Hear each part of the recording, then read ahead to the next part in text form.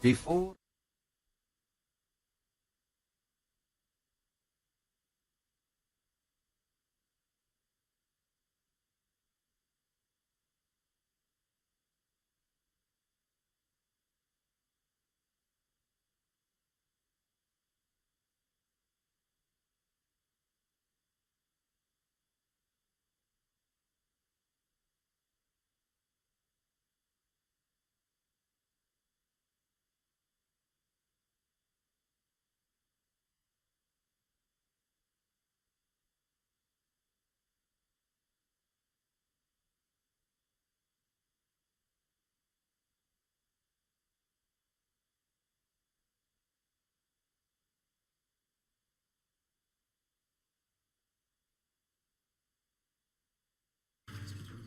Oh, I'm so sorry.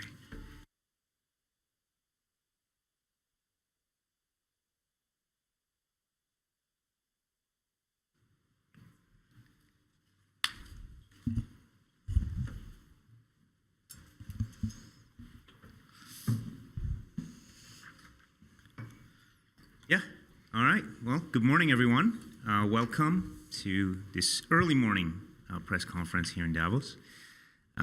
We're very proud to present to you where we've arrived to this stage with our innovation platform, our SDG innovation platform, Uplink.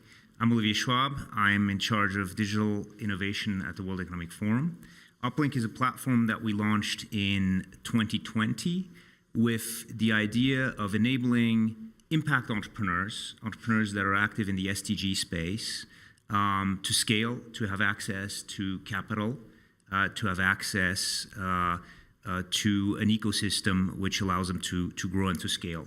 To date, we've raised 37 million Swiss francs through the platform since 2020. And I'm joined here by some of the founding partners and funding partners of the Uplink project, and we'll describe a little bit what the future, where we've arrived, and what the future vision for Uplink is. We're also very proud to announce that we're launching our impact report here at the annual meeting, and we'll go over that after we've heard from the speakers, and I'll mention some of the highlights. But first, we have on the panel Suzanne DiBianca, Chief Impact Officer of Salesforce. You're one of the early partners in this adventure. Kwesi Mitchell, Global Chief Purpose and DI Officer, Deloitte, equally engaged since the beginning in this Uplink adventure. Nidhi Pant, Co-founder S4S Technologies. You're one of the impact entrepreneurs. Sarah Chapman, Chief Sustainability Officer, Manulife. And Sundar Mahalingam, President Strategy, HCL, both HCL and Manulife, some of the funding partners of Uplink. So maybe I'll start with you, Suzanne.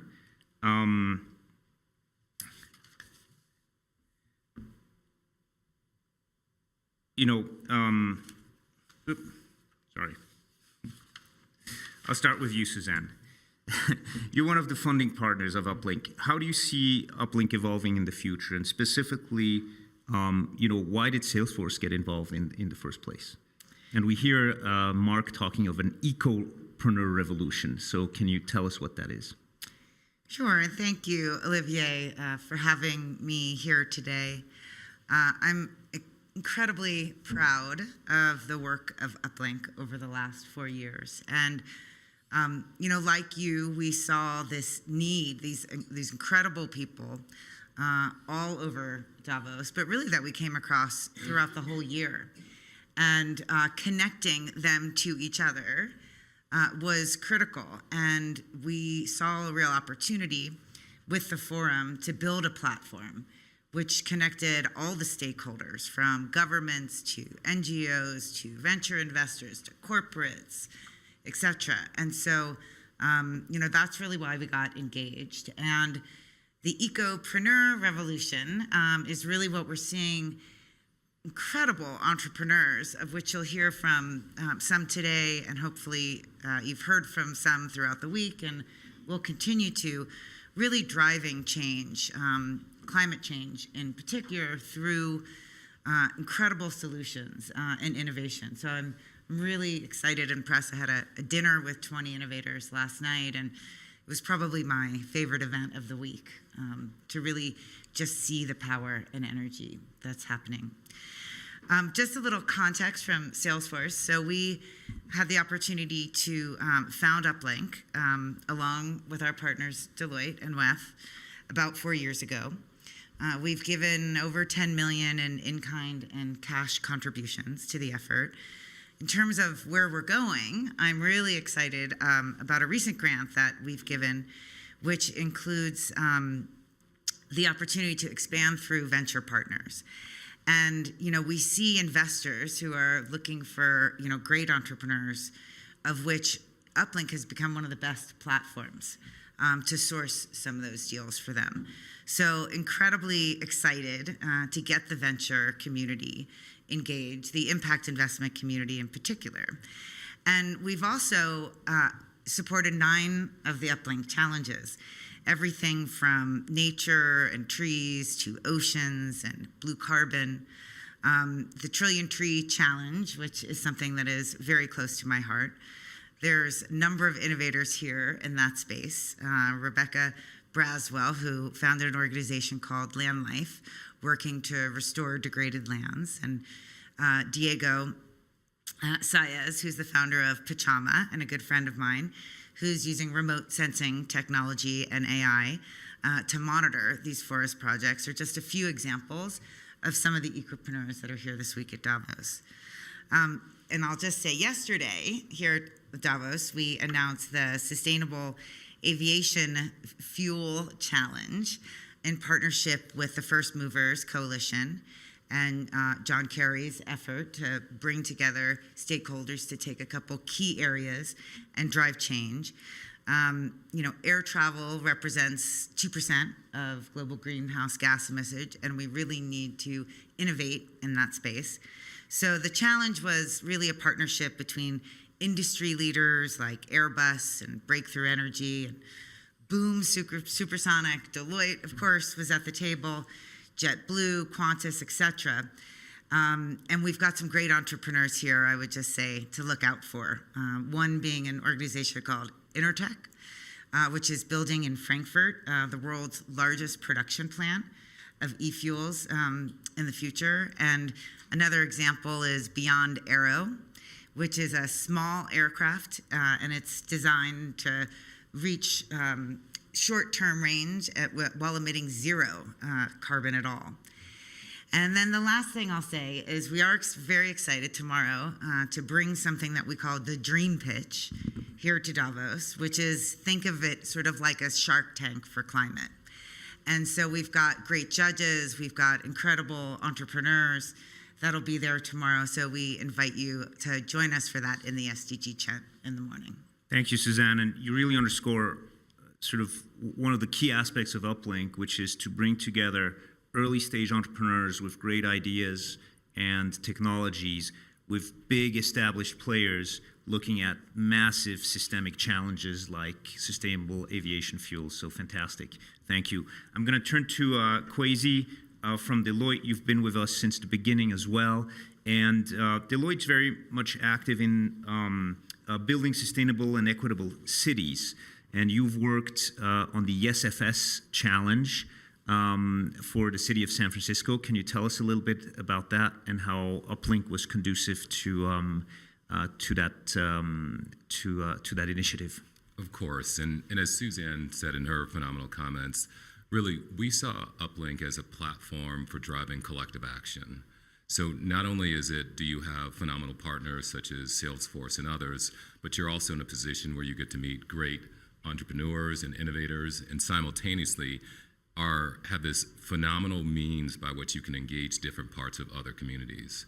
So from a collective action standpoint, as we looked across, our recovery post the pandemic, we wanted to do something truly unique, and that was let's have a place-based challenge the first of its kind with respect to Uplink in the city of San Francisco, a city that's near and dear to so many of us, as I know it is to you, Suzanne, and Salesforce more broadly.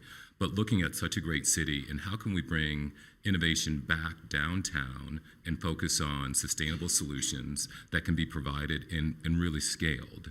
And so what was beautiful about what took place with respect to SSF was not only the sourcing of the innovations, but a collection and a community that we built around the innovators. Not only with collaborators such as Salesforce, obviously the WEF, in addition to that city, and also the San Francisco Chamber of Commerce. So collectively, you bring these anchor partners together and also add to that over 20 other collaborators simultaneously, puts you in a phenomenal position to create an environment around these innovators to truly bring innovative and economic growth back to downtown San Francisco. Now, what has us truly excited is about the success that we've had thus far, that now that we're in a position to move forward with another 2-year commitment to expand the work that we've done with the SSF, continue our journey with respect to San Francisco, and really determine if there is a playbook at which we can take sustainable solutions and really drive urban transformation in so many other cities, not only within the US, but around the world. So without Uplink and the ability of this platform to bring so many great things together, I cannot think of any other way that this truly would have been possible. Fantastic. And we certainly hope to scale that model as we go forward. Nidhi, I'm going to turn to you. You're the founder of S4S, one of our entrepreneurs here on the panel. Can you tell us a little bit what you're doing and how you expect to benefit from this platform, which is Uplink? Yes. S4S stands for Science for Society. We work at this intersection of agriculture, energy, access, and gender. Untimely rains, heat waves is causing 25 to 30% of total produce of smallholder farmers to be of lower grade. This lower grade produce gets lower price in the market. It's just cosmetically damaged but nutritionally intact. So at S4S, we convert this imperfect, ugly produce to value-added products, to food ingredients, by helping smallholder farmers become processors. So we help them create small farm factories so that they can process this produce. This is completely solar powered. So we first give them the right technology. These could be dehydrators, grain millers, biomass-based milk evaporators. We then also, whatever they make, do quality assurance and collect it to large off-takers like food MNC companies like Nestle, Sodexo, etc. So in this way, our impact is in 3 ways, which is first, we prevent the food from getting wasted. We help farmers earn an assured additional income. It doubles down their household income. And also, we democratize food processing for smallholder farmers by giving them the right technology. Platforms like Uplink has been very catalytic to our growth. When we were part of the Uplink network, we were working with 1,000 farmers. Today, we work with 300,000 farmers. We were a 50-member team. Today, we are a 200-member team. And we got a great community. With a fellow entrepreneurs, it was very challenging for us to work with large food companies, but there was someone who was already working, so we got the right connection. We got also great funding opportunities, so we have also raised more than $10 million in capital. Also, as an entrepreneur, we feel a lot more confident because we can rely on Uplink for everything, whether it is our go-to-market, our funding, or any organizational development needs. So it's been really very catalytic in our growth. Thank you. I'm going to turn to Sarah. Sarah, you're starting your second challenge with Uplink. The first one was on the forest economy, and now you're tackling the topic of longevity. So we're going from sort of climate and nature to health. Of course, everything is interconnected, but can you tell us a little bit what your expectations are and why innovation in this space is important? Absolutely. And let me just say, Nindi is the reason, a great example of the reason that we are all here.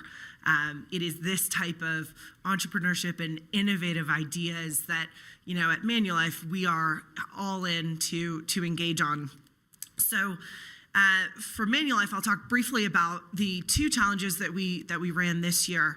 We are the largest institutional manager of timberland in the world, and so for us, we are at the front row of the devastating impacts of biodiversity and nature loss in our asset classes that we're seeing. So we ran two challenges this past year in 2023 and sourced ultimately 21 incredible forest-based solutions.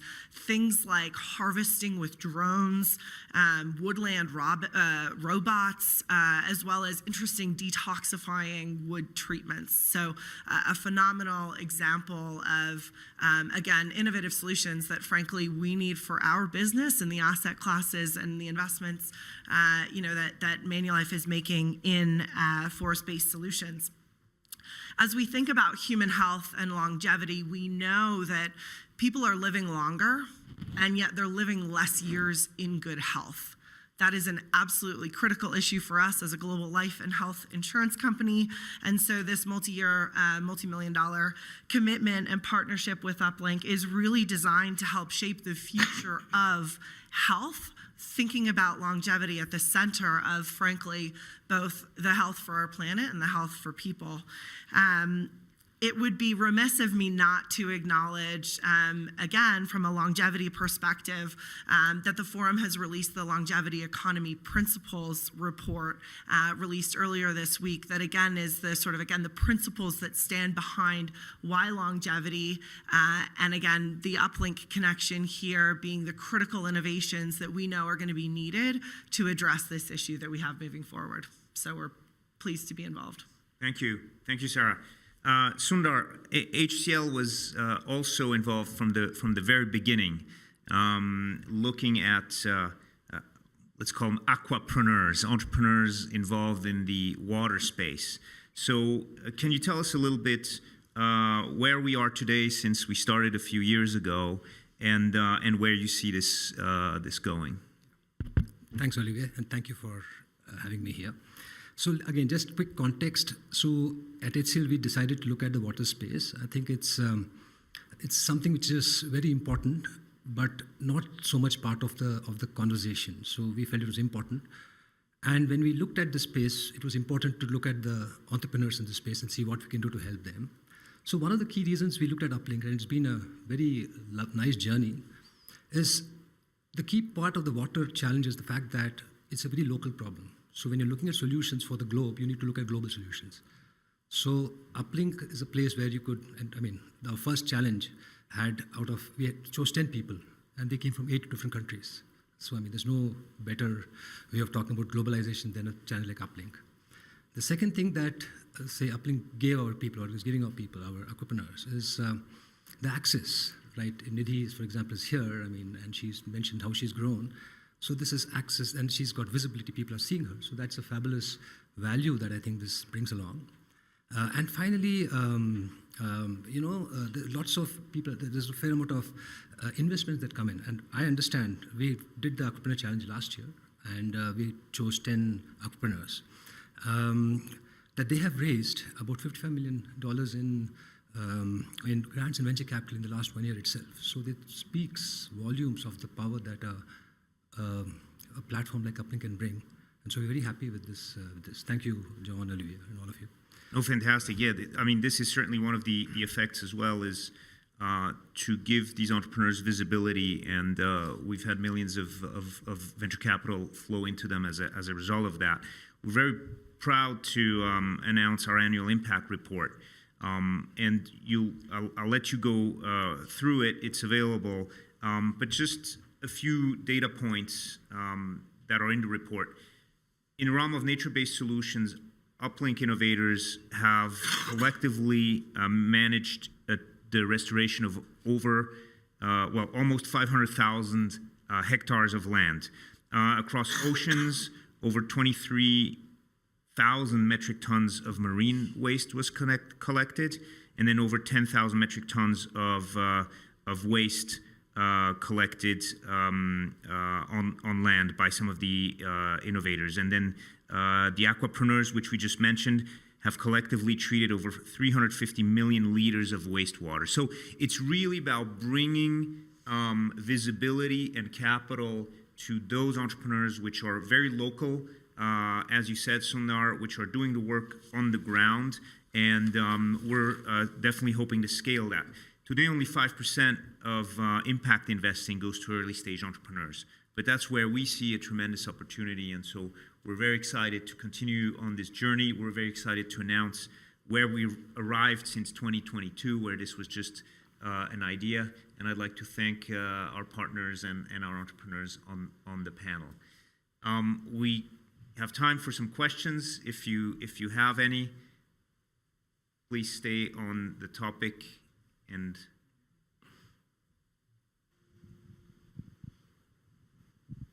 okay, no questions. In that case, we can close the session. Thank you very much. Thank you.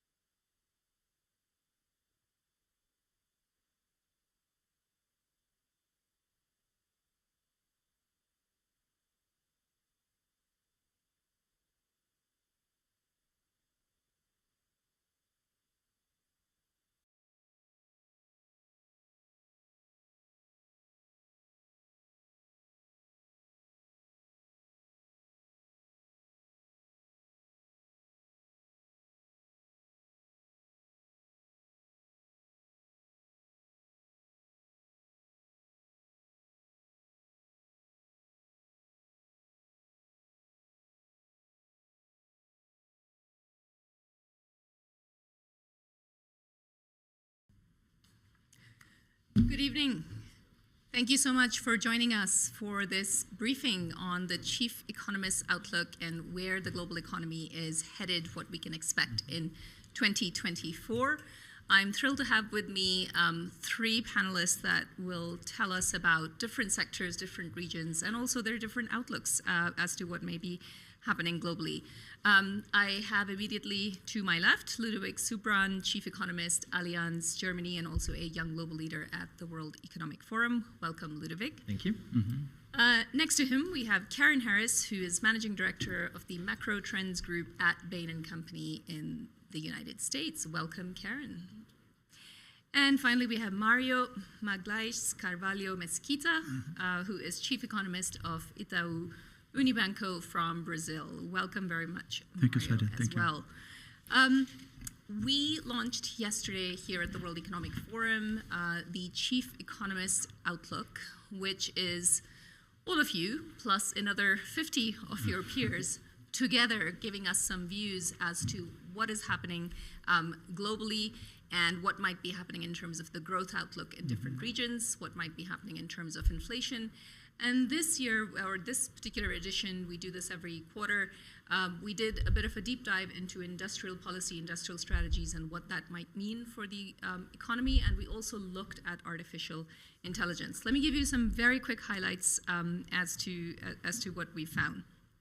Uncertainty is very high. I think those of us that have been here in Davos now for about a day have picked up on that as well. The 56% of the chief economists believe that the global economy will weaken in 2024, but 43% actually foresee that there might be unchanged or stronger conditions. And I think with this group of 50, we've seen that there's very divergent views, but that's roughly where we end up with a slightly more negative outlook.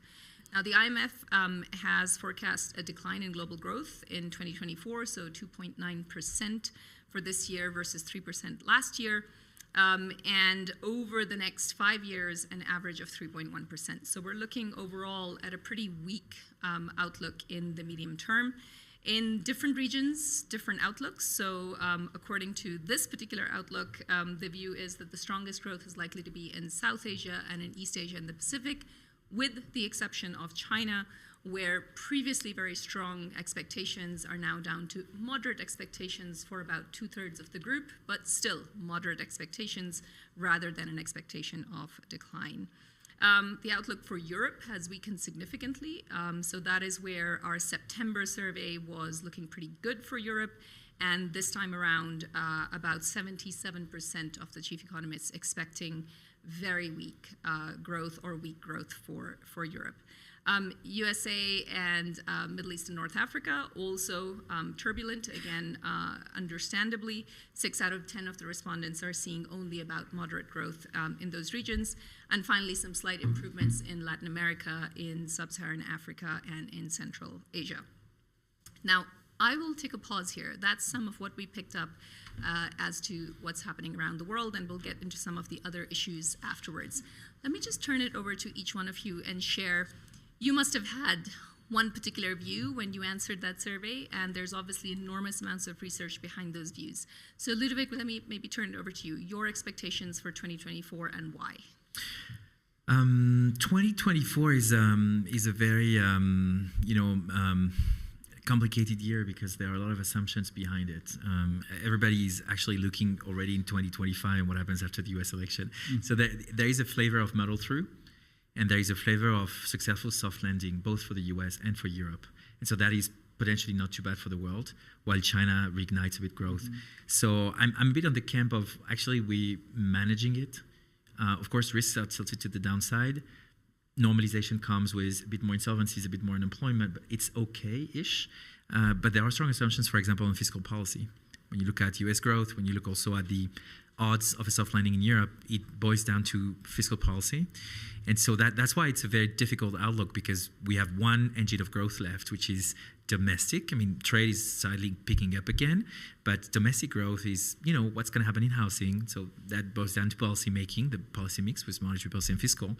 But a lot is about how much are states ready to consolidate after having done whatever it takes for 3 years. Are they ready to let go of it and then go into full recession? And we've seen a few countries. My country, Germany, has experienced recession this year.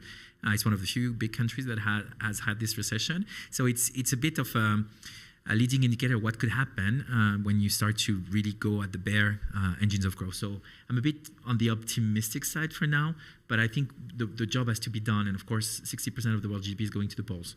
So vote well is the message. Thank you. We're going to pick up on that. Karen? I have to laugh when I hear those numbers. I think there are many things that economists do that are incredibly irritating, but one of them that we do is basically 30% means we're convinced enough that if it happens, we can say, well, we said there was a pretty strong possibility last year that that would happen. So when I hear these split numbers, that's pretty much a confession, as Ludovic was saying, it's like, wow, there is a wide divergence of potential outcomes. And also, economic models are in many respects built like thrumming a rubber band. They collapse back towards last year in their construct. And so when we think about this working with businesses, the questions we're asking are, what are the potential big disruptions for next year, and how resilient are we to those? We've heard a lot about, for example, the resilience of the U.S. consumer, and I think in some respects that's overplayed, right? Consumption has outstripped income. That America's very good at that, but even we can't continue that in perpetuity. There's, of course, the election is causing a lot of uncertainty, but underlying that, I think I think that we can actually be a little bit complacent about some of these cyclical risks in the U.S., given some of the long-term structurally positive factors that are happening, not just the early signs of labor productivity, but where we think that is heading, the tax policy, and of course the IRA and other investment policies that have basically been a great big fiscal stimulus. That's always helpful. It's part of why we had such a good year. And while we think we're going to have a rather chaotic year in the U.S., we remain, for businesses looking out over 3-5 years, probably more optimistic than consensus. And on the European side, less complacent about the near term, or less concerned, but really worried about some of the structural challenges, demographics, and energy costs being among those that I think create a bigger headwind. And so, of course, we all want to know if there's a recession or not. I guess the last thing I'll say is when we talk about a soft landing, when we think about a recession, it's like an airplane going, sort of going nose first. And a soft landing is the plane landing maybe without the wheels scraping along the runway. So it's not going to be a flawless economy under any circumstances. But you can hear from just those numbers that there's still a lot of uncertainty, and it's really about your conviction around the disruptions, and do they matter to your businesses and investments that we're focused on. Thank you, Karen. Mario, your outlook globally, but also specifically for your region. For the region, we are also in the soft landing camp. We think that the world economy will grow around 3% this year, a little bit less than that, less than the average for the century. Probably building up some slack there, which will allow inflation to come down, but with limits, right? Labor markets are tight in many countries still, so it's a soft landing, but we need to see a landing. So we think that on the whole, the market is too optimistic about rate cuts in mature economies. It's not that they won't cut, but probably not as much as is priced in, because if they do it, we may not even have a landing, right? And then they may need to overdo in the other direction down the road, right? So we are a bit cautious on that. Still, rate cuts, especially by the Fed, should be helpful for Latin central banks. Central banks in the region, they never were that confident about inflation being transitory because of our history. That it always starts transitory, but if you are lenient, it becomes much more persistent. So they understood that, they acted fast and aggressively and early, and they have been cutting already for some time, and they'll continue to ease. And of course, as the Fed also eases, this will, their life will be a bit easier. We have an important election in the region as well, in Mexico. Most likely Mexico will elect a female president. The two main candidates are female, so it's almost a given, right? And interestingly enough, this time we think the election north of the border is more likely to impact Mexican assets than the election in Mexico itself, right? So it's a decent environment for EM. Not a great one because the world economy is not growing that fast, and for Latin America as well. One question mark is China. China is very important. It's the main trading partner for South America, right? And it's an economy that is growing less than it used to, and it's increasingly becoming more reliant on stimulus to grow, right? So it's 4 to 5% this year with stimulus, right? We don't know how much or how fast it would grow without those props. Okay. Thank you. I think each of you has alluded to a little bit of the geopolitical outlook. You've all talked about elections, and probably over the last couple of years, most economists have also had to become political scientists and become geopolitical experts as well. Epidemiologists. Also. And let's not forget technology. So we also asked in the outlook about what their views are around geopolitical and geoeconomic fragmentation. About 70% expect that the pace of geoeconomic fragmentation will accelerate this year, and only 13% are expecting an expansion of any kind of economic globalization. So maybe we just do another rapid round with the three of you as to your views on that, and what are some of the big geoeconomic and geopolitical factors that you think will impact the outlook this year? Ludovic, over to you. I'm here. Short. Good news, trade is coming back in positive territory, so the trade recession is behind us, also because China is stimulating the economy, so that's good news on globalization.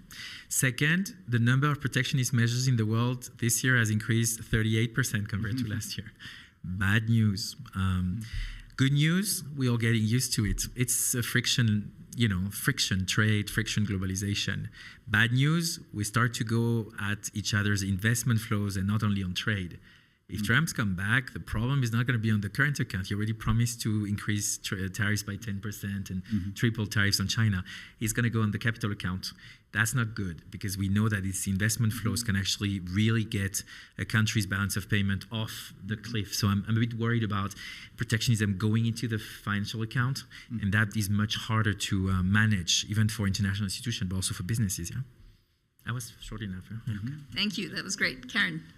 I think there's a domestic issue in that it zaps policy strength. I mean, if 99 out of 100 economists agree that inflation's too high, bankers will raise rates and the markets won't fight it. But as we heard, there's a huge divergence in points of view. We've seen data that shows just the standard deviation of expected interest rates means we'll either have a recession or a big one or none at all. Great, not helpful, right? And so that, I think, is the decisiveness of policy, and the speed of it becomes, there's a headwind. At the international level, fragmentation means higher costs of capital. And we all know that interest rates aren't going to go back to where they were. That's just one factor in that. Investment flow competition is part of that for sure. I think the opportunity there on the good news, bad news scale, the good news is that we were operating in a world where a lot of industries were dictated by scale at a global level. And when capital flows are more domesticated, are regionalized, and where we can't serve certain industries out of some regions and others, it actually opens up a lot of opportunity for growth and investment that didn't exist before when you couldn't operate at global scale. So it's different. It's not necessarily bad, but it is a change. Yeah. I think that the environment and the deglobalization story has a heterogeneous impact across countries. In the case of Mexico, for instance, is a country that is already benefiting from nearshoring, right? Mexico was poised to grow a lot after NAFTA was signed, but it was at more or less at the same time, China joined the WTO. So when it started to gain market share in the US, China came and took Mexico's market share. So they are now on the opposite side of that movement, right? And they are likely to benefit. South America in particular was never that open and that integrated in the global economy, right? It's particularly my own country, Brazil.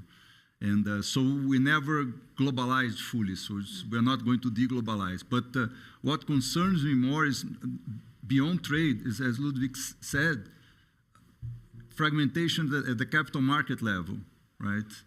And this is a concern that I started to hear recently here, including in Davos, right? And it's an issue that might lead not only to worse production and distribution of goods, but also a worse allocation of capital. Thank you. I'm going to go back and forth with a few different topics. One of the deep dives that we did this year, and one of the topics that is very high on the agenda here in Davos, is of course artificial intelligence and what its impact is going to be. And briefly, at least in this outlook, the sense was that in high-income economies, this is going to lead to a lot of increase in the efficiency of output production. For developing economies, far less so. So 80% came in thinking this is going to be very useful for developed economies, and only about 38% believe that that would be the case for developing economies. And of course, we were asking them to look at just the next 3 years specifically. And 50%, and again here, very split views, 50% of the chief economists expected generative AI to be commercially disruptive this year. So very different viewpoints there. Just tell us a little bit more, including that north-south angle and how digitized some of those economies currently are. Well, just throw one point on the north-south divide. We just did a paper on India and the levers for growth for India, and also the challenges, climate and so forth.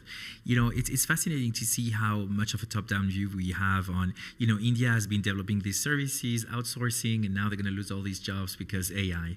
And then you talk to Indian entrepreneurs and they tell you, you know what, we're going to leapfrog all these lacking universities, because the Indians are very smart with training and they're going to self-train, and AI is going to be the maximum accelerators for human capital gains.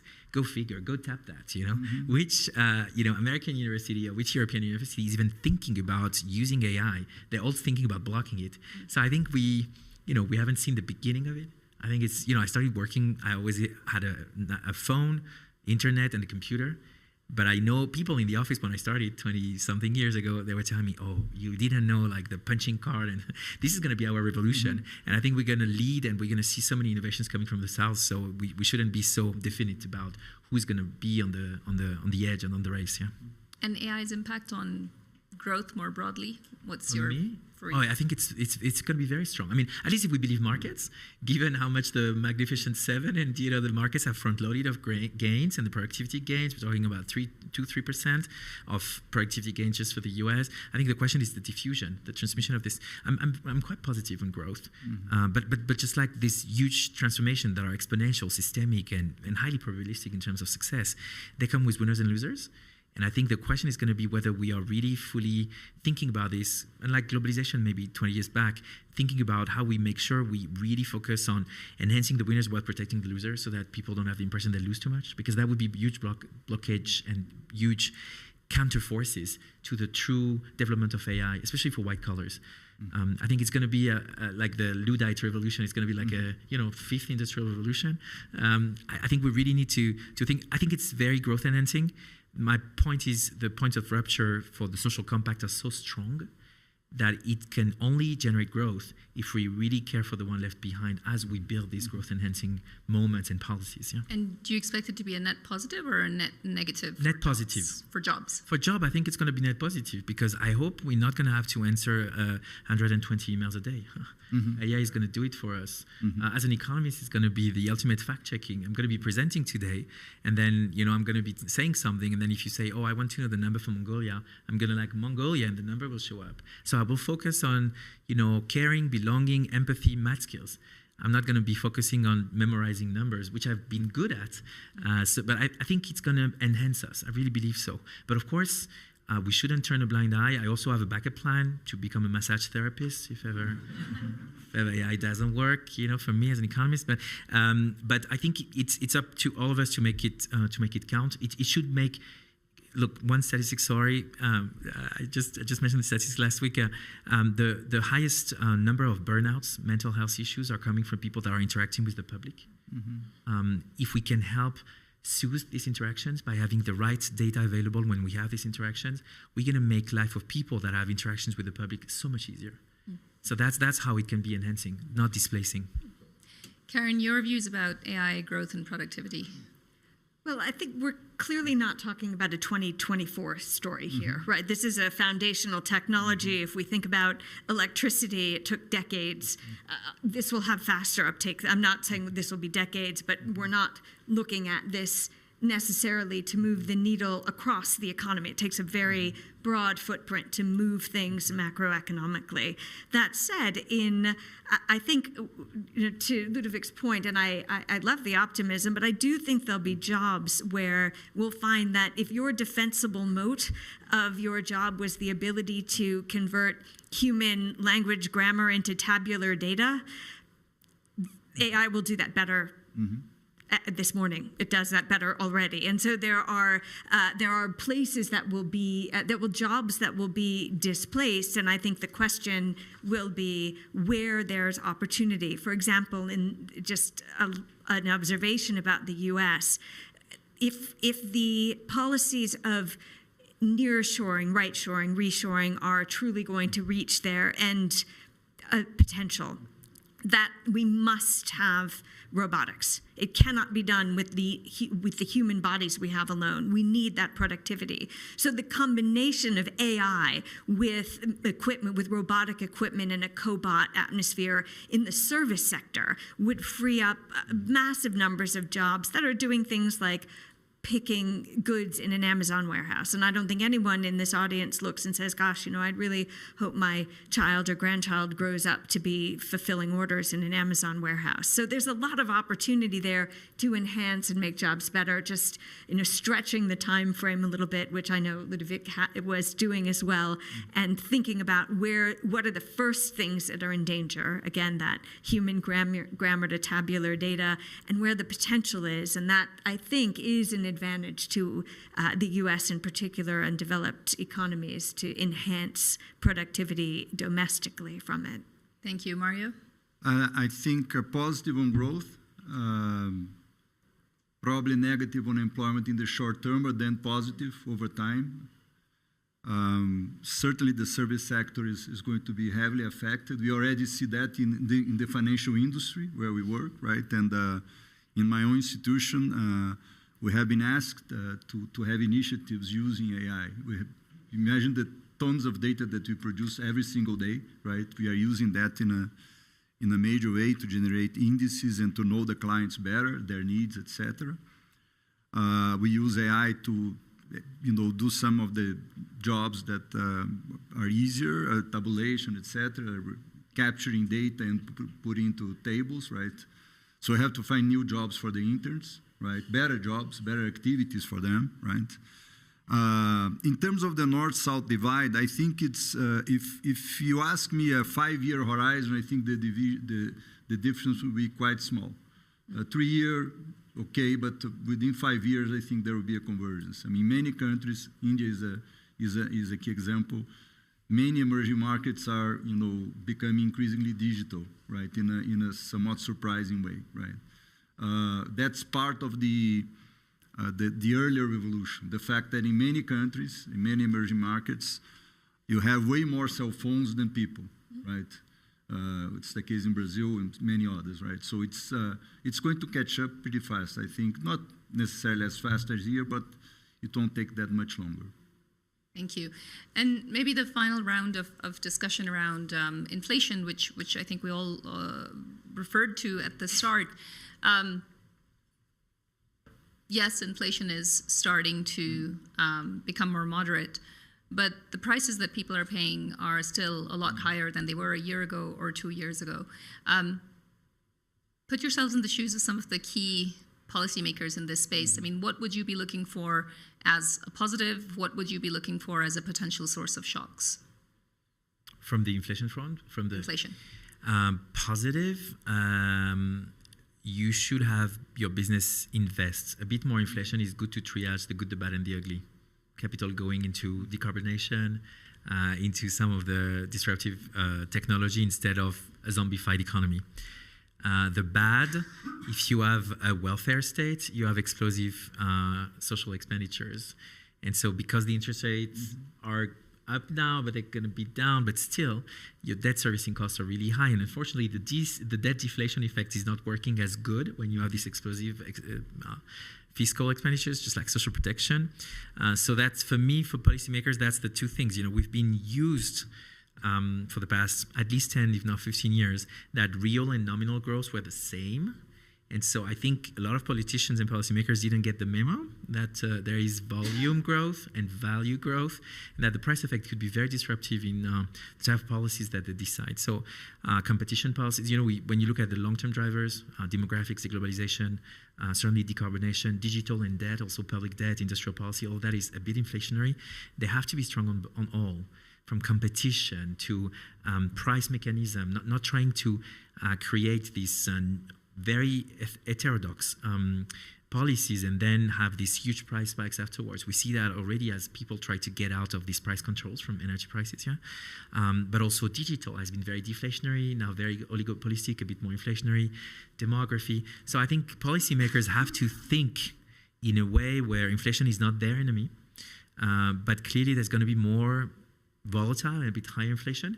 So they have to keep that in check. If you're a health minister, if you're an education minister, your wage bill is important. All of that doesn't matter much more than if you were a policymaker for the past 10 years, that's for sure. Especially in the advanced economy. But you can take a few cues from Argentina and from, you know, some countries, Turkey, that have had a few more inflation double digits moments because they have had to go through some of these topics and have had to design policies in very high inflationary environments. Thank you. Karen? Just to throw a few other things in, we're in a massive election year in many economies.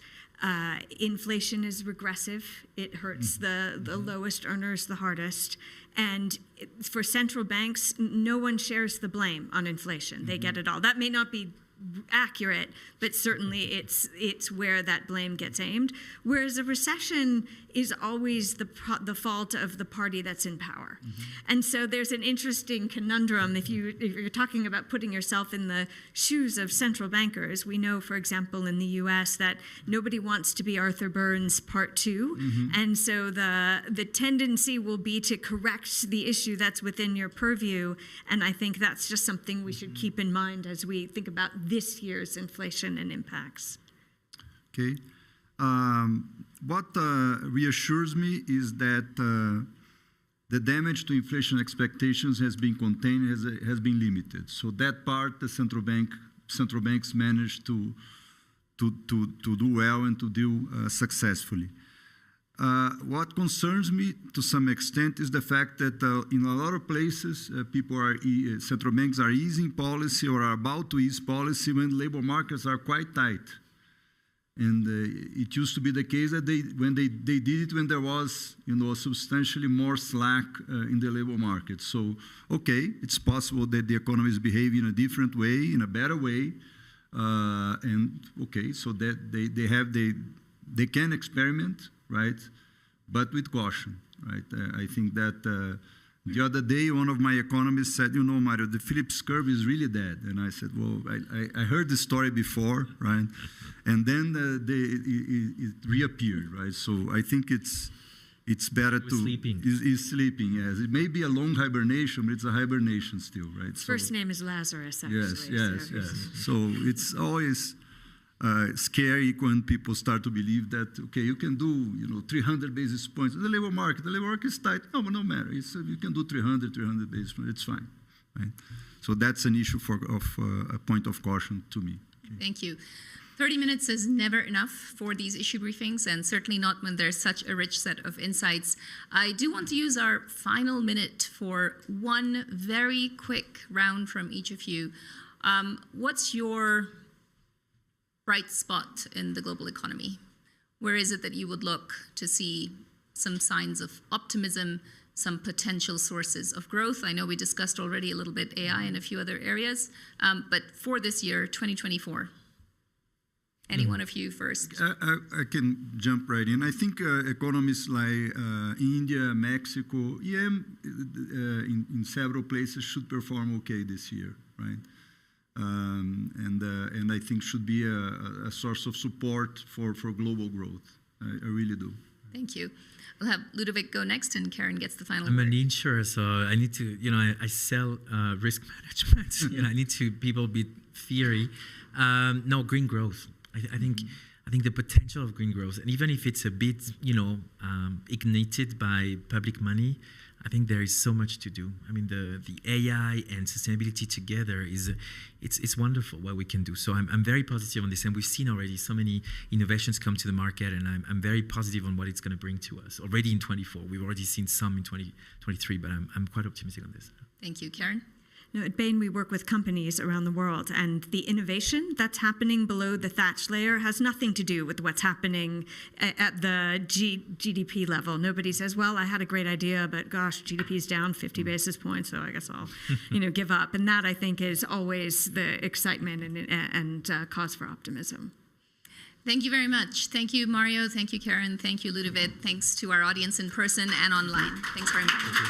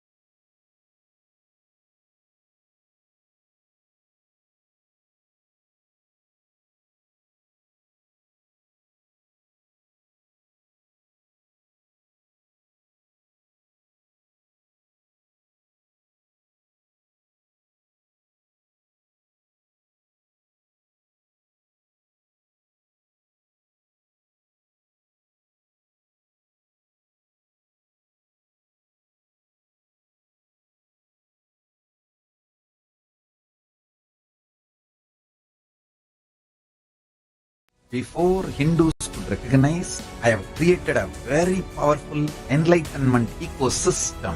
Everywhere, spiritual awakening is happening, enlightenment is happening. People are manifesting enlightenment, manifesting powers, everything. In social media, we have started compiling all the views. It is crossing billion views. Support KAILASA's efforts to serve humanity by sharing your time, treasure, or talent. Sign up via the link in the description.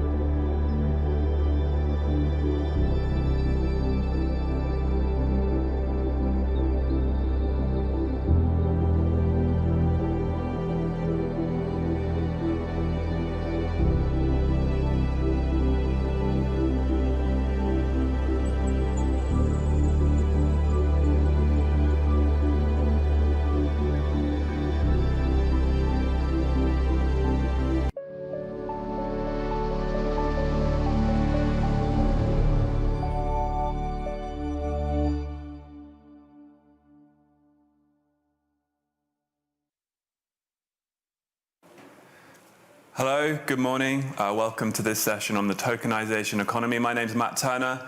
I'm the editor-in-chief for business at Business Insider. I have a fantastic panel here with me to talk about the tokenization economy. First, a quick programming note. If you're in the room or following along online with the live stream and you want to post on social media, please use the hashtag WEF24. First, I just want to frame the topic.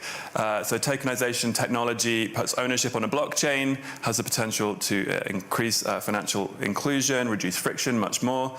Today, hoping that we'll talk about the benefits, the challenges, get into some case studies maybe, and talk about the pace of change and more. Now to introduce our speakers. So immediately to my left, we have Anthony Scaramucci, the founder of Skybridge Capital. Next to him is Leva Mostri, CEO of Euroclear. Next we have Danelle Dixon, CEO of Stellar Development Foundation. And lastly, we have Jeremy Allaire.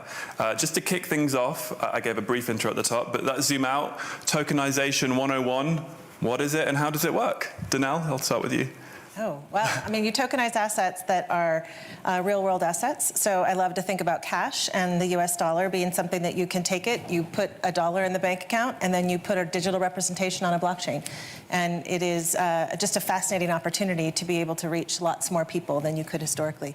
We see it happening with not just like dollars and securitized assets, but even real estate. And if you think about oil, and there's lots of different tokenization happening, and it's pretty cool. I mean, obviously in the early days, it was gold and silver and all of those different pieces too, so. And actually, talking about financial assets, obviously we have a great panel here with speakers from a kind of more traditional financial background, obviously more kind of blockchain expertise as well. So I wanted to start with Leva. How is Euroclear, a huge clearinghouse, thinking about employing tokenization in kind of traditional financial markets? So very clearly, we are very interested in the technology, and we see lots of opportunities there. I was here already last year in the World Economic Forum, where I was able to share with you how we had done a first experiment end-to-end to issue a bond together with the Banque de France with a tokenized security and tokenized cash on the same blockchain, and where we found the advantages being in efficiency and enhanced transparency, but where we saw the downside of more fragmentation and limited liquidity.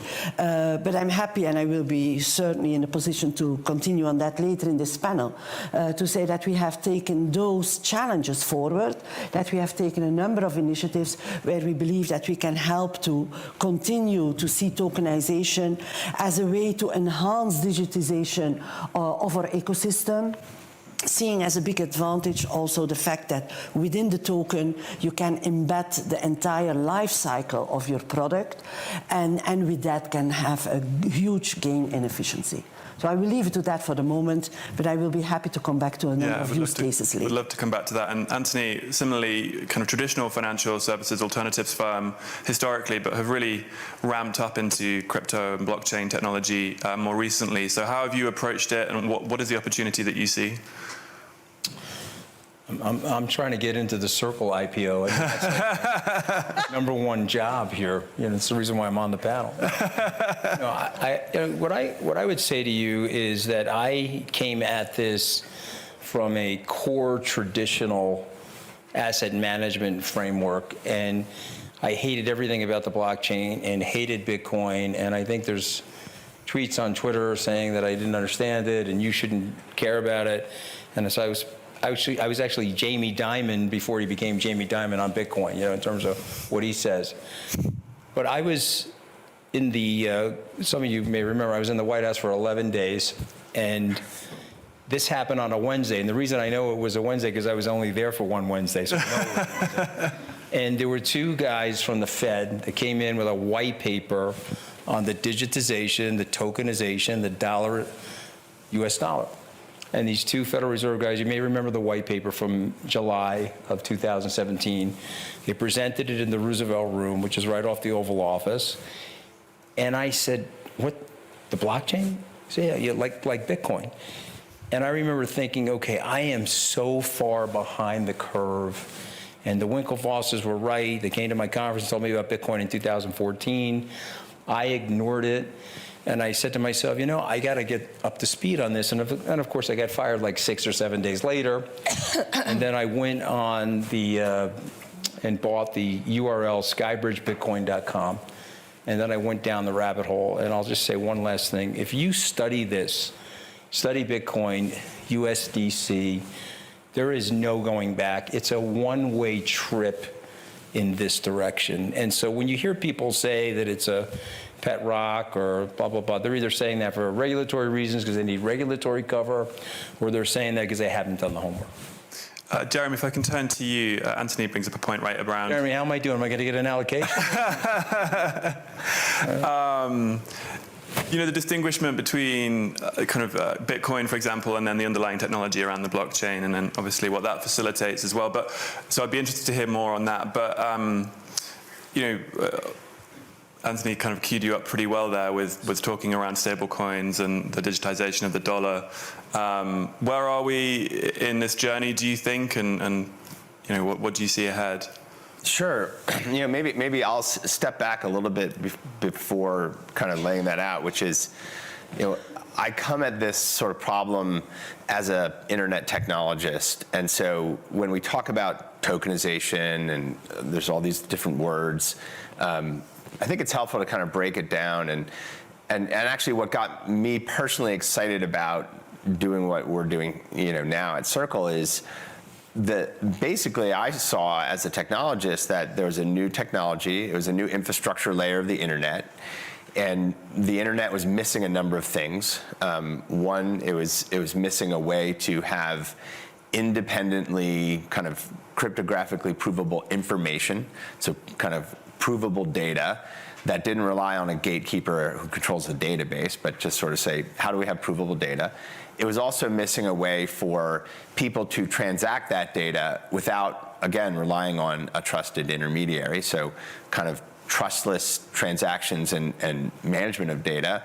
And then finally, this was 11 years ago, there was the idea that you could have trusted, provable computation. So you could have a computer that could execute code that everyone could see what the code does, and it was not running on somebody's server that was controlled by some third party. So there was this famous Economist cover story a number of years ago during one of the earlier hype cycles on all of this, which was blockchain, the truth machine, or maybe it was the trust machine, I don't remember, but relevant to the rebuilding trust theme here, which is, what if you had a technology that allowed you to issue records that were incontrovertible, perfectly auditable? What if you could transact those records between counterparties on the internet the same way we can exchange data and information on the internet? And what if you could write code to intermediate that? Well, that's kind of what I saw and said, that's going to happen. Like, that infrastructure layer of the internet's going to be built, and it's going to be useful for a lot of things. And so one of the first mistakes that people make when they hear blockchain is they think Bitcoin, or they hear blockchain, they think speculative assets. And when I hear blockchain, I hear new computing and data layer on the internet that's useful for general purpose things. So then once you understand that, from our perspective, I sort of thought, okay, well, if you have a technology like that, well, could you build additional protocols, like we have protocols for messages and voice and video? Could you build protocols for money? Could you actually build a protocol for dollars on the internet? And it wasn't really technically possible for a number of years, but really 5-6 years ago, in the second generation of all this technology, you could build a token-based version of a dollar, and you could build a way in which that could be represented on these public networks, and people could then exchange them the same way we exchange data. And so, USDC is, I think it is absolutely by far the largest regulated token of some real world asset, which is a dollar or a cash instrument. So there's these building blocks, there's things you can create with them, and effectively that's what we actually have a white paper on tokenized cash and the macro prudential risks of it, and if you're an economist you'll really enjoy it. But that's sort of the building block there. And I think the really exciting thing is And I think this gets to some of the securities and markets use cases as well, which is when you can combine something like tokenized cash with financial contracts that are, codified on these networks, then you can actually start to reshape the way capital allocation works, the way equity might work, the way debt issuance works, the way kind of the building blocks of finance can work. We're still a long ways off from that happening at scale, but it's actually happening now. You're seeing all kinds of things being built up on these blockchain networks that are I think of it as like money Lego bricks. You're seeing all these different people kind of putting these different money Lego bricks together using digital tokens and smart contracts. So I want to get into that first. You mentioned the hype cycle, so I'm just curious, and for everyone on the panel, to what an extent is that hype cycle and the peaks and troughs, and also the conflation of, as you said, speculation with blockchain, an impediment, a distraction? Does it get in the way of development at all? I think it had gotten in the way of development. I think from my perspective, there wasn't enough focus on what we're talking about today, which is the utility and the models that actually work in terms of demonstrating the value, not just to, everybody used to talk about this as just a tool for financial inclusion, which frankly, I think ultimately it could be. I think we still have work to do, but there's financial access. That's the tool that we can see, and we're seeing that happen all the time now. We're seeing that with respect to tokenized cash. We're seeing that with respect to the tokenization of money market funds. We're seeing that with respect to bonds. And all of these tools being put on there, not only do they save value and opportunity for the entities that are tokenizing, but they bring opportunity for those that hadn't historically had an ability to grasp it. And especially when you think about the US dollar. And the US dollar, once the USDC was issued on Stellar, it was something that was leveraged across the world by all the different applications. And the reason for that is the dollar is in demand, and so is the euro. And the two of them together bring a lot of opportunity to individuals and companies in countries near and far that can leverage this asset now. And you mentioned the tokenization of money market funds. Can you just talk briefly about the work that Stellar has been doing with Franklin Templeton, for example, in terms of and what it's like to bridge that kind of traditional finance with kind of blockchain technology? If there is a divide, how do you, working together, how does that work? First, I have to say, we can't take any credit for Franklin Templeton coming to Stellar other than the fact that the network itself was something that they looked at. It's an open network. It's a public network. It's something that Franklin Templeton, the way that I learned that they were doing this is I saw the SEC filing, and that was in 2019. I think it was in November of 2019 when they first did their SEC filing, indicating that they had started work on this. It took them until, frankly, last year to be able to really talk about it publicly because of the work they were doing with the SEC during that time. But once we obviously heard about it, then we started working with them, and it's been really very interesting. I mean, they can tell their story about the reasons why they did it. They talk a lot about the fact that it was internal efficiency, some of what you've mentioned already, and the need to be able to see how they could expand. And even they talk about the notion of potentially using this money market fund in ways that is very similar to cash. It's a bit more complicated to do that today just because of the way the SEC has it set up. But when they came to the market, they had to run their internal system the same way, and then they used the Stellar blockchain to be able to demonstrate to the SEC for almost a year, I think, that it was actually more efficient on the blockchain because it went down to further decimal points down than their internal systems had. And so it was actually much more accurate and efficient from that standpoint. So it's been really wonderful to work with them to understand why they did it and also the value that it's bringing to their new customers that they're bringing on in the Benji app. I think that's now over 300 million that they have on in the money market fund on Stellar. And I think it's just their first exploration. They've also put it on Polygon, and they're looking to develop in other areas as well. How important is it to have the likes of Franklin Templeton or Euroclear willing to lean in to experimenting, right? I'm kind of curious to get Liva's perspective, but also from the kind of blockchain side as well from Stellar. I think it's absolutely the most important thing to have traditional financial infrastructure come in and say, oh, this works. People think about the blockchain as if it's some scary thing, but it is just software. It's software that's running. It's software that is public software. It's software that lots of people build to make it happen. It's software that can be improved by people all over the world, not just by this one centralized authority who's working on it. And And that's the important thing about an open public network. And I think that when you think about that and you have traditional financial players come in and say, oh yeah, we can use this software. This actually makes a whole lot of sense for us to do this, and it's much more efficient, and it allows us opportunity to take from the advancements of this global network that you have out there, and we can learn and build from that. It's crucial for this technology to be able to grow and be better in the future. So I fully agree with Danelle, and I think you were talking earlier about the noise around blockchain. I sometimes say that probably history will say that it was unhelpful for blockchain, that the first use case was Bitcoin, because I think it has probably created this noise over the technology, and it is important to look at the technology. So we have taken it further. It's not that we are willing, it's not that we are exploring, we have done it. So as I mentioned last year, we came to the conclusion that the big worry was about fragmentation and loss of liquidity, which made the concepts that we were first working on, and it's not by coincidence that you talk about money market funds.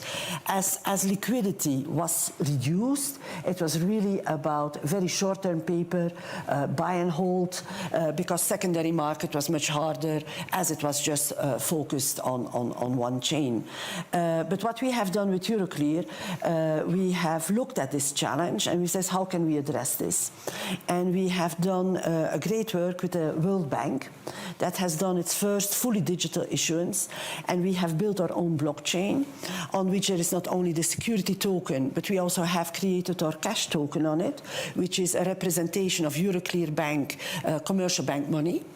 And what we have done is that we have done this fully under existing legal framework. We felt it was important not to be in a pilot case or in a sandbox, because this is limiting the use. We say this has to be possible under the regular legal framework. And we have done this issuance focused entirely on the primary phase. So we have done the primary issuance, the primary distribution, but then what we have done in order to address the challenge of fragmentation and the challenge of this being very short-term paper interest then, is that we have leveraged it and we have flipped it over, if you want, to the legacy environment, so that the same digital issuance is perfectly usable in the secondary markets on the huge network that we represent to all people that are connected to that network. It can be used as collateral management. It can be used, and it has been used as collateral management. It has been used in tri-party. And so this experience now is helping us, I believe, to say, okay, we take in part of the value chain, we take the efficiencies, we take the advantages of the technology, we tackle the disadvantages that we have seen by bringing it back to the big network, and this also allows to see a start of a migration path. Because also what I mentioned last year is that while you can imagine the ideal end state of everybody being connected on a chain and interacting in an existing financial environment where the network effect is so important, it's hard to see the migration path. And I believe with what we have done now, we see how we can take for part of the value chain already efficiencies without losing these efficiencies, doing it in an existing legal framework, and start seeing migration paths with the entire ecosystem for the years to come. I want to talk about impediments, and a few of you have mentioned kind of legal framework, SEC. What are the challenges to that migration, and where are we in terms of the kind of regulatory framework? I'm happy to jump in on that. I think a digital token on a blockchain is a neutral thing, right? I could issue a digital token that represents a JPEG. I could issue a digital token that has no meaning whatsoever. And so it's totally, this is just technology, right? And so ultimately, it's sort of, what are you doing with that? And is that an activity that needs consumer protections or needs, or if it's something that's tradable, and does it then create any money laundering concerns, or whatever those societal concerns might be. But fundamentally, tokenization should not be thought of as something that needs to be regulated. Like, if I want to, I'm a high school and I want to like tokenize attendance of the students in my class, there's no SEC regulation needed for that, right? So just first at a technology level, this has nothing to do with any regulation at all. It's just, this is the internet, software, it's data, et cetera, and it's useful because these tokens can be used to prove things like attendance or a certificate or whatever it would be. But they also can be used to represent things that may have value, and then that value can be exchanged, that value can be marketed, et cetera. And that's where you start to think about the regulation. The challenge is that what you see around the world is you see some governments who say, okay, this is a novel new kind of, in the financial regulatory world, this is a novel new kind of monetary instrument. It does not fit it is not a financial contract necessarily. It is not an equity. It doesn't fit clearly. And so they've defined digital assets, and they have come up with new statutes to define digital assets, different types, uses, and then the kind of conduct that needs to be wrapped around that. And so I think there are a number of jurisdictions that have done a very thoughtful job on that. In the United States, not so much. In the United States, I think there's been an assertion that, any of these digital tokens must be securities, or that's one particular view held with some high conviction. And I think, from my perspective, smart governments and policymakers would recognize that, a digital token can be something that is commodity-like. It may also, at some point, have been sold in an investment contract, and that sale itself, that investment contract, needs to follow the rules. And then it can be a commodity that has utility and can be used really broadly. And if you're earning a token as a 14-year-old playing a digital game, and then that becomes tradable, et cetera, like, do you need to be a qualified investor to play that game? I mean, it gets kind of crazy when you really start getting into the details. So I think statutory definitions, and this is why, passing laws, it's the only way to deal with this, frankly, in the United States, is that Congress needs to pass laws that define these things. Other countries have done it. They've been able to move more quickly, but I think that's kind of where we're at in the United States. So I just want to jump in for a second, because there's a great new book out called Taming the Street by Diana Henriquez. And so she's a long, 3 or 4 decade financial journalist, and she writes about the 1930s, the 33 Act and the 40 Act for the SEC. And if everybody remembers, we had the stock market crash. We were calling people banksters. And FDR put together the Securities Exchange Commission. He hired Joe Kennedy to run it. He said he was going to put a fox in charge of the hen house because he knew all the tricks of the trade. And they built a framework. But the first thing that Joe Kennedy did was he went out to the bankers. And so he went to the people on this panel and said, okay, what is going wrong? Where are the FTXs? Where are the problems in the industry? And how can we correct the problems by collaborating together? And then they built the framework of the SEC, which at that time the hallmark was transparency. You could take the risk, you could present somebody with a security or whatever it might be, but you got to put it in the prospectus. And I think the big failure in the United States right now is that there's a chasm of trust between the industry, the regulators, not necessarily the legislators, because I think the legislators, when I talk to them, they don't know that much about the industry.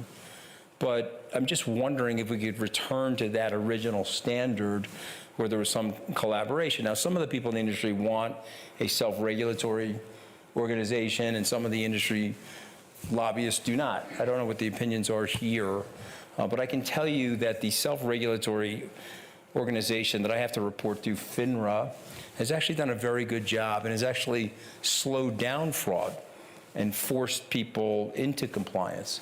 And so I'm just wondering out loud if we could go back to that original framework as it relates to digital assets and bring people like these august people on this panel back into places like Washington where they can explain to people who the bad actors are, who the good actors are, and if I were regulating myself or others in this industry, this is what we would do. And we're not doing that anymore, and that's a shame.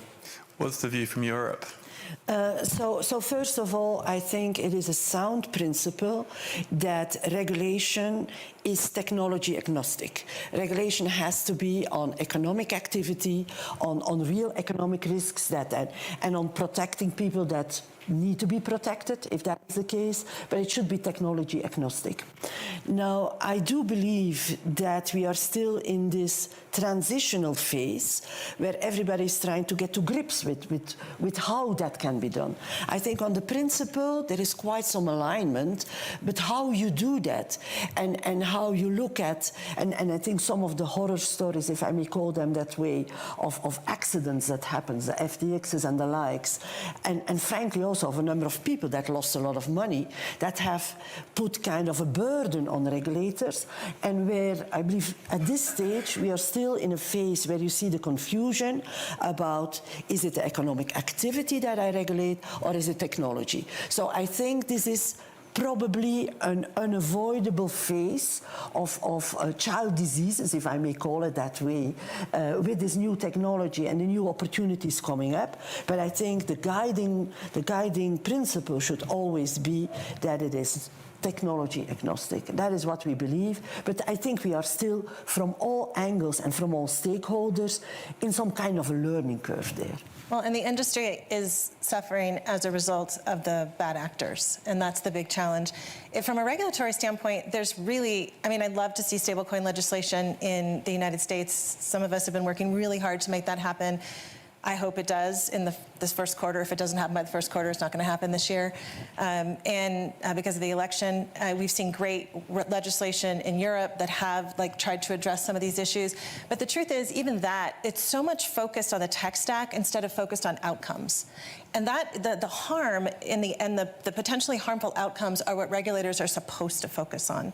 And that's a good thing. That's the consumer protection angle. Those are the things that we want regulators to do for consumers and for customers, businesses, and everyone out there. That's not what we're seeing right now, and that's the challenge. I think so much of it is fear-based, and so much of it is because of the fact that we had these bad actors, but let's just be honest, it was already happening before the bad actors came out and we knew who they were. I think that there wasn't that engagement, and I think it was because of the fact that it was this technology that was scary. It's this technology that was potentially a threat, when in fact it's not, and it's an enhancement. It's something that works with traditional financial infrastructure. And despite trying to work to educate and trying to work to say, ask us the questions you want, we still haven't gotten to that nice alignment. In some jurisdictions we have, but in the US we haven't, and that's the challenge that we have. So last week in the US, the SEC, after a bit of a false alarm, finally approved the spot Bitcoin ETF. How much should be read into that as we talk about the kind of direction of travel around regulation? How significant a moment is that for, obviously for crypto, but also for tokenization? Because a lot of the commentary around that was that is going to be a signal to move towards tokenization across traditional finance as well. So I'm kind of curious how meaningful that moment is.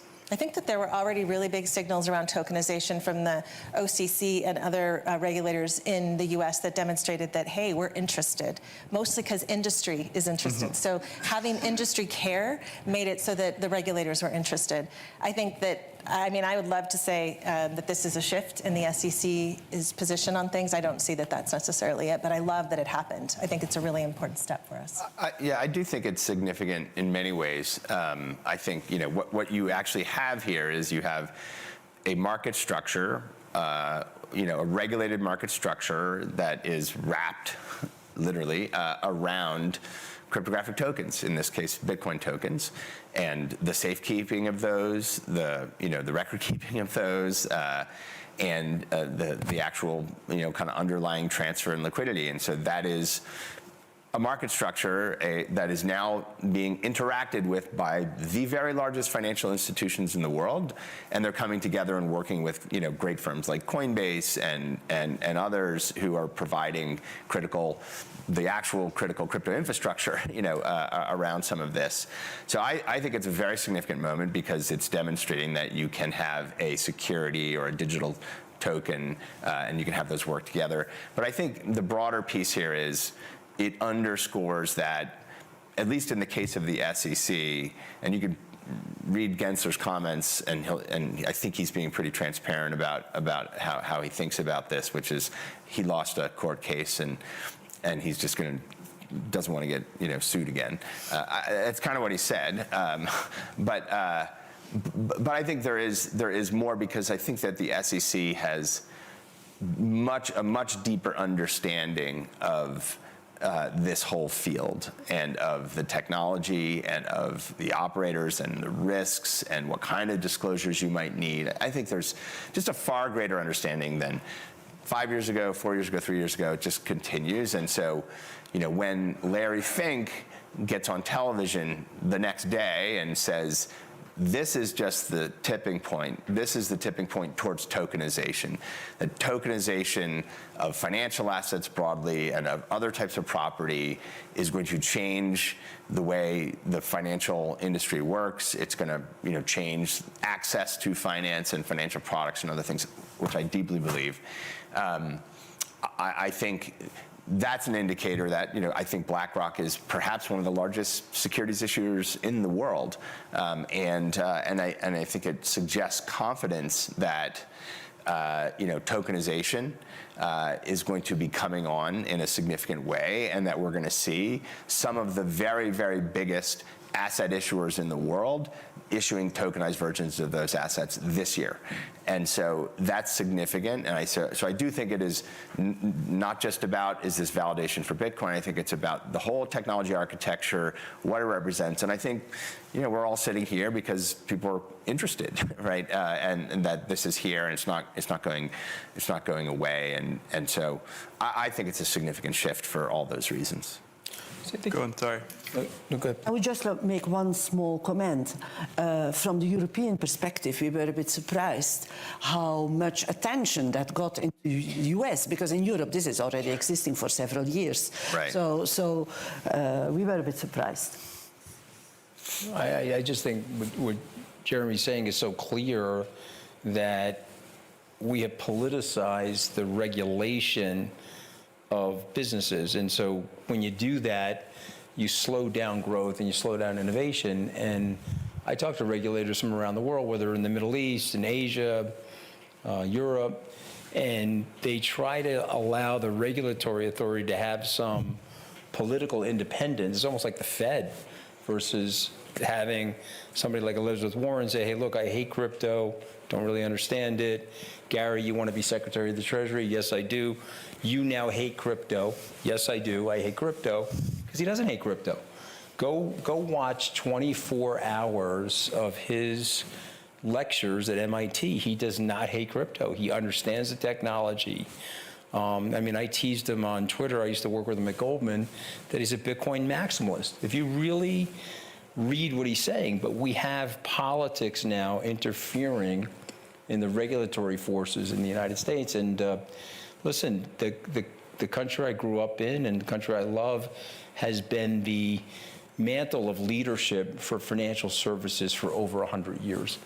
Why would you want to cede that mantle of leadership as a result of politics? You have people like Jeremy or Danelle living in the United States that can help innovate the financial services society. It's coming whether you like it or not.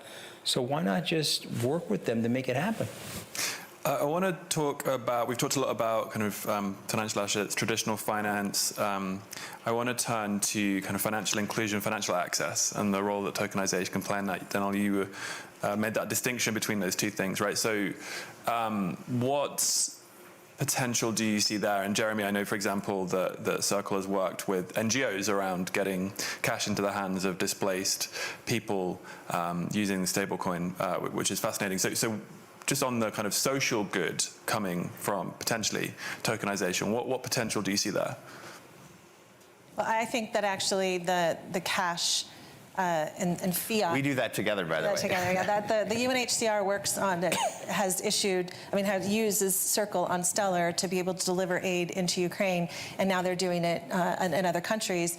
And they've sent over $2 million to over 1,500 families in Ukraine over the last year. And while that might seem like a small number, it's a lot of transactions, and it's the UNHCR. And it took them less than like a year to be able to get on board with this and do it, which is a remarkable step. And now they're moving in other directions. So but the social good of it is that fiat-backed asset, because that fiat-backed asset and the ability to leverage that fiat-backed asset no matter where you are, so that you don't have to carry your cash around. And if you think about the potential to reach financial inclusion, and some people who are building on our network do reach it. They are able to be on the edge with the individuals, but to do that, you need to be able to make sure that the folks that have been most harmed by crises around the world, if they're refugees crossing borders, doing that with cash in your hands is a really complicated thing for them. And they lose that, and the security for them as individuals is really complicated. And so when you actually have digital assets that you don't even need to have the same phone that you crossed with to be able to get to the other side, you can still access it if you have your password to be able to get in. That's a really important innovation. And so those fiat-backed assets really deliver that to the individual in a different way than securitized assets do, because these same individuals might not be able to get access. It doesn't matter, because they're not of the right type of investor to come into that. But with smart contracts, with fiat-backed assets, you can actually get almost everyday financial services to individuals all over the world that would have never had that before. That's the social good, but it starts with that fiat-backed asset. I'll just add another story to that, which I think is really interesting. And I have just this general thesis about long-tail markets, which was a concept that was popularized in Web 2.0 era. And the internet produces these long-tail markets. Amazon and allows anyone who makes a product sell to anyone in the world, or YouTube allows anyone to create, and AdWords allows anyone to advertise to anyone else. And so super, super efficient, super long-tail markets. We don't have today long-tail capital markets. They're very, there's the head, the torso, and the tail in the metaphor. They're very much the head. If you just look at the number of companies, if you use companies as a proxy, who participate in this. But financial inclusion and financial access is not just about how do you make aid disbursement. It's also about how do participants in economic activity access capital.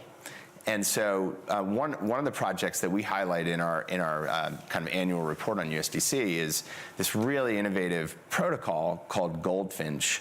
And Goldfinch operates in emerging markets. They started in Africa, but they operate in a number of emerging markets.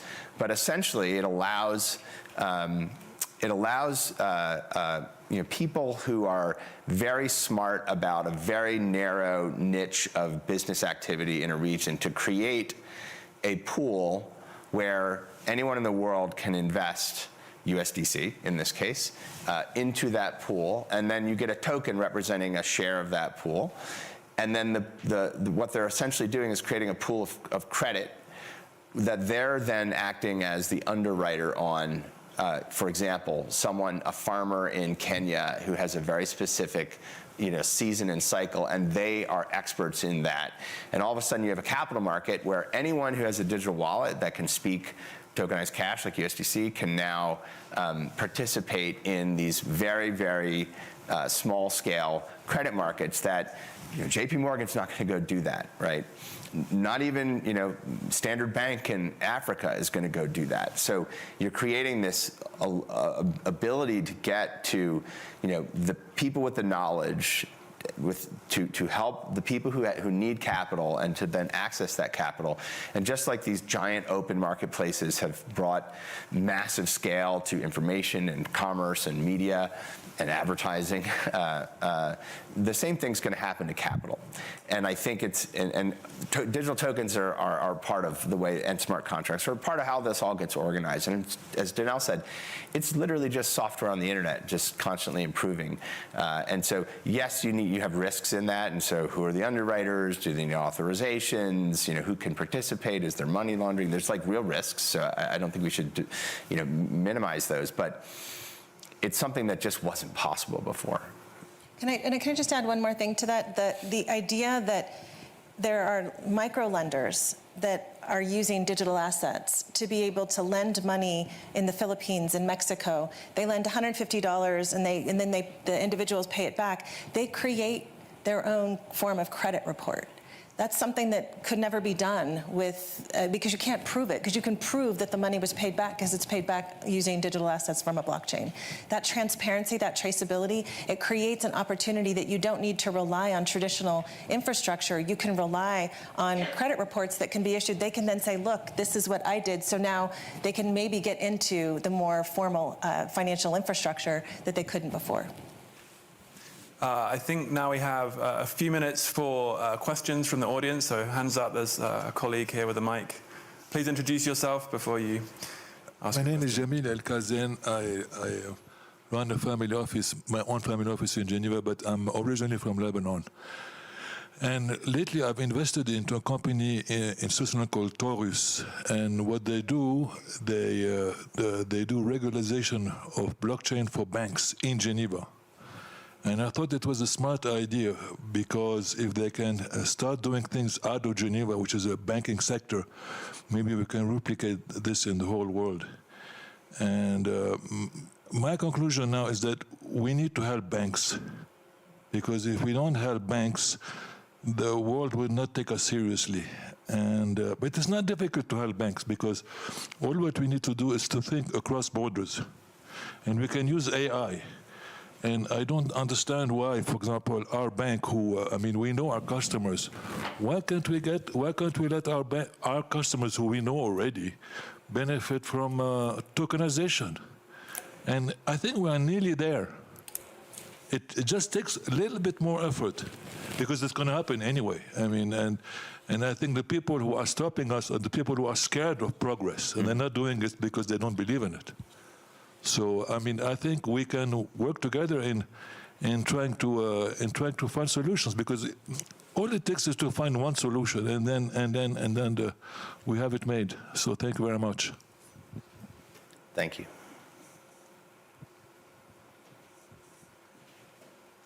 Thank you. I'm Brent Zhang from the Cambridge Center for Alternative Finance. When it comes to the regulation of digital assets, following the publication of a high-level recommendation by the FSB and IOSCO last year, and the enactment of MiCA in Europe, there seemed to be an emergence of a global consensus on the principle of the same activity, same risk, same regulation among the global regulatory community. What does the panel think about that principle, and what are some of the challenges in translating that high-level principle into local regulation that is proportionate and evidence-based?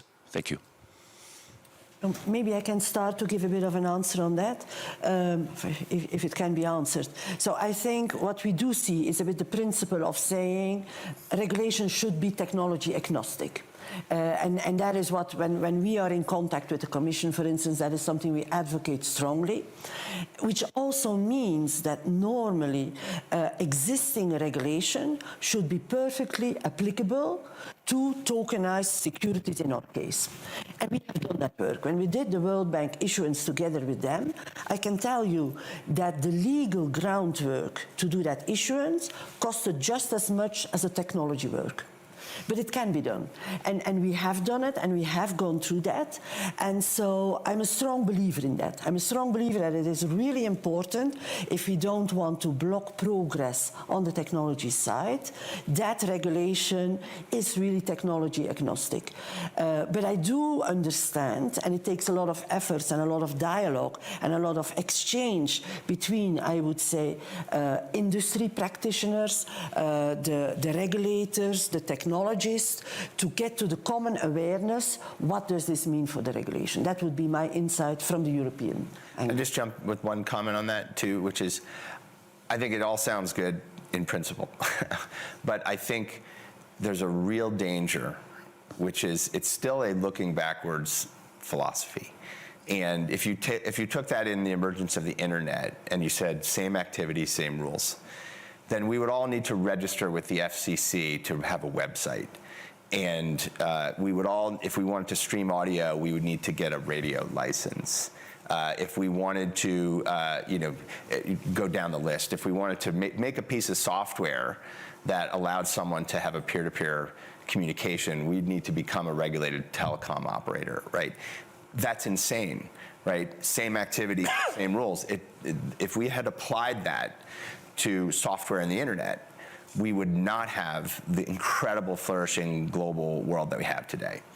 And so with blockchain technology and digital assets, we have a new layer of the internet, and the applications and utility of this are very nascent, and there are so many that are happening that don't cleanly fit the buckets that are in the financial regulatory world. And so I think we have to be very careful and not just say, well, it looks like a duck, it smells like a duck, or whatever it is, walks like a duck, quacks like a duck.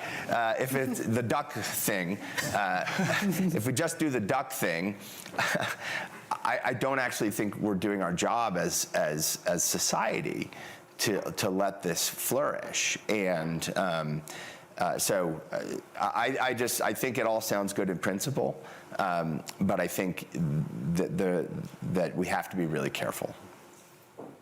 I do think it's a good place to start, though. But then you have to think about, like, what we see right now with KYC and with AML rules and the challenges with respect to that, the application in traditional financial infrastructure being the same in digital assets, it slows the process down. The settlement piece, even in the Bitcoin ETF, settling in cash, that sort of took a lot out of like the benefits of what it offers. So you can start with the negative outcomes already falling into that. So again, like, look at the harm. What is the harm? Okay, that protected by that regulation. But when you're looking at the benefits of the technology, leverage those benefits and don't make them fall into like traditional frameworks that don't make sense. It's a great place to end. Thank you, everyone. Thank you to our panelists. Thank you for attending. And thank you, of course, to the World Economic Forum. Well done, everyone.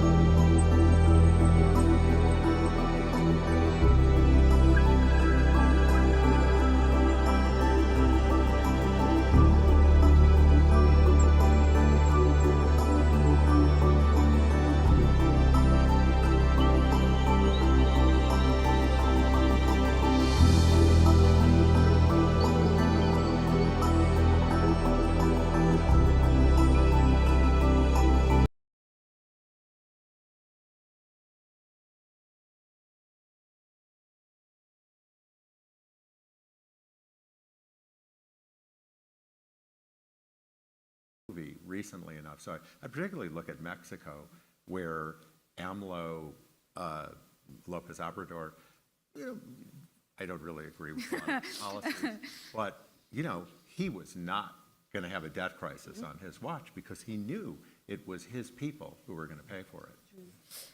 We don't have too long left, so I'm going to end with a sort of nakedly journalistic question, which is one-word answer. We haven't spoken too much about politics, but I want to ask the panel the one country, maybe in their region or generally from a fiscal perspective, which is having elections that they are most worried about. You get special points if you don't say the US, because that's the one that I imagine most people will want to say. So maybe, Vera, let's start with you, and then we can go around counterclockwise. You don't have to elaborate. Just South Africa. South Africa. Man, as I'm trying to think in Latin America, who's having an election that Mexico and Mexico? Panama. Yeah. I'm actually not worried about Mexico. That's the thing. Ken? I'm sorry, but I'm paralyzed by the US. We didn't expect anything else. We didn't expect it. Finance Minister? Sierra Leone. Okay. And finally, President? Sri Lanka. That's probably the right answer.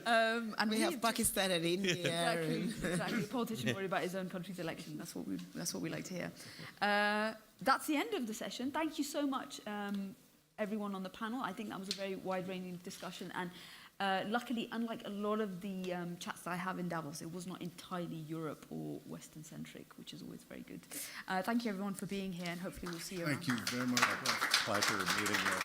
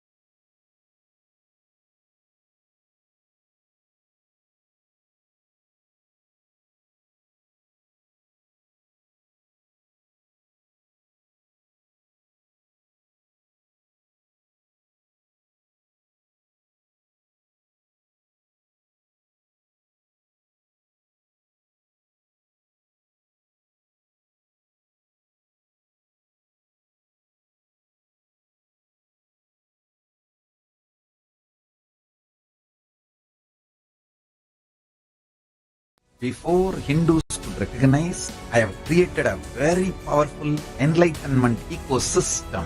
Everywhere, spiritual awakening is happening, enlightenment is happening. People are manifesting enlightenment, manifesting powers, everything. In social media, we have started compiling all the views. It is crossing billion views.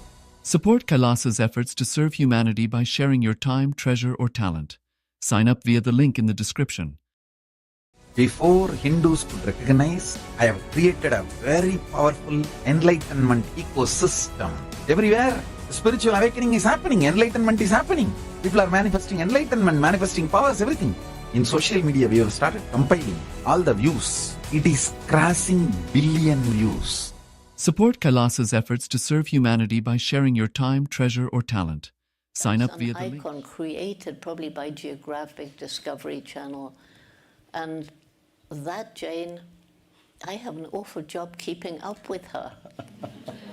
And, you know, when I started being recognized in airports and things, I'm by nature really shy, and I tried putting on dark glasses and leaving my hair loose, and people still recognized me. So then I realized, okay, I've been given this job, I must make use of this recognition. So I go around with little pull-out brochures, very environmentally friendly, and hand them out. Do you feel like the Jane, who is the world icon, the global icon, is very different from the real Jane? Well, she can't really be. It's just that I don't know how it's happened. I mean, to me, it's really weird. You know, people want me to talk in forums which really take me out of my comfort zone, but I have to do it. When you think about the problems you're trying to address, do you think that do they require very specific policy changes, or is it something even deeper than that, a broader kind of a reconceptualization of our relationship with nature? Yeah, I think it's definitely, but also a new understanding of our economic world today. Meaning? And that, you know, people want, I say they want to acquire power, and sometimes that means acquiring money. And so think of the people that you've met who have so much more than they need. And it was Mahatma Gandhi who said, the world can provide for human need, but not human greed.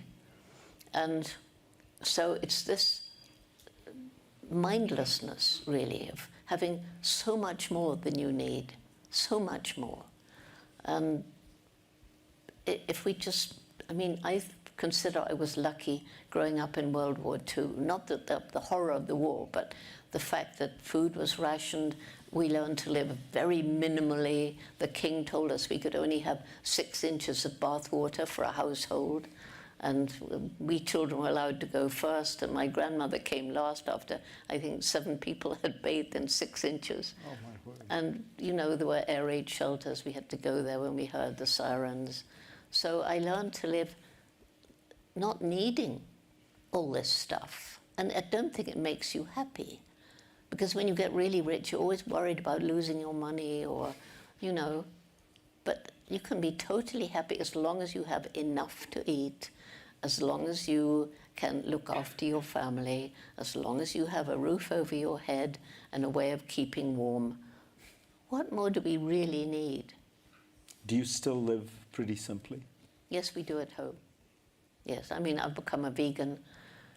I was a vegetarian for years because of the factory farms. And then I learned about the way that milking dairy cows are treated and laying chickens. In fact, I've just written a piece about it. And also, these factory farms where literally billions of animals are imprisoned around the world, they all have to be fed. Huge areas of environment are cleared to grow the grain and the soy to feed them.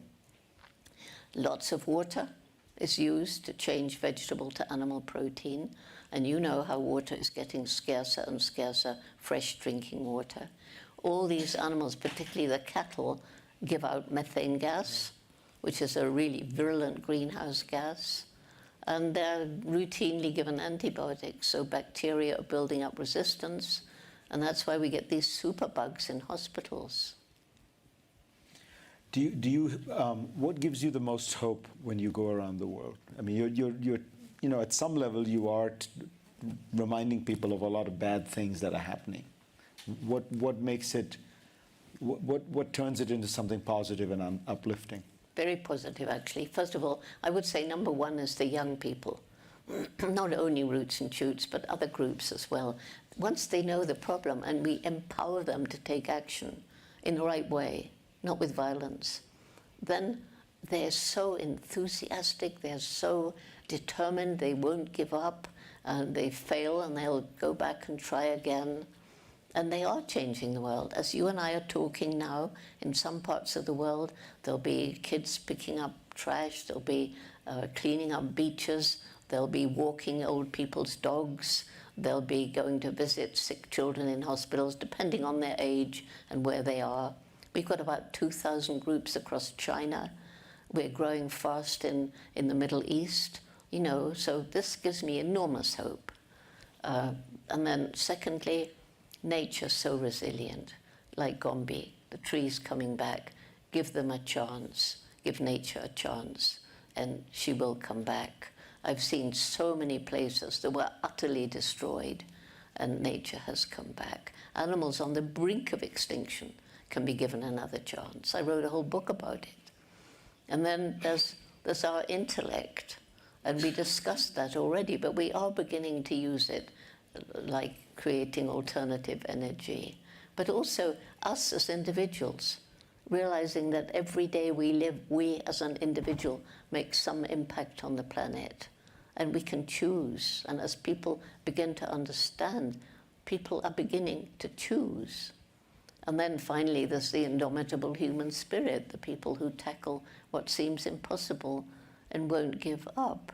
But the secret, I think, you've mentioned several times these people who are in power. And there are climate change deniers, or at least people who say, well, yes, the climate is changing, but it's part of a natural cycle. And it is a natural cycle, but we have amplified that 1 million times over. So how do you change them? It's no good arguing. You must know that, because in your job, you've got to reach the heart. Yeah. People have to change from within. And so I do that by telling stories, finding out a little bit about the person I'm talking to, trying to find the right story. But I had a wonderful one just sometime last year. I was talking to a group of CEOs in Singapore. I talk a lot to CEOs. And this man came up afterwards. He was founded this huge international company. And he said, Jane, for the last 8 years, I've really been trying to get my company sustainable and ethical in a country where we source our goods, in the supply chain, which is difficult, but I'm trying, in our offices around the world, and the way we treat our customers. He said, for 3 reasons. One, I've seen the writing on the wall that we're using up nature's finite resources in some places too fast for nature to replenish. 2, consumer pressure. People are beginning to ask questions. Did this product, when it was made, did it harm the environment? Is it cheap because of unfair wages or some kind of labor? Is it, what is it? It's whether it's, see, I'm forgetting. Thank I'm goodness. proving. Thank goodness. Finally, after an hour. So anyway, but he said, what tipped the balance for me was my little girl, 10 years old, and she came back from school one day, and she said, Daddy, they tell me that you're harming the planet, what you're doing. That's not true, is it, Daddy? Because it's my planet. That got to the heart. He said that was the tipping point. How do you want to be remembered? Well, 2 ways, I think. One way, breaking down that invisible, non-existent line between humans and the rest of the animal kingdom, so that we start treating them better than we perhaps do. And remember, we're animals too, by definition. We're not treating each other well either. So, but anyway, breaking down the line between the human animal and the others, I'd like to be remembered for that. and secondly, for starting roots and shoots. Because it really is about helping bring us back to that balance between humans and nature. Yes, and also it's like, you know, young people. There was a 22-year-old, and she was taken into the psychiatric department of a hospital, and she tried twice to kill herself because she was so upset by what's happening in the world.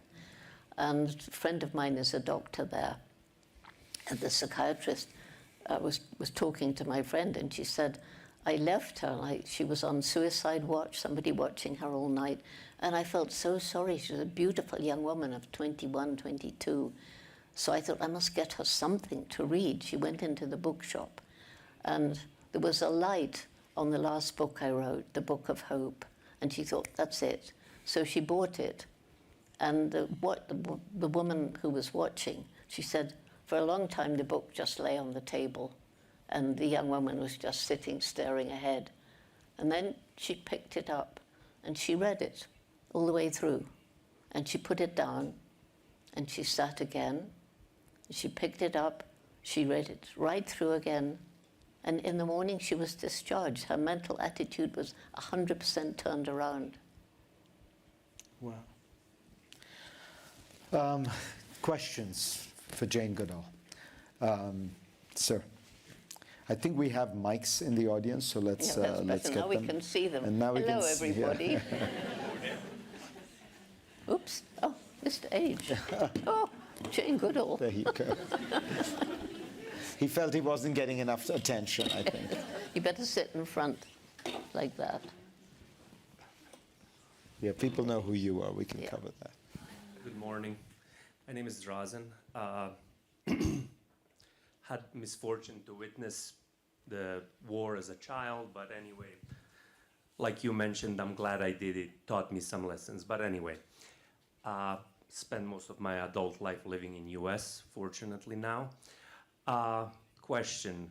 Actually, I have two small questions. No, just one. Just be respectful of other people. Is there any chimps that when you started your mission, is any of them still alive? Okay. And do they recognize you when you visit? Okay, well, first of all, there's one who was born about 4 years after I arrived. She's still alive. She's the grand old lady. She's the dominant matriarch of the community. Does she recognize me? Yes, she does. They can recognize for 70 years. That's been shown in captivity. The oldest chimp was 72 years old. Ladies, right in the there's a lady in the back, I think. Do I see it correctly? I'm trying to get some gender balance here. I see only men raising their hands, so I'm going to wait until yeah. Hi, I'm Charlie. You mentioned before that our society or our education has become a bit too left-brained, like too focused on money and power. How do you think that we could change our education to reform it to enable more like peace and creativity and love? Well, there are many efforts to change education system in some countries. Many ways of bringing up children. There are programs where schooling is almost entirely outside. So we can bring up children to respect nature. And what you respect, what you understand, you want to protect. But then I think of children growing up in some of these autocratic regimes, and they don't want that kind of schooling. Countries where women are denied any education at all. And they're fighting back, but they do that, they risk their lives. Ma'am, over there. Yeah. Hello. So you mentioned about your time spent with the chimpanzees, how it was the best time of your life. How has this profound experience shaped your attitude, and how do you take the lessons with you on urban life? Well, to be honest, I was born loving animals. I spent most of my childhood, whenever I could, out in nature. There was no television when I was growing up, so I learned from nature and books. I love books, and so quite honestly, being out in the forest with the chimpanzees was a new kind of nature. But I don't think it changed anything in me, because I always loved and respected nature. I was always fascinated by animals. And living in an urban life, I keep the forest within. It's always there. Someone, yeah, there, sir, yeah, with the blue hat cap. Thank you. Okay, just the one question. So I grew up in a village in Africa, and whenever a young person where I grew up comes into the audience of an older person, it's almost a ritual to ask this kind of question, which is to ask for wisdom. So what's your advice? Just if there's one thing you want to say to the young person, what are you going to say to us that are upstarts? I think the most important thing I can say to you, well, I have to turn into two. Sorry, two answers to one question. So, first of all, what my mother said was, if there's something you really want to do, work really hard, take advantage of opportunity, and don't give up. That's one bit of advice. Many people have said, Jane, thank you. You taught me because you did it. I can do it too. And the second thing is, please remember, every single day you live, you make an impact on the planet, and you have a choice. And alone, it wouldn't really, I mean, if you turn off a light switch, so what? But because of growing understanding and awareness, there's maybe 3 million people turning off lights, and that makes a huge difference. So it's the cumulative effect of many small changes that can make for big change. Ma'am? My name is Anna Jensen, and I wanted to know what differences are there when you have to explain the urgency of climate change to younger individuals versus the older generations? Well, I think the message is more or less the same. But if I'm speaking to young people, they know enough to know that weather patterns are changing. And you just explain that, you know, because of carbon emissions and methane emissions and all these gases, they don't even need to know the name. The gases go up, and they're making like a blanket around the globe, and that blanket is trapping the heat of the sun.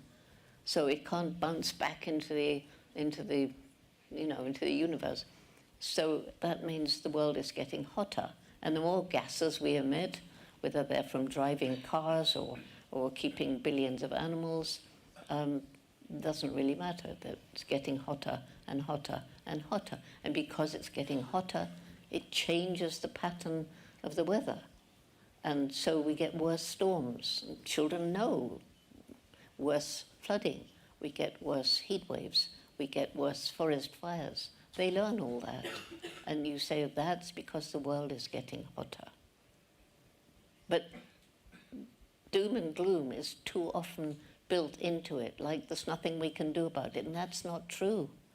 There is something we can do about it, and we are doing it.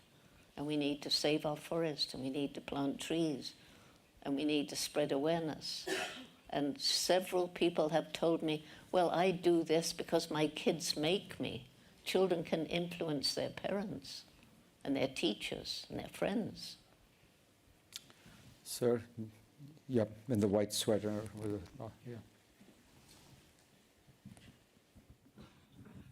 Hi, Jane. Thank you so much for such an inspirational session. And the one question I had was, I guess, in your very colourful life, there's probably one setback that you had. I'd love for you to share, how you were able to overcome that setback or that challenge. And the other, I guess this is more of a statement based on the trip that you've got coming up to India.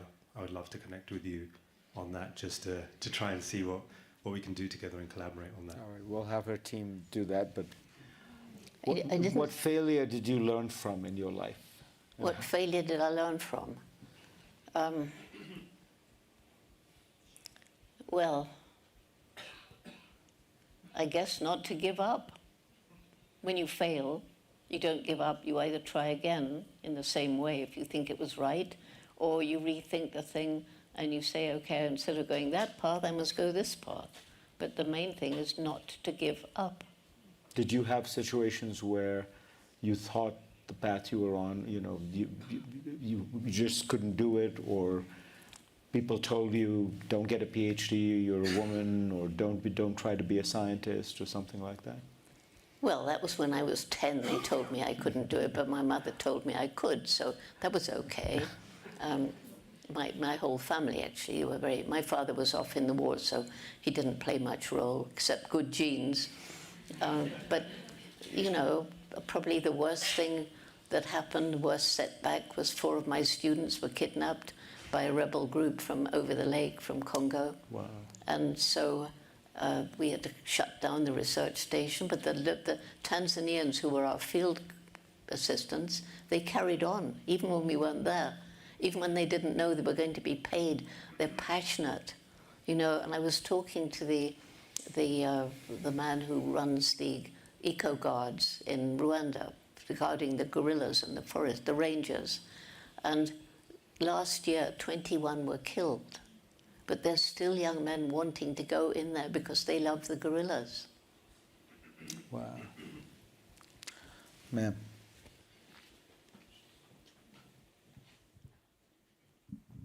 Hello, my name is Ratu. You're such an inspiration. My question is, if, as we get out from here, what are some of the simple things you could guide us that could make the biggest impact on the climate, something which we could follow in our day-to-day lives? It didn't quite get What advice would you give people, simple things they could do in their day-to-day lives that would make a difference? Well, I've sort of answered it, haven't I? Think about the impact you personally are making. And when you go to bed at night, say, did I do anything to make the world a little bit better? Picking up a piece of trash, talking to somebody about trying to raise awareness as you go around, helping somebody who's sick, walking their dog, whatever little thing you do, and do it every day, and you're making a difference. I suppose people do say that in terms of actions, if you do worry about the climate, if you are not eating more vegetables and eating less meat, is probably the single biggest thing you could do that will have an impact. Yeah, I would say, yep, becoming vegetarian, better still vegan, moving towards a plant-based diet is tremendously important. But you could also, if you want to be more active, plant a tree. Get your hands in the dirt. Feel nature in your hand. Watch your tree grow and flourish. Or you could give money to people who are planting trees or protecting forests. There's lots of things you can do.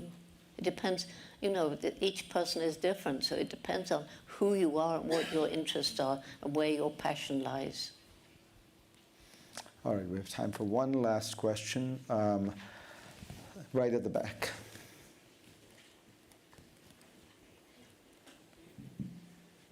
Yeah, I'm Ranveer. My question is about the date plant and the new seeds.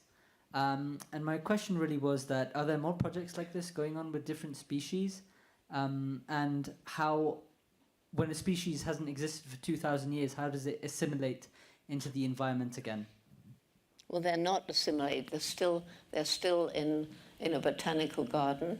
There's still only the 2 of them, Methuselah and Hannah. And I don't know if they will, I know the stones from those dates are being planted, but at the most they'd be about this tall now. And they were from the famous palm groves of Lebanon? Yeah. So that's where they came from. And they were found where soldiers had a camp, and they were just thrown into the corner of this building. So the soldiers had obviously been munching on the dates and throwing the seeds away. And they were found. I think it was 15 of them were found.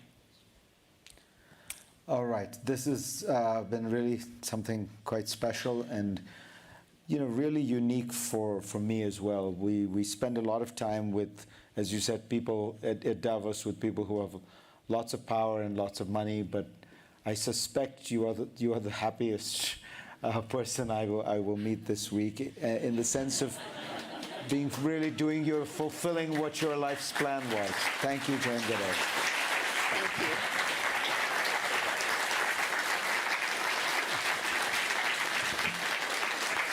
What about? Thank you so much. What about a chimpanzee?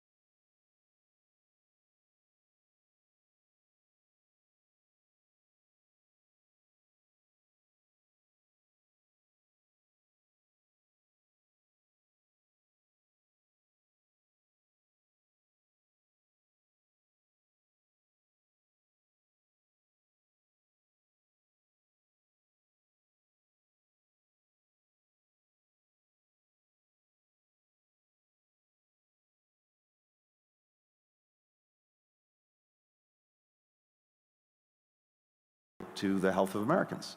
So that's why making sure that as we're engaged with China, we're engaged on all aspects of the relationship. Yes, the competition. Yes, contesting when they're doing something or planning something that we can't accept, but also cooperation where it's clearly in our interest. Secretary, I consider myself a raging Indiophile. And one reason is that India always struck me as a miracle. 1.4 billion people speaking over 100 languages, having free and fair elections, generation after generation. If India were like Syria today, I mean, the whole world would be different. And President Modi, I think, has been impressive in his achievements in building infrastructure, and India's economy is really taking off, I think, to a whole new degree. But I do worry about the kind of runaway Hindu nationalism sometime, draining India of its example of this incredible example of pluralism. How do you see it?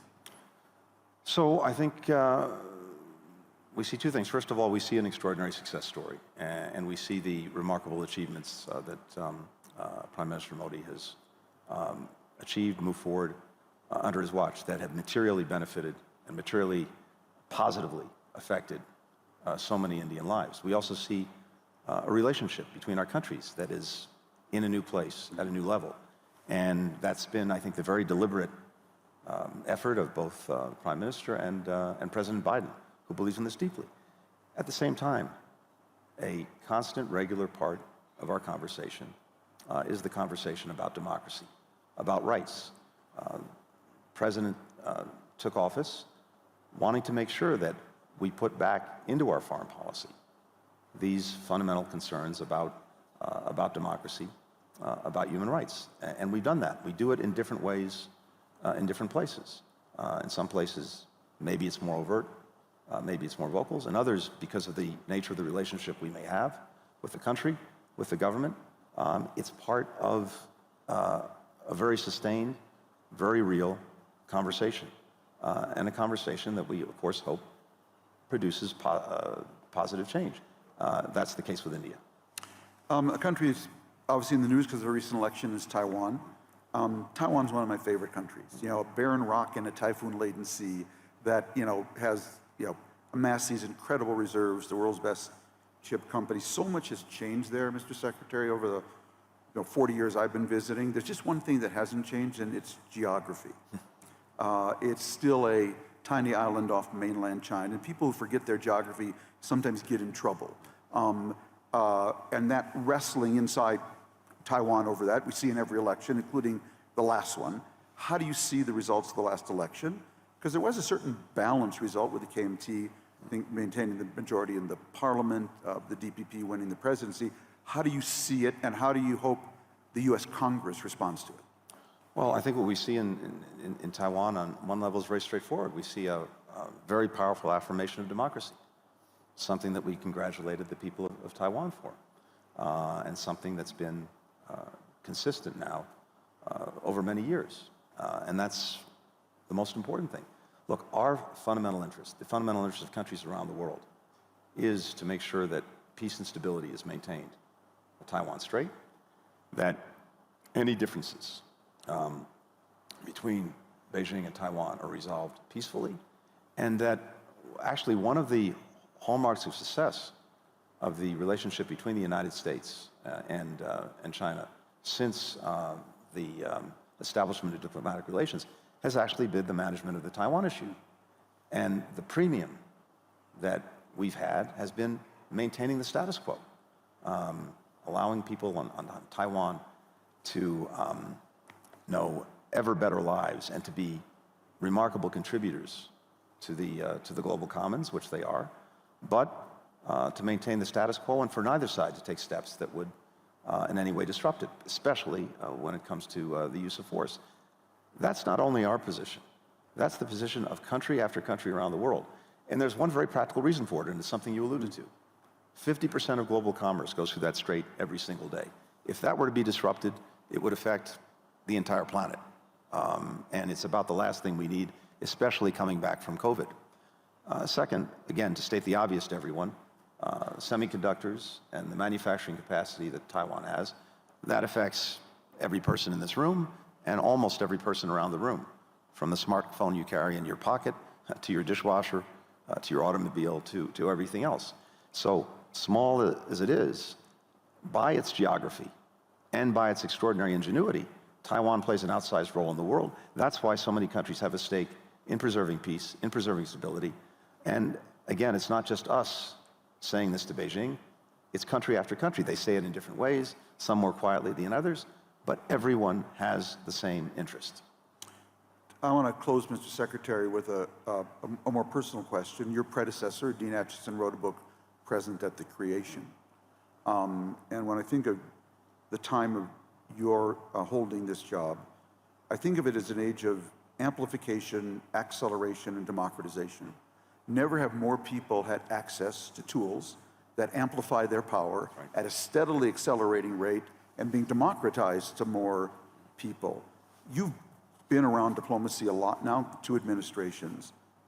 What surprised you most in this job in the last 3+ years? Things that you didn't see despite all you'd been doing before.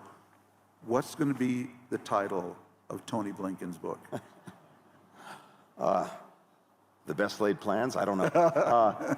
Look, I think, Tom, to your point, and I've been doing this for 30 years professionally, and I can't think of a time when there's been both a greater multiplicity and greater complexity of the challenges that we're dealing with.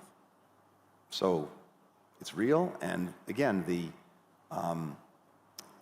spread of sources of power, the democratization of information technology, of technology more broadly, as we were saying at the very outset of this conversation, has empowered groups, empowered individuals in ways that was not the case a few generations ago, and has made life a lot more challenging for the nation state.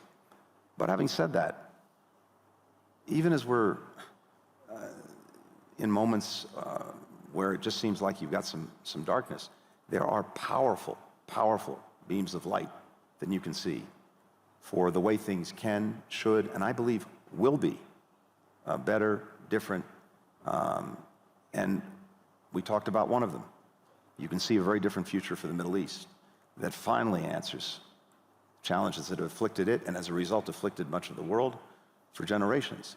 You can see through the power of technology so much good that is possible in solving fundamental problems. We did a session on the margins of the UN General Assembly on AI and the Sustainable Development Goals, and how you can use artificial intelligence to actually accelerate those goals, which, as many of you know, have stalled out a bit. And the excitement was almost palpable. And what's really interesting to me is if you look at some of the polling, and if you actually have conversations with people, the people most excited about the positive potential of AI tend to be in the great global majority in the world. They know the difference that it and other technologies, when harnessed and marshaled in a smart way, can mean for putting more food on the table, for creating greater opportunity, for solving climate change, for dealing with energy needs. All of that is there. And one of the things that is challenging is that you get headlines every day that, of course, are focused on the really hard things. All of the good that's actually happening, that's moving forward step by step, you tend to either not see it or discount it. But as I'm going around the world, I see as much or not more than that. And look, for the United States, it's again a very basic proposition. President Biden believes strongly, as I said before, that when we're engaged, when we're leading, we can help move the ball forward.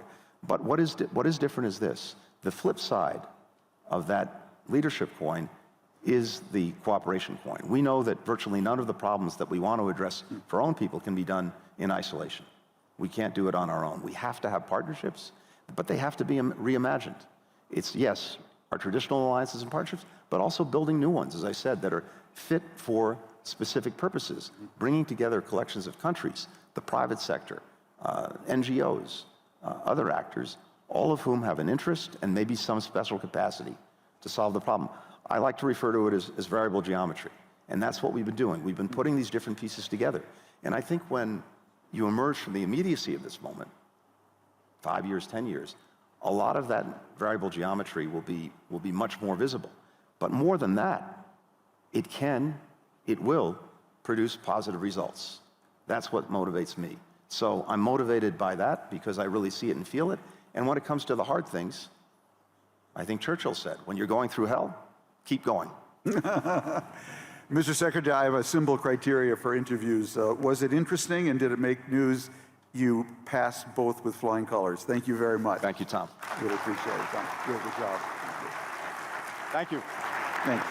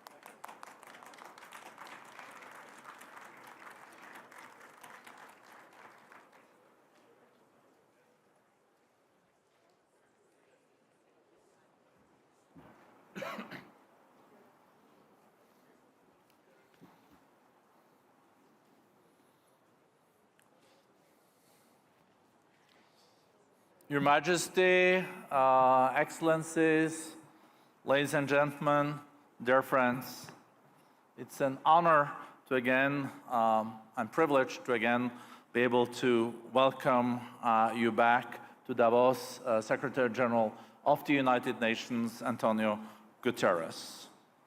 We are all very grateful, Mr. Secretary General, that despite all the challenges, you continue to stand up for the UN Charter, international law, and also the humanitarian principles. We are also very much looking forward to your summit of the future in September, and you can count on us also for our full support. We know that these are very challenging times.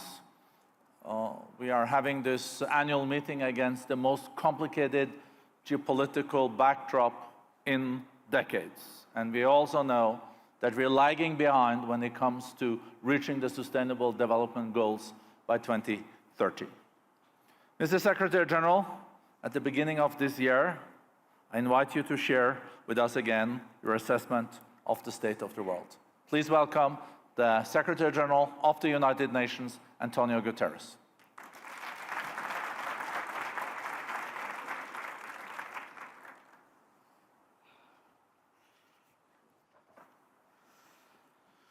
Excellencies, ladies and gentlemen, thank you very much for your warm welcome, and it's good to be back to be back and to see Davos highlighting the global crisis in trust. I believe this crisis is the direct result of a paradox facing our world. In the face of the serious, even existential threats posed by runaway climate chaos and the runaway development of artificial intelligence without guardrails, we seem powerless to act together. As climate breakdown begins, countries remain hell-bent on raising emissions. Our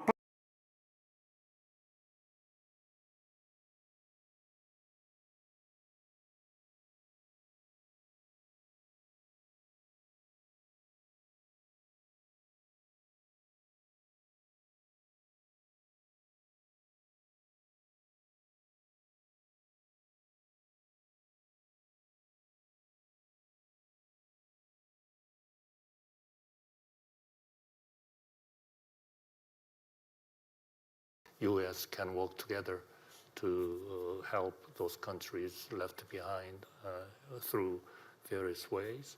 And also individual countries, we can do it. Korea, this year, we increased 43% of our ODA. And by 2030, we will double the current amount. And Pacific Islands countries are clearly one of the main targets for creating and working platforms to work together. We had a summit meeting with Pacific Islands last year, May, and we will do it with some of the ASEAN members, yes. So I think that future is not so bleak. It's bright, and here there is a potential, there's a willingness, and there is some financial, leveraging process, so we can do it. Maybe I'll ask Mike to help chime in as well, because I mean, when we look at the Pacific, and I sympathize with the question, because a large part of the Pacific, obviously, we look at in terms of the potential and the strength of the main countries like United States and China and Korea in the Pacific. But on the other side, you have the Pacific Islands, the South Pacific, who, on issues like climate change, will be the worst affected as well.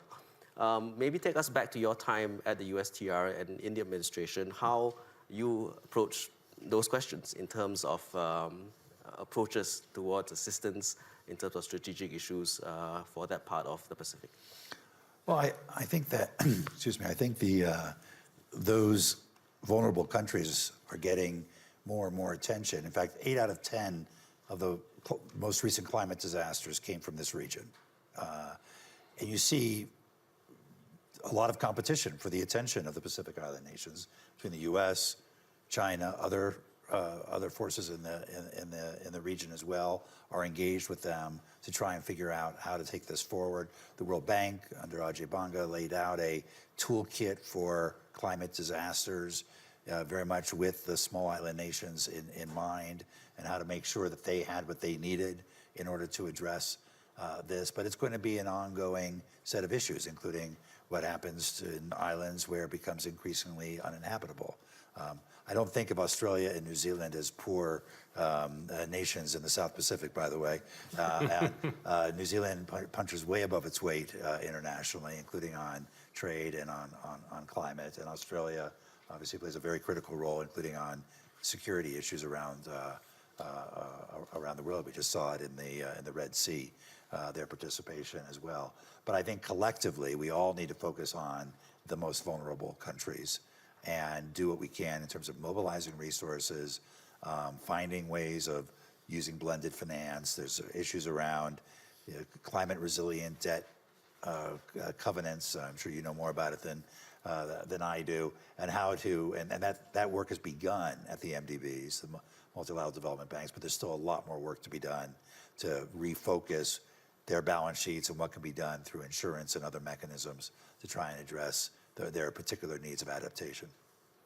We've almost run out of time. Before I get to wrapping up, I just want to make sure that there's no one final quick question to be asked.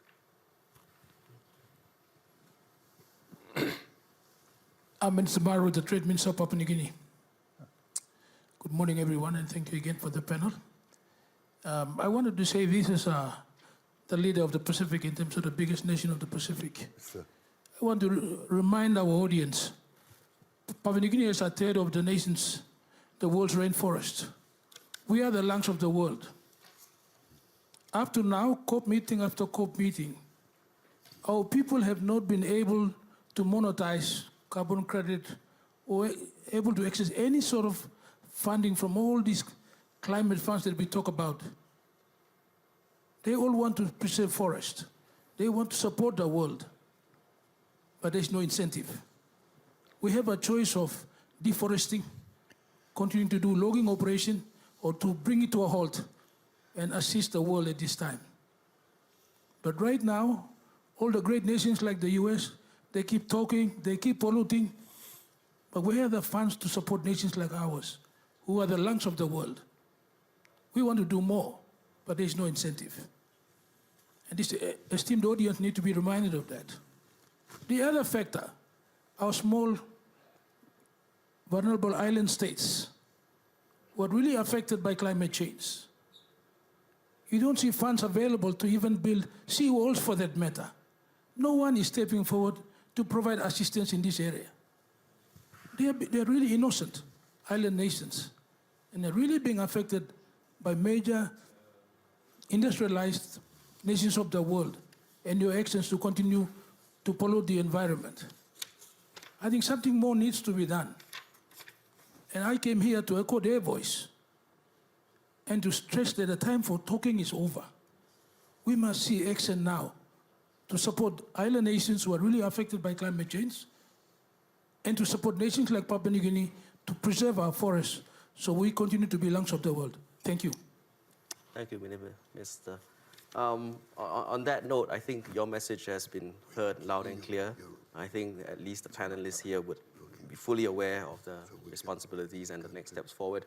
On that front, can I ask each one of the panelists, unfortunately these things, time often flies and we wish we had more time. If you could recap, if you imagine yourselves now in 2025, we're sitting here again in January and we're looking at sort of a post-mortem of how we did in 2024. Would you see, and what would you see in terms of the good news that will come out of the Pacific, in terms of the leadership that it is going to provide, whether it is within the realm of APEC or external partners looking in? Give us a sense of what you hope to see this coming year. Mike, maybe start with you, and then we'll end with the Prime Minister. Well, I'd say when we were here last year, there was a lot of concern, a lot of discussion about the U.S.-China relationship around decoupling, et cetera. And I think this year, we've already seen some significant progress in terms of stabilizing the relationship based on the summit meeting that President Biden and President Xi had in November in California. I think one of the areas of potential good news, while there's so much other less than good news out there in the world, is that the U.S.-China relationship may be stable throughout 2024, and that hopefully in 2025 we can continue to build on that stability to actually make progress on outstanding issues. Very good, thanks. Minister. So you talked about leadership. So you were talking about leadership, how our leadership is going to be in 2024 and 2025. And here I come with my own perspective, the perspective of a very peaceful country, a country with a long-standing tradition for peace. We consider that hegemonic leaderships and individual leaderships should open the way for a collective leadership with shared values, avoiding the dichotomy between what we say and what we do. Let me give you an example. Yesterday, in a closed session, sorry, I cannot disclose the comments that were spoken and who said those comments, but I can tell you that one of the participants said that there was this double standards, because people make wishes that concern everybody, good wishes, best wishes for everybody. However, when we look at what they do, we see a very big difference, and that difference also remains in the public opinion. So I would prefer a shared leadership, a collective leadership with shared values, and this does not imply becoming a big, powerful country, but having the moral authority and the exemplarity of doing what we say and saying what we do. So in 2025, I would like for this shared and collective leadership to be appreciated and shared at the end of the day. Excellent, thank you. Minister Ollengren now, what's your perspective? Well, as a Minister of Defense, of course, I see that defense spending in the Indo-Pacific is on the rise. I also see alliances that are being formed and tensions that are there, rising, diminishing, but still there in a very complex situation. So I think it's crucial to have dialogue, continued dialogue also between our part of the world and the Indo-Pacific, United States, and all countries involved. We have the European Union and NATO, two organized contexts in which we can have that dialogue also with other parts of the world. It's extremely important to keep that going, I think. But the most important thing is that we all agree on the rule-based order, that we all agree that we can have our differences and we make different choices as nations and as countries, but that we all uphold this rule-based order because it profits all of us, every single country. And that would be my wish for next year, that we have that common base, that we have that common ground, and that leads us towards, well, maybe increased defense spending, but also in the understanding that military conflicts usually don't solve things. They only increase instability and lead to different questions on how to stop military conflicts. So for deterrence, yes, but for actually starting military conflicts, that would be a very, very bad step. Thank you. Thank you. Prime Minister, you have the final minute of this panel. Well, on a macro terms, I think next year will be much more price stabilizing year. And, you know, with the subsiding of the inflation, the very high interest rate will not be accelerated.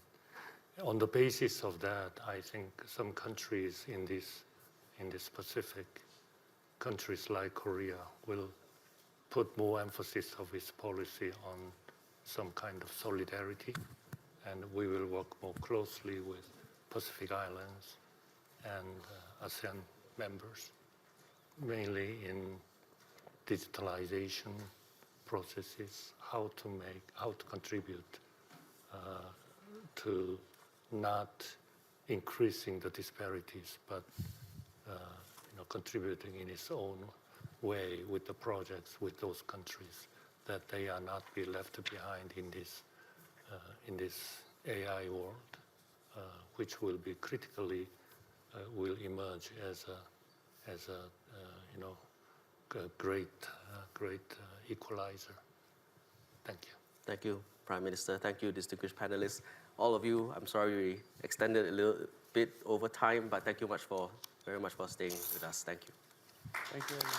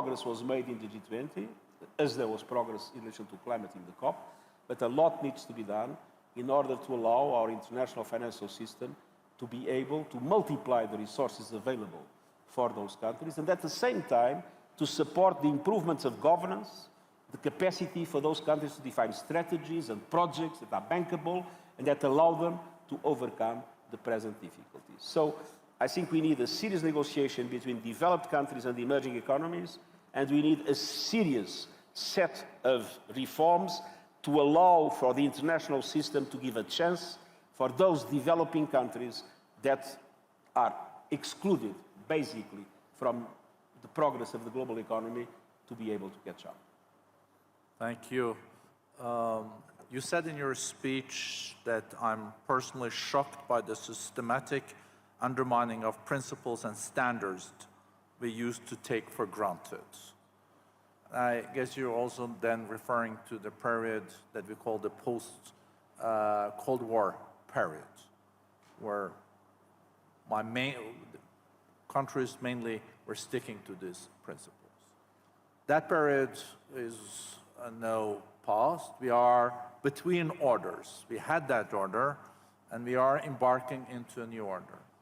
How to avoid that the new order is like the jungle growing back? How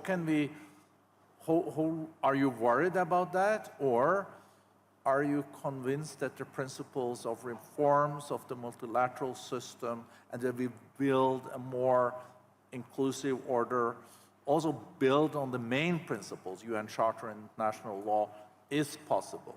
You said, if I remember right in your speech to the General Assembly in September, you said something to the effect that multipolarity is fine, but multipolarity without multilateralism and international law is not a good idea, and we tried that in Europe 150 years ago. So, we are no longer in the bipolar world, and we are no longer in unipolar world. I lived both. Bipolar when I was a young politician, the unipolar world when I was Prime Minister. So I lived in the very center of the events. This is no longer the case. But the question is, it's not yet clear what kind of world will it be. I do believe multipolarity is a positive thing. To have a world in which you have the United States, you have the European Union, you have Japan, you have China, you have India, you have Brazil, you have the African Union. I mean, this is something that, in my opinion, creates the conditions for equilibrium and for opportunities for all. But it is also true that when multipolarity is not accompanied by multilateral governance mechanisms, the contradictions within a multipolar world multiply the chances of conflict. And that is the risk we are facing at the present moment. And there is one thing that is very interesting.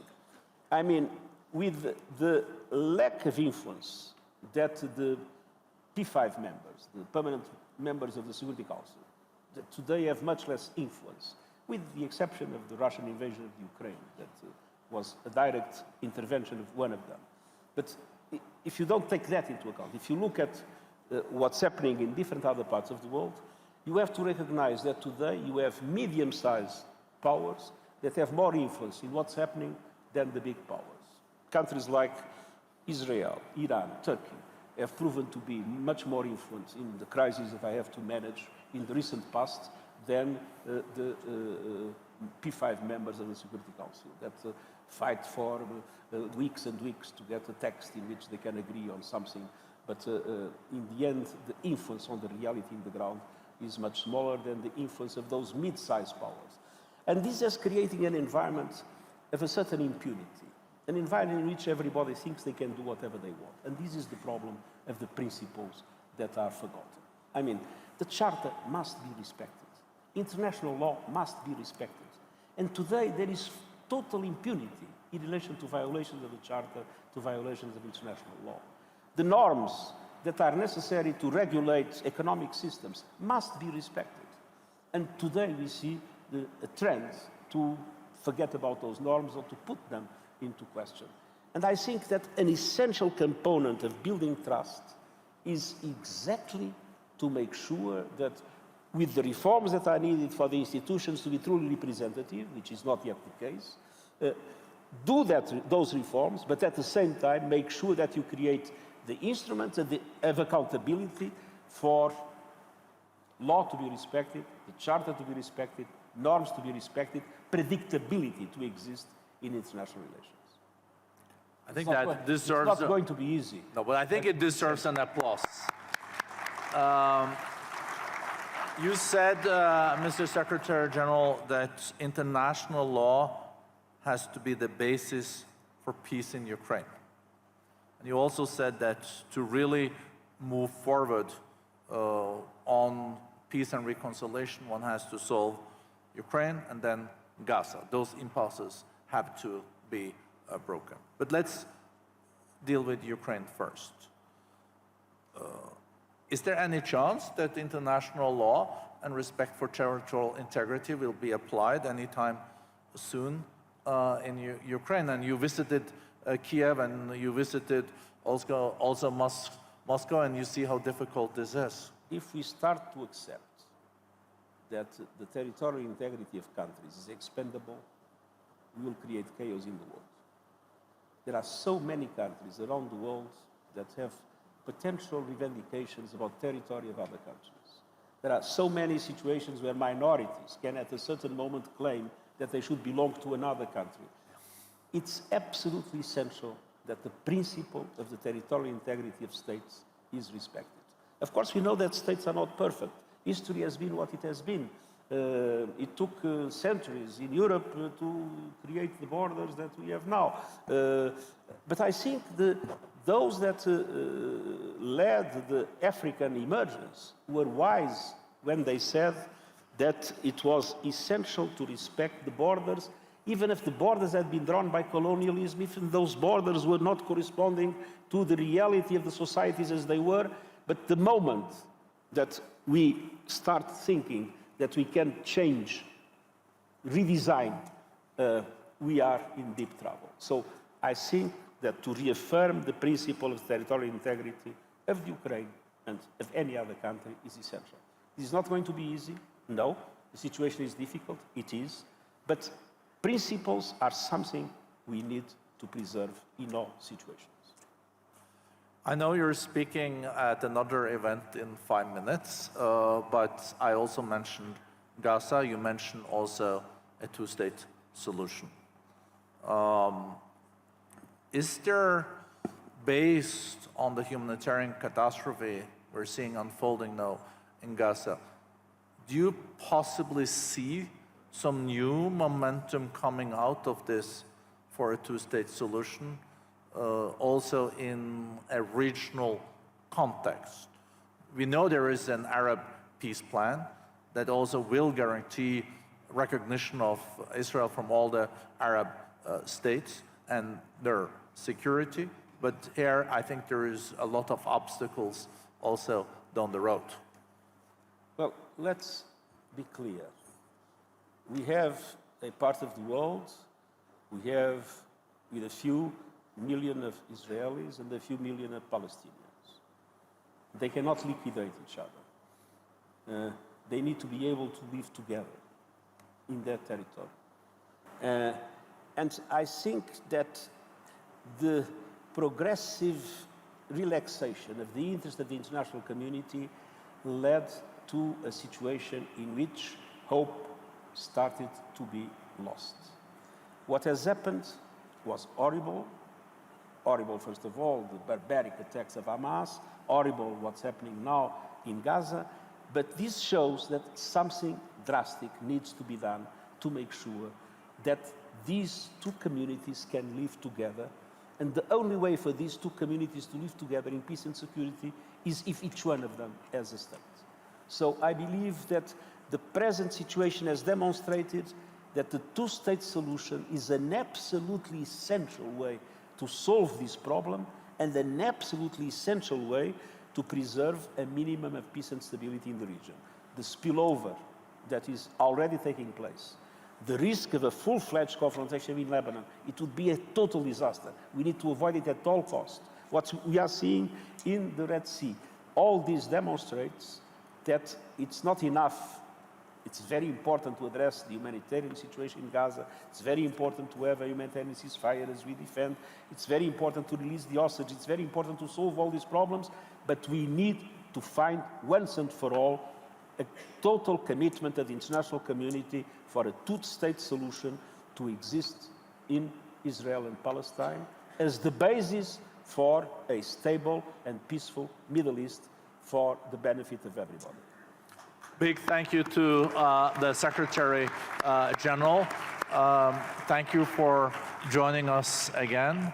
Thank you for your speech, and thank you for, I think, of course I'm biased, but for this incredibly interesting discussion, conversation with you. Thank you very much.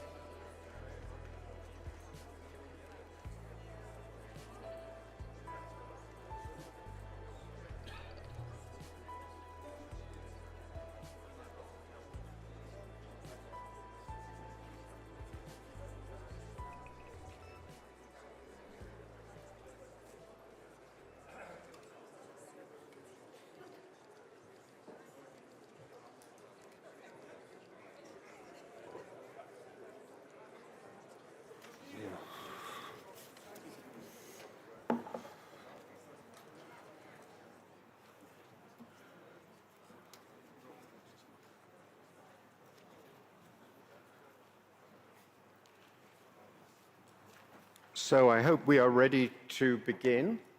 My name is Martin Wolf, and I have the great honor and pleasure of moderating this really important panel with very distinguished participants. And our subject is very timely and globally important, which is the North-South schism. And before I introduce the discussion, I just very briefly wish to introduce the panelists, though I think they are sufficiently famous that you will know who they all are. Immediately to my left is Ngozi Okonjo-Iweala, who's Director General of the World Trade Organization and a member of the Board of Trustees of this distinguished institution. To her left is Gustavo Petro, who's President of Colombia. To his left is Paul Kagame, who's President of Rwanda. To his left is William H. Gates, or Bill Gates, as most of us know him, who is, among many other things, co-chair of the Bill and Melinda Gates Foundation. And finally, to his left is Mark Rutte, Prime Minister of the Netherlands. And we're going to proceed. We won't be doing Q&A. We won't have time. We're going to discuss first the overarching problem of governance. Each of them will make a short contribution to that.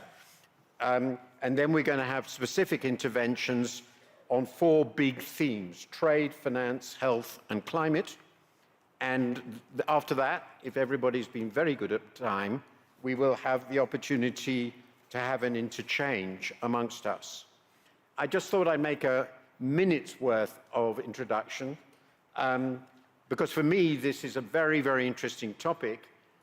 There are many disadvantages of becoming older, but one of them is that you remember things that are relevant.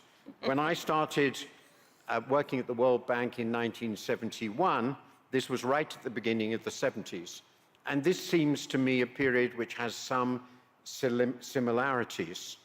Not only were there the oil shocks, the war in the Middle East, inflation, and all the instability associated with these things, we also had an institution or grouping called the Group of 70, and they were arguing very, very powerfully for a new international economic order. This was a North-South schism. And I won't go further, but one very interesting book at that time, which was published in the middle of the 70s, was called The United States in Opposition. Of course, you know that what subsequently happened in the 80s and 90s was not a new international economic order, but the era of globalization. And we now feel at the end of that. But I think it is important to remember that we have seen problems like this before, and we have managed them really successfully, and it is immensely important that we do, though of course our challenges today include things like climate and health, which were less obvious then. And we also have to say that over the last 50 years, there has been staggering progress in development, which of course is now significantly troubled. So with that introduction, let me ask the panelists in order to make their brief comments on what is, from their perspective, the governance problem today in this context of North-South relations. And may I start with you, President Kagame.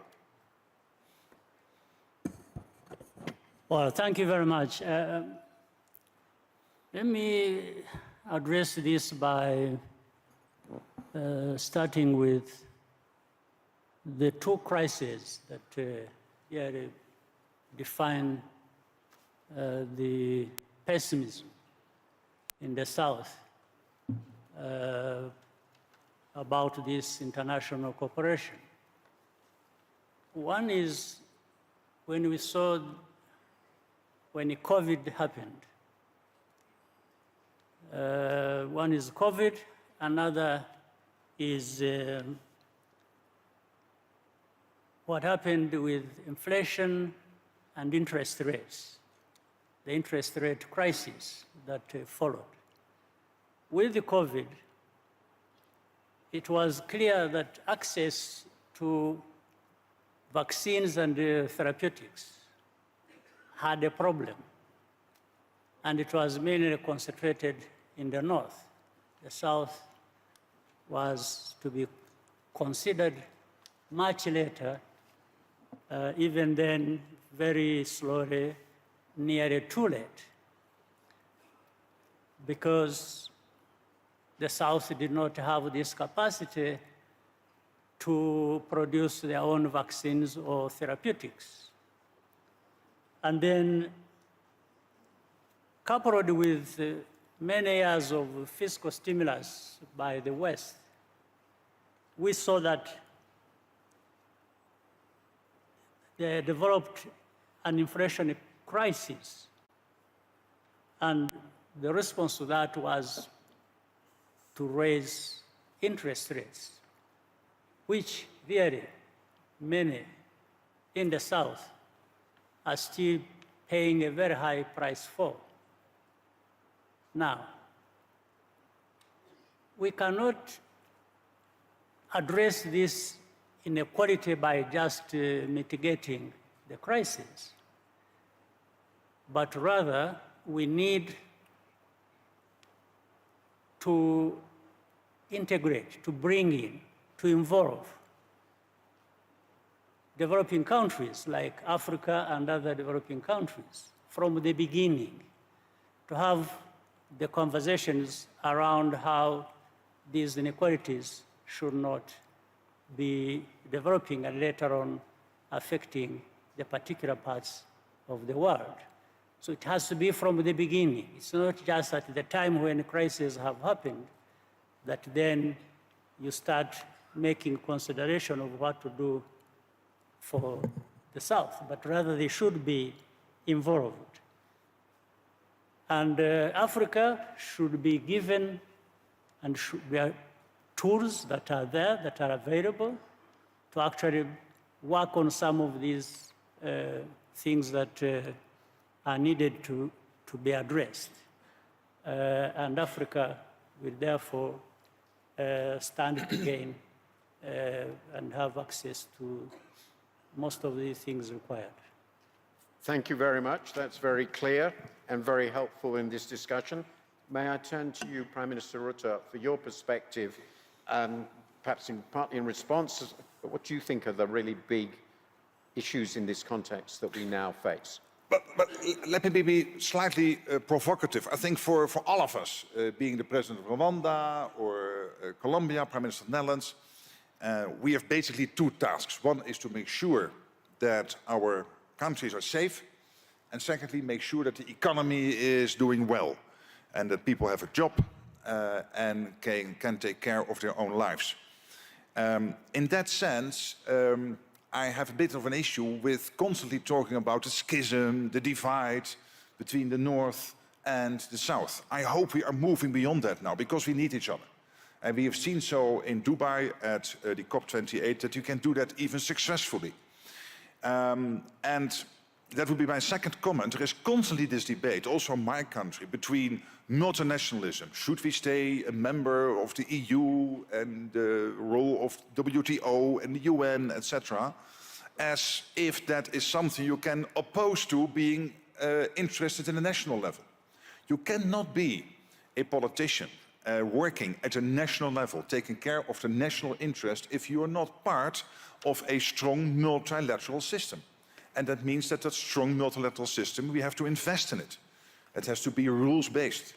We have to make sure that we have enough discussions and talks on how to progress it, like the WTO, which has had some difficulty, but under the current leadership, I'm happy to say we see progress in a number of important fields. So there is not a schism between North and South, I would argue, for this debate. There is not a schism between the national level and multilateralism.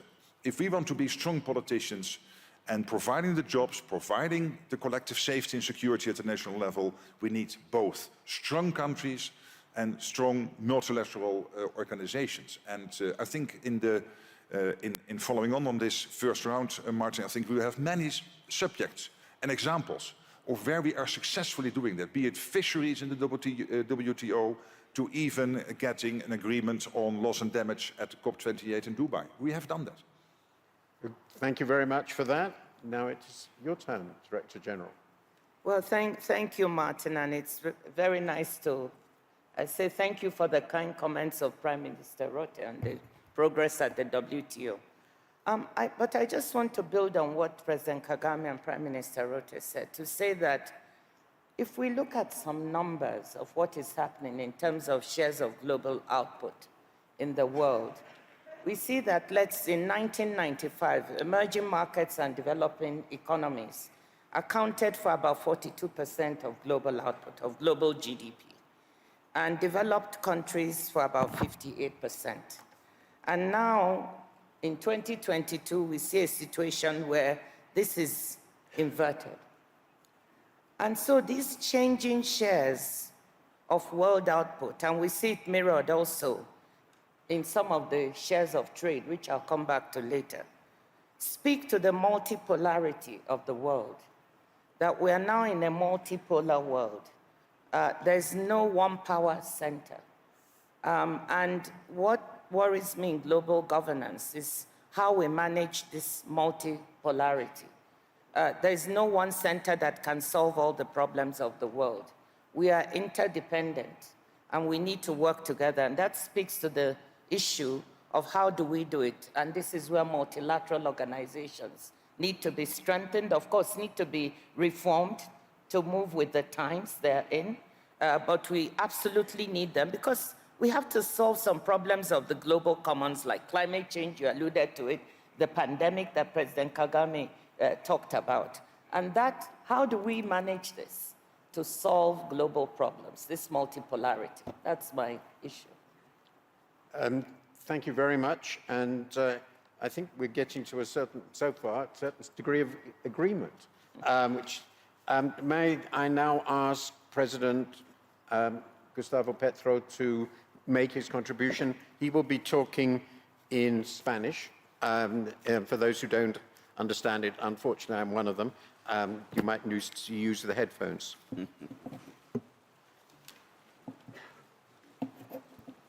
Bien, gracias. Thank you so much. Hace un año, 1 year creo ago, que en esto me separo un poco de Marco. and I think I will distance myself a little bit from Mark.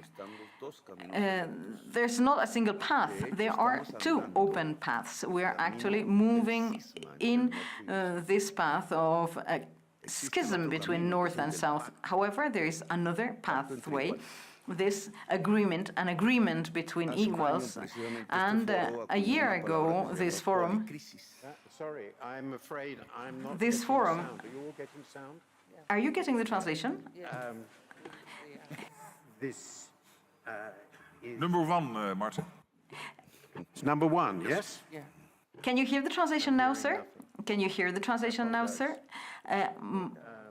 This is the translation. This is the English channel. This is the English channel. I apologize. I don't know what I can do about it. Gracias.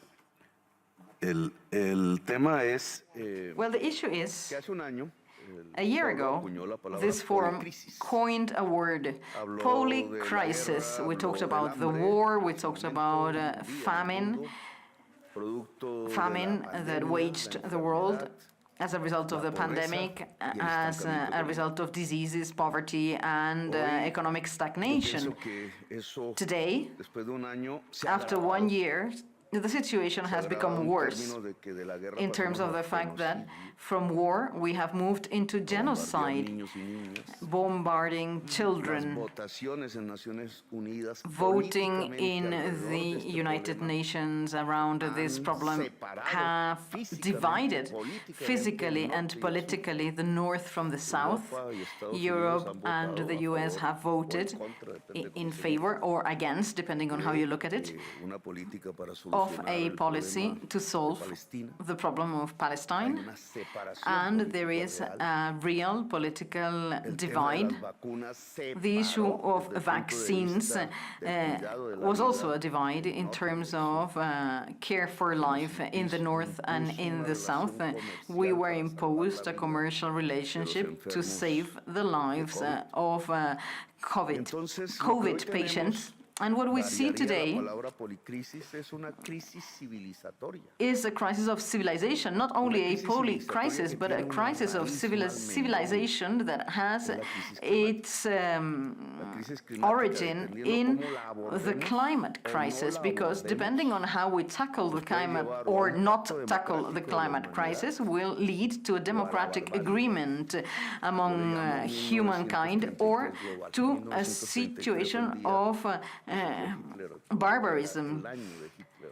I call it the new 933, which is the year when Hitler raised to power. We could choose between the two paths, and the choice is there to be made. The economic, political, and social world paradigm is changing. The very human existence is being questioned, and with that, we question everything that was built around in the last 50 years for the better or worse. For instance, the concept of cooperation, which is one of the topics of this panel discussion. Cooperation is a concept that was built with the idea of a very wealthy north and a very poor south, and the idea of bringing money from north to south, and I call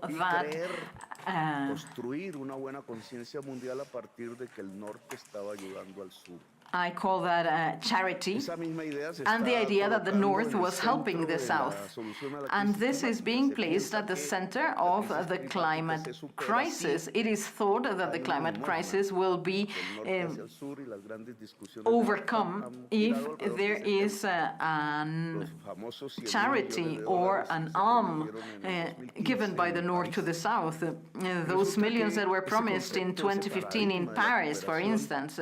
So this paradigm of cooperation, this idea of cooperation, crashes against the reality of the world civilization crisis, not only because these figures are much bigger than those 100 billion a year decided in Paris that we consider a handout, but also because what is needed to overcome the climate crisis, which is at the essence of today's crisis, is not only that.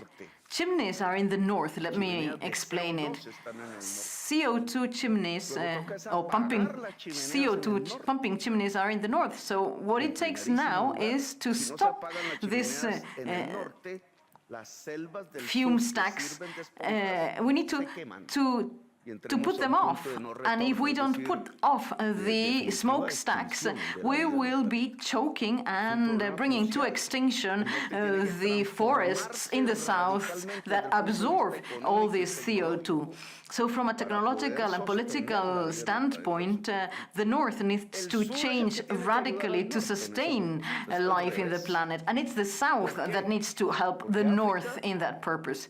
It's the other way around. Why? Because Africa and South America are the regions with a higher potential in generating clean energies across the planet. This changes the world geopolitics completely. We are the ones who can generate clean energy with which the smokestacks of the North will be able to put off their fires. So we need to cooperate with the North.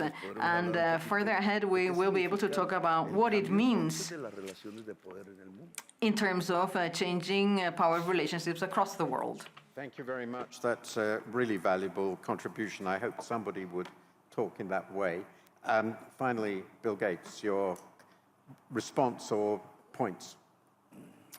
Well, there's no doubt we find ourselves at a juncture where the demand for resources exceeds the resources available. And the needs coming out of Ukraine, the Middle East, climate mitigation, climate adaptation, so many things, including basic development, healthcare systems, education systems, all of these, the needs are pretty incredible. And I'd say there's three things we can do to improve that situation that we have a shortage. The first is we should try and be more generous. Those who have the most, whether it's countries, companies, or individuals, should be pushed to be more generous. You know, for example, in the aid category, getting up to 0.7%, or like Sweden and Norway, getting even beyond, you know, that's imperative. The second thing is to focus in on the highest impact areas where a dollar of resources is effective. I would say that there's almost a factor of 100 difference between some initiatives versus others, and we really need to study that and do well. And foremost in that is going to the countries, including in Africa, and saying, what are your priorities? You know, health, nutrition, education, where would you like to have these partnerships focus? The final area is innovation. There's been far too little innovation on the needs of the global south, whether it's malaria, whether it's their crops that go way beyond the big three, rice, wheat, and maize. They have unique ecosystems, and the amount we put into improving that agricultural productivity is dramatically less than it should be. I'll just finish with one example that should remind us that the system of cooperation sometimes achieves miracles. Gavi was announced here at Davos in 2001. It raised money to buy vaccines. Of course, Ngozi was a great chairman for that, and everyone here has had some engagement with Gavi, I think, that we're all proud of. And at that time, over 10 million children died every year. And largely because of getting these vaccines, which were only available in the rich country, getting them out to all the children. You know, Rwanda is an exemplar with a 97% coverage rate. Those deaths have been reduced to 5 million a year. The Sustainable Development Goals have, which are timed for 2030, have a goal of getting that to 2.5 million. Because of the pandemic and many other things, we won't achieve that. But the question is, do we keep going down? Do we get there during the 2030s or not? With the right prioritization, with taking innovation, including the latest AI innovation, I think despite all these challenges, we can still do that. Okay, we've slightly overrun, but we'll do our best. Could we turn very, very quickly, and I think please keep these remarks to a minute each, just very pointed. What, on the basis of what you've heard, does this mean for the future of trade? Wow. Well, will you, I just need, again, just a minute to illustrate what I want to talk about with some numbers. Okay. I come back to the issue. In 1995, North-North trade between the developed economies accounted for about 54% of global trade. In 2022, this has come down to 39%. During the same period, that's in 1995, South-South trade was less than 10%. In 2022, it's now almost 25%. In the same period, North-South trade has been stable at about 35% or more, or so, 39% actually. So if you look at these numbers, you will see again some of the inversion that I was talking about, that the shares, South-South trade, the South is now trading much more with itself, becoming a power bloc. The North share is diminishing. And it comes back to the issue I spoke about different centers of power, that there's no one center of power, and that we need to cooperate. But that being said, we find that at an organization like the WTO, where the global trading system comes together, the multilateral trading system, we've managed to cooperate. 75% of world trade today is done on WTO terms. Just think about that. The bulk of world trade is still done on multilateral terms. So even though we have this multipolar world and these power blocks, we've managed to find a place where we can collaborate, cooperate, and deliver, just like Bill had said about there are places where we've been able to demonstrate that we can work together. So on the trade front, we're doing that. That does not mean that we don't have issues, that we don't have emerging fragmentation, that we don't have vulnerability of supply chains, the need to build resilience. But we often forget the good parts of what's happening in trade and that cooperation in favor of the worries about protectionism and about unilateral actions. So I wanted to put a marker on that. Thank you very much. May I turn to you, President Petro? I'd like you, if you could, to just very briefly indicate, based on your radical and critical view of what's going on, how, and I know you'd much rather have half an hour, but unfortunately they don't give us that, to how do you change the global financial arrangements? President Kagame has already referred to the interest rate shock and the impact that has had on developing countries. There are many issues here: debt, how the IMF works, the monetary dominance of the developed countries. Just focus on what seems to you to be really important. Thank you. I may continue with what I said earlier on. If we look at the chimneys in the north that contribute to the climate crisis and the potential of clean energy in the south, when it comes to cooperation, this system of handouts from north to south, this cannot help us resolve the issue. We need to free the potential in the south to resolve this. Perhaps delocalization of production from north to south, or perhaps freeing the potential of the south to generate clean energy and to put out the chimneys in the north. And this entails changing the whole financial system. For instance, the WTO has to subject their efforts to the Paris Agreement. This should be binding and not just a will or an expression of goodwill. If we do not change this and take into account climate change, we won't be able to do so. In the financial system, we could free the potential of the South to generate clean energy and to decarbonize our economies. And this means liberating our own resources. We don't need any handouts. We do have our own resources, but our resources currently are subjected to debt and to these interest rates that we have to pay. For instance, Colombia pays a premium because we are considered to be at risk, such as Brazil or Ecuador or any other countries within the Amazon region. But we don't suppose a risk in the Amazon. It's rather the countries in the north that pose a threat to the Amazon. And you pose a greater threat to life. We are managing to absorb CO2 emissions. Therefore, this premium should be zero. And if there is no premium, our debt will drop.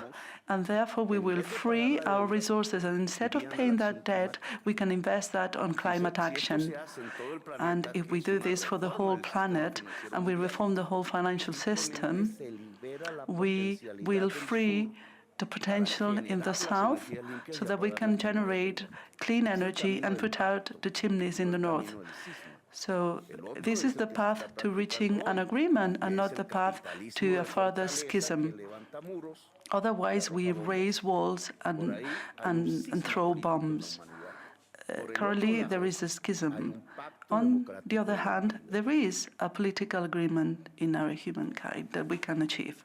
You are the next speaker, Prime Minister Rutte, and I think as you and your chimneys are the source of the risk in the world, though I think the Netherlands has fairly few chimneys now, but I might be wrong on that. So how do you respond on climate, and specifically on which the President has been very challenging, and he's absolutely right. There's no doubt the Amazon mega region is immensely important. It's always good to have the Colombian president on the panel, and I'm always willing to oppose his views if necessary, but I do not disagree completely, because I agree with him on the necessity to reform the multilateral banking system. He's absolutely right on that, in that sense. But I fundamentally disagree on his chimney point and the handouts.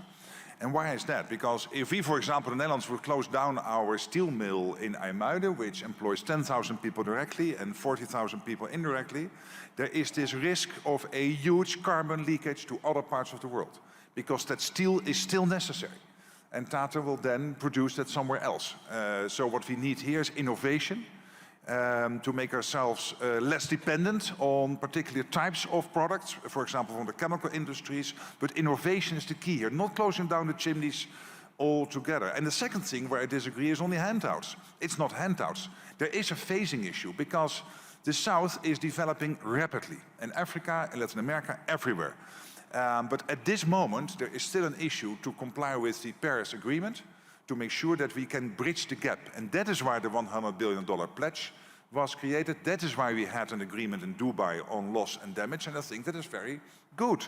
And it will help us to really move forward, and I see him nodding yes, so he is letting go of his previous position and agreeing with me. That's good. No, I'm kidding. But now, to sum up, I think when we talk about multilateralism, and the WTO is a case in point, because it is not easy at this moment to deal with world trade.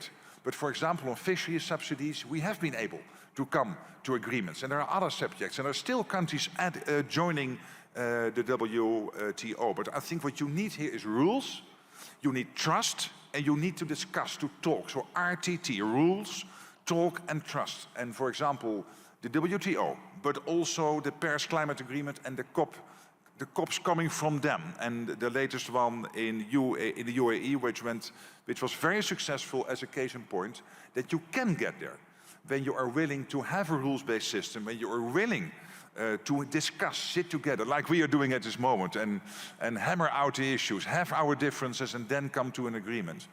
And that builds the trust. That's the only way to move forward. And that is why I say again, there is no schism between North and South, there is no schism between multilateralism and the national interest, and parties like my own, the centrist parties, should be much more forcefully put forward that case in point, because it is now the populace saying, oh, multilateralism is crazy, get rid of it, it's yesterday's story. No, you need both sides of the coin, multilateralism and strong nation states. Bill Gates, finally on health and this round, I think President Kagame and President Petro both mentioned that during the COVID crisis, developing countries, many developing countries, probably most, felt they were treated as second-class citizens of the world. The developed countries got all the vaccines first, they had the technology, and vaccine rates fell far, far behind in many important parts of the world, notably in Africa. Will we do better next time? Are we really set up and determined to treat a global health problem as a global problem? I wrote a lot about this at the time, and I wonder whether we really have learned the lessons. Well, in some respects, people don't want to talk about the pandemic at this point, and how we build the capacity to do trials where we practice, okay, are we ready? What would we need to do? And then we need to build better tools. For many of these problems where the total amount of money is going to be super limited, and some elections would make the money even more limited than it is today. We have to innovate. And a great example of that is now the factories that make mRNA vaccines. A group in Belgium, funded by the foundation, can make those very inexpensively. And for me, the issue is not having vaccine factories in magic places. It's having enough capacity in the entire world that we can get vaccines to everyone. Because who you want to discriminate against, if the factories are cheap, you're going to have that capacity. In fact, more vaccines were made in India. We funded Serum 2 months into the pandemic. They created a factory. We had a challenge that those vaccines, which were going to Africa for a period, became unavailable. But that was a South issue that challenged that. We really need to up the dialogue of, given limited resources, where should the grant money go? I would claim that nutrition and vaccines will always rise to the top of that list. And so as we see, is Gavi replenished later this year, it'll show, are we maintaining the very highest impact investment that was ever made? And likewise on the innovation agenda. President Kagame and I were talking about how Rwanda's moving forward on these digital initiatives and making multiple places in the South, including Rwanda, India, and many others, a laboratory where AI healthcare, AI education is done not 5 or 10 years after it's done in the North, but done at the same time. And in fact, given their shortage of doctors, in some sense, you could say it should be even faster. And if we can find the right cooperative effort, I think we can surprise people on how quickly we provide benefits there. So we have, unfortunately, only 5 minutes left. And I know how strict they are, and people want lunch. So you've got a minute each. So what I would like you to focus on, I knew this will be a problem, because there's so much to talk about. In light of what you've heard, in the view that we have to solve these problems, it's not you're in actual doing things, what is the most important single thing that you want to see happen, which will make things better from where you sit? And you have a minute. I apologize. President Kagame. Well, I'm an optimist as well as a realist, so I see things for what they are. There are problems, and they can be addressed. The underlying importance lies in cooperation, and the people can still cooperate. But we cannot deny the fact that there are differences within nations, whether in the South, but more significant South and the North. There's no question about that. And there is domination, if you will, sometimes. There are dictates that people bring to play into whatever is happening every day. So we can, and these debates have been there for a long time. This is not the first debate about that. So, but that means if such a debate has been there for a long time, it also means the problem is continuing. But we can really address all these matters through cooperation and also looking at the root cause of whatever problem we are talking about. Thank you very, very much. Your last word on the single most important thing you want to happen, if you could. Well, let me start by saying that in spite of the numbers I gave of the inverting shares of trade between North and South, we have to acknowledge that there are parts of the world that haven't benefited as much. If we look at least developed countries, their share of trade has been 1% and has remained stagnant. Africa's share of trade has remained also stagnant at 3% or less. So my big wish is, how can the trading system be reformed and moved in such a way that those countries that have not benefited as much, even with these changing shares, can benefit more from the trading system? And how do we do it in such a way that we cooperate and collaborate. And I just want to put a shout out for my own organization. I think Prime Minister Rutte has been doing it mostly. But to say that, yes, we had difficulties at the WTO because developing countries did not see themselves benefiting. And there was this trust issue. At the same time, developed countries feel that some emerging markets are benefiting maybe too much from the system. So what I'd like to see is us coming together as we did at our last ministerial, working in an interdependent way with strategic cooperation to deliver more for those who didn't benefit from the system. Thank you very much. President Petro, really briefly, you can see the time. Make one powerful, simple point about what you think can be done now. I would like to see two things. One, without doubt, there is a democratic danger in the world, and therefore we have to restore the democratic order in the world. This is a challenge, and currently this is fragmented. We have to restore this order, freedom or liberty, egalite. And all these French principles they don't have the headquarters in Paris, but in South Africa and Africa. And another issue or another point to mention, how we address climate change. The 100 billion from Paris are no longer important. We need 30 times more funds for this. If we manage to establish some sort of policy and to reach an agreement to offset debt for climate action, we could reach this figure. 30 times higher than what was pledged in Paris.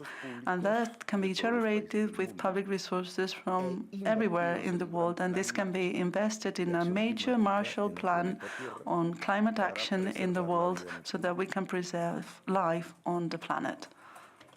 Mark Rutte. Obviously, gathered here in Davos, we are very worried about Ukraine, and we are very worried about the Middle East. And at the same time, we are thinking of the energy transition and the need for fighting the warming of our planet, so climate change. And I would hope for two things. One is to reform the multilateral system. And it is tilting too much at this moment to the north. And it has to be incorporating, it should incorporate the fact that the world has changed, including the IMF, including the whole system of development banks. It should tilt more to the south. And secondly, we need to invest in the quality of governance at a national level wherever necessary. And we need to help each other also in that respect. Bill Gates, very last word. Okay. One sentence, if possible. Well, sadly, I'd say that the resources coming from the north, there's not much upside. And so the idea of using the power of innovation, whether it's in climate or health or in education, and prioritizing properly by listening to what the countries are asking for, what their priorities are, I remain optimistic, and that's partly from the great successes that we can build on. Thank you very much. I'm not going to summarize except to make 3 points. I know I've already exceeded time, a bit better than the last session, I should say. There's obviously an immense amount of frustration and anger. The system is obviously still very heavily weighted in many ways to the countries of the north. It would be very nice to think we can fix that. We've been in these discussions a lot. We can probably improve it. But I would endorse a very important point made at the end by Bill Gates, that a lot of what we're going to have to do will be being very, very clever in the way we innovate, both in the economy and in our institutions. It's going to be an immensely difficult struggle to manage these problems, and we have to recognize that we have to do almost everything to do so.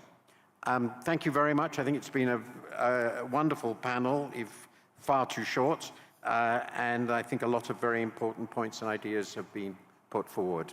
Please thank them.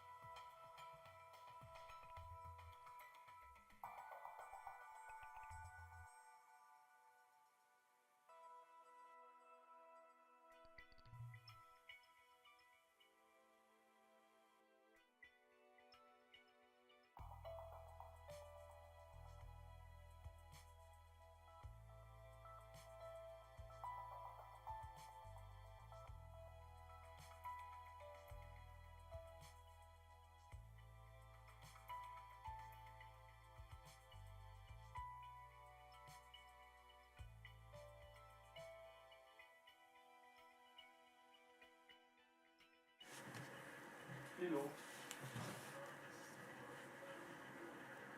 Hello. Yeah, I see you. Which was to contract the vaccine with Oxford through an agreement that we had with AstraZeneca. We had the opportunity to incorporate the technology that was being used there and develop it in our country. So this is very important. And during the G20 presidency, we want to strengthen such partnerships, both locally, regionally, but also globally. A third aspect that has to do with preparedness is strengthening our surveillance system, so better integrating data,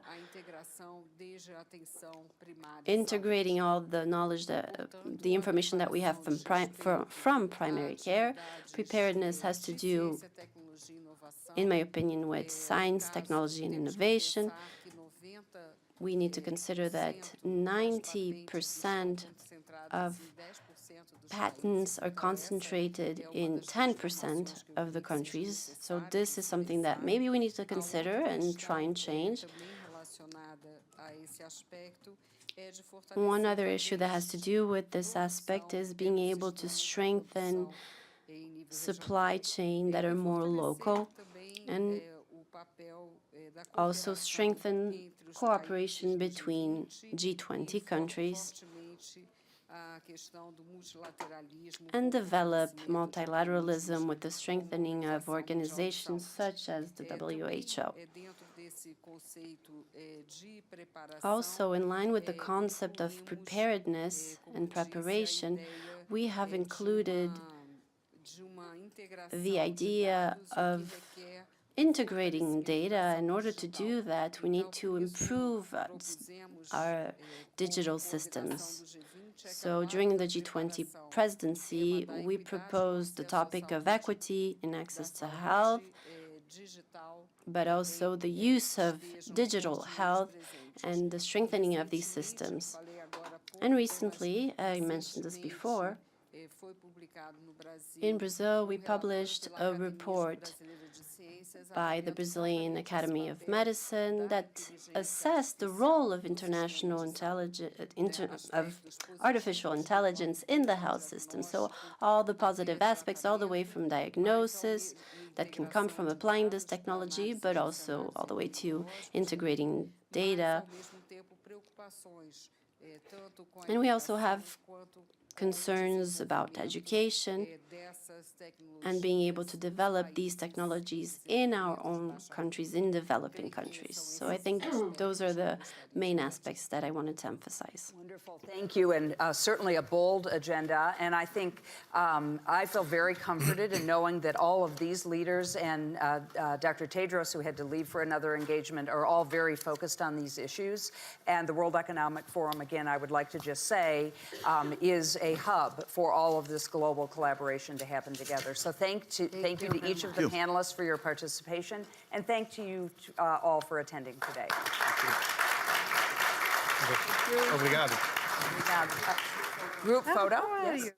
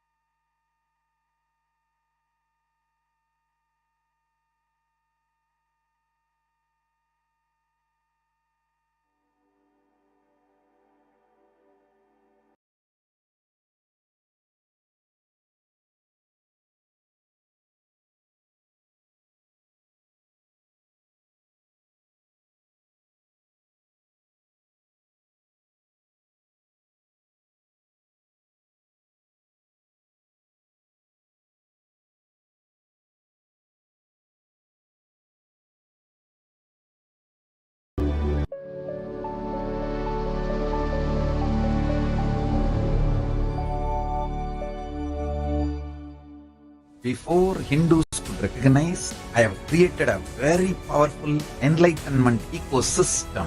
Everywhere, spiritual awakening is happening, enlightenment is happening. Davos, and welcome to the audience that's joining from the live stream as well. This Beta Zone session is Cybersecurity Futures 2030. My name's Anne Cleveland. I'm the Executive Director of the UC Berkeley Center for Long-Term Cybersecurity.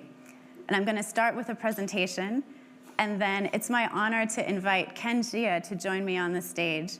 Ken is the founder, chairman, and CEO of Fortinet, and we'll have a dialogue with all of you about the future of cybersecurity and what it means for today. So let's get started. Imagine if I were to tell you that I have a time machine, and we're going to travel forward 6 years into the future, to the start of 2030. What would we see when we get there? Would we see people hanging out in the metaverse, wearing virtual reality goggles? Will we be getting supplies delivered by drone and paid for by cryptocurrency? What will the cybersecurity landscape look like in 2030? How will organizations defend themselves when AI can launch millions of new attacks every second? Or what will have happened to public trust when deepfakes are so authentic and so ubiquitous that they're impossible to distinguish from the real thing? Now, imagine that we get back in our time machine and we travel back to the present day. What would we start to do differently based on what we had seen in the future? This question is at the heart of what we do at the Center for Long-Term Cybersecurity at the University of California, Berkeley. For the past year, we've been working with the World Economic Forum's Center for Cybersecurity to imagine the future of digital security and what that means for today. Now, unfortunately, I don't have a real-time machine, but we do have a proven approach for developing foresight and for anticipating tomorrow's cybersecurity challenges and opportunities. When people imagine the future, we have a hard time imagining anything except a simple extrapolation of the present or complete disaster. So we use scenarios, plausible narratives about how the future could evolve. Scenarios are a useful tool for strategic planning because they look at the interplay of different variables that will drive how the future could be shaped. And of course, we focus on cybersecurity, but scenarios recognize that technology doesn't exist in a vacuum.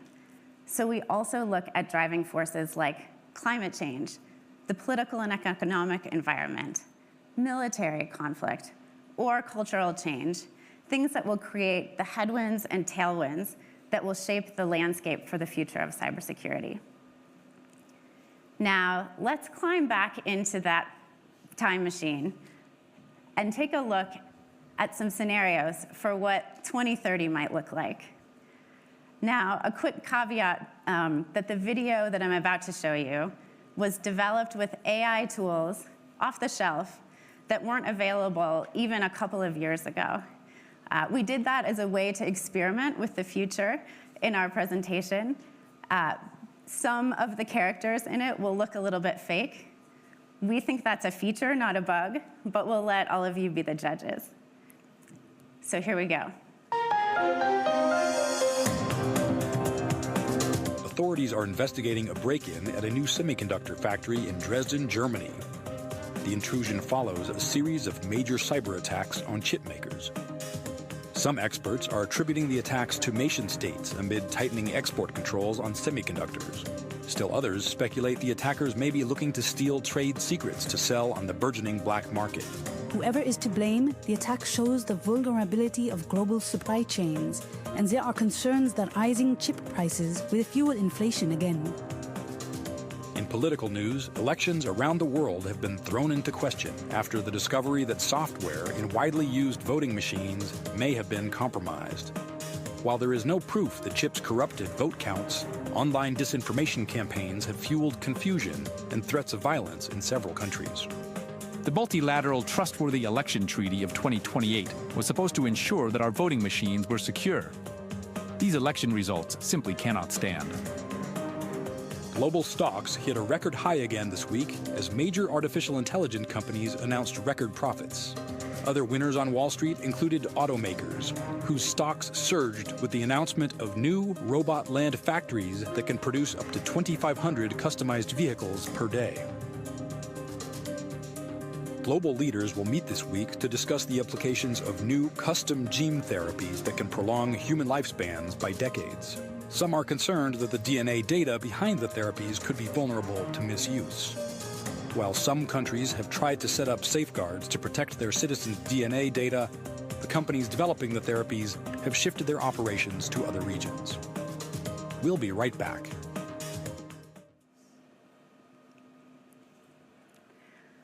So of course, those scenarios show only a small sliver of the kinds of things that could happen between now and 2030. And some of the headlines might seem a bit doom and gloom. But if we get back in that time machine and travel back to the present day, the question for decision makers is, what could we be doing now to prevent the harms and amplify the upsides of the kinds of things that are depicted here? For example, how could governments and companies work together to secure supply chains for products like semiconductors, machine learning products, batteries, and other technologies that will be vital to the flourishing of our societies in the future? How can we turn a headline like this into this? What could we be doing to lead the way to improved AI safety and security? What new institutions will be needed? How can we help nations that are in earlier stages of digitalization? How can we turn a headline like this into a headline like this? These questions are at the heart of Cybersecurity Futures 2030. Any number of geopolitical events, technology breakthroughs, or other shocks can and will happen between now and 2030. And when they do, they'll feel like a surprise unless we're prepared with insights that are robust across scenarios. From workshops around the world, we've developed 3 insights that we think should be on the agenda of CEOs and government leaders as you prepare for the cybersecurity landscape of 2030. These insights are the 3 T's: trust, tempo, and talent. Let's start with trust. A key finding is that the future security landscape of 2030 will depend on the ability of societies to match the speed of trust with the speed of innovation. Now, what do I mean by that? We've already seen how the spread of false information online, whether intentional or not, can undermine the fabric of our society. The online spread of mis- and disinformation is now a core cybersecurity concern. Cybersecurity will be less about protecting the confidentiality of information and more about protecting its integrity and its provenance.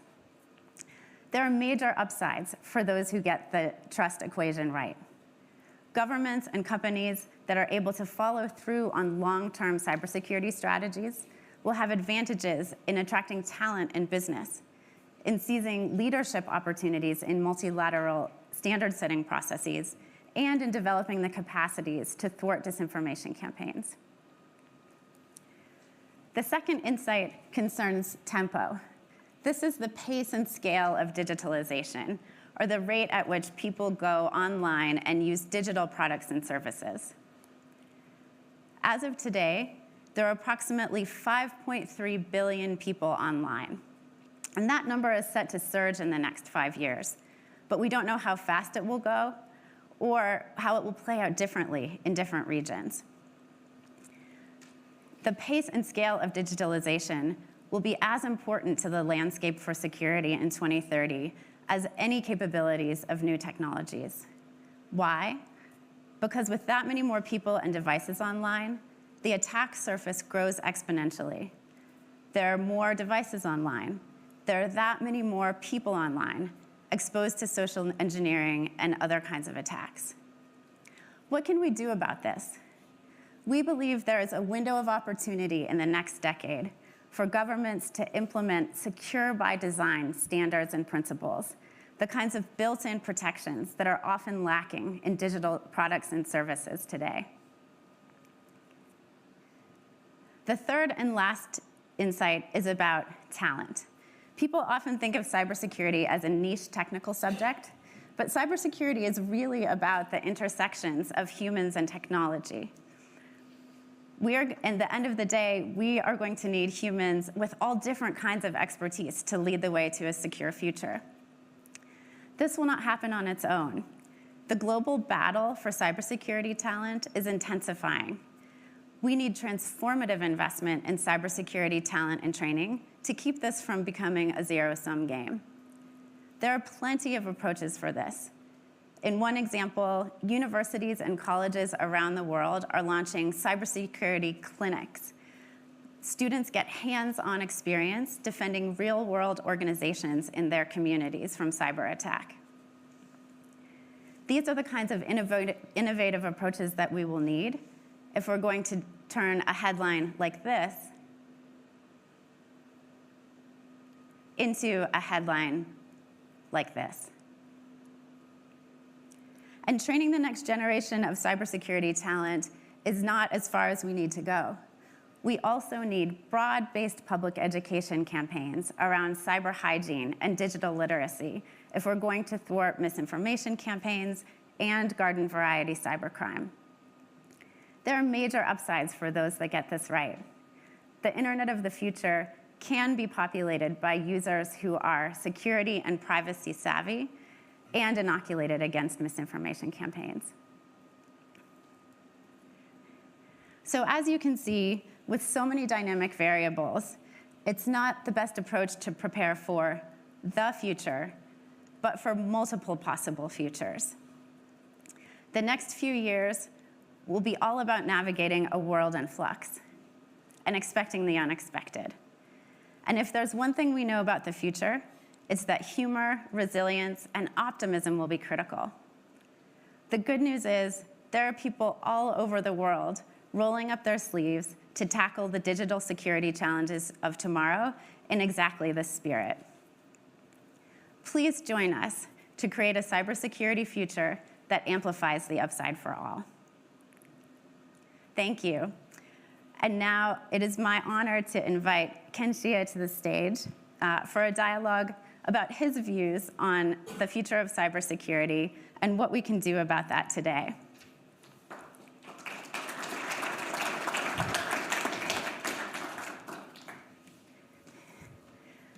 Thank you, and thank you for everyone joining us today. So Ken, you are the founder, chairman, and CEO of Fortinet. And Fortinet counts about 70% of the Fortune 100 as its customers. So you know a thing or two about trust, and you know a thing or two about innovation. We've talked about the 3 T's in this conversation so far. How do you view the future of trust and matching our ability to trust digital online products with the speed of innovation in the marketplace? Fortinet, we started 24 years ago in 2000. Actually, it's my 3rd company in the network security space. So that's where in the last 32 years, I'm more focused on the network security. I feel it's the issue we deal with today, the trust. A lot of it come from when we initially designed the internet about 50 years ago. Internet original design to connect a few university, government together. It's all in the same trust level. So from the very beginning, the internet protocol designed to handle the same trust level, just connect everything together and keep increase the speed. That's we keep using for the last 50 years. So nowadays, the internet is very, very different than 50 years ago. Much more people and even a lot of devices connect globally with millions of applications, all different content. So that's where but today's internet protocol, when we designed 50 years ago, just cannot handle different trust levels. So that's where the network security come in. So we have to deal with different content, different application, different user, even different device from different location, different country. So that's where I will use in the convergence to match your trust to solve by 2030.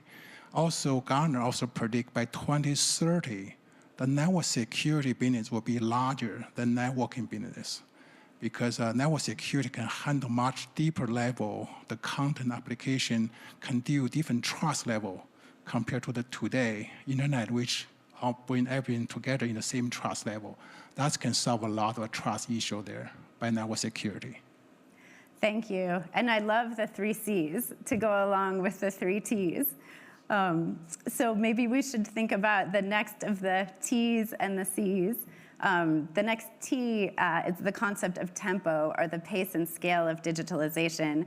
And I think that relates quite a bit to what you were just saying about different levels of trust.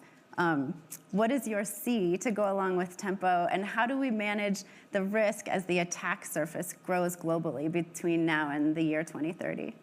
You can see the speed you connect many people online, especially in the next 5 to 7 years, probably more devices will connect online than people, maybe 10 times more devices with 5G, 6G technology.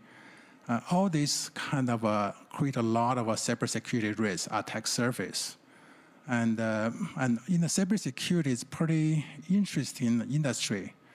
It's so fragmented, and also there's 1,000 companies, but no company has more than 10% market share. And every year, there's a lot of new technology, a lot of new things come up. We all have to learn. So that's where to match all these tempo, people get connected.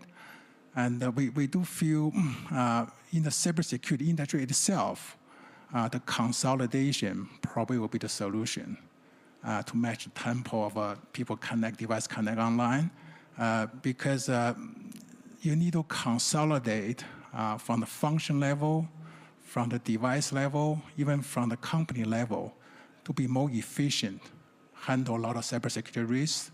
And the consolidation also is the basic to go to the next stage, to the automation.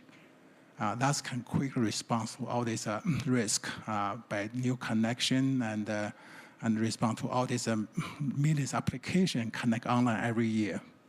So we see the consolidation can match the tempo. Yeah, that's the 3C I come up in the last couple of days when I see your 3T. I love it. I love it. And maybe say just a little bit more about consolidation, because I think someone taking the devil's advocate view would say, well, the more consolidation we see in cybersecurity, the more systemic risk we create because we have a more homogeneous ecosystem. I think the consolidation will help in solving the efficient issue, also lower the cost. Because if you look at today, even yesterday breakfast, we talk about cybersecurity and equality there. So that's where some bigger companies, they have a lot of cybersecurity budget. But if you look at SMB, only single digit, like less than 10% SMB have any cybersecurity protection. If you go to consumer level, probably even lower. So that's where we see the consolidation will be bring some efficiency, can also lower the cost.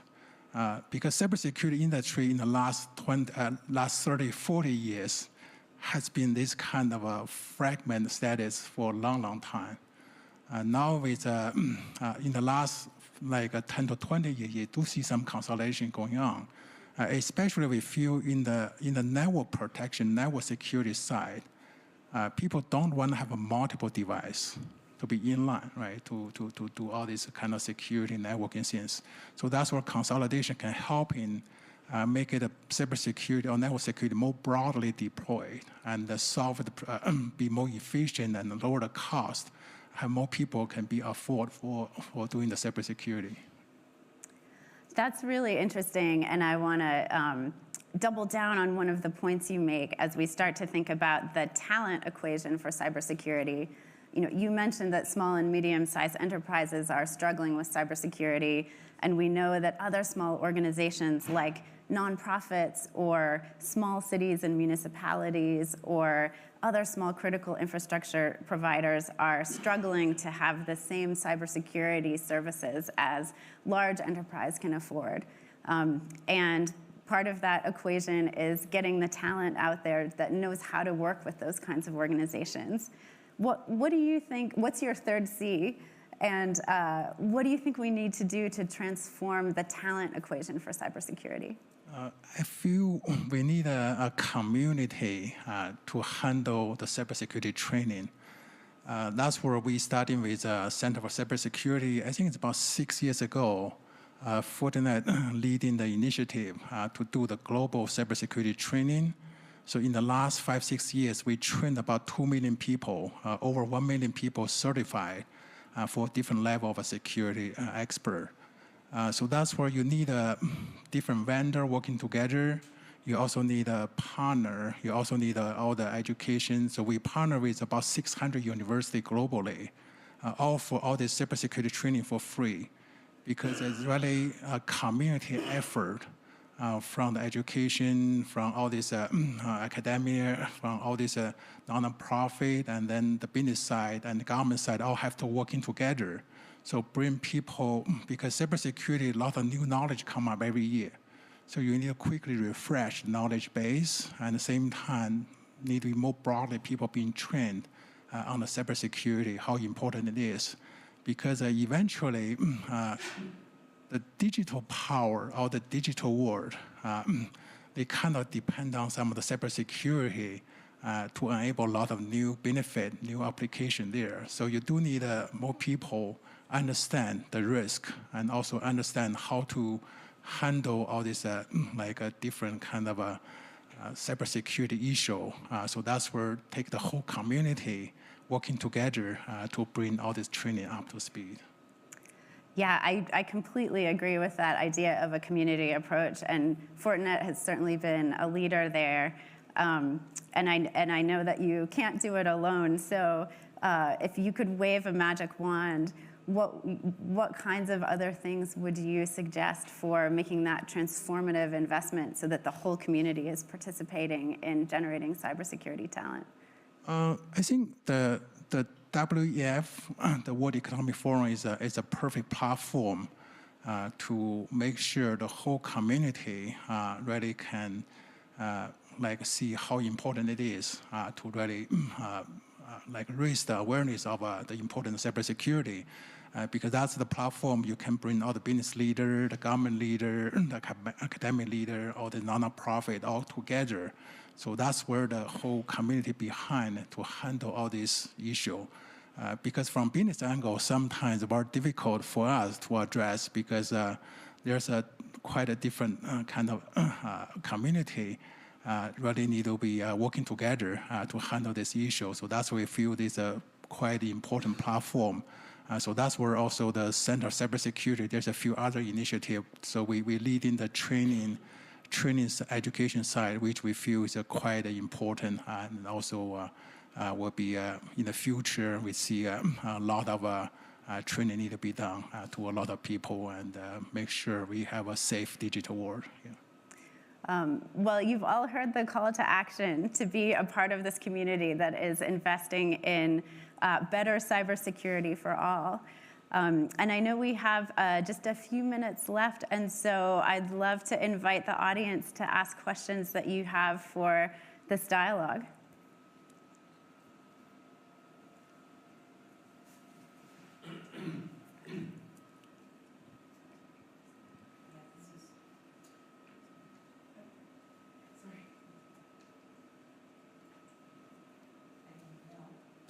Mm-hmm.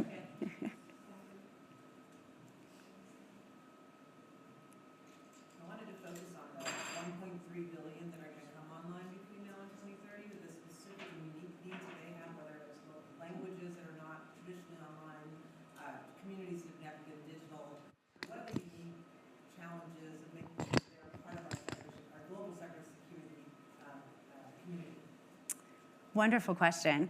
Do you want to take a stab?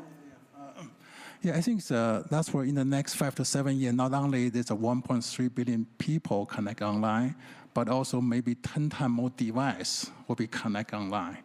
That's also bring a lot of a risk. And that's where I feel the convergence, when you start in building infrastructure, can handle different trust level, can also kind of deal with different application, different kind of content side, and also a different device user behind. Because right now, today's networking device cannot go that deep level. So that's create a lot of issue. Just like you kind of open the door, you invite people to your home. If you know what's the background, if you know what they may do in the house, whatever, that's what feel much safer and kind of. So right now, today's cybersecurity is facing the same issue. So we can only handle the same trust level connection there. Once you connect, you pretty much can do anything behind, and nobody know. That's where the convergence will be helping building the infrastructure, can deal much deeper level in the content application layer, and also can deal with different user, different device, different location, even different country. So that's where how network security keeping building up. Eventually, by 2030, will be bigger business in network security than the current networking business. Great. Let's take another couple of questions. Hey, Ken. Thanks for your leadership. So it's January 17, 2030. Hopefully, we're here in Davos 6 years later. We talked a lot about small businesses today not having the funding, the resources to protect themselves. In your ideal state, how would you describe a future 6 years later for small businesses, and what tools do you think will be available that might not be available today? Yeah, it's a very good question. If you look at today's cybersecurity, I keep on saying for like 20, 30 years, it's a little bit more like 100 years ago in the healthcare, in the drug industry. So in the cybersecurity, there's so many different companies, they keep in promoting their product service the best. But there's most customer have a difficult time to evaluate, to test which product, which service better. You can go to the healthcare industry. There's a doctor trained, certified. There's a hospital has certain certification. The same thing for finance service. The same thing for like even the legal lawyer, all this environment. But in cybersecurity, I think we pretty much reached the stage. You do need to make sure there's some third party, not from the business side, and also make sure they can help in the customer to test, evaluate, especially for SMB. Some bigger company, they have a technical resource to do that. That's where even for us, I myself is remote engineer, so I'm more willing to sell into the technical customer, which we feel we're more successful that way, because they understand which product, which service better compared to some other company. If they are more focused on marketing sales, then eventually it's the customer themselves, depend on whether or some depend on third party, can really help them to evaluate different product service. I think that's where the cybersecurity, there's a lot of hype there, but also you do need some additional help to helping customers, especially SMB, to identify which product, which service is better. Yeah, and I would just agree in saying I think there's so much that the cybersecurity field can learn by overlaying lessons that have been learned in other fields, like healthcare, like climate even. So when we think about small businesses in the year 2030, I mentioned the idea of security by design.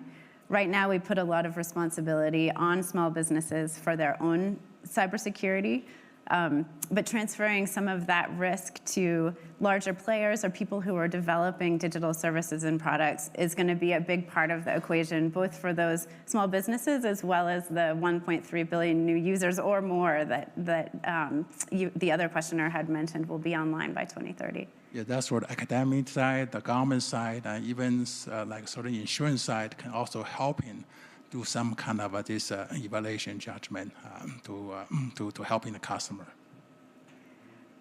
Great. I would have a question. Yeah, go ahead, please. Last question. Okay.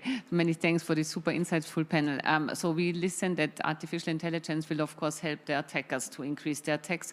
But how do you see the benefits of Gen AI on the side of the companies to defend themselves, and even maybe an opportunity for the small medium enterprise to get even more hands, so to speak? This talk we can talk about for hours. So we're doing AI for more than 10 years, but there's a different area related to the security operation side. That's definitely can help in efficiency, quickly respond to the attack. On the other side, definitely the bad guy also leverage some of that one, can increase the attack automation, all these things. But also in the cybersecurity, yesterday we talked about we can also help in lower the supporting costs using Gen AI. Because that's the biggest issue today. Cybersecurity cannot go to SMB or consumer because supporting cost is so high. We have to have engineer behind supporting all these kind of customers. So if AI can handle most of the supporting cost, I believe network security can really go to the SMB, even go to the consumer, make the whole broad infrastructure more secure. There's also how to help in on the intelligence side. There's a lot of things leverage AI right now and machine learning. So we see it's really a race between the good guy and bad guy who can go leverage that first. Yeah. Well, I'm getting the signal that we are out of time. Thank you so much for joining us, and please join me in thanking Ken for his insights.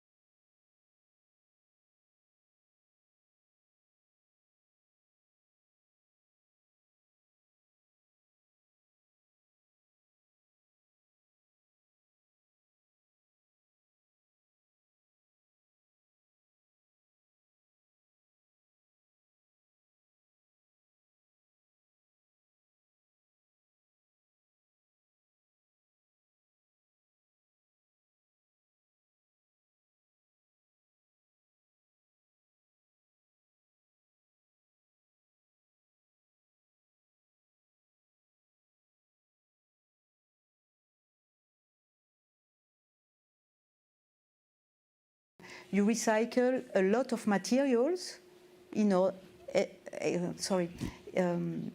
and despite this, you recycle material and then you create new resources. Yeah? And you create these new resources and you avoid to produce new resources. So it's preserving the nature also. One example, copper. Yeah? Copper is very important for the future. We recycle copper and we produce cables with recycled copper. And there are many examples like this. So companies like us can really make a difference preserving resources, natural resources, yeah, water and waste. So Sabrina, I just want to take it a little bit further. So you talked about, there are obviously multiple types of technologies involved in all that recovery of waste and recycling of it. How much of our today's problem is about the availability of appropriate technologies to do the job, and how much of it is our will and management? That's it's a key question, yeah. And the technology is here. We have the solutions. Yeah? The point is how to deploy these solutions and how to get the investment also, yeah? The money. Yeah? And I believe in public-private partnership. I think without public-private partnership, we will not solve this issue. We need more technology. We have the technology. We need money to invest in all these projects. I just talked about water scarcity, but the other problem is water quality. Because when you have less water, the concentration of pollutants is higher. Yeah. So you need also investment to treat water and to treat the quality of the water. And this is not something, all these solutions, we have also digital solutions. I talked about the leakage, yeah, the water which is not just leaking everywhere. We have digital solutions to detect these leakages. And this is not something that a city can develop alone. That's why we have companies like us to do that, because we have the solution and we can deploy all over the world. But you need the willingness to work together, public and private. And if we don't have this willingness, we will not solve all these key issues. And what makes me so passionate is the solutions are there. And if we don't do anything, if we don't act, then we will have all a big problem all together.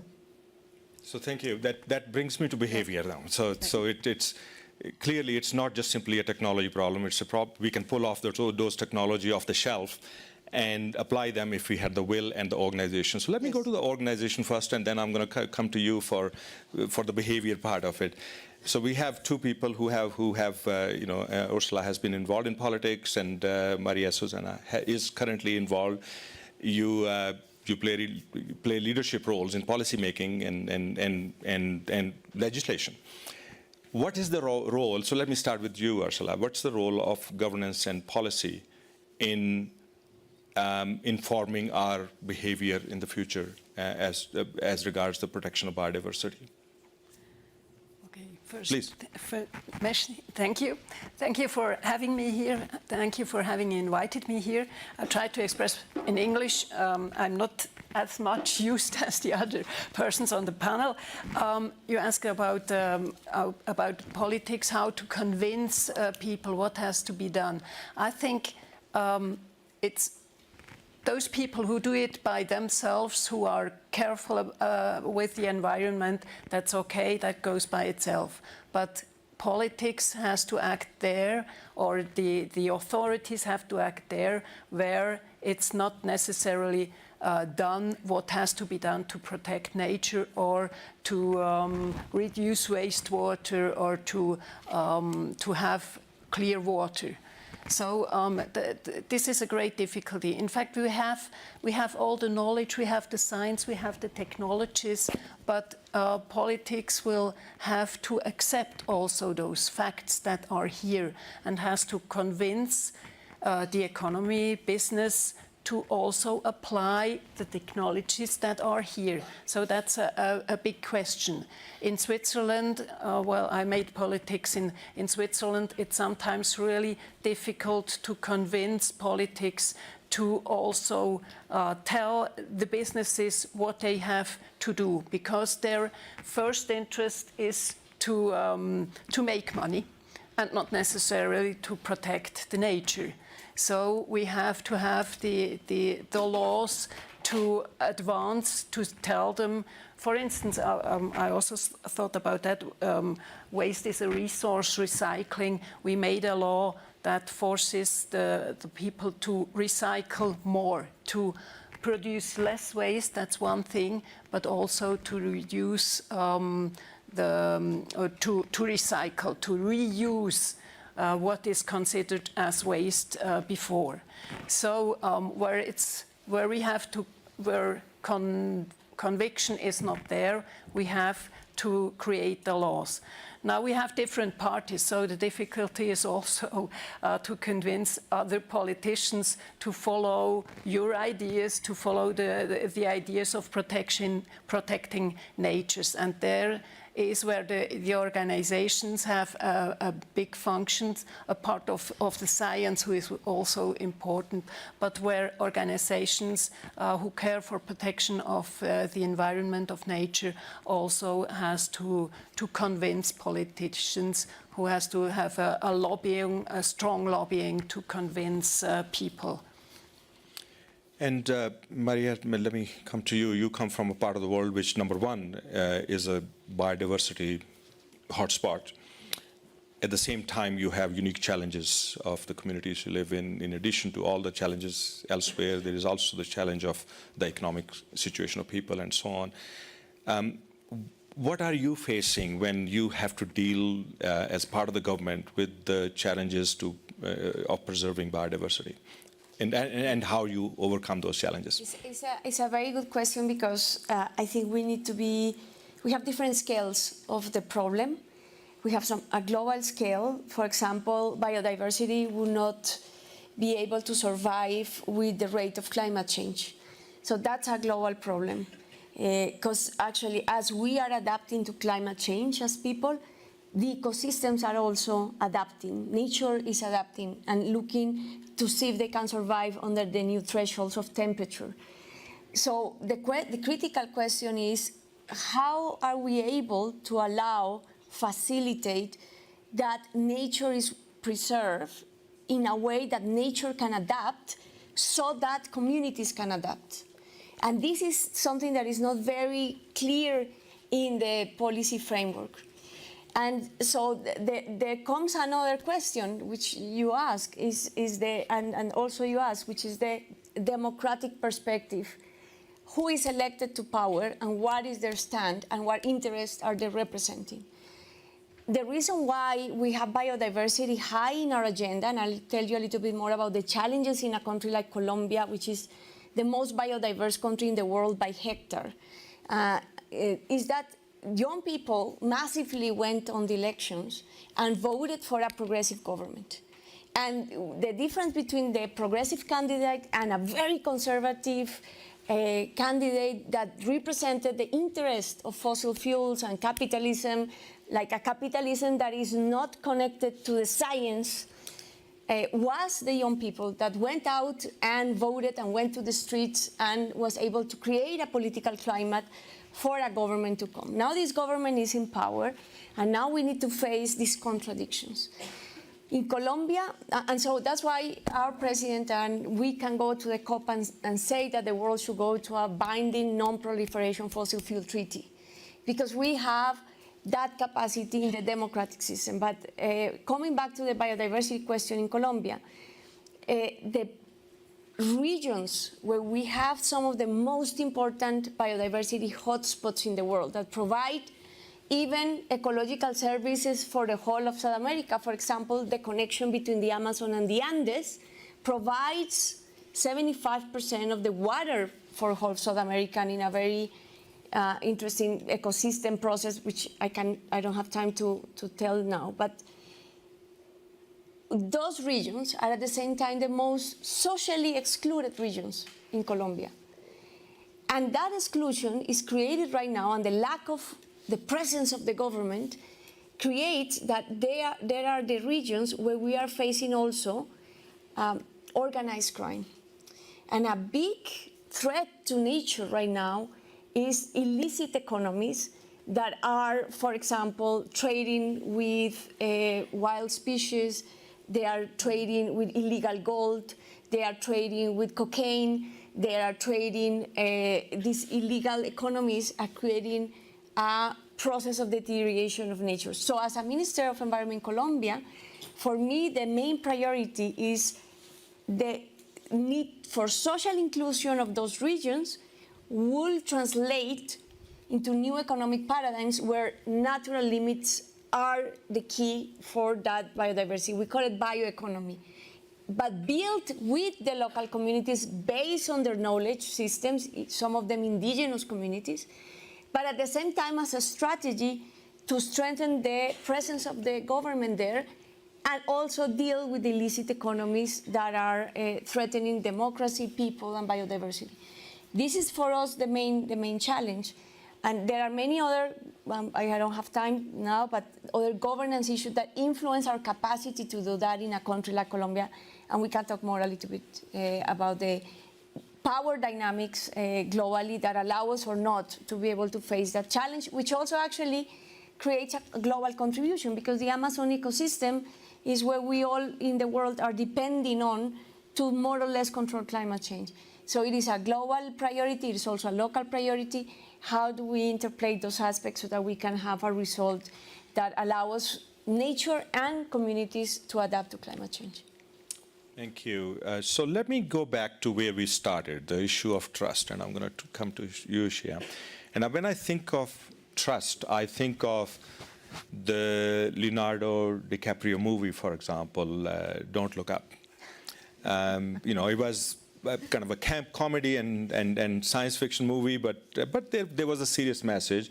And the serious message was a comment on the state of our society, where we somehow, as a culture, we have developed this inability to listen to the evidence and science. And you work with youth, you are yourself so young, and when I compare to myself, you are very young, and you represent these large number of people sitting here. What are you seeing in terms of the role of popular culture in first thing, taking us to where we are in terms of our trust in science and evidence, and second, in turning it around and establishing that trust? Thank you. Well, first of all, hello everyone. It's an honor to be here. Thank you for moderating, and thank you to all the panelists for sharing their expertise. I think that's an incredible question, because what I think is that the climate crisis is right now an issue of communication. It's an issue of connecting to people. And it has been for a long time. Everybody here growing up saw the polar bear on the iceberg melting. And even for me, that was too far away physically and too far away in the future. And for the last 3 to 4 years, the climate conversation has completely switched to the fact that we are seeing the climate crisis today, that it is impacting frontline communities the most, and that climate justice must be at the center of policy and decision making. And we could talk about popular culture and how I feel so excited that in a Netflix show, climate change is brought up one time, or how they talk about, you know, like these little small things that for me are wins. But I want to get to the point where I don't celebrate that somebody mentions climate change or that they use the preferred wording, which is for me climate crisis. And when you talk about behavior and how that is changed, I think that is one of the biggest questions for me. How do we get people in the world to realize that when my grandkids are in their 30s, 40s, in 2100, the world will be 3 degrees warmer? And that is a reality for me, which is not a reality for many of the people making decisions today. It is not a reality that the world will be massively different. And something that is so special about indigenous communities and frontline communities across the world is that for us, the climate crisis isn't an apocalypse that is coming, because our worlds are already ended when colonization happened. Our worlds ended when companies destroyed our forests. So we are actually in a process of rebuilding. We are in a process of reconstruction. So an apocalypse isn't coming. We're already building a new world. And I want to invite all of you to see the climate crisis in that way, not as this looming thing, but already as a process of creativity. And I would categorize creativity in 4 different stages. There's creativity to survive. A lot of communities have to be creative to say, how do we get water? How do we get food? How do I make sure that my family is safe? There's creativity to thrive. So what processes can we make so that we sustain life on Earth, so that we can have local thriving economies? There's creativity to transcend, which I think is where indigenous knowledge comes. Because for us, a lot of the way that we relate to Mother Earth is one of reciprocity, where we take but we give back, is one of reverence, is one of respect. And if we are not collectively transcending as a consciousness in humanity, then what is really the purpose of us on this earth? And then there's creativity to destroy. You have to be also really creative to say nature dead is more valuable than nature alive. And that is the heart of something like the World Economic Forum. How do you have an economy that is thriving? And I would say that markets and people forgot where wealth came from. Wealth came from extracting resources from Mother Earth. And if those resources are extracted endlessly, we have no economy, we have no people, we have no community. And if the market forgot where wealth came from, how can we ever say that the market will have a future? And if the market is not held accountable to the destruction that it engaged in, how are we going to have justice? And so the question here to pose is, how do we value nature? Do we value it monetarily? Or like we do in indigenous communities, we value it because we see it as beings. We see biodiversity as a being. And you could take my arm, you know, maybe if I got into an accident and I got a prosthetic arm over here, that would have a value. It would cost something. But as you go up my body actually becomes a being. And so maybe you could value the branch of a tree, but how could you value the being of the tree? And so there's processes now like rights of nature that are countering every single thing that we are hearing in the economic space about the value of nature and ecosystem services. Because yes, we can count how much carbon dioxide is turned into oxygen, but how many beings are beating and thriving and giving us life? So those are some of the reflections that I've had, and I don't know how we're going to get this into mainstream culture. I don't know what the answer is for all of us to, for 1 second, realize that endless profit has empty purpose. And I feel full of purpose every day when I fight for Mother Earth. And I hope that you feel that for 1 second, and that you talk to each other so that we as humanity collectively transcend and hold that creativity not to survive, but to thrive. Shia, that's amazing. That's powerful. Great to hear that from a young person, that level of optimism. And I'm absolutely certain that all these young people sitting in front of us can relate to that optimism. And that's why I said in the beginning that that's the future, the custodians of the future of this planet. David, I want to come back to you about something that kind of resides between the scientific evidence and behavior. So we've just gone through the pandemic where we lived with a situation where the consequences of making mistakes were immediate. So you did not do the right thing, you got COVID, you faced death right away. Here we're dealing with a situation where the consequences of good or bad behavior today, they reside in the future at some point. And so the people who have to make the decisions to avoid that future, a catastrophic future, they have to make those decisions today, but they're not impacted by what lies in the future in the same way that the future generations will. How do you, when I look at the pandemic, I actually at times become pessimistic that if we were not able to make the right decision, and there were a lot of people who were not making the right decision, there were governments not making the right decisions, in a situation where the consequences were immediate, how are we going to train ourselves to make the right decisions today to prevent the catastrophe from happening in the future? Thanks. So That's a great question. It frames to some of the things I wanted to respond to in what she has said as well, and that's about how we think about or how we work on observations and knowledge in science, and how indigenous peoples or communities or old traditions have processed knowledge and information for many, many generations. And so people whose lives are very tightly intertwined with nature and their natural system have observed over centuries and generations, the consequences of doing something wrong, or when this happens in the weather, this is going to be the consequence in a few years' time to the crops that you grow or the fish that you catch, whatever it might be.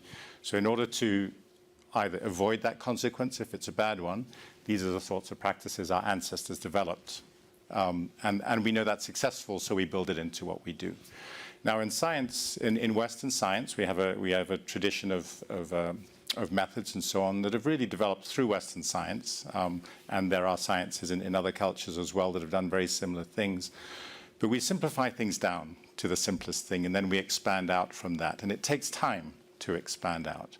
And we make a lot of assumptions. And one of the biggest challenges that we have in thinking about long-term consequences is that as scientists, we simplify things down, we make models, we say, okay, well, if we set this, then that'll be the consequence. And we advise the government on that sort of thing. But that could be wrong. And then we have to change the assumptions, and it takes some time to go back and forth like that. And I think the big challenge that we have with the capitalist approach, with this need to make money now, which is driving the global economy, is our sciences have really focused down on just growth or simple questions or, if this, then that. But it's very hard to integrate all of these different issues together. And when you couple that with the challenges of politics, of making decisions in government that will affect your options in the next election or your chances, you want to show results now. You can't say we'll have good results in 30 years' time, because people are not going to vote on the basis of that 30-year projection. So what I've seen building now, which I do love to see, is that many of the increasing complexities of sciences are matching more closely a lot of the wisdom that comes from traditional observations and cultures and knowledges, and really understanding that we can short-circuit that. We can really make it more effective by talking directly, by really trying to integrate knowledges together and listen to different people across different cultures, different experiences, to say, okay, well, this is a precautionary way. If we really want to be successful in the future, we have to be careful. Let's not be precipitous. Let's not undermine assets. Let's rebuild them. Rebuild nature in this case is critical, because nature is our life support system, and we have undermined it too much. We need to bring finance, which has been extracted from nature, back into rebuilding nature for a sustainable future. Thanks, David. We have about 3 minutes left before we go to questions. Questions from audience, that is. So let me ask one question, and let me ask an open question to any one of you. So you mentioned the accumulated knowledge, whether it's formal or informal, and transmission of that knowledge. So education has a part to play in this, and whether, again, that education is formal or informal. And perhaps I could go to share for informal part of the knowledge, informal part of the education. What is the role of that education, and how do we get it right in education to make sure that people are informed? We don't know what we don't know. How do we know what we need to know so that we can take the right actions at the individual level? Who wants to take it? Okay. Yeah, please go ahead, Maria. Go ahead, I will go later. Yeah. I think one of the key issues that we have lost, especially in urban communities, is contextual knowledge of the reality where we live in. And part of that revolution in education that we need to do in high biodiversity countries like Colombia is to answer the question, what does it mean for an average Colombian citizen to live in the first most biodiverse country in the world by hectare? What does it mean in its life?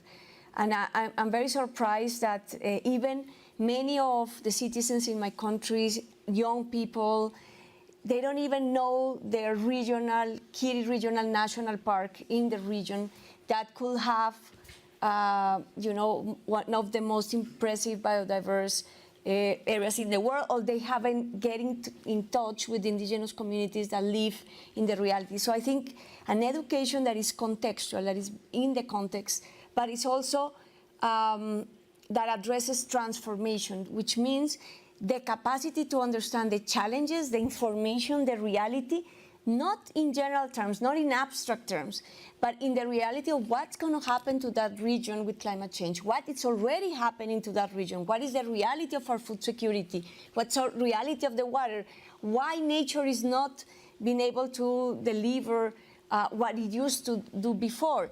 And that critical education, that transformative education should imply that communities self-organize.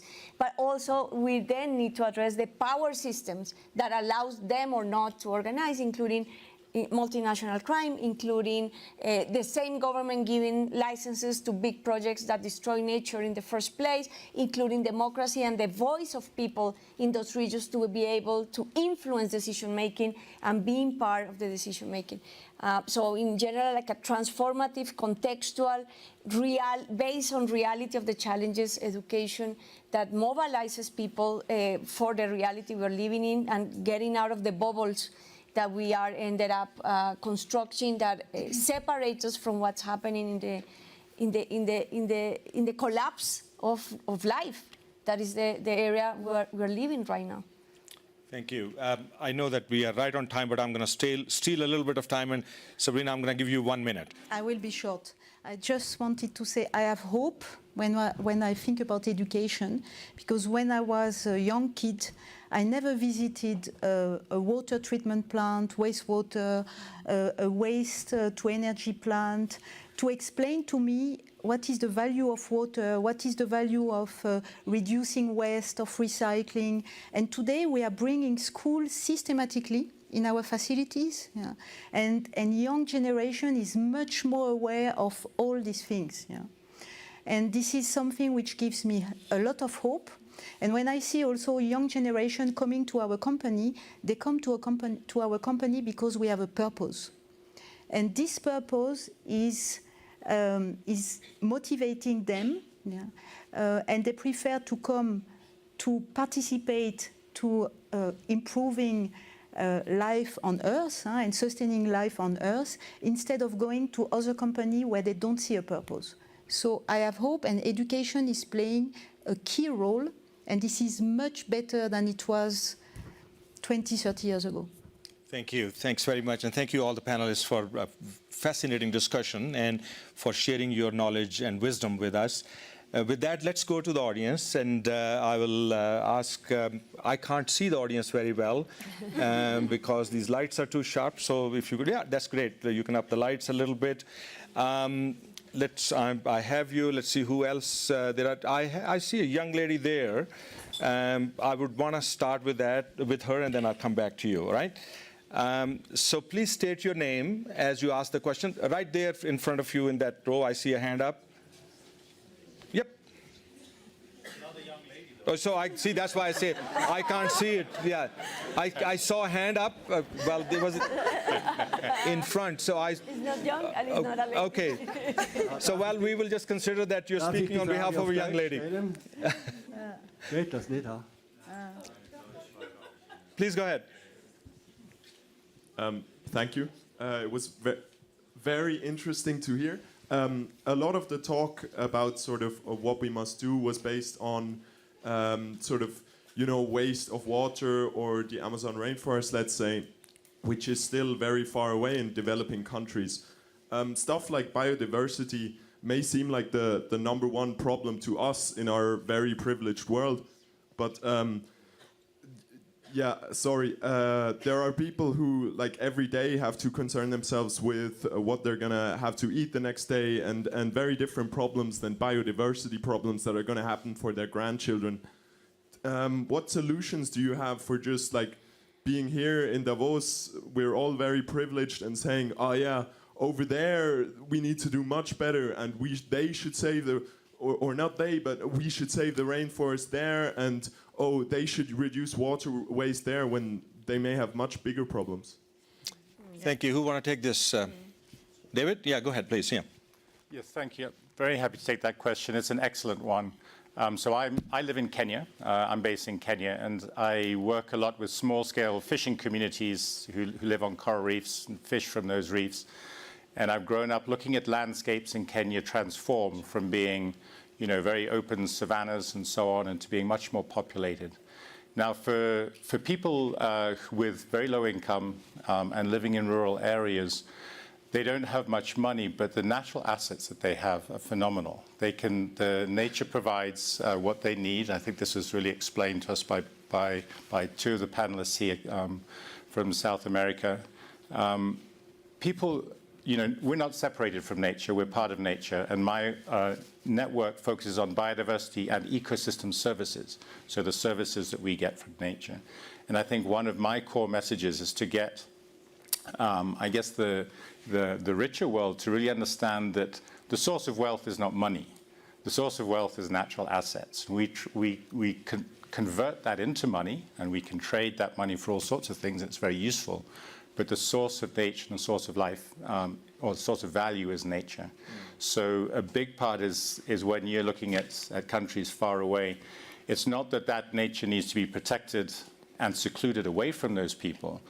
Those people are the custodians of that nature. They live with it. They can benefit from it most directly. So how do we design the global system to really respect and promote the needs of people living in those systems? And then we see how that also helps people living further away because of climate change and other more global connections as well. Thank you. So I want to go to this young man here. Could you please state your name when you ask the question? Yeah, hi, thanks again to the panel. My name is Frederick. I have a question to David, basically about science communication. So scientific conclusions are often expressed in terms of confidence intervals and uncertainties and all such things that are attached. What principles do you personally adhere to when communicating about such an important matter like the climate crisis that don't compromise on scientific integrity and don't end up with backlash about accuracy? That's a key question. Very important question. Yeah, so that's a very important question, very well stated as well. Now, in science, we deal with uncertainty. In all knowledge, we deal with uncertainty. How sure are you if it's going to rain outside or not during the day today, and what do you take with you? And what that means is really we deal with risk and precaution. So if we're uncertain, let's respond to that uncertainty with being very cautious about what we're doing. So if we don't know the final impacts of warming to 3 degrees, and they could be very bad, let's make sure we don't get there, as opposed to get there and then see how we deal with it. And I think that's the key message that we need to get out. And that comes from, again, decades or centuries of tradition in many cultures always emphasize this precaution, because cultures that have existed for a long time have faced a lot of challenges. And when you have uncertainty, you deal with that with care. And I think that's very important for the science community to express their uncertainty with humility, not to hide it, but to say, we're not so sure, so let's be careful. Thank you, David. Other questions? Yes, I have a question there, so please, yeah, go ahead. So. Hello, I'm Jerry, Boston and Davos. This is a cusp.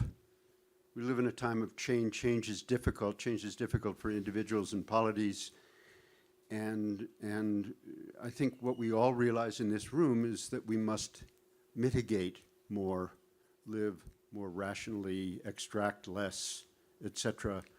But does individual and polity change enable us to do things fast enough to have an effect? Would you like to answer? Yeah, sure, please go ahead. Thank you for that question. I want to just give you a little anecdote that somebody told me today. They said, how do you make bread? You use water, flour, yeast, some other thing that I'm probably forgetting, and eggs, I think. And he said, the thing we always forget about is time.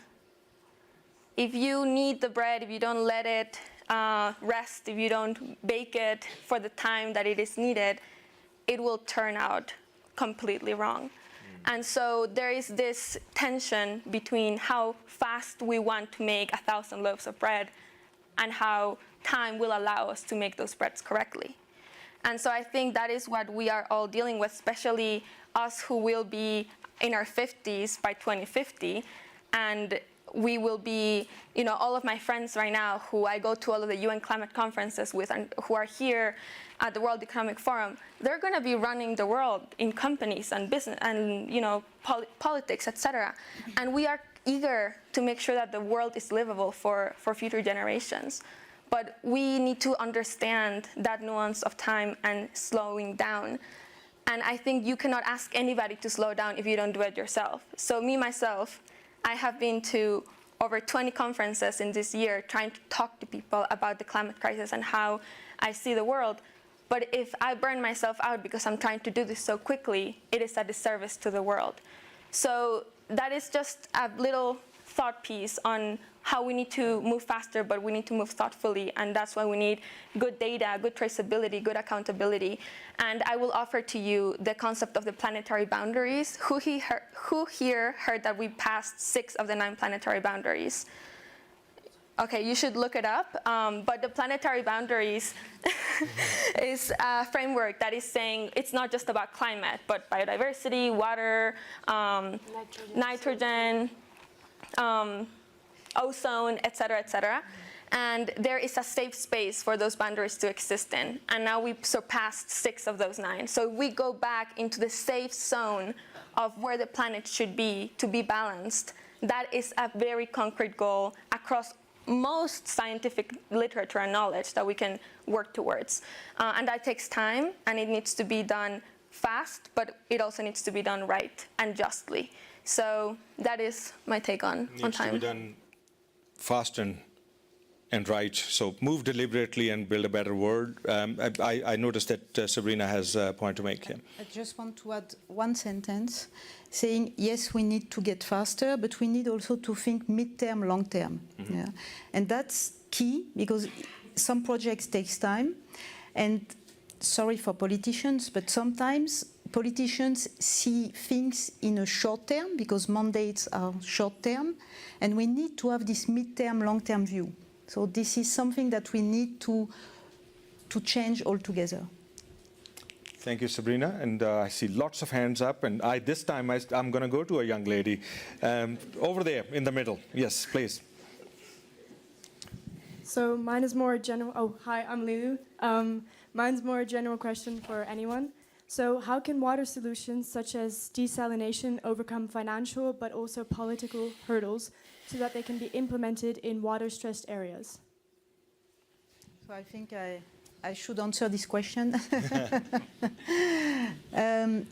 So I give you an example in Australia, which is for me a very interesting example.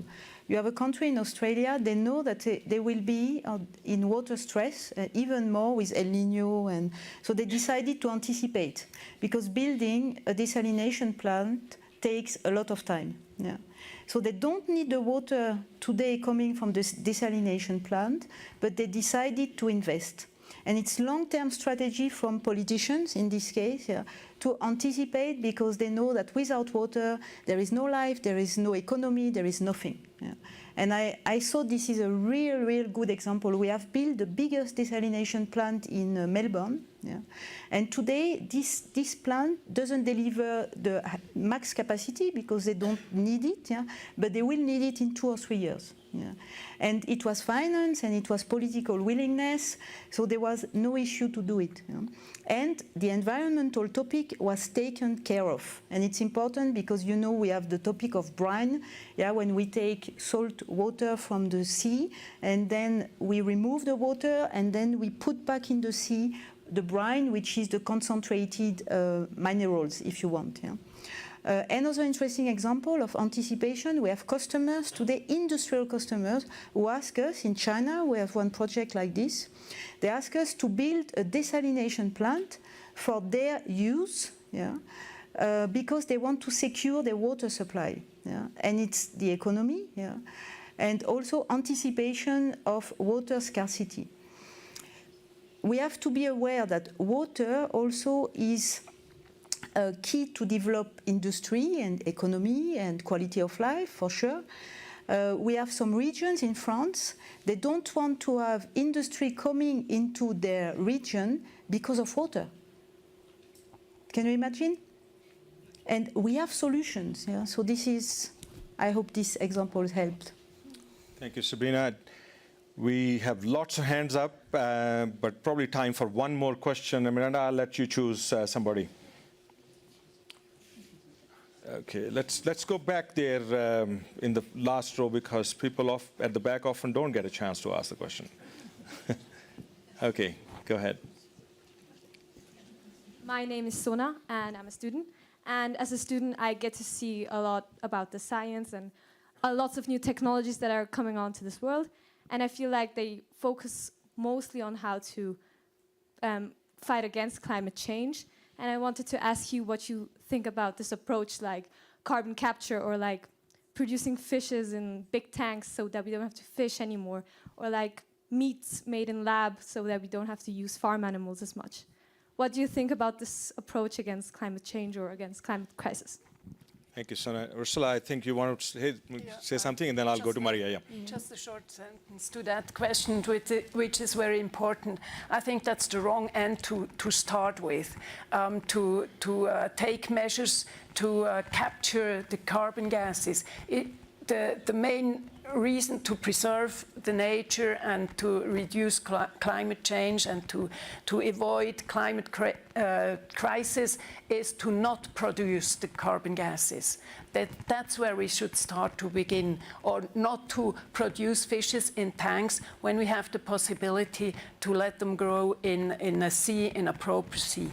So that's don't begin with the technologies, but begin with avoiding to disturb the nature. Thank you. Maria. Yeah, and I agree very much, and I'd like to link it with one of the first questions that was asked about, in my understanding, inequality. Because if I understood correctly the question, it was like, okay, why people in the South should consider or be worried about problems that will come 30 years when they probably don't have food, or there's an emergency of basic needs. And that links very much to this, because there's going to be a huge technological inequality. People in the South depend directly on nature, as the doctor explained. And basically this reality of climate, which is produced by development and capitalism, that's why the technologies are not the answer per se, but it's changing the way we live and changing the economic system. Sometimes it seems easier to think about extinction, like imagine extinction, than imagine the end of capitalism. It seems like easier to think about that. And in that regards, the critical survival, there will be a huge problem if the means of survival for the people that live on nature, that is most of the population of the world, they don't live on technologies, they live directly from nature, is suppressed. Imagine the migration crisis. We're already living that in Latin America. Imagine people not having the means to live anymore. They have to move somewhere else. Who's going to receive them? Where are they going to go? They're going to try to come to the north. And what's going to happen in terms of the governance and the systems? So I think that the first, as very much agree, is we have to stop emitting gases, but this means we have to address the fossil fuel situation, which power doesn't want to address. 30 years at COP to be able to say politically that fossil fuels cause climate change. Why? Because we all depend, this capitalist system has been able to be produced because of that source of energy. It's very difficult to replace. Coming to a different source of energy to be able to live does not produce the same civilization and the same economic system we have. It's a revolution, because the energy revolution was the one able to produce this industrialized economy and civilization we live in. If we decarbonize, it means another way of living. And we should put nature first, rather than start thinking about going to live in other planets when we had the ecological system that allows us to live for millions of years. I think that's a great point where to end. That this is the planet that we have, and this is the only one we have. Let's take care of it and make it better, heal it. Rapid fire, very quickly, David, tell us what is, in your mind, the most important takeaway from this in 30 seconds.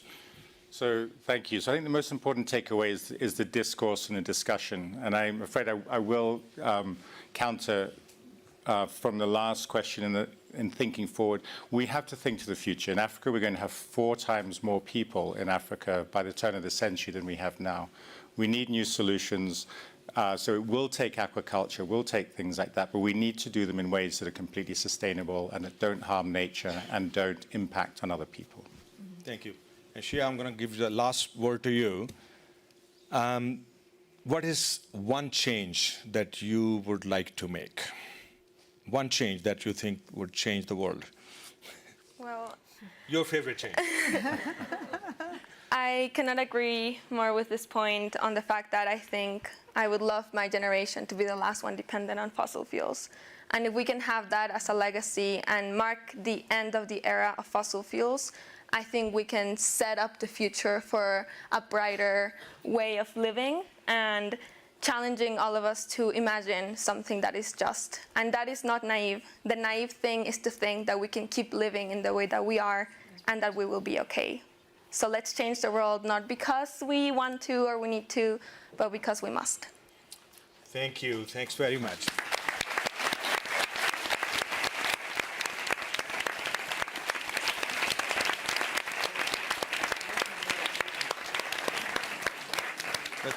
Thank you all very much for your insights, and I want to thank you also for participation. You are a phenomenal audience, and the audience that's there connected online, I want to thank you as well. Please keep doing your best. Each one of us counts in this battle against a very difficult future that may lie ahead. Thank you very much again, and all the best.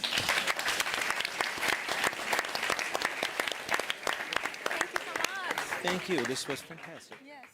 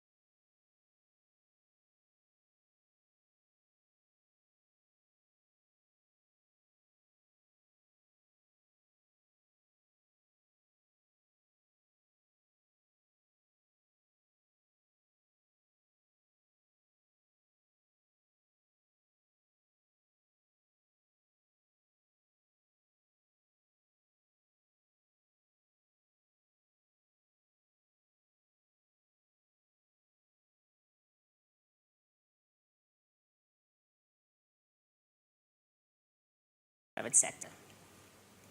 And you can look at it. If you track the history of renewable energy investments in developing countries, when the first, second, third of its kind of these investments happened, these were difficult investment decisions. But how did we bring them about? Because public and private capital came together.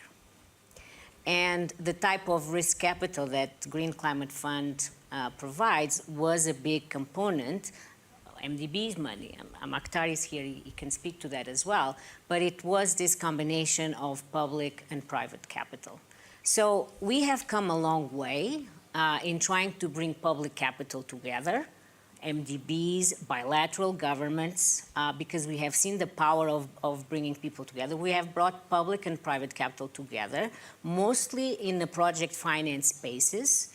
Now we really, and we have We have demonstrated, we have piloted, we have created some markets, we have created track records, learning curves, we have helped private sector companies go through certain learning curves, but we have a problem of scale. We have a problem. If we could allow things to move organically, this was all fine, but we cannot just allow things to move organically at this pace because of the need to act with speed and scale. Mm-hmm. So this is why we need this sort of push and this type of initiatives. And I agree with Ray, the biggest pool of capital is in institutional capital. So what is it that it will take? And we are here to bring the public the risk capital, patient capital like ourselves, other type of capital, other type of public capital, and the institutional capital. And I see good signs. I see, we ourselves announced at COP, we being anchor investment in a platform to bring institutional capital for subnational borrowing or lending, for subnational lending. We are part of a guarantee company to guarantee the issuance of green bonds. We need to see these. So I really am looking forward to seeing the big bets. We are talking about in Gaia, what are the big bets where we can rally support from a variety of critical stakeholders and drive systematically action at scale. Thank you, Mafalda. Maktar, we just heard from Mafalda talk about private capital crowding in. We've heard that phrase over and over. The World Bank is newly resolved under the leadership of President Ajay Banga to try to mobilize capital to address climate change. You run the International Finance Corporation, which is the part of the World Bank that specializes with working with the private sector. So you're right at that nexus. People talk about the World Bank sort of serving as this leverage point that could bring in hundreds of billions, if not even trillions potentially of dollars from the private sector, and yet we still see, even today, even with that renewed ambition, borrowing costs are much higher in the developing world. It's harder and harder to build these renewable projects in the places that need them most. We have FX risk, geopolitical risk, raising the cost of capital. What's being done, and what are the biggest roadblocks to finding more of these opportunities for that money to come in and make the difference that you want it to make? Thank you very much, David. When Ajay came, he put in place a private sector lab. So part of the private sector lab is 20 CEOs, institutional investor, private fund, and he asked Mark Gardner and Shruti to coordinate, to chair this group, and I am coordinating it practically to come with ideas. What are we learning from this exercise? First, people want guarantees. They want more guarantees, the private sector. The number one request was more guarantees, political risk guarantees, and other type of guarantee. Currently, we put in place a working group at the World Bank where we put all our guarantee instruments, and the objective will be to put them together and to be making much more accessible and easier to access by the private sector and increase the scale. Second, you mentioned it, FX. Actually, it was not as big as we thought at the beginning. The most important one was really guarantees.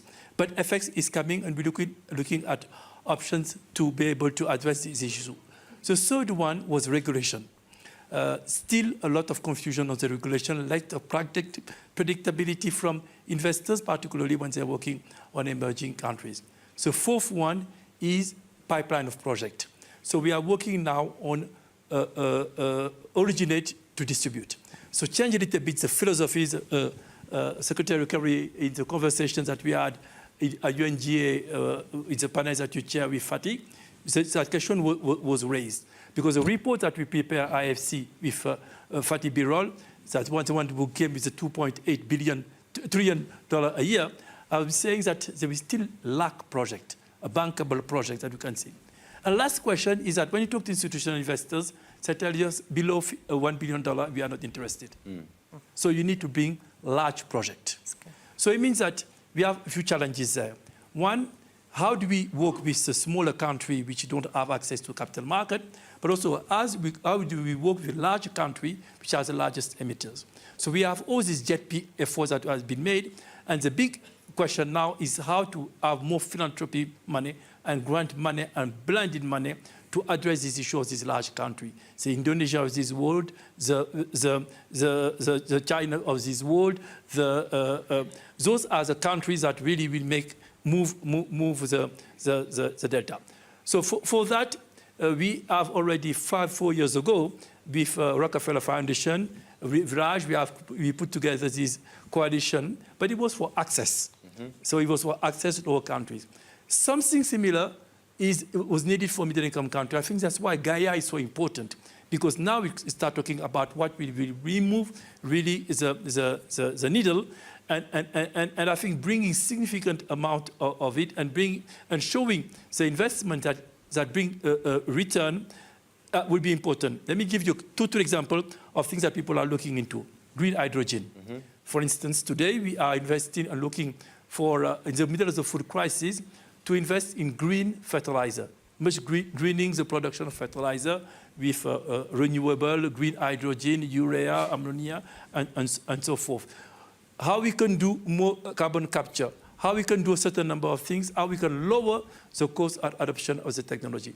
Lastly, let's not forget the hard-to-abate sector, which has been currently a little bit forgotten in that conversation, and we'll be focusing a lot on generation, but not a lot on reducing the emission coming from the hard-to-abate sector. Yeah. So this is what is coming of the current conversation. It's hot from the oven, but I think that we are moving in the right direction, but definitely the scale of blended finance going for middle-income countries, the JP country, need to be increased significantly. Significantly in the years to come. Thank you. Desmond, let me turn to you. As CEO of Temasek Trust, which is the philanthropic arm of Temasek, of course, you recently made a $1 billion Singapore commitment to help get these catalytic investments moving forward in partnership with Gaia. That's great, but I wonder if you could take us inside the thought process. We have lots of institutional investors out there, many of whom are not taking steps like this. What gave you the conviction to actually move forward, and what do you say to those that are still on the sidelines? Well, first of all, thank you, David. It's not $1 billion from Singapore. It's $1 billion that we managed to raise in terms of pledges from partners from around the world who feel that in solving the global climate challenge, you can't not solve for Asia. And so what we're looking to do, of course, is to bring partners, like-minded partners from around the world, donors, knowledge experts, program partners, who are keen to come together to see how we can make the needle much more impactfully moved. So I would say that what we're hoping to do in Temasek Trust is to facilitate, is to enable, it's to catalyze. We know that more than half the world's population is here in Asia. More than half the emissions are coming out of Asia. Temperatures are, based on projection, they would rise twice faster in Asia than the global average. But on the bright side, we're seeing that nearly half the world's GDP is also coming out of Asia. And there is an increasing share of wealth that's coming out of Asia and growing philanthropic interest in Asia. And a stronger desire to want to do more, do faster, do things in a much more intentional way. And what we're hoping to do, therefore, is to bring all of this together around climate, around the intersections with health, with inclusive development and education. And we think that the way to do this is, of course, to build and enable capacity. And so one of the things which we're doing is to start up an Asia Center for Change Makers. It's for social entrepreneurs, it's for philanthropists, investors, family officers who want to come into such an institute to nurture talent and raise competency. So we're doing that this year. We think that there is a lot of scope for us to partner up with institutions, research houses, thought leaders from around the world who can help us make sense of where the issues are most pressing. Systems thinking, theories of change, around what is this that's most purposeful and impactful for us to drive forward together in fixing. We think that there is space for us to build a marketplace, the infrastructure for an impact marketplace where we can connect up projects with funders. And we think that particularly early stage projects which are not immediately bankable, investable, we think that some amount of seed capital going into helping them along, crossing that valley of death, if you like, would go a long way towards making some of these impact projects possible and feasible. And we think, fourthly, I would say, we want to try and build momentum. Across all of this that we're talking about, we think that there is scope for us to come together with partners to try and drive and amplify a program where successful entrepreneurs, mentors, people who've been there before, can lend a helping hand and help those who are trying to start up with their fresh ideas around the climate challenge find success in the commercial space. So all these are exciting enablers that we think that the Philanthropy Asia Alliance, with all of our partners, can come together to try and make some movement in this space. That's great. Thank you, Desmond. Badr, you were the COP28 Special Representative for Business and Philanthropy. And as we've heard in the last hour or so, both philanthropies and potentially businesses are hesitant to deploy capital at scale, but for different reasons.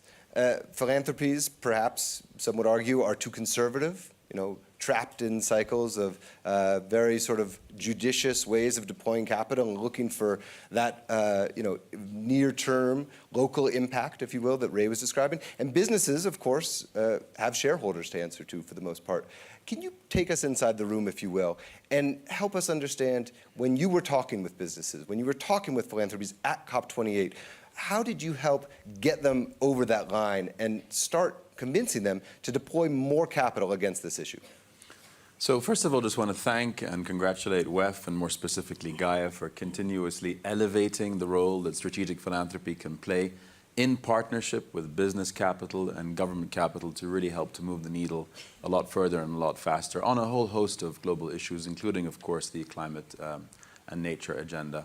So it's been just over a month since COP28, and as I was saying to Ray, some of us are still experiencing withdrawal symptoms, waking up in night sweats thinking about loss and damage fund and global decarbonization accelerators. But it really was a moment where, as Secretary Kerry said, 195 nations in the world or so came together to deliver the UAE consensus in response to the first global stocktake. And there were a number, as Secretary Kerry said, a number of unprecedented outcomes, one of which, of course, was the fact that the world came together to agree on the transition away from fossil fuels in a just, orderly, and equitable manner, underpinned by the science towards net zero by 2050. We agreed to triple renewable energy and double energy efficiency by 2030. We agreed to double adaptation financing. We managed to harness over $85 billion in new capital, really from across the spectrum of stakeholders. Agreed to operationalize the loss and damage fund, and a host of other outcomes across different climate, nature, health spectrum.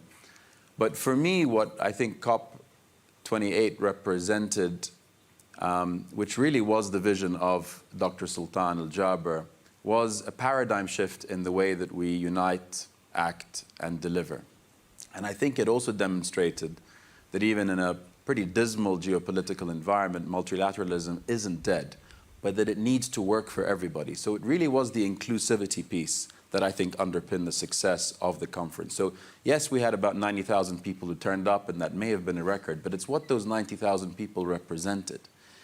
Yes, we had heads of state and ministers that you would expect to see at a COP conference, but we also had record number of businesses, of business leaders, of philanthropists, of youth, of civil society representatives, of climate activists, of indigenous peoples.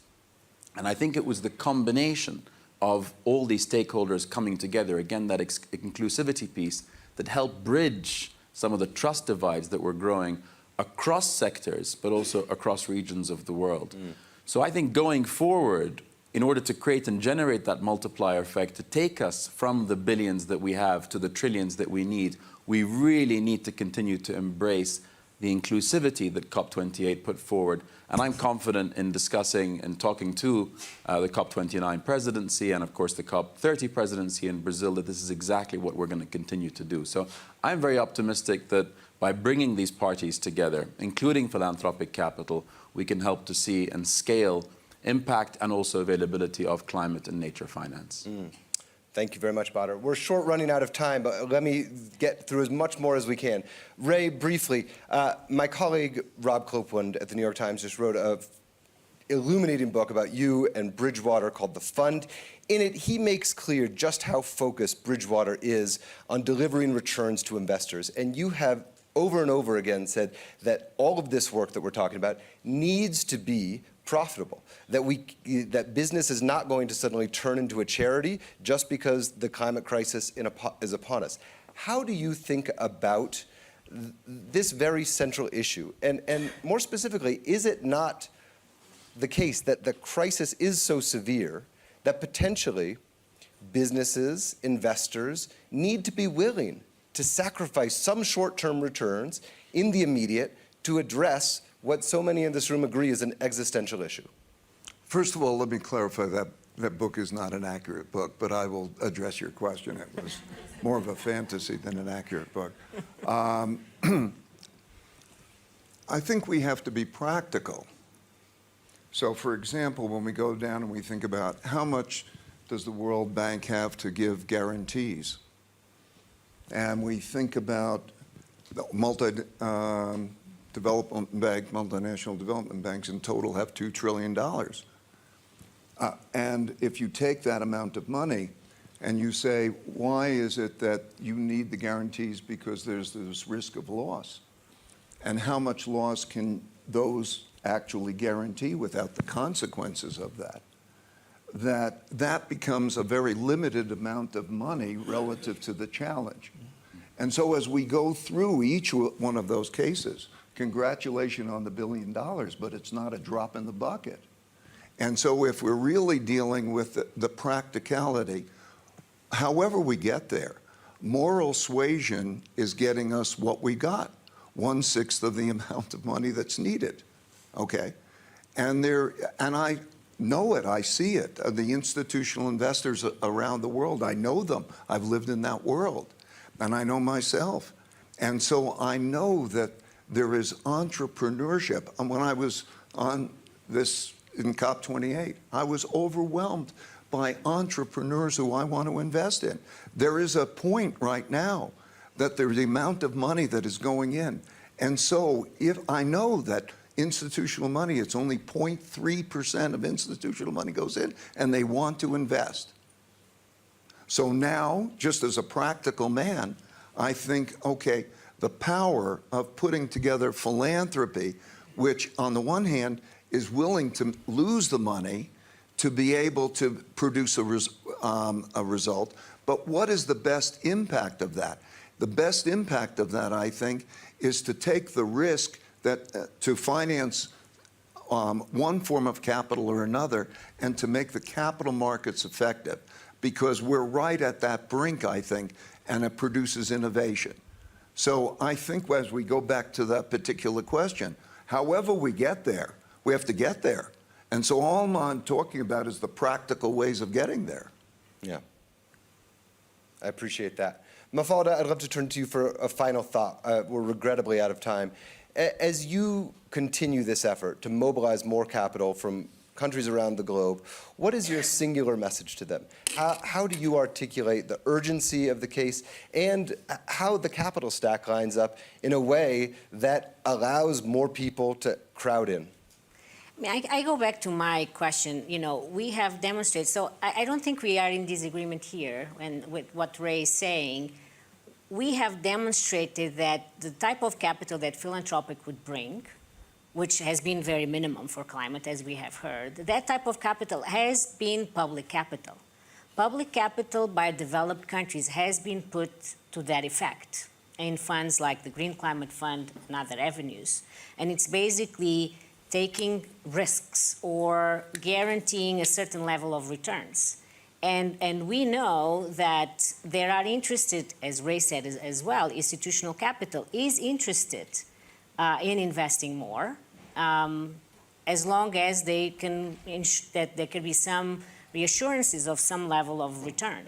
And I've even spoken to some, and they have said that they are willing to not go into double digits for emerging markets or developing countries, but returns in the single digit as long as there's certain guarantee of that return. So we just basically need to mobilize, and I was saying in an event the other day, normally our experience has been that type of capital has been 10% of the total investment. So if we can mobilize more of the philanthropic with our own capital and unlock through vehicles, new funds, new structures, new financing structures, I think we can really bring this to a new scale. Thank you. Well, I have many more questions for all of our panelists, but we are truly out of time. The red light is flashing. My only hope, if I leave you with one thought, is just to build on something Ray said. Let not a tragedy of practicality impede us from doing this critical work. Thank you all. Thank you.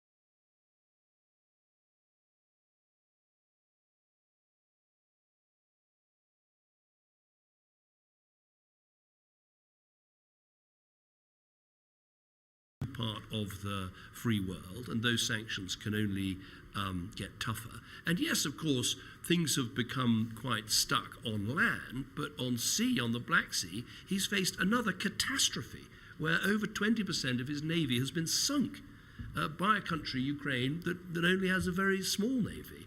And we talk about the support we need to give to Ukraine, and rightly we do, but also it's worth saying that with the Black Sea open, not thanks to the munificence of Putin or the action of the UN, but the Black Sea open because of the action the Ukrainians have taken, they're exporting again, ships are sailing again, grain is leaving their ports again.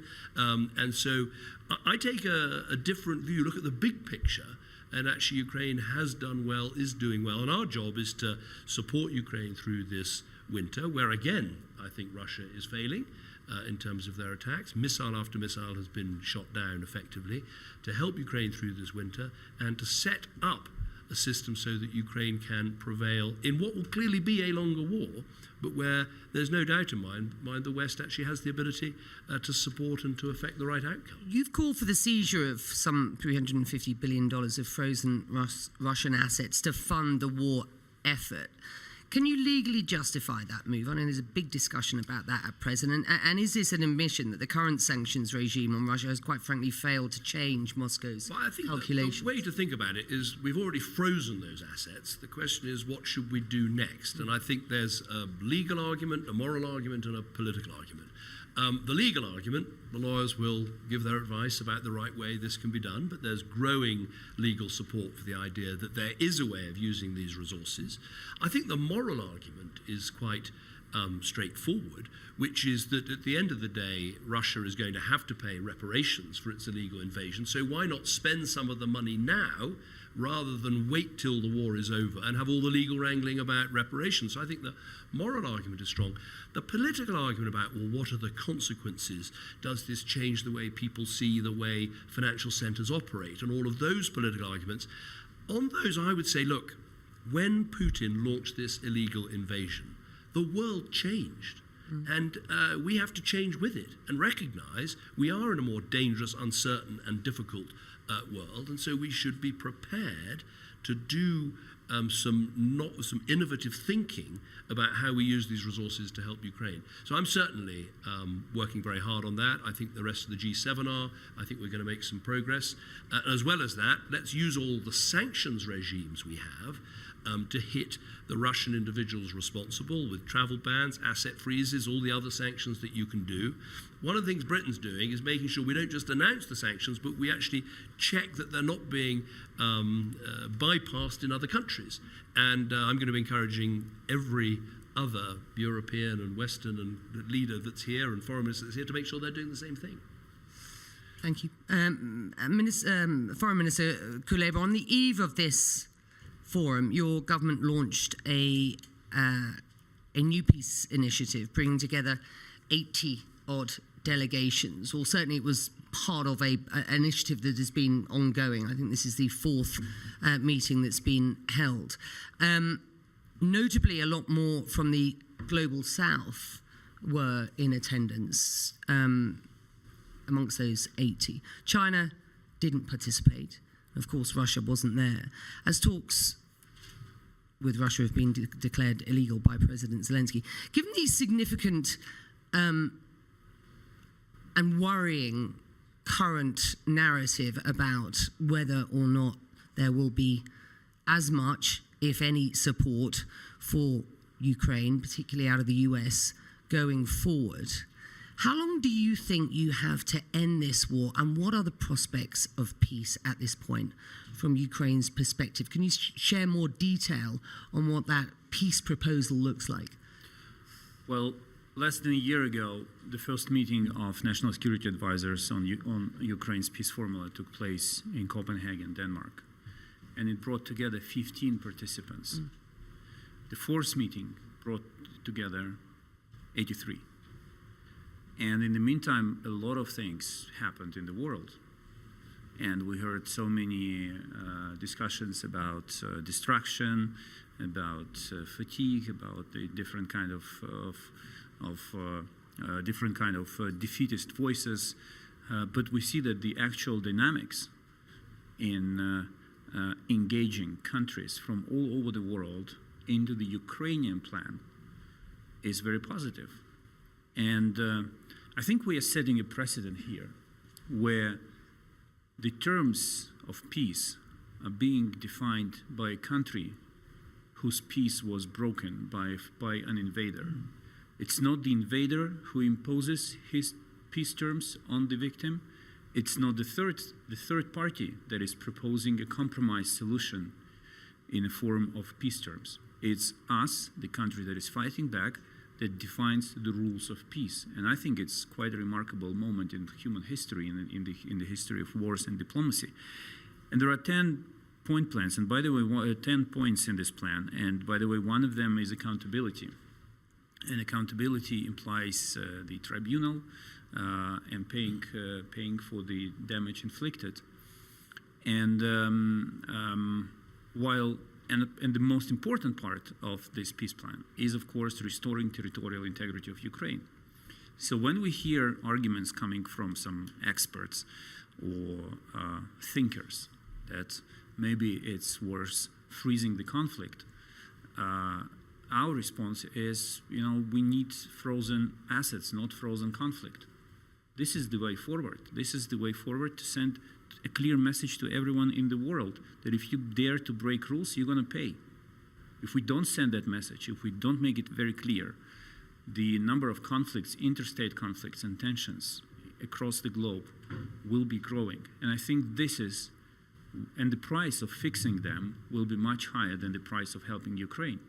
And I think this is one of the motivations that brings all these countries at the table, because they realize the consequences of not participating in an effort to restore peace on just terms. The next step will be summit, and President Zelensky agreed with President of Switzerland to begin working on organizing the first summit here in Switzerland, actually. And there is a lot of diplomatic work. We will be coordinating with the United Kingdom, and I guess David and I will be working a lot on making it success, because this success is important not just for peace in Ukraine, but for global peace. David? I think that's right. I mean, you get peace through being strong. I think that it's always worth remaking the point that when Ukraine had its referendum in 1991, every single part of Ukraine, including Crimea, including the Donbass, voted to be independent, to be one Ukraine. And I think the job of allies is to back Ukraine in this struggle and to allow them to work out the agenda for when they want to do more work on peace and settlements and all the rest of it. I sometimes say to other foreign ministers, if you say, let's support Ukraine and also let's promote a new peace process, you won't get either of those things. If you support Ukraine, you may well get the second thing. But that's what we need to do now. And as I say, I think that, I think we should think about the next year as one in which Ukraine, with this support, can actually grow stronger economically, diplomatically, militarily. That should be the aim, and that will make peace more likely. I think that is the way to think about it. And as Dmitry says, this is not just about Ukraine's security. This is fundamentally about European security, but also about American security too. I mean, history demonstrates to us that if you appease an aggressor in Europe, the aggressor comes back for more. And when the aggressor comes back for more, the price you eventually pay in your own troops and in the cost to your own country, the price gets higher and higher. And I think that's the argument we need to make in the United States. Obviously, they've got some big political arguments taking place there, but fundamentally there is a majority in Congress for this support. We just need to find it and make sure it votes for it. Which brings me to my next question, Foreign Minister Kuleba. Your president concedes that one of the things that splits support for Ukraine in the US is elections, and the fact that in Ukraine elections, certainly presidential elections, are unlikely. Does that worry you that voices on the hard right in the US are trying to tie further support to what they see as the need to show that this is a democratic process in action? Are you confident that you will still be around as well, should there be a vote ultimately? governmental and presidential. It's always remarkable to hear far right caring for democracy, especially in a foreign country. But I think the good news is that they seem to have run out of arguments if they resort to this one.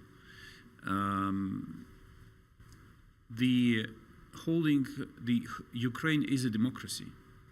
I'll tell you more. Ukraine would not survive if it was not a democracy. It's our democratic nature and the way our country is organized that helped us to repel the aggression, the Russian invasion, and save the state. We are a democracy. We will remain a democracy. We have pretty strict rules in the constitution on holding elections during the wartime. We have a wartime reality. For example, as foreign minister, I'm in charge of the vote abroad. And depending on whose data you find credible, from 5 to 10 million Ukrainians who became refugees abroad will have to vote. It's technically, at this point, it's just technically impossible to organize a proper vote for them and let them express their will. But the whole discussion must end at one simple point.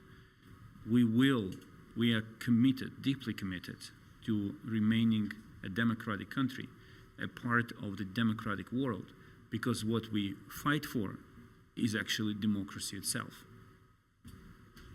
No elections this year. Well, I'm not the one who's making decisions. I will, if I have to go and vote, I will. If I have to organize the vote under the circumstances I described, I will organize them. But I asked all countries with huge Ukrainian communities about the legal and technical framework for organizing elections, and some responses came were that we can organize a vote only on the premises of our diplomatic mission. How can you have hundreds, thousands of people make them vote in one premise? I also have a feeling that the very same people who are complaining about this point, if elections were held with all the difficulties of getting people to vote in parts of Ukraine that are occupied by Russian soldiers, they'd be the first to complain that these elections aren't accurate, are not proper, are not fair. I mean, the only thing I'd say is, someone who's led a country, is recently I saw someone said, well, President Zelensky, his approval rating has slipped from 90% to 80%. I used to dream of 80%. So, I mean, what you said, one of the first things I did as Foreign Secretary was to go and visit Kyiv and Odessa. And one of the things that most strikes you is the incredible unity of purpose of the Ukrainian people. I mean, actually, Putin, not only has he united the Ukrainian people as perhaps never before, he's also united NATO as never before. I mean, he's worried about the expansion of NATO. He has caused Sweden and Finland, two countries. Sweden, by the way, has just announced it's doubling its defence budget, two highly capable countries joining NATO and making it stronger. Ukraine, clearly at the top of your box. It was your first trip out of the gate as soon as you took this job recently. I must ask, because I think it would be remiss of me not to ask, given that we're talking elections, UK likely to go to the polls by the end of the year. You care passionately about Ukraine, and as I say, it's clearly at the top of your box. Do you have any confidence that you will be in place to drive that policy forward come this time next year? Well, we have an election year, and I'm absolutely sort of committed. I didn't join this government simply to be Foreign Secretary. I joined the government because I think we have a highly capable Prime Minister who leads a very strong team that's now got a growing economy that is making, I think, important steps in the world with a vital domestic reform programme. And I think we have every opportunity. So I've been around in politics for a while. I stood in 1997 when we lost an election very badly. This does not feel like that at all. It feels like we've got a very dynamic Prime Minister, a dynamic team with a very clear agenda, and crucially, the right values to help our country in a world that is troubled and difficult and uncertain and dangerous. And I think that core conservative value of security is the one that we need right now. And let's talk about that world, which is increasingly feeling frightening and dangerous. Your Cabinet colleague, Defence Secretary Grant Shapps this week said, and I quote, "We find ourselves at the dawn of this new era. We've come full circle, moving from a post-war to a pre-war world." And he name-checks China, Russia, Iran, North Korea there. Do you agree with that assessment? And I have to ask, given what is going on in Gaza at present with that conflict and the evidence of spillover, significant spillover at this point, are you concerned that that is a distraction in support for Ukraine? You have called for a sustainable ceasefire, but not an immediate ceasefire. I mean, where do you stand on that? Of course, I mean, it's absolutely right. This is a very dangerous world. Not only have we got the Ukraine illegal invasion, you've got the situation in the Middle East, there are more wars taking place in Africa at the moment than we've seen for perhaps 40 years. But turning very directly to your question, look, we want this conflict to end as soon as possible. We don't want it to go on for a moment longer than necessary. And what I said very clearly yesterday, first of all, we need a immediate pause, an immediate humanitarian pause, so that we can get aid in and we can get hostages out. That is absolutely essential. And I think the really important question is there some way of turning that pause into the sustainable ceasefire that we want to see? Because it'd be much better if we didn't, after a pause, return to fighting, return to violence, return to destruction.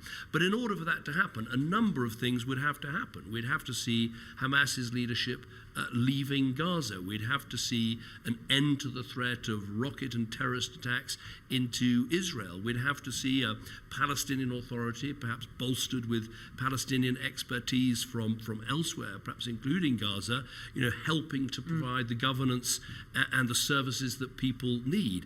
And of course, as part of that, you're going to need this longer-term horizon for how you see a historic settlement of the conflict between Israel and the Palestinians. But I think that should be the approach we try to take. Let's get this pause in place, get the aid in, get the hostages out, get that hostage negotiation done, and see if we can turn that into the sustainable ceasefire we all need to see. And the reason for using this word sustainable is, look, if you think you can just stop fighting and do nothing else, you'll never get a two-state solution, because you can't have a two-state solution with Hamas in Gaza able to launch rockets and terror attacks. And that's why it's so important that those conditions are put in place.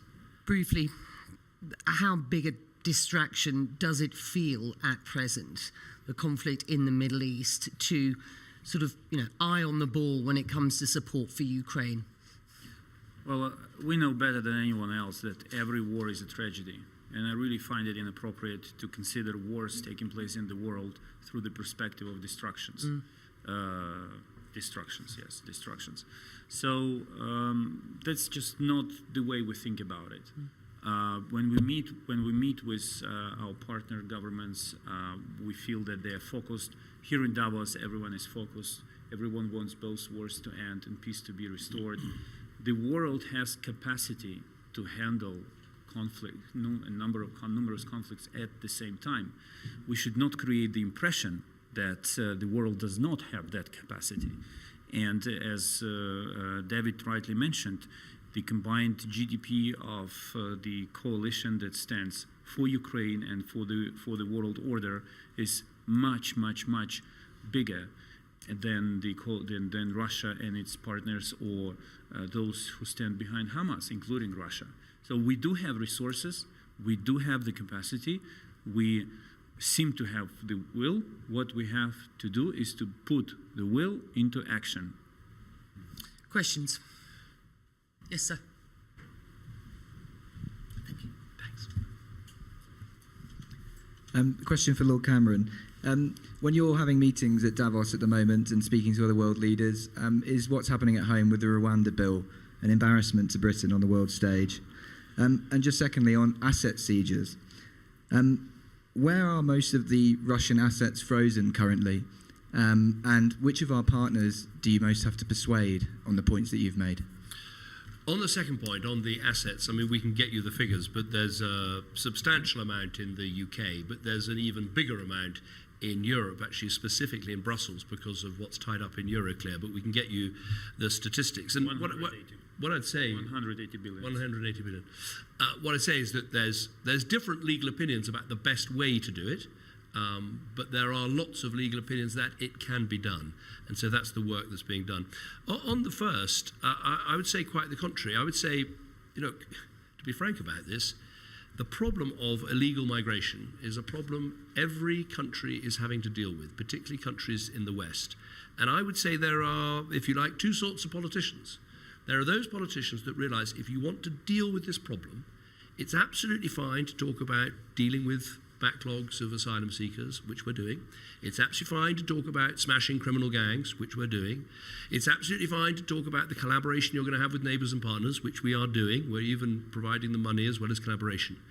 But unless you're prepared to do something that stops this trade in human beings, that means that if you take a boat from one perfectly safe country, France, to another perfectly safe country, Britain, unless you're prepared to say that if you take that boat, you won't be able to stay in the country, unless you're prepared to do the innovative thinking, the out-of-the-box thinking, then you are a politician that has got nothing to say about solving this problem. And I would say that what Rishi Sunak and what the government is doing is, yes, it's quite unorthodox in some ways, but it's necessary to do this out-of-the-box thinking to break the model of this appalling people smuggling, which is not just something that totally undermines the migration system in the UK, it costs so many people their lives. We've seen this week another 4 people drowning in the freezing cold water of the English Channel on a January night. We've got to stop this.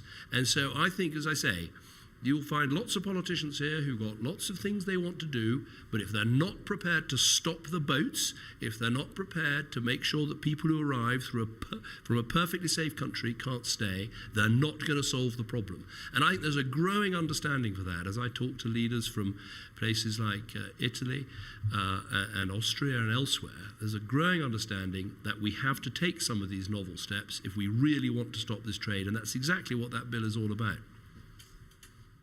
Yes, sir. A quick question also for Lord Cameron, John Paul Ford Rojas from the Daily Mail. Just on Rwanda again, Paul Kagame said today here at Davos that there are limits for how long this can drag on. So are you worried that unless this is resolved in the UK, that the whole plan may fall apart anyway?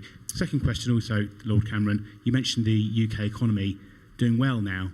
Do you admit that you were wrong back in 2016 to worry as much and warn as much as you did about what would happen to the UK economy after we left Brexit, and hasn't Brexit actually been a big success? First of all, on resolving the situation, look, the Rwanda bill will have its third reading tonight in Parliament. I'm confident it will be passed. We have signed this new treaty with Rwanda, which puts beyond doubt that there are no dangers of asylum seekers being sent back to the country from which they came if they genuinely are asylum seekers, the principle of refoulement. So I think that is important. And also in response to the Supreme Court judgment, there's a huge pack of information that's been published about actually what Rwanda is like as a country in terms of refugees. And I would just point out that Rwanda actually hosts schools that have relocated from Sudan. It hosts people that have relocated from Afghanistan. I think there are over 100,000 people who've claimed asylum who are living and working in Rwanda. But of course we want to see this resolved. That's what the bill, that's what the treaty, that's what the process is all about.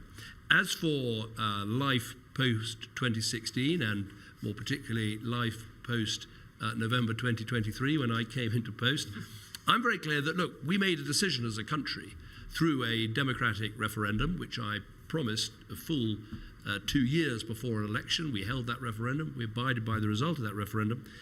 I've often said this, that the country's made its choice, and our job now is to make that choice work. And I think what we're demonstrating is that Britain is a country that is perfectly capable of making a relationship work where we are friends and neighbours and partners to the EU, and we can make a success of that. And I think actually our engagement with Ukraine is a classic example of this. I was delighted when in Ukraine that Britain was described really as the #1 partner. And we do that in partnership with EU countries. But it's a good example, as it were, of how we are small enough to be nimble in our help for Ukraine and how we've got out in front of others and really done things that have helped. But we're also big enough to matter. You know, we are the 5th or 6th largest economy in the world. We have some of the finest defense forces in the world, one of the best diplomatic networks in the world, one of the biggest aid budgets in the world, which I'm responsible for. And we make those things count in our relationship with countries like Ukraine and in the way we work with the EU. Foreign Secretary David Cameron and Foreign Minister Kuleba, thank you very much indeed for joining us. Thank you. Thank you. Thank you. Thanks.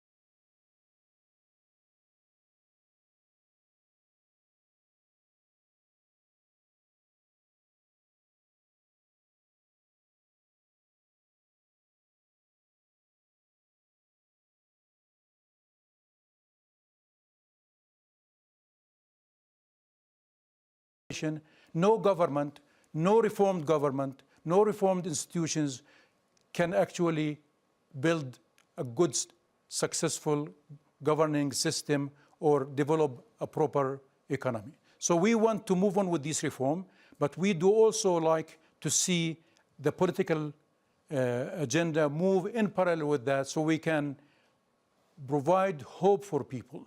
People in a Palestinian society would like to believe that the international community is serious this time around. We lost, unfortunately, the trust in the international system. Well, since this year's WEF's theme is rebuilding the trust, I think we should all aim at making 2024 as the year where the Palestinians rebuild the trust in the international system. Dr. Mustafa, when you say Palestinians, do you then mean the governments in Ramallah, Fatah and PLO? Or what you see, do you see any role for Hamas in this after the terror attacks, the 7th of October? Look, when I say Palestinians, I mean Palestinians. I'm a political person, and I think Palestinians include all parties, all individuals, all institutions. These are all Palestinians. The Palestinians have a system. Maybe it's imperfect, but as Churchill once said, democracy is imperfect too, but what's the alternative? We will choose our leaders, we'll choose our leadership, we'll choose our parties in the best possible way. When we are given the opportunity, we'll definitely do that. And therefore, I think the best way forward is to be as inclusive as possible. We have a political agenda. I mean, the PLO at least have a political agenda. I would like to see a unite all Palestinians around this agenda. And I think to the extent that anybody is interested to join forces under this umbrella, the PLO umbrella, under this agenda that's acceptable to the international community, that will bring us hopefully peace and prosperity, everybody is welcome. When we meet in Davos in a year's time, maybe there's 3 scenarios for Gaza. Israel is still in Gaza.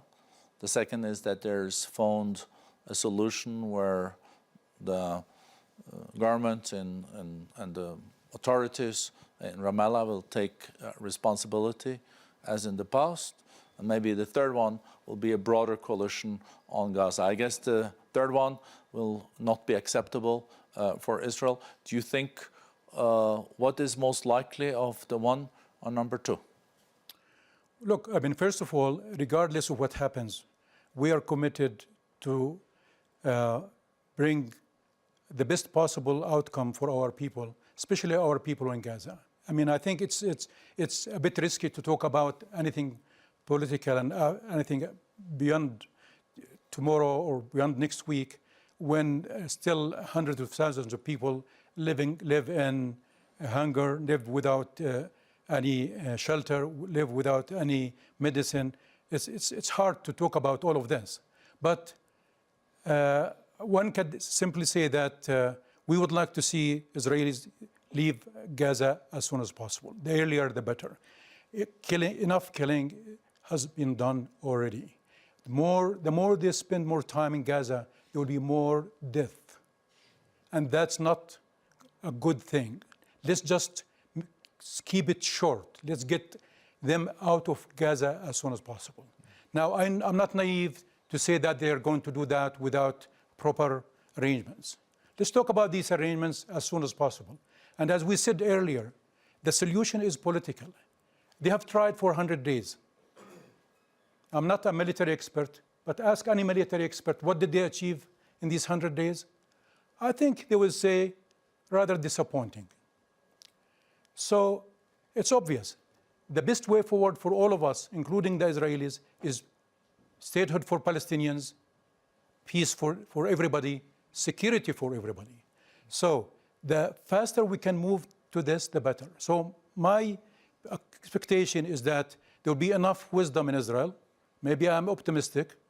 Maybe there's also enough realism in the world and also enthusiasm in the region to move fast, hopefully in the coming few weeks, so they can put together a reasonable package that will provide the Israelis with the security they need, provide Gazans with the safety and humanitarian assistance they need, but also provide Palestinians with the statehood they need. So for me, this is the scenario. There is no other scenarios. The other things are details, and I think without going through this process so quickly, I think we'll all be failing. The best way forward, therefore, in my mind, is the PA has been identified as the right entity to take over things when things are ready. And I think despite the talk about the readiness and lack of it, and we think we can collectively, along with our partners in the region and in the international community, to take up the challenge, improve the situation, and prepare for peace. As an economist, and also with your past in the World Bank, and I know you have done many assessments of what are the needs, not only on the humanitarian side, but on investments. But if you look at the situation in Gaza now, do we know at all what we're talking about? How many billions US dollars to restore? And I guess if PA is going to get involved in Gaza, you also probably need guarantees from the international donor community, because you cannot administrate this if this continues like today. So we're in a very difficult situation. And Israelis are also in a complex situation, because if they stay, there will be limited resources to cover the humanitarian also situation, and it will be like a bleeding wound also in the years to come. And we have seen the polarization on both sides, and that can even escalate the whole Middle East situation more. Of course, we thought there was no escalation, and that was, of course, a good thing. But now we see the limited naval maneuver and maritime maneuver in the Red Sea. So all this is so interconnected. Correct. No, you're absolutely right. And I mean, the reconstruction effort is going to be huge. and the financial needs are significant. It's hard, I don't want to give numbers because I don't want to be quoted in this. It's in early time. Can be between the two of us here. I'll give you one example. I'll just give you one element of this, just to give you, give you an order of magnitude of how big the problem is. There's at least, according to international reports, at least 350,000 housing units were either completely damaged or partially damaged. 350,000. Do a simple calculations. If you just want to build 150,000, not 350, assume that 200 will be repaired. 350,000 units. If you have an average cost of 100,000 units, $100,000 per unit, that's a $15 billion of housing units. We still didn't talk about infrastructure.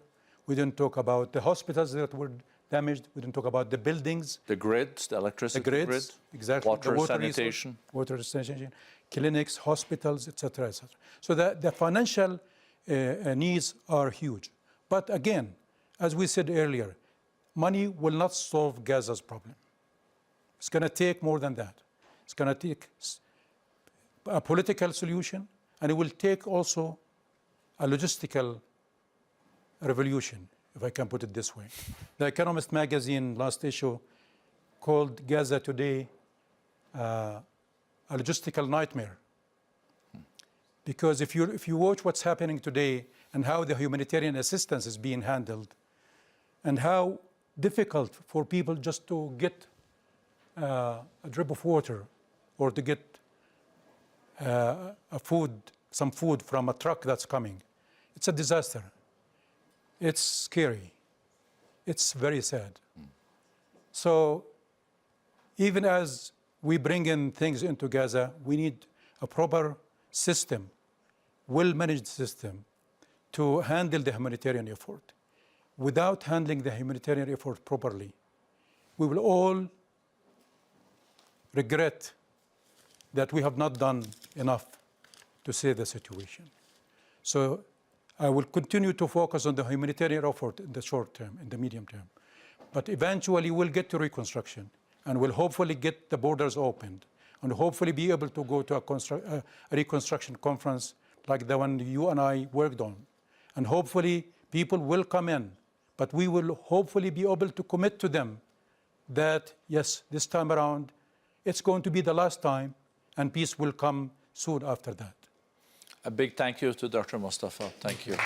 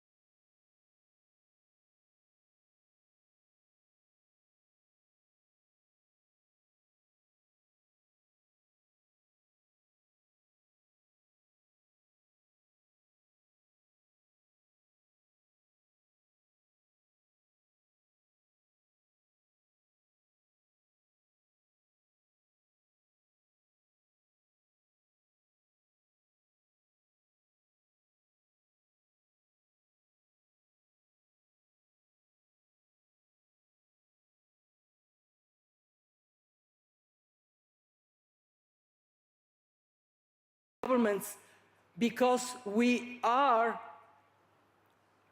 today we are systemically significant institution in the fight against climate change. And we will continue that fight. Thank you. Thank you, Kristalina. I think it's a good time for me to bring in the corporate voice. Jesper, you are the co-chair for the Alliance of CEO Climate Leaders at the World Economic Forum. It's more than 130 of you. Collectively, your emissions, scopes 1, 2, 3, is almost equivalent to that of the United States. So you're a very powerful group who have committed to SBTI, science-based targets, which is that commitment to net zero by 2030, 2050. You're not just mobilizing your peers, you're also leading by example. And I think to the points by Ajay and Kristalina, the important thing is action, deeds. And IKEA has been able to demonstrate business growth while cutting absolute emissions. And that's very impressive, right? Because we know that the growth that we've experienced over the years has been powered with an overconsumption of Earth's finite resources, 1.75 times what we need, right? Of 1.75 times of planet Earth's resources. And the big question that companies have to navigate is, can they continue to grow? Can they continue to generate profits while cutting emissions, stop depleting natural resources, meaning give Earth a time to regenerate itself? And a key lever is obviously in innovation. And that's where I would like to poke you a little bit. Because it essentially means we have to build new economic models, new businesses, and possibly new lifestyles for humanity that are good, just as good, or even better than what we have today. And you have been IKEA for almost 3 decades now, right? And IKEA is known as a company that's been innovating on many fronts, right? You reinvented furniture shopping, so now even families take it as a weekly outing. Right? You've created modular furniture, so every one of us can build our own furniture at home, living solutions, the list goes on. And I'd like you to reflect a little bit on what is that secret sauce, right, that we could potentially learn from what you've experienced, what you're leading within your company, and help us apply this secret sauce to the possibilities of our future, right? So one way we can have our cake and eat it too, right? So Jesper. Wow, thank you so much. Thank you to everybody on the stage here, and it's an honor to be here. Thank you, WEF, for hosting us. That was a big question to start with, but I think it's the right one. Let me maybe start by just expressing, I tried to connect both my mind on this topic, but also my heart on it. This is the decade. We have all understood this is the decade when it needs to shift, it needs to change. It is a decade of both outrage, but also hope and optimism. And I sit with the strange mix of sentiments, both incredible optimism, but also doubts and fears for the future. But if I start with the reasoning from a corporate perspective, and I know that there are so many corporate leaders that share my view on why this is important for us. So if I start with the rationale, how could it be possible to build a future business model on depletion of nature, resources, people? It's simply the absolute worst idea. So that doesn't mean that the transition and transformation is easy. There can be incremental changes, but I do believe that all of us need to go through a massive transformation. When I look at IKEA, we are many people, many companies, and a huge network if you look at the total scope 3. The secret sauce is leadership. A leadership to accept the responsibility, to commit, if you like, without having all the answers, based on the knowledge that the alternative is absolutely unthinkable. If I look at the economic rationale, which is one of the greatest myths today, is that sustainability and climate would come at a premium. If you follow that route, obviously, it would only be a few rich people who could afford doing it right. So what we're actually doing, what we're talking about here together on the stage, is the biggest reformation and transformation of economy, as we have seen. AI, super exciting, interesting, but it's minuscule compared to the complete reshift of economy that we are accepting and being in the front line of leading. resource smart, nature smart, climate smart is cost smart. So the opposite is not true to start with. Carbon is not only a huge existentialistic problem for humanity, it's the biggest cost factor in any value chain. And then you can say again, there are some low-hanging fruits and some transformations and need for collaboration, but that is the truth of the fact. I will humbly share the number. I say so because, of course, you never know what's around the corner, but if you look at IKEA's total footprint and a total growth since 2016, since the amazing Paris Agreement, we are at 30.9% business growth. So it's okay. We are at 24.3% absolute carbon reduction, not relative, absolute carbon reduction. Now, it tells me three things when I share that. One, it's possible. It's not an illusion or an idea, it's a fact.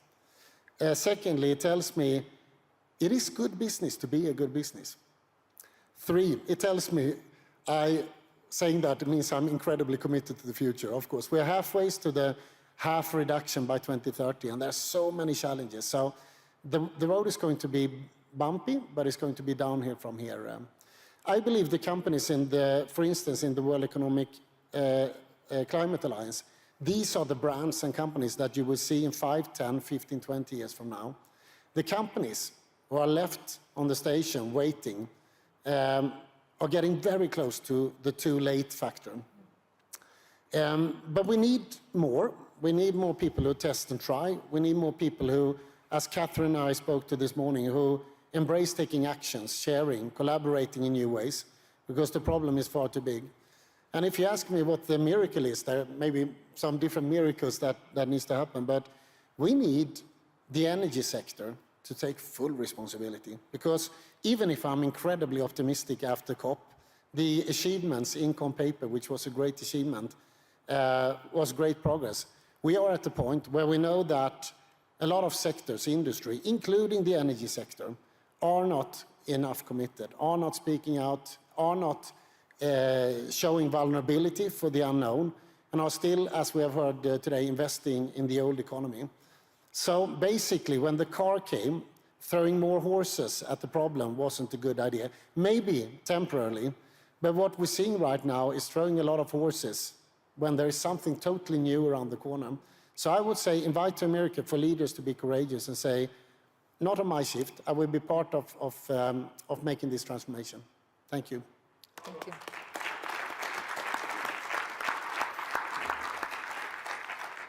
I would like to turn to Andre. You come from an illustrious family. You're the fourth generation of a very successful family business. In fact, your father, Luke Hoffman, was a conservationist. He set up the World Wildlife Fund, among various other conservation organizations. And you inherited your father's love for nature. You've been a key proponent for integrating nature in business, promoting business as a force for good. And I would like you to speak to the notion of time, the intergenerational stewardship. It's more intuitive in family businesses. Maybe it's not so obvious for companies, governments that have a very short life cycle. In fact, I read that this is coming down, right? The term of a CEO is actually dropping. And it is made worse by the fact that we are very much enabled by technology today, right? Instant gratification. We prioritize all our short-term needs over long-term goals. Even though we know that delayed gratification can be a lot more rewarding, and we know that slowly built success is actually a lot more solid, more trusted, more sustainable. How would you reconcile the short and the long term? Not just wearing your hat as a family business owner, but also wearing the hats of CEOs who know that maybe they will no longer be in that job 10 years, 15 years, or even shorter. And how can we incentivize these long-term behaviors, long-term thinking, so that businesses, governments, they always leave living the place much better than what they took on and what they inherited?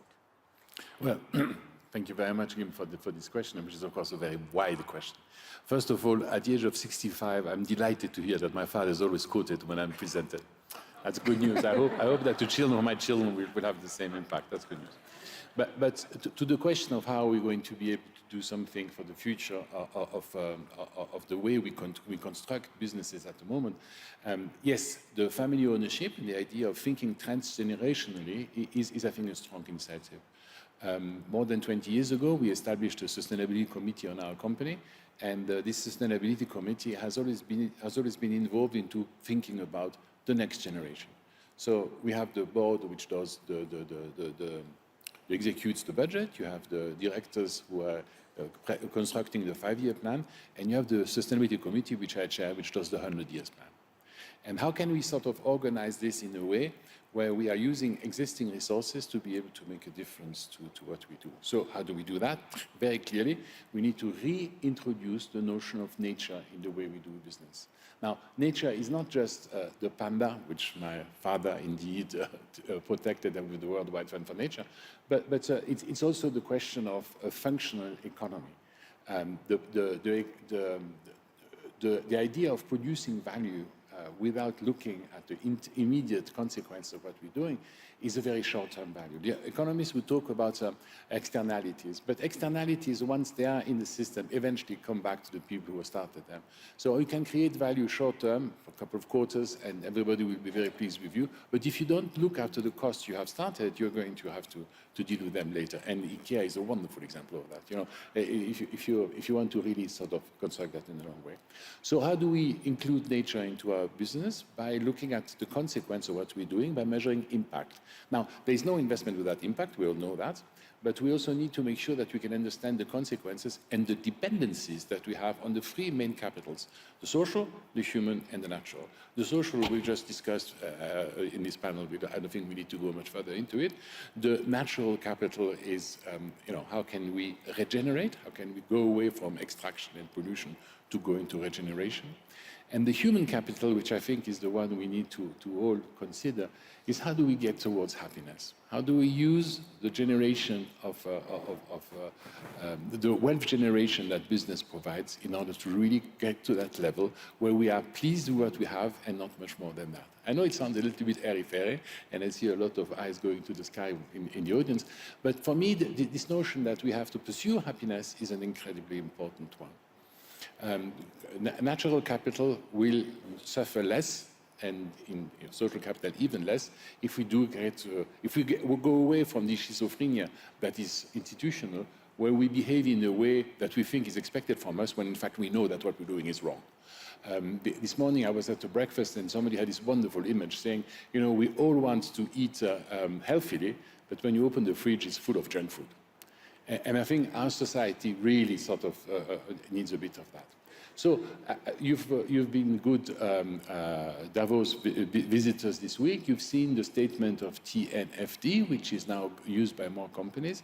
The attractive thing of this sort of system, sort of measurement, is that it gives you an idea to measure the the dependencies that your businesses have.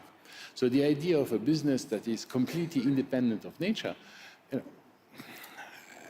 I don't think it will go very far.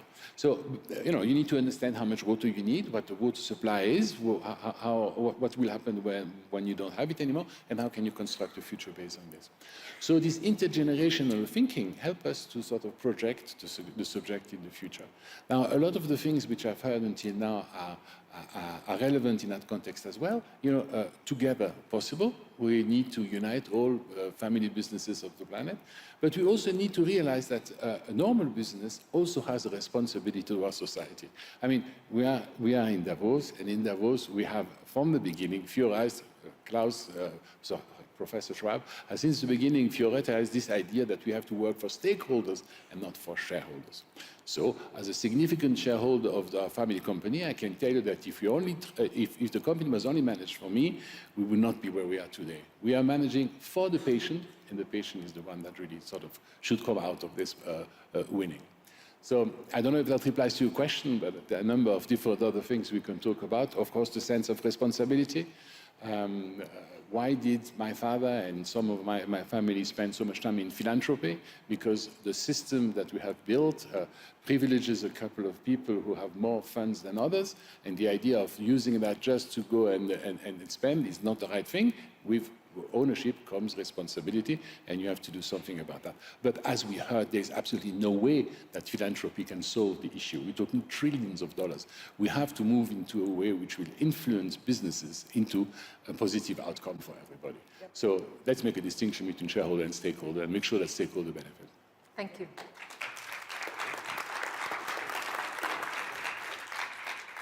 I would like to probe all of you more on leadership.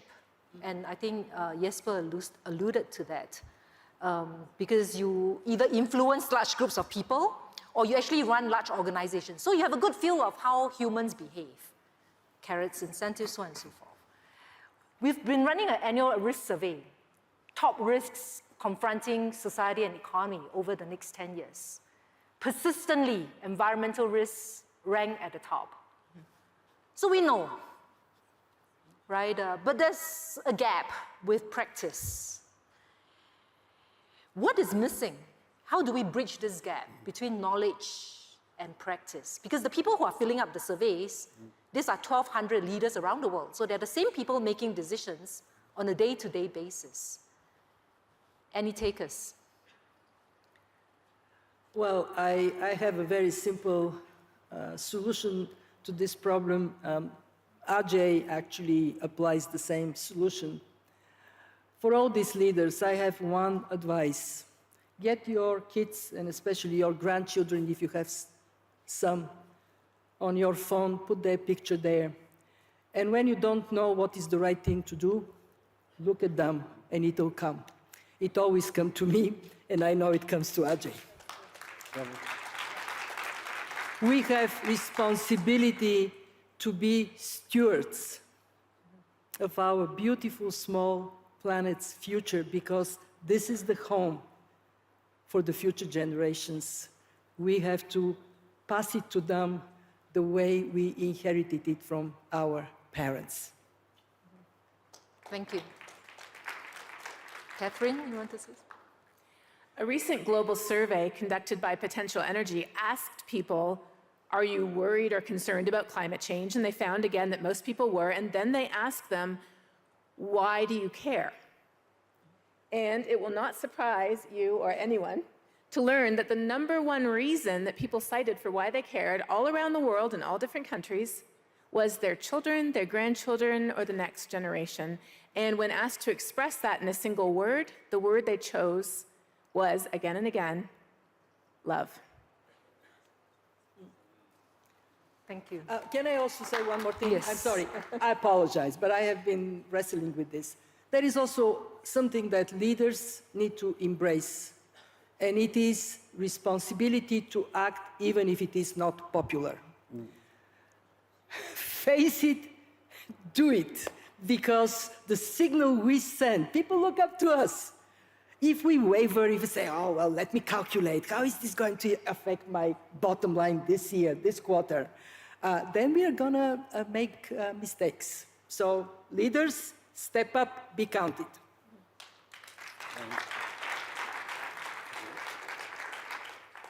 Look, I think this is in my new life, and coming to where I am today, I think about this in a few different ways. And the first one is that leadership is a question of truth. And let's take the topic of natural gas. Europe lives on natural gas. America generates a great deal of natural gas as well. How can we tell the developing world that they cannot have access to natural gas as part of the transition if we live on it ourselves? And so I think there's a little bit of the issue of trust in each other. I actually believe that if you open the taps of natural gas everywhere, you won't be able to close it again. So the wrong answer is to say, let me just do what I want. The correct answer is to say, what's the right way of bridging this situation? These are hard topics. They get emotional, they get political.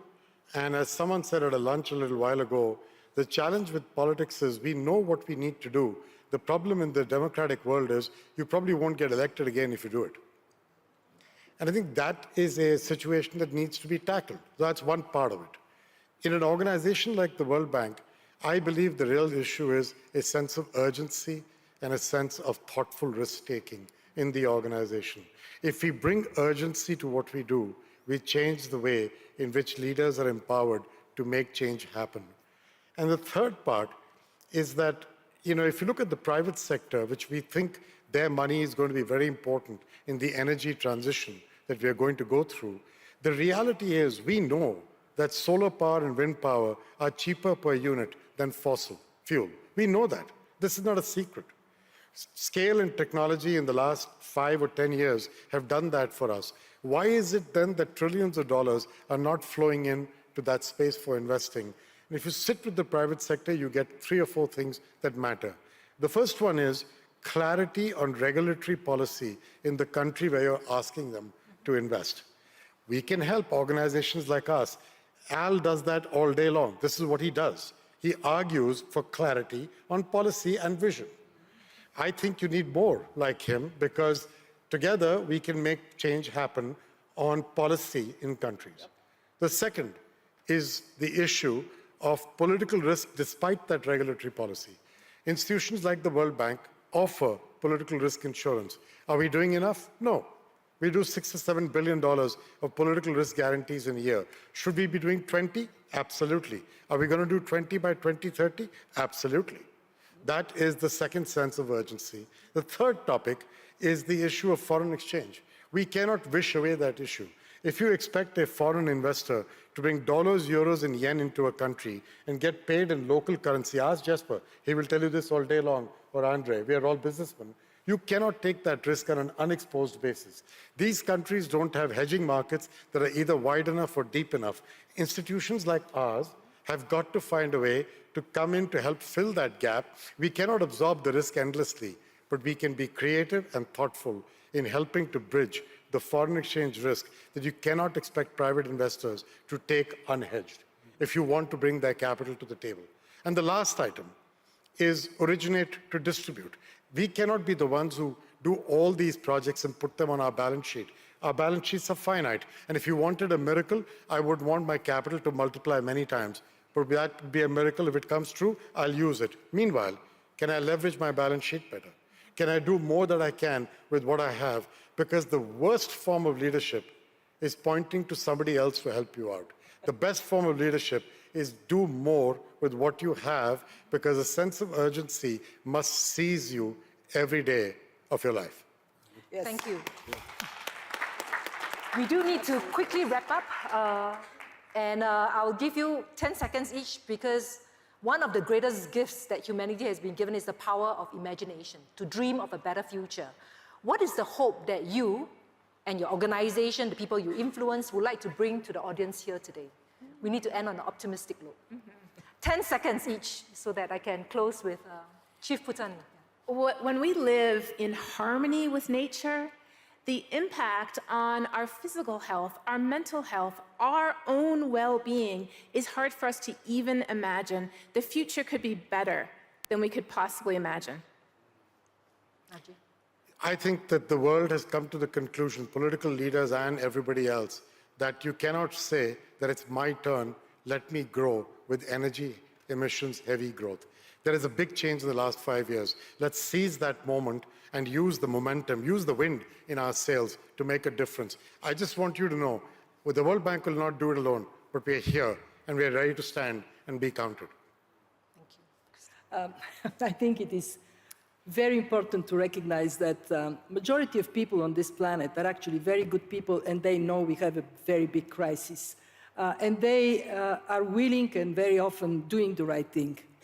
Our problem today is that we have a very loud minority, minority of hate, of anger, and the voice of rational behavior and wisdom and goodness gets sometimes brought down.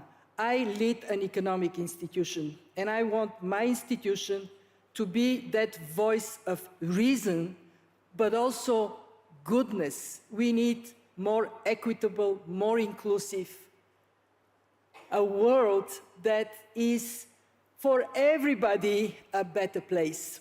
So amplify the voice of goodness. Yes, Prof. So 10 seconds. I was reflecting, courage comes across. I think courage to rise above our, whatever positions we have, rise above our positions, take a great responsibility. Don't hide behind being a victim in the system. Courageous leadership to share dilemmas, to not have all the answers, but to expose your fears and your uncertainty about the topic. Courageous leadership to work with others that you never maybe needed to work with before. And I would say courageous leadership to be a bloody optimist, because we need to solve this. So we need optimists, because optimists are the ones that engage. We're not in the audience, we're in the field. Sometimes we fail, but that's the only way we will resolve this. Andre. Yeah. Bravo, my man. So we're supposed to bring a note of optimism. I'm not sure I have very much optimism to share. I think the current system doesn't work. I think we have an opportunity to change the system by using the existing institutions, which are very represented here, by trying to reconstruct an economy and a system that serves the people, that serves humanity, and not certain parts of it only. The future has to be just and equal if you really want it to work properly. And new technologies will allow us to better distribute riches around the place, and we must seize that opportunity. There is no sustainability possible without a balance, and that means we need to reduce inequalities. Thank you. We have a very special guest with us today, Chief Putani. She's from the Yawanawa tribe in the Amazon in Brazil, and they have developed a model of life which has allowed them to protect and steward the lands, cultural and spiritual identities over thousands of years. And we know that in order for us to live forward and build this future, we also need to look back and harness the wisdom of our ancestors. So here, I would like to invite Chief Putani to close this plenary session. Chief Putani, thank you.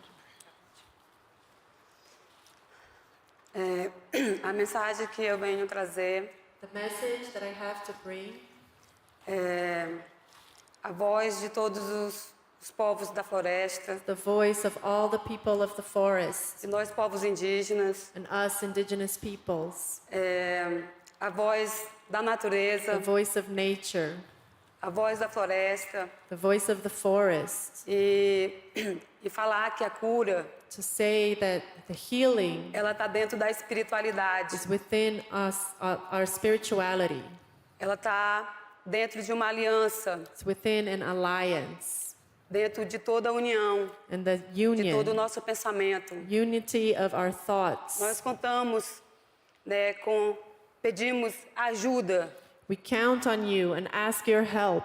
Né, de todas as pessoas. All the people. Que podemos unir as nossas mãos. So that we may unite, unir o nosso coração, hold hands and unite our hearts, o nosso pensamento, unite our thoughts, na mesma direção, in the same direction, né, da cura, for healing, né, do planeta, of the planet. E a cura, ela é espiritual. And the healing is spiritual. E quero pedir, né, a todas as pessoas. So I want to ask all the people que a floresta, that the forest, a nossa floresta, our forest, ela é a nossa vida. It's our life.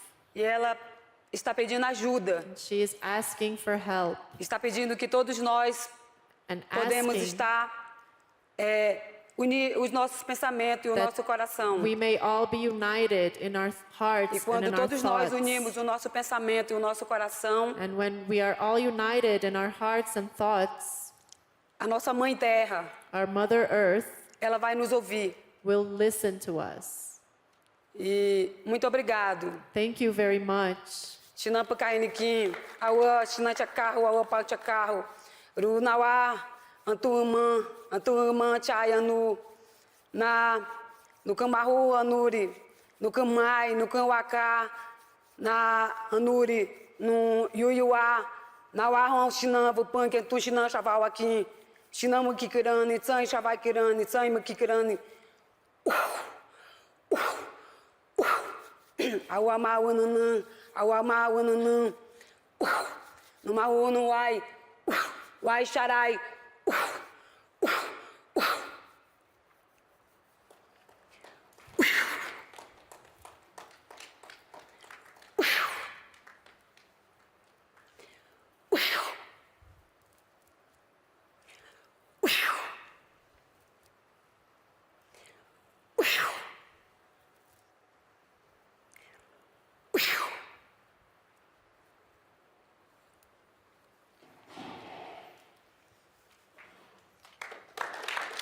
Thank you.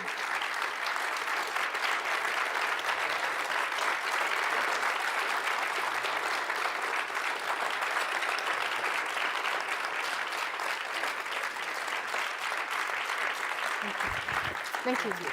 Yeah. Thank you. Thank you.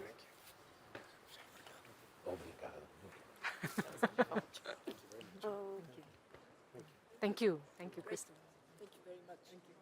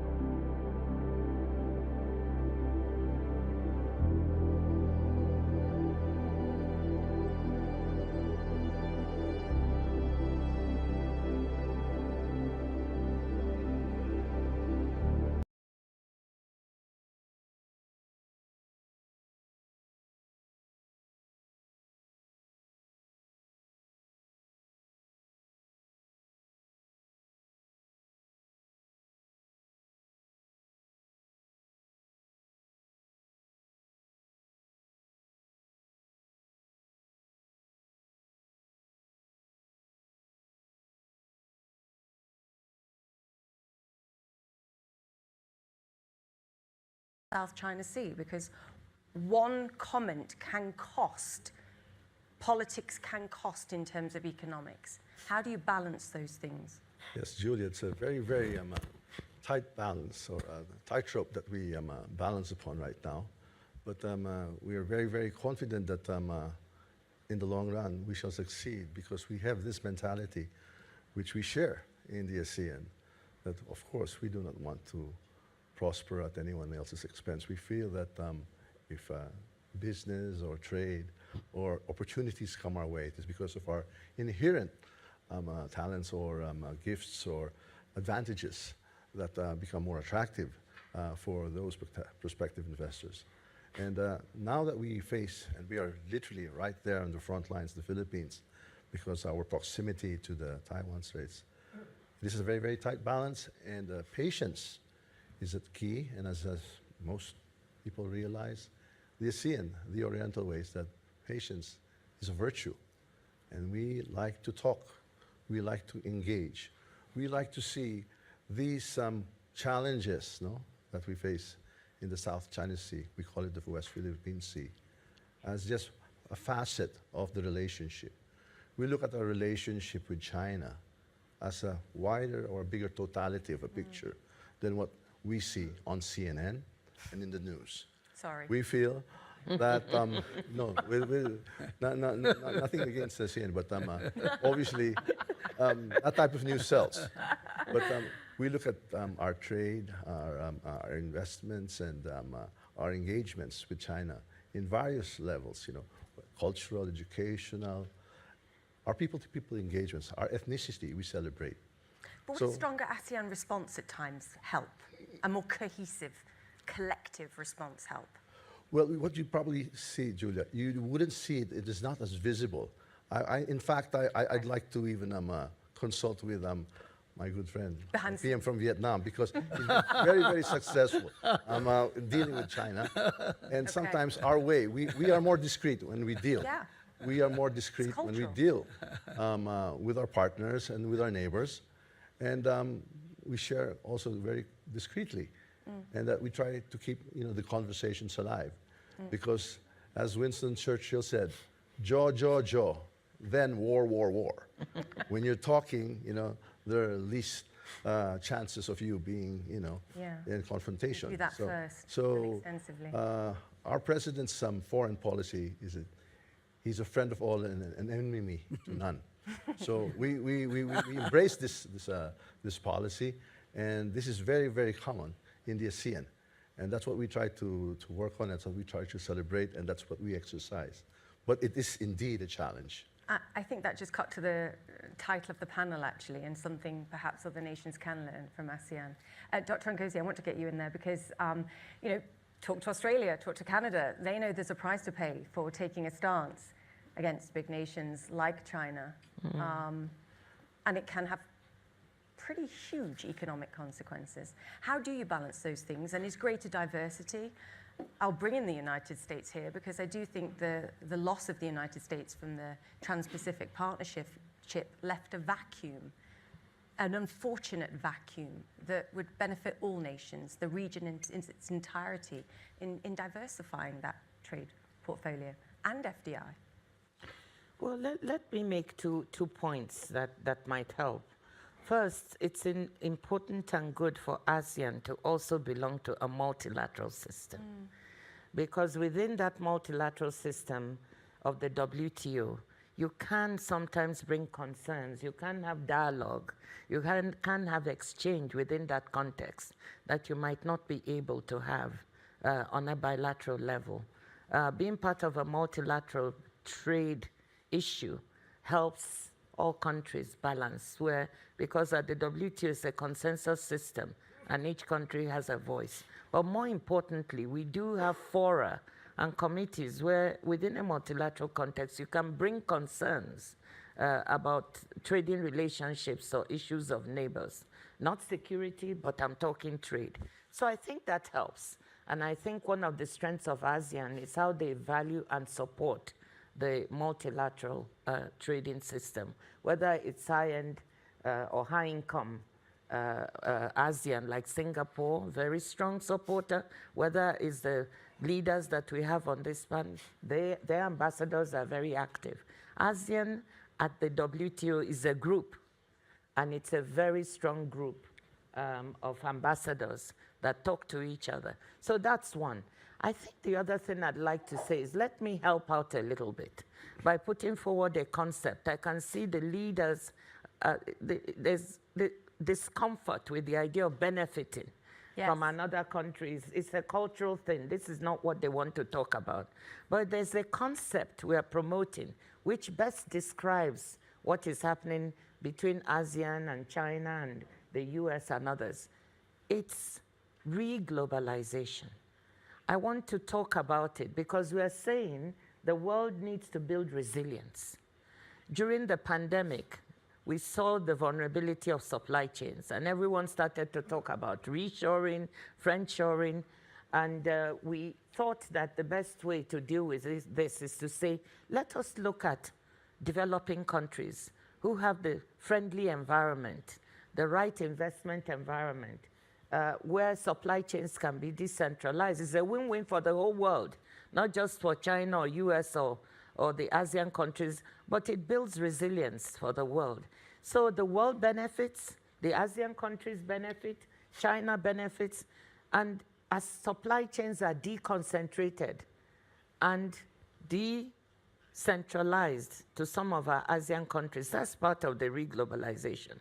And you can see it happening in Vietnam to a large extent now, supply chains from China moving. I visited with His Excellency the Prime Minister not so long ago, and the things that are happening in Vietnam are pretty amazing, but in almost every ASEAN country, it is happening. So let's use this concept. So it's not that one country is benefiting from the other, but that this is a good thing to build global resilience.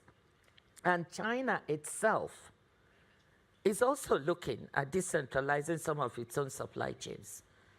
So it's not just investors from outside the region, investors within the region. China will decentralize in Vietnam, Thailand, and other areas, even in African countries. So this concept can help us. So it actually can be a win-win. I like the can idea. be a win-win. Yeah. May I add something to your comment directed at the Prime Minister of Vietnam regarding people are moving to Vietnam because of a 15% lower labor cost. I think that's a reality. It is. Okay, but again, I would like to point out that that should not be the reason why people are moving to ASEAN country like Vietnam or Thailand. Low labor cost is not. It should not be the attracting point. The attractive point should be clean energy, good international school for expatriate, good healthcare system, fair capital market, zero corruption, ease of doing business. Those should be reasons why big Chinese companies are moving to Vietnam, to Thailand, to Singapore, and to Malaysia. We've got a CNN advert just there for. I mean, like low labor costs. I mean, this is the thing that I think I would have a side dialogue with His Excellencies and Hun Manet and also Prime Minister Anwar that low labor costs is the hinder to the regional growth. We cannot have people at the base of pyramid being paid very little. 10 years ago, minimum wage in Thailand was 300 baht. 300 baht. Today, 340 baht. 12% rise in the last 10 years. What do you say to that if your son was graduating from Harvard 10 years ago and he get paid 300,000 and this year he get 330,000 or something? 12% rise in the last 12 years. I mean, I think that's a no-no. I mean, you would not accept it. I think we, leaders of the ASEAN country, should pull together and lift the minimum wage to a more decent levels and use other attractive points to attract good money from the States, from Europe, from China. I think that's really what I have to say. Oh, I'm very conscious of time. Prime Minister Minchin, very quickly. Would you agree to that? Would you agree with that? Would you consider joining with Thailand, with the Philippines, with other countries and jointly raising the minimum wage? Before he answered that, Prime Minister Anwar already agreed. Prime Minister Hun Manet has already. Aha! I'm feeling a deal here coming. How do you feel? Don't be shy. Tôi đồng ý cả hai chân. I entirely agree. Absolutely, 100%. I'm loving this. Yes, thank you. The question is economically whether it's possible. Do you know what I would love to see to facilitate this? And I want to talk very quickly about digitization. What are the prospects of intra-ASEAN, some kind of set of standards for the digital economy? Because I think that would be incredibly powerful for intra-regional trade, for businesses, but also beyond, for those, again, looking at the region, for all the opportunities, Prime Minister, that you mentioned. How feasible is that? Who'd like to take that question? Speaker Amato? I'd like to take that. Yeah. Well, in 2026, the Philippines will be chairing the ASEAN. And we'd like to give as a gift to the ASEAN a legal framework, particularly in the field of digitization. As we know, digitization, even in our economic policy is very, very much up there as a priority. And alongside that is cybersecurity and the concomitant concerns and issues as generative artificial intelligence, a field that needs a lot of support and regulation. We feel that in the ASEAN that we can capitalize and optimize these developments, but within a framework of a regulatory support for this. And we would like to present that in 2026. Could you do it any earlier, by the way? We are behind secret, secret squirrel behind closed doors. By the way, way that you do. this is a secret, an open secret that we have. This will be our surprise present to the ASEAN. So the legislation is actually underway, and that we would like to propose that, because I've heard the Prime Minister from Vietnam already talk about being also at the forefront of generative artificial intelligence. But as we all know, that needs regulation and a lot of support. So we need to actually transform an industry that is quite similar. We in the Philippines have a very, very extensive BPO ecosystem, but that is now under severe threat. It's a very vulnerable sector in a very, very bright industry today. But we see that a transformation of the personnel, upskilling of these personnel to a level to support generative AI would be a likely and a very, very logical direction to take.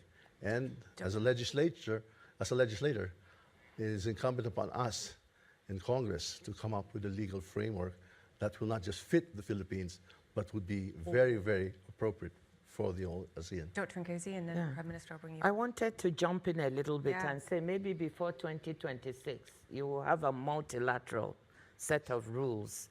And I'm looking at one of our ambassadors here from Singapore. ASEAN is part of a small group leading negotiations on laying down the rules for digital trade, for e-commerce. So maybe before you finish, we'll have multilateral rules. 90 of our members are involved in these negotiations. And if we can come with multilateral rules, that would also, it doesn't stop you if you want to have an ASEAN. But I think this issue goes beyond regional groupings. Cross-border data flows, you have to deal with them globally and multilaterally. So what are the rules that are going to underpin and govern who controls data? And he or she who controls data controls what will help us train AI and large language models. And the sharper AI of the future. That is very, very important. So what we're doing at the WTO would be very helpful to ASEAN. So I just wanted to put that forward. We hope that by the end of 2024, we'll be able to come up with these rules, and that can be helpful to everyone. Prime Minister? Yeah, when you talk about digitalization, I think the top of pyramid for each country already are fully in game with that. But being a politician, you need to look at the base of the pyramid. I mean, those still have to put food in their mouth. I mean, when we talk about that, I mean, it really is far away from what they have. At the moment, e-payment helps. Some sort of low-tech, something that they can actually get access to, that would be good. Financial inclusion. At the moment, there are many Thais who still rely on loan sharks, getting charged like 200% interest rate per year. I mean, that's really is the basic things that you need to overcome before you go fully in terms of digitalizations. But again, there are many big firms like Google, Microsoft, Huawei, who are really looking to make some big investment into Thailand. We need to leverage from them to leave no one behind. Yeah, it's a great point, sir. Thank you. Prime Minister Minchin?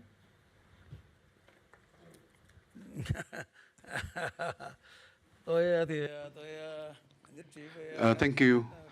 I entirely agree with the panelists today. Let me just add some additional points. When it comes to digitalization and digital economy, it is very important to talk about the green growth and green economy. They are interrelated and interconnected together. digitalization and green economy always come together.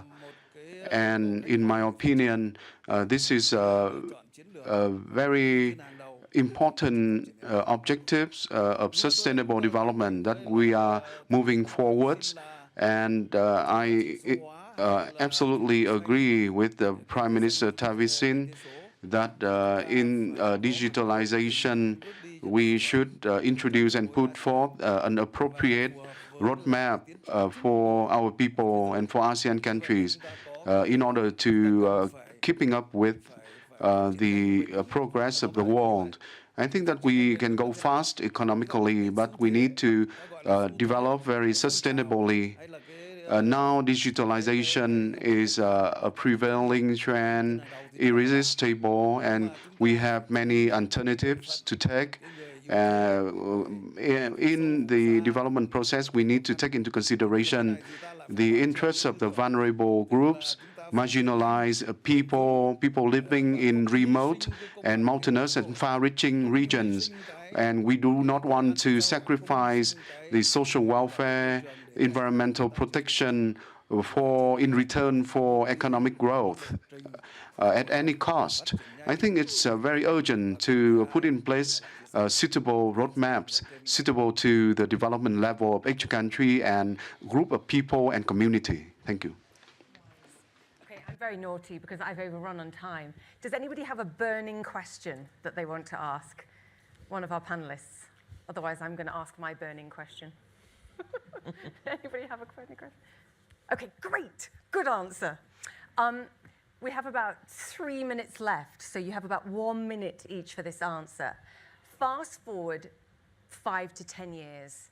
Where is ASEAN? What's its place in the world compared to today? You have 1 minute to give your answer. Prime Minister Tarasin, I'm picking on you first. Seamless ASEAN.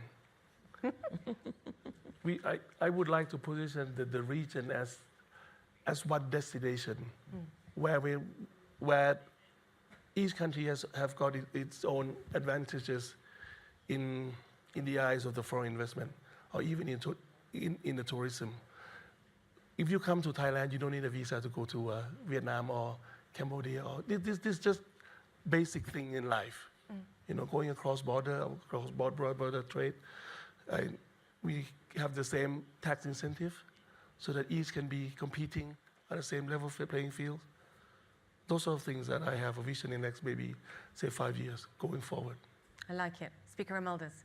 I see an ASEAN parliament like the EU. Wow, like the European Parliament. Yes. Only so I aspire for that. That's been an aspiration of the ASEAN ever since its inception. And to see the seeds of that. We invite you to Manila. Yes. So you will become the president, right? You will become the president. The Philippines will become the president. Manila this March 18th. Prime Minister, you're nominating him. Julia, I reiterate. He's already taking the role. All of you to Manila on March 18th to 19th. Manila and the Philippine President, President Ferdinand R. Marcos Jr., will be hosting the World Economic Forum CEO Roundtable. You will get a glimpse of our aspiration of an ASEAN Parliament. Did you just invite me? Yes, I just how did. exciting. Thank you, sir. I'll be there. Someone write that down. Prime Minister. 10 years looking forward, or 50 years looking forward, ASEAN is still a bloc of unity, of shared commodities, a hotspot for rapid and sustainable development where we leave no one behind. That is the end. Punchy. I love that answer. Dr. Ngozi, final word. I'll follow on what the Prime Minister of Vietnam said. ASEAN has some least developed countries, Laos, Cambodia, Myanmar, whose per capita incomes are far behind that of the others. In 10 years from now, my vision is of great convergence between those least developed countries to the richer ones, because ASEAN would have pulled them up using the same principles that it used to develop. And I see ASEAN as a center, still continuing to be a poster child for world trade. I also see ASEAN diversifying their investment to other parts of the world. So they should practice reglobalization by decentralizing their supply chains to Africa and to Latin America. Thank you. I love that. So cohesion, cooperation, competition, and convergence, the 4 Cs. Your panel, learning from ASEAN. What a pleasure and honor to be here with you. Thank you. Thank you. See you again. Thank you, Prime Minister. Thank you. You're terrific.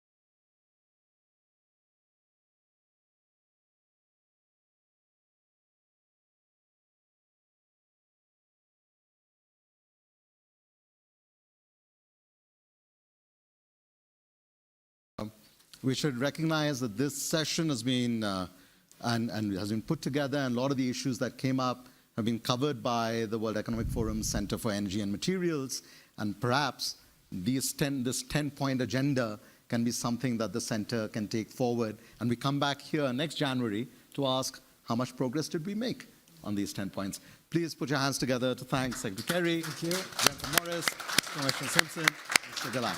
Thank you very much.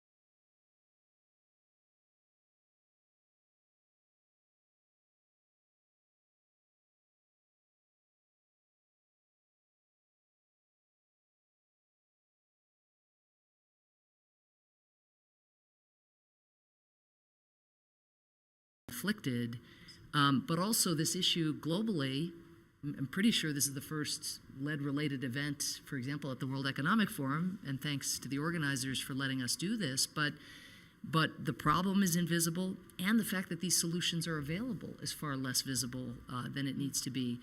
And I thought the minister put it so well and brought us home, down to the community level. I mean, if parents knew what their kids were being exposed to, what those products were, you can bet that example that you offered of the gas companies self-regulating, that you would start to see, consumer product providers themselves, digging deep and not trying to bypass a regulatory system, but indeed to embrace it, because the cost to trust with the consumer would ultimately affect the bottom line. So more awareness, more leadership, more joining what we hope will be an ever-expanding coalition, I think can really help us show results very quickly.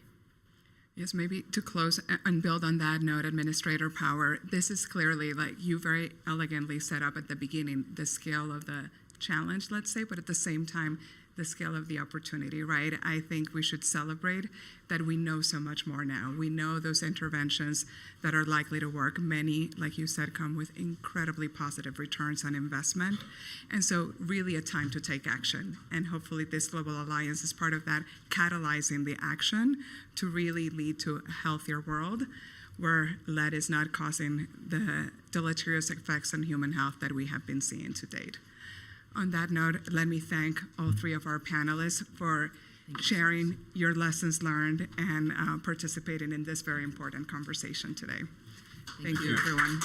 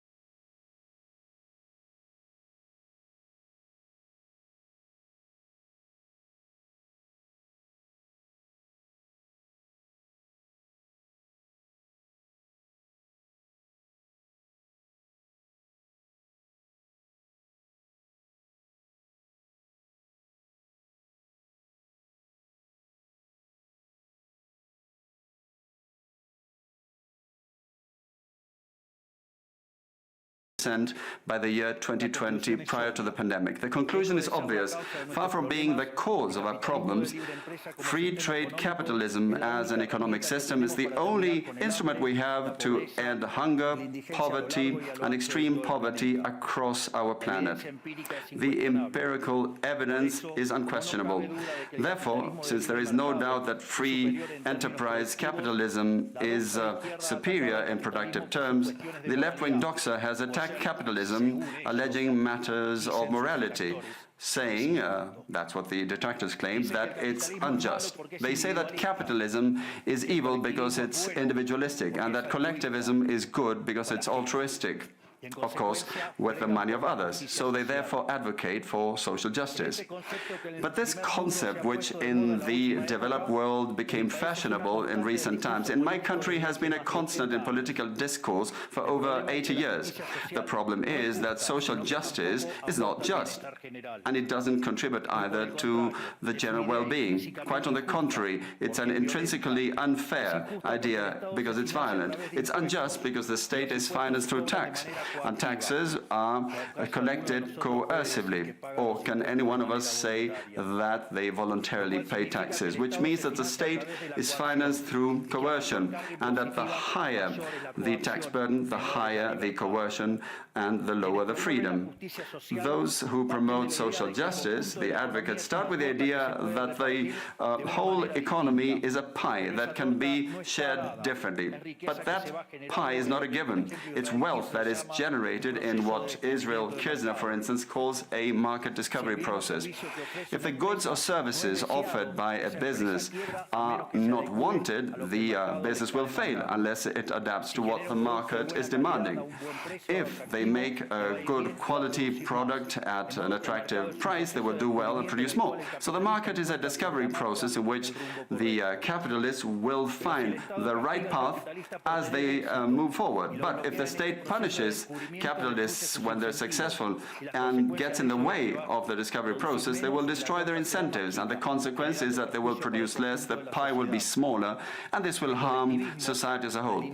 Collectivism, by inhibiting these discovery processes and hindering the appropriation of discoveries, ends up binding the hands of entrepreneurs and prevents them from offering better goods and services at a better price. So how come that academia, international organizations, economic theory and politics demonize an economic system that has not only lifted out of extreme poverty 90% of the world's population, but has continued to do this faster and faster, and this is morally superior and just. Thanks to free trade capitalism, it is to be seen that the world is now living its best moment. Never in all of mankind's or humanity's history has there been a time of more prosperity than today. This is true for all. The world of today has more freedom, is rich, is more peaceful and prosperous.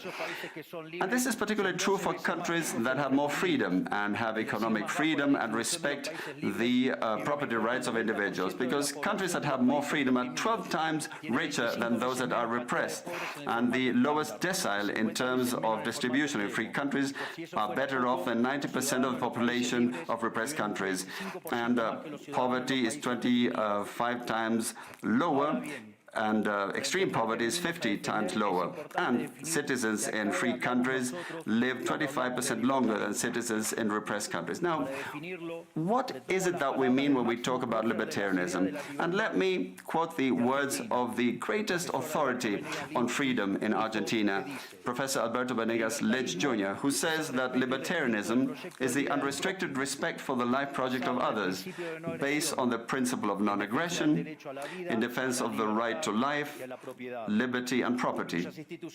Its fundamental institutions being private property, markets free from state intervention, free competition, the division of labor, and social cooperation, as part of which success is achieved only by serving others with goods of better quality or at a better price. In other words, capitalists, successful business people are social benefactors who, far from appropriating the wealth of others, contribute to the general well-being.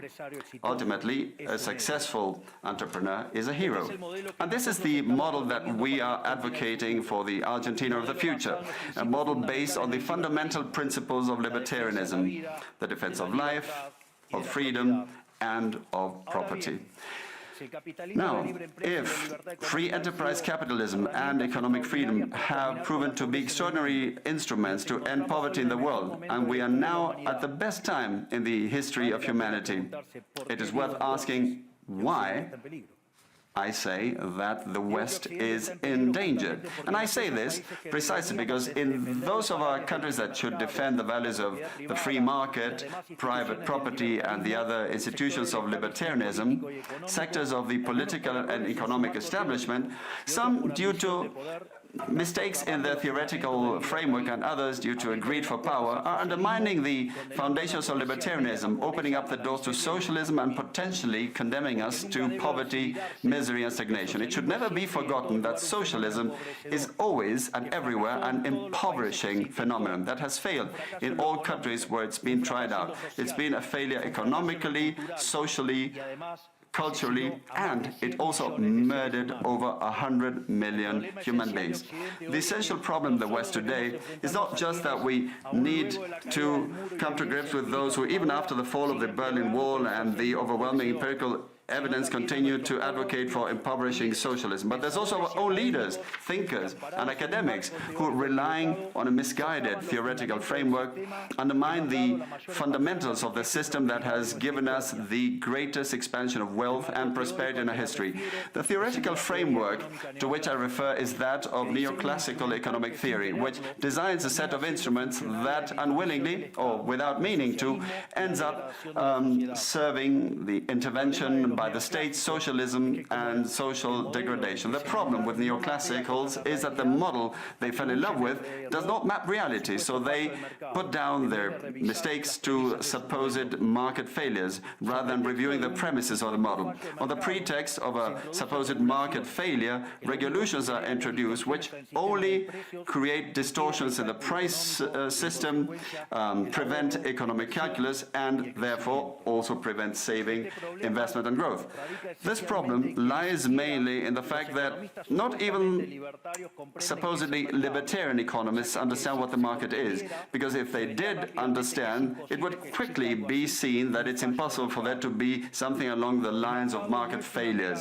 The market is not a mere graph describing a curve of supply and demand. The market is a mechanism for social cooperation where you voluntarily exchange ownership rights. Therefore, based on this definition, talking about a market failure is an oxymoron. There are no market failures. If transactions are voluntary, the only context in which there can be a market failure is if there is coercion.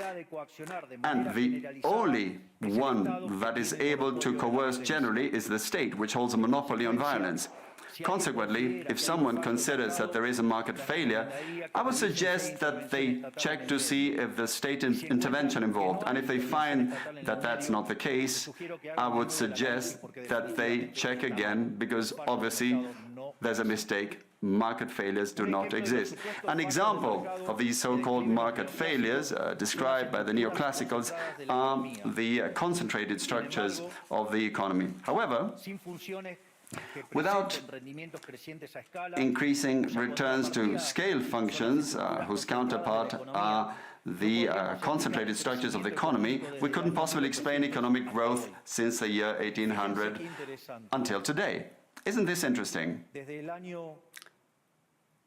Since the year 1800 onwards, with population multiplying by 8 or 9 times, per capita GDP grown by over 15 times. So there are growing returns, which took extreme poverty from 95% to 5%. However, the presence of growing returns involves concentrated structures, what we would call a monopoly. How come then that something that has generated so much well-being for the neoclassical theory is a market failure?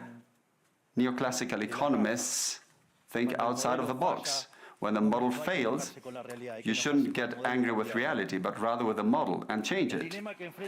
The dilemma faced by the neoclassical model is that they say they wish to perfect the functioning of the market by attacking what they consider to be failures. But in so doing, they don't just open up the doors to socialism, but also go against economic growth.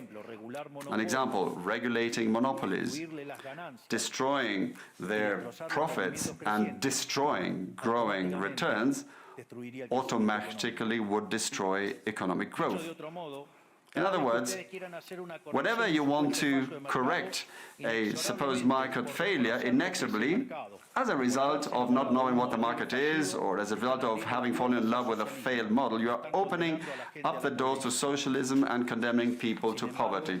However, faced with the theoretical demonstration that state intervention is harmful and the empirical evidence that it has failed couldn't have been otherwise, the solution to be proposed by collectivists is not greater freedom, but rather greater regulation, which creates a downward spiral of regulations until we're all poorer and the life of all of us depends on a bureaucrat sitting in a luxury office. Given the dismal failure of collectivist models and the undeniable advances in the free world, socialists were forced to change their agenda. They left behind the class struggle based on the economic system and replaced this with other supposed social conflicts which are just as harmful to life as a community and to economic growth. The first of these new battles was the ridiculous and unnatural fight between man and woman.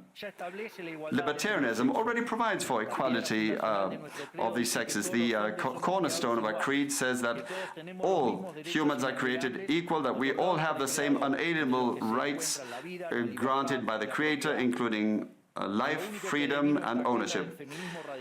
All that this radical feminism agenda has led to is greater state intervention to hinder the economic process, giving a job to bureaucrats who have not contributed anything to society. Examples, ministries of women or international organizations devoted to promoting this agenda.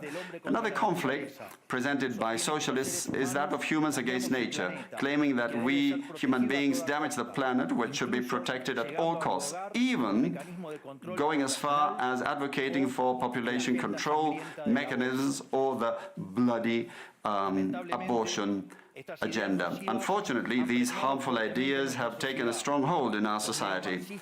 Neo-Marxists have managed to co-opt the common sense of the Western world, and this they have achieved by appropriating the media, culture, universities, and also international organizations.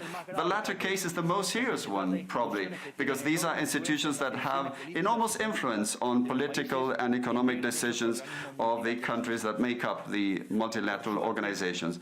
Fortunately, there's more and more of us who are daring to make our voices heard, because we see that if we don't truly and decisively fight against these ideas, the only possible fate is for us to have increasing levels of state regulation, socialism, poverty, and less freedom, and therefore will be having worse standards of living. The West has unfortunately already started to go along this path. I know to many it may sound ridiculous to suggest that the West has turned to socialism, but it's only ridiculous if you only limit yourself to the traditional economic definition of socialism, which says that it's an economic system where the state owns the means of production.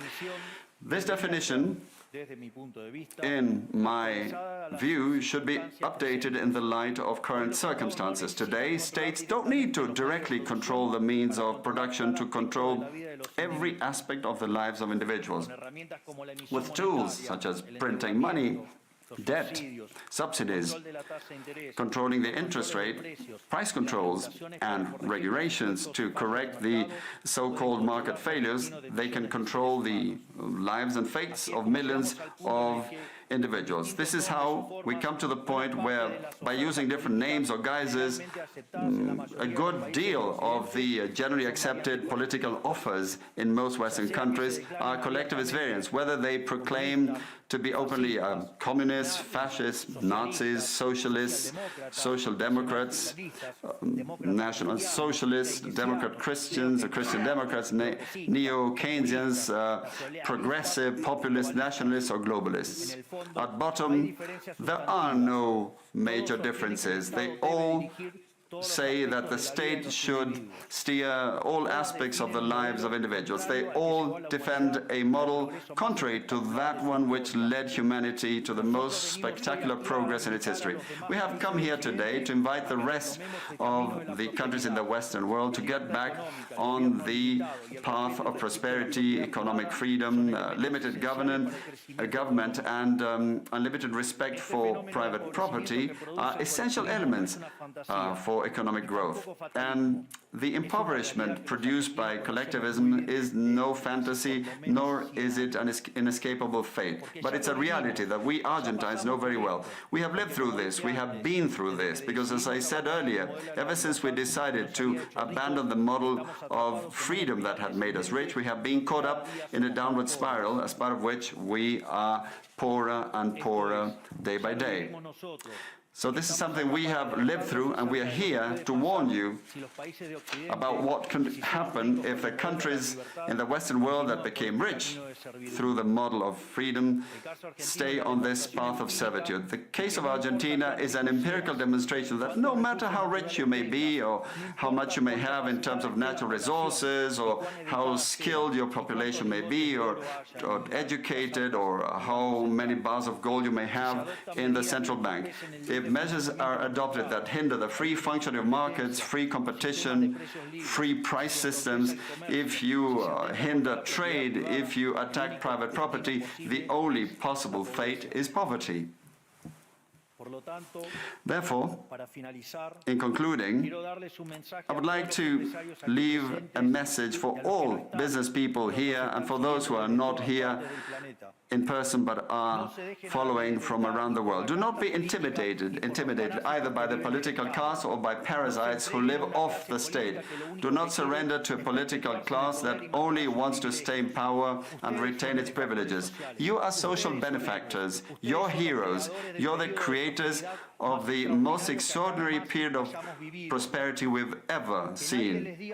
Let no one tell you that your ambition is immoral. If you make money, it's because you offer a better product at a better price, thereby contributing to general well-being. Do not surrender to the advance of the state. The state is not the solution. The state is the problem itself. You are the true protagonists of this story.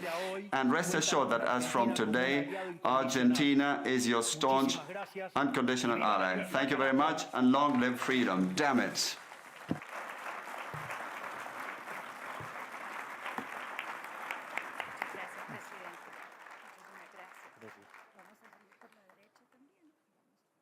Fantástico.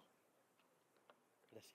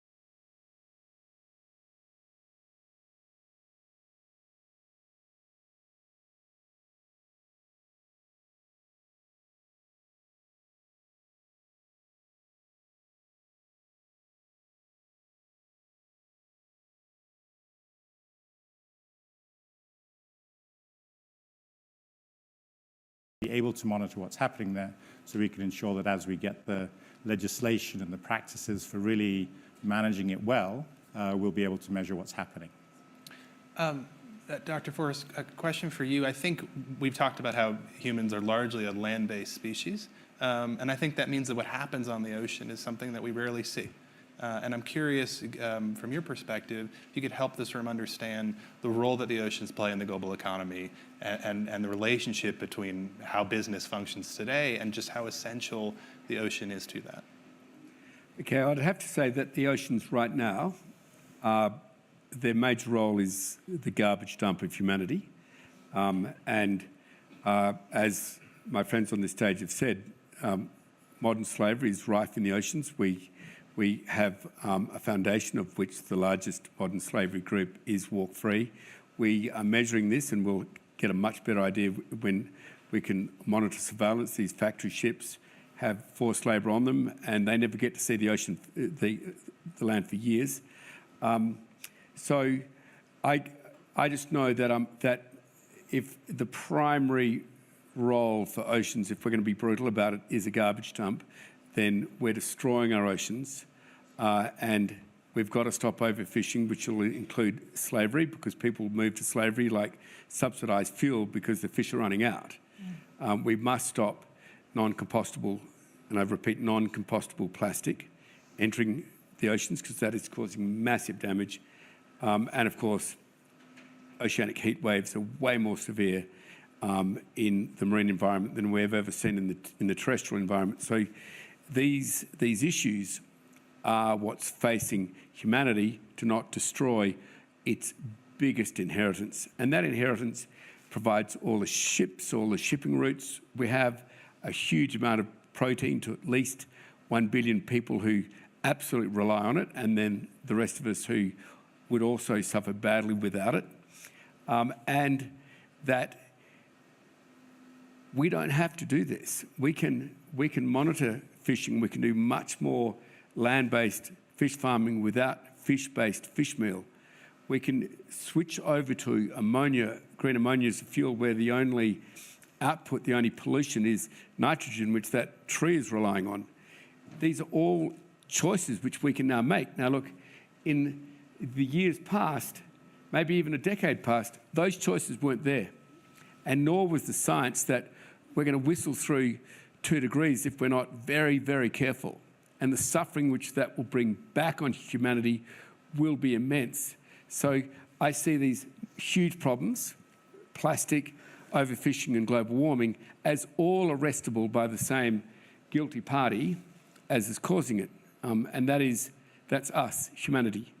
And so the first thing I'd like everyone participating here is to hold industrialists to account. If you want to save these oceans, then please do it like this. Please say to every industrialist, when are you going to stop burning fossil fuel? When are you going to stop using non-compostable plastic? To every food provider, is your fish food and fish meal completely monitored? If not, we'll stop buying it. And of course, to fossil fuel producers, when are you going to stop forcing our hand to consume the only energy which you're giving us, when you now have a choice?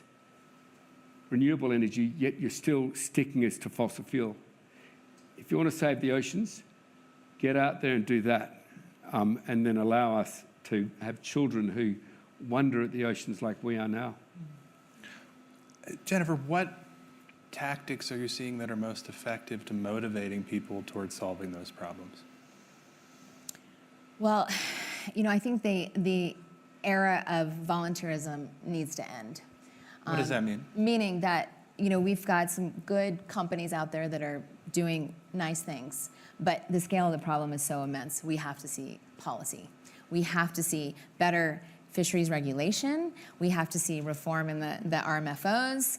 We have to, the High Seas Treaty is fantastic, and don't get me wrong, a lot of people in this room worked decades to get that done, but now it has to be ratified, implemented. So the scale of the problem is going to require policy. And I just want to make another comment related to, let's face it, the elephant in the room is how we price and value nature. And we are the subsidy situation in the fisheries, and everyone, whenever I say that word, they're like, oh, we can't do that, that's so hard.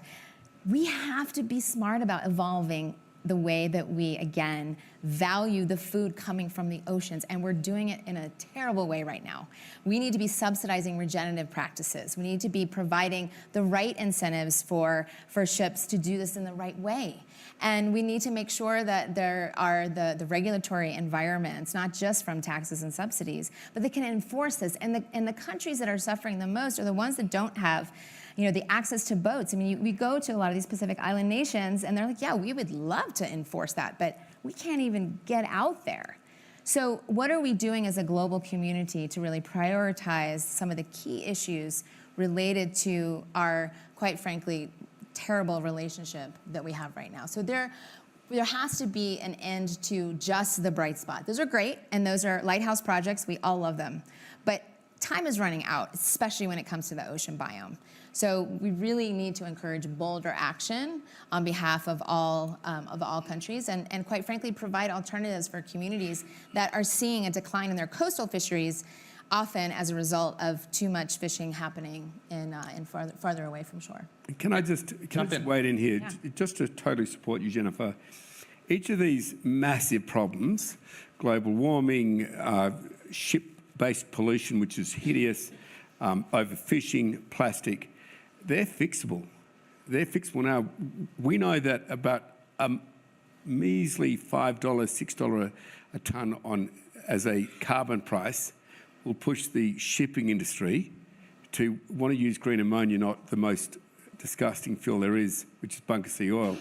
We know that a small premium on polymer will push plastic from being a waste to commodity, where you just wouldn't think about throwing it out because it's got a value. And monitoring, Jennifer's point about transparency, will fix global overfishing. So what we should be asking for is, we can save the oceans. We've got these three weapons. We must demand industry pushes government to use them. I'm going to stop the panel there on that point. You're going to come back and join me at the end of this conversation. Love to ask you to take your seats. Mr. Ray Dalio, I'd like to invite you up.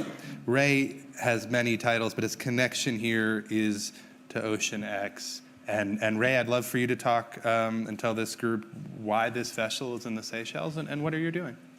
Okay, thank you very much. We're all partners in different ways, and we all can bring different assets to bear. Then we have to actually accomplish a great deal.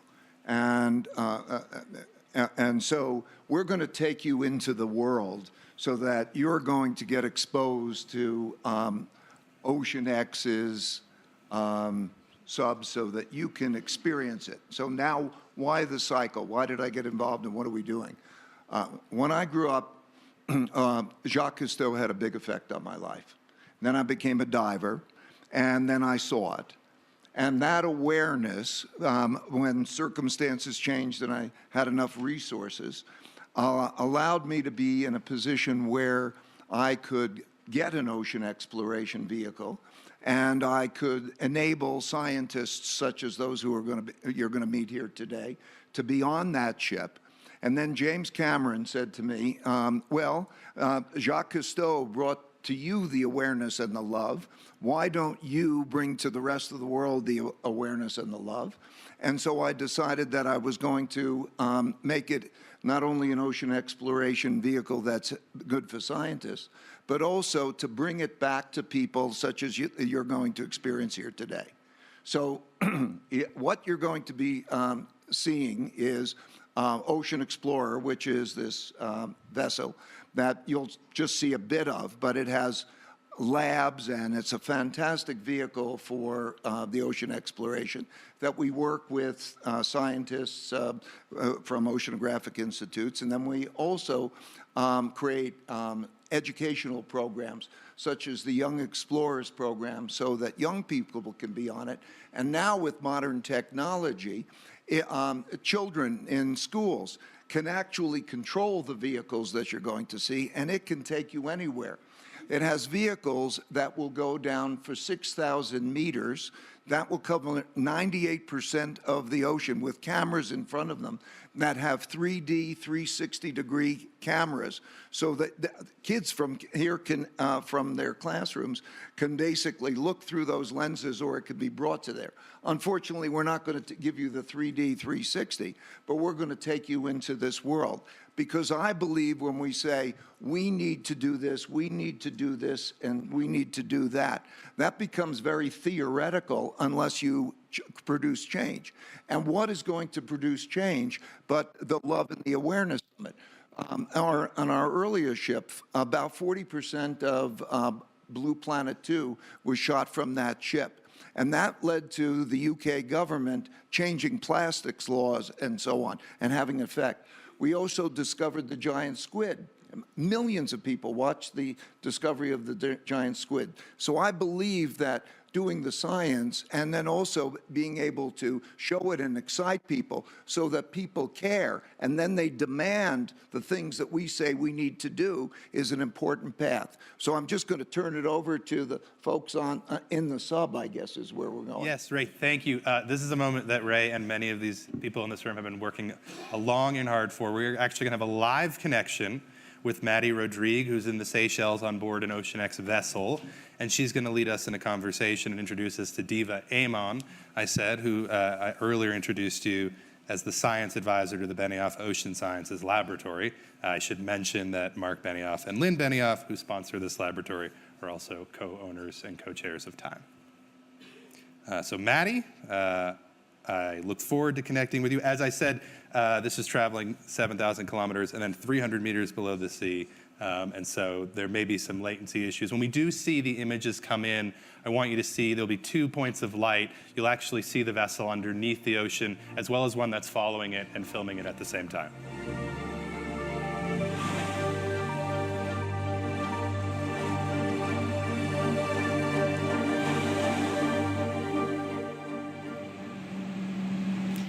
Thank you, Ray. Thank you, Sam. Thank you to the entire panel. And hi, Davos. We're so happy to be here in this beautiful Seychelles. My name is Maddie Rodrigue, and I'm the Science Program Director at OceanX. And we are currently on board Ocean Explorer at the Aldabra Atoll. Aldabra is not only a World Heritage Site, but also a marine protected area. It took us over 60 hours steam to actually get here, traveling more than 1,200 kilometers.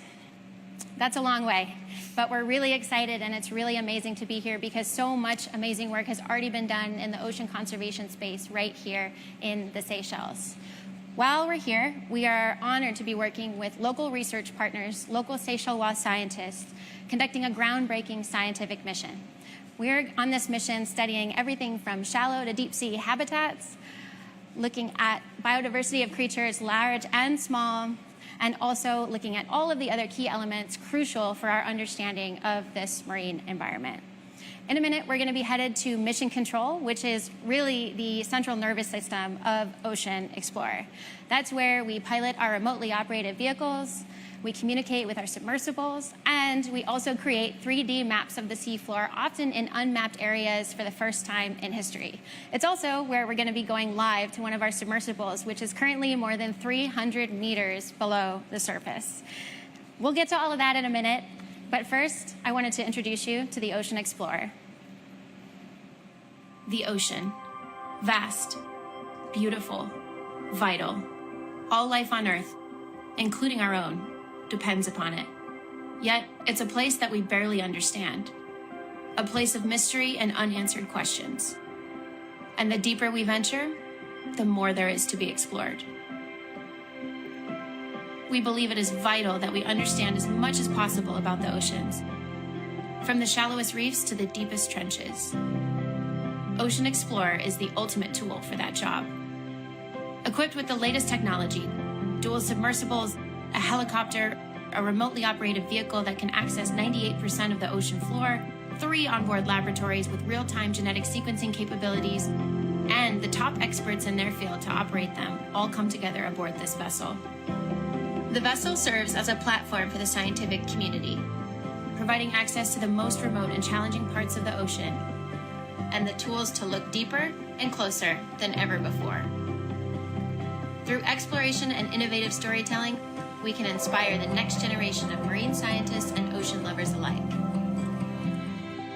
Simply put, our mission is to explore the ocean and bring it back to the world. Welcome aboard.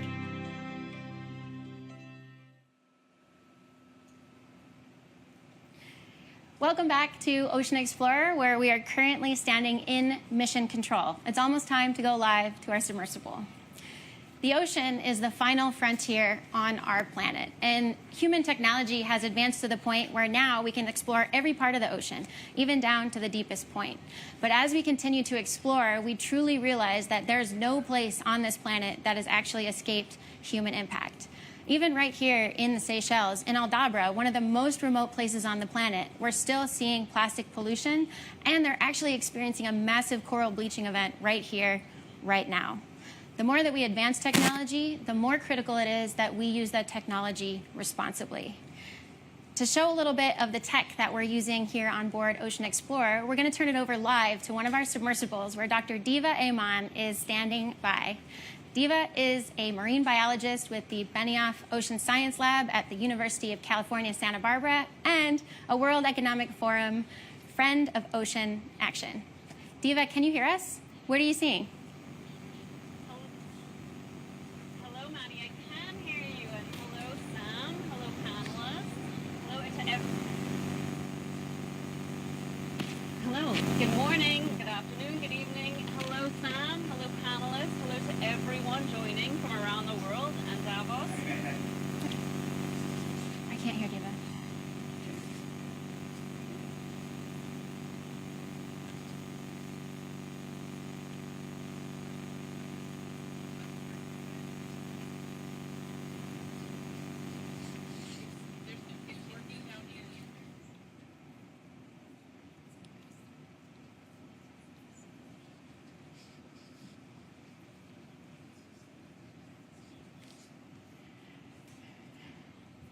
So at the moment, as with every Zoom call, especially I guess those that are about 300 meters below the surface, there's always connectivity issues. But right now, there are a lot of people on board working very hard, not only to get that feedback up, but also to make all of this happen, including all of the work that we're doing subsea at the surface in this area. Take a look at how we pulled this amazing feat off. Throughout history, humanity has endeavored to communicate across vast expanses. From smoke signals and carrier pigeons to email and FaceTime, we've tirelessly pursued ways to connect. Advancements in technology have propelled us further, enabling communication beyond our planet. We've beamed messages deep into the cosmos, communicating with distant spacecraft. And yet, the most challenging frontier of communication isn't space. It's right here in our oceans. So Dave, why is wireless communication so challenging in the water?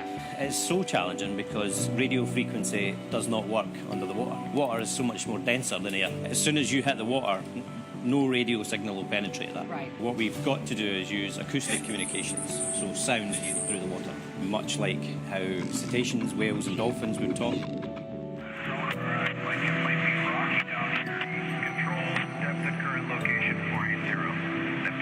Does that mean that if I was in the water, I'd be able to hear what was being communicated between the subs? Yes, you'd be able to hear something, maybe not the actual comms, but you'd definitely be able to hear something. Okay. Acoustics is great for voice communications, but it has its limitations. To get full-blown data transmission and video transmission, you need to do it differently. The solution is light. Here on the sub, we have our optical modem equipment. We have the LED array. So this is the transmit function, and this is the receive function. So that just detects the light in the water. We convert the camera image and the comms to data, and then that's transmit, receive through the water using light. And so once it gets into these, then how does it get to the ship? So that's where the ROV comes in. So once the signal leaves the sub, ends up here, what happens? We're above the sub, and we've got the same arrangement on here. So we've got transmitter and receiver here. We're receiving and transmitting exactly the same as they are. Yeah. So the light from the sub is getting picked up on this one. Right. And the light pulses are then getting packeted and turned into data. So it comes all the way through our 6,000 meters of cable. From there, down into mission control, up to the satellite, and down to Davos. Which is like a 70,000 kilometer journey in a matter of seconds. Yes, and that's it. It's all about light.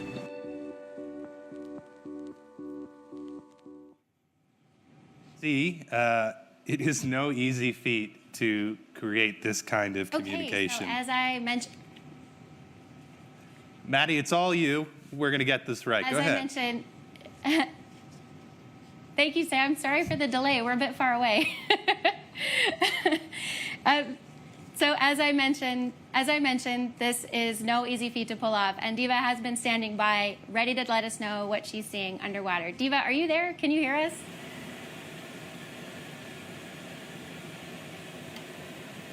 Hi, Matty, can you hear me? Great. Okay, well, hello, Sam. Hello, panelists. Hello to everyone joining us from around the world and in Davos.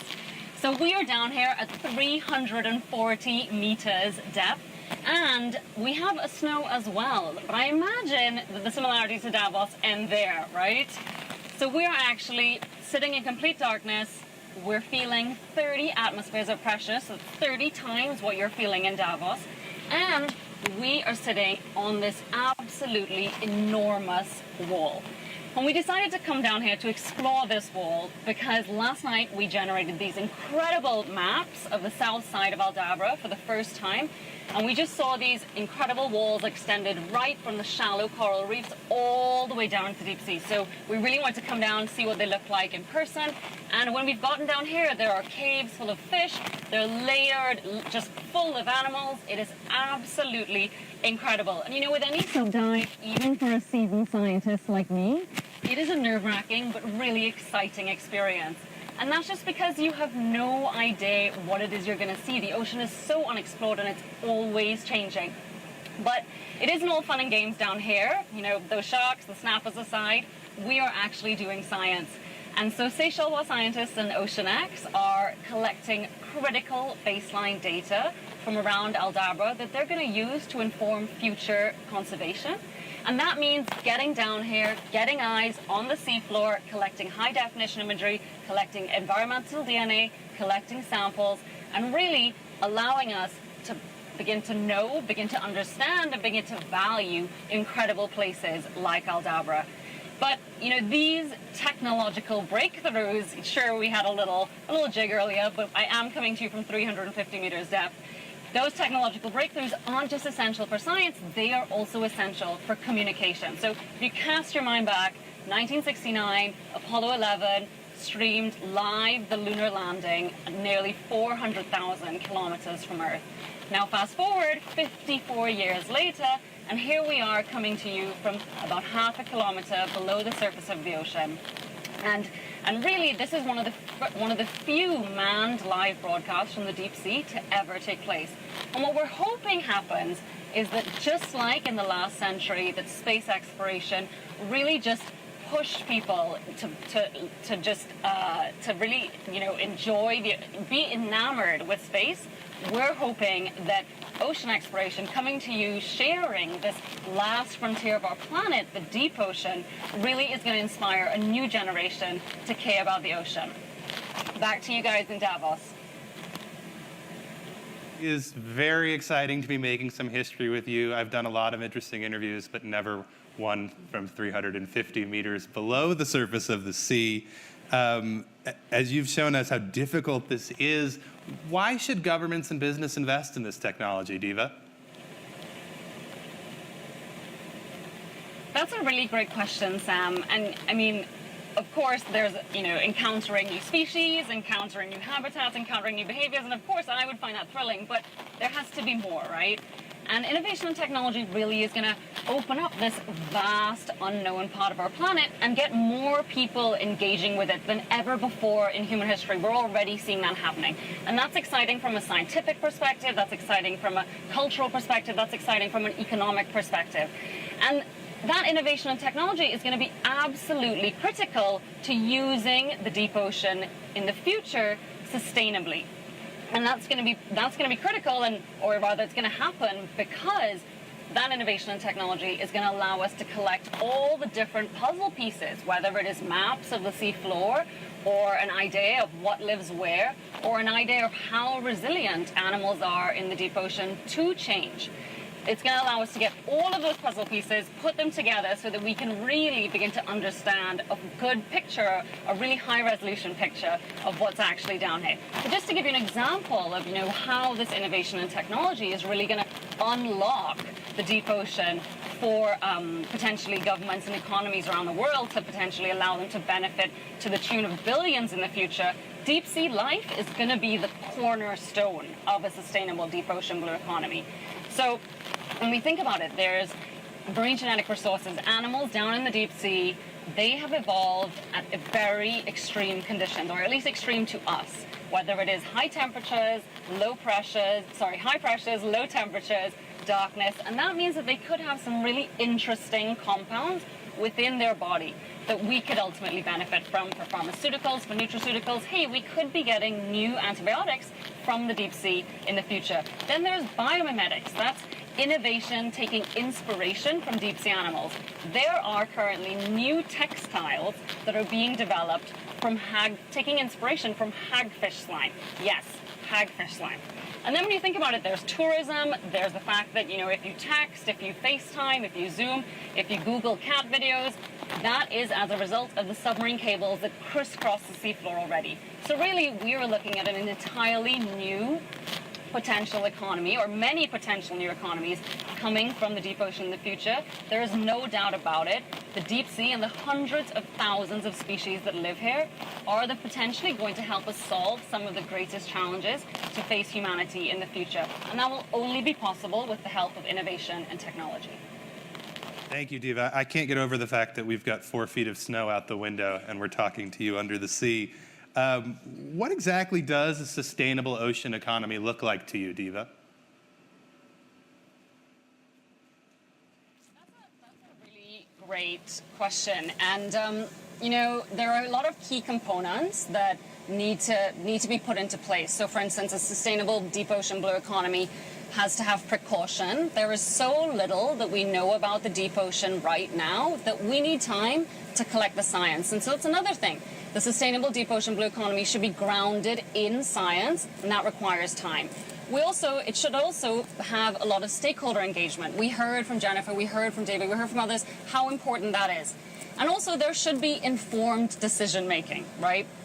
And what I will say is that all of those things are absolutely essential.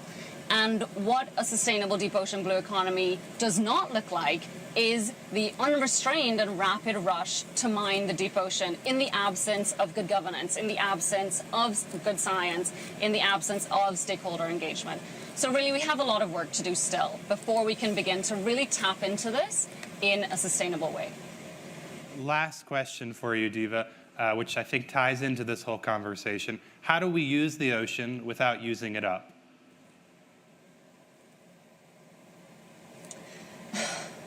Great question. As you've heard already, there is good reason for concern, especially when we're talking about the deep sea. I think David touched on this earlier.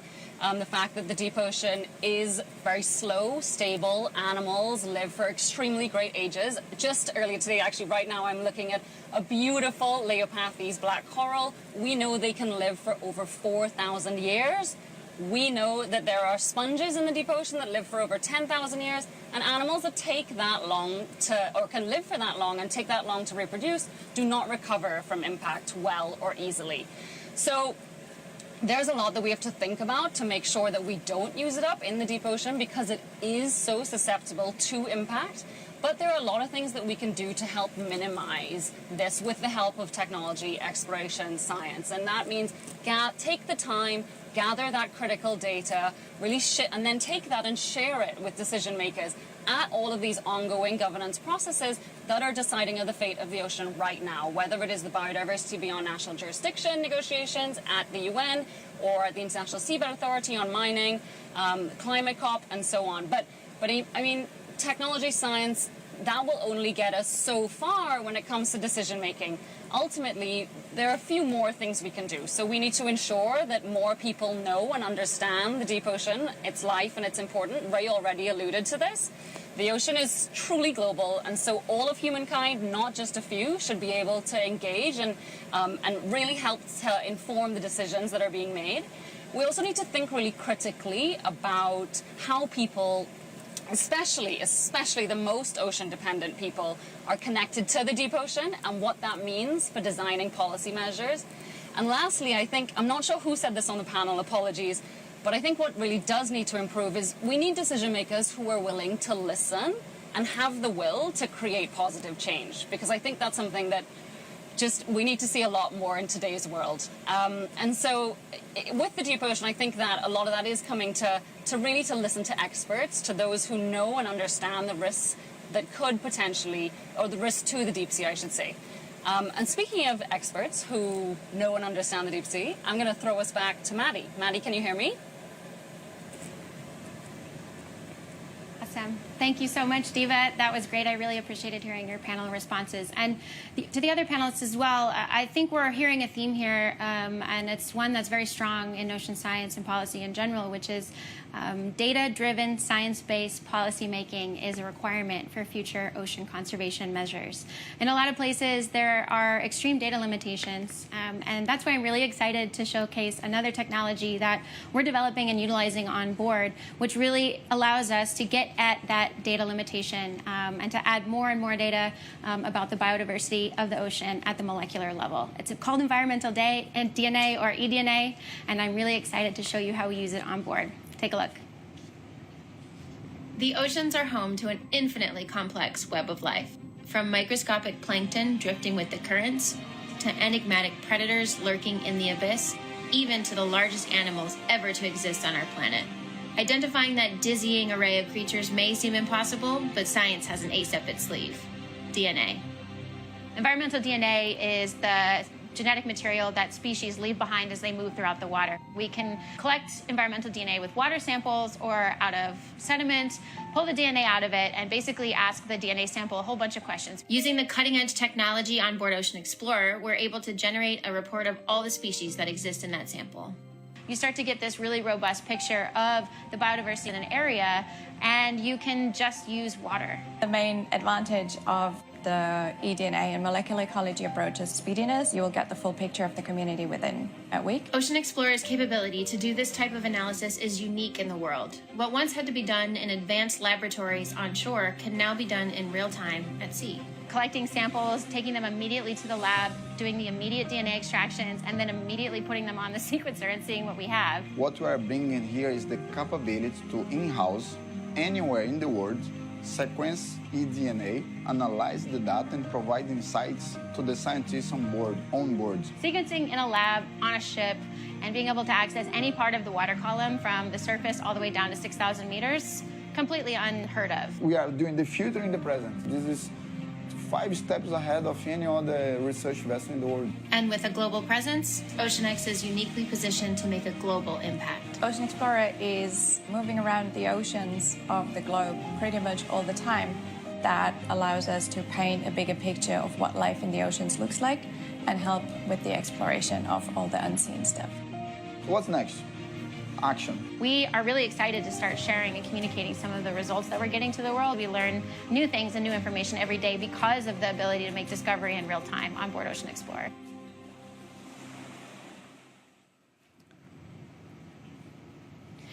With all of the amazing work that we're doing here in the Seychelles, we hope that all of the data that we're collecting is going to be a game changer for local scientists, policymakers, and decision makers, both regionally and globally. While we're here, we are going to be collecting a lot of data and taking quite a few samples as well. And actually, I'm pretty sure Diva is about to take a sample from the subs right now. Thanks, Maddie. Can you hear me?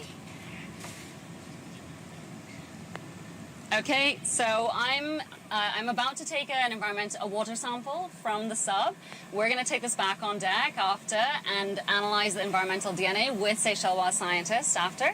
And I just want to again emphasize before I do that how critical it is to get assets like this, submersible ships, other deep ocean assets, into the hands, as David said earlier, of developing countries like the Seychelles, where, for instance, the deep ocean is 96.5% of their exclusive economic zone, and yet they do not have access. And that's such a common story for small island developing states, including my own Trinidad and Tobago. So let's take the sample. Hope I don't break anything. Okay, bear with me. Okay, we are live. Boom. And there we go. A sample that we hopefully are going to then use to help us map the biodiversity of Aldabra and really contribute to future conservation here in the Seychelles. Thanks, Maddie. Back to you. That was amazing. Thank you so much, Diva, for collecting that sample. Not everybody gets that on the first try, so much appreciated and well done. I'm really excited to take that to the lab and extract DNA from it, especially as I see you're right next to a big coral colony. So all of the incredible technology that we've shown you here today for science and exploration contributes to the amazing scientific work that we do. But we also have incredible camera technology here on board that we've sent cameras down into deep, crazy, very, very intense places to capture some of the most amazing animal and geophysical and oceanographic encounters on the planet. That's really part of our mission at OceanX, which is to conduct groundbreaking scientific research, tell the story of that research and discovery through captivating media, and share that story with the world. As we say goodbye, we would love to share some of those stories with you. Farewell, Davos.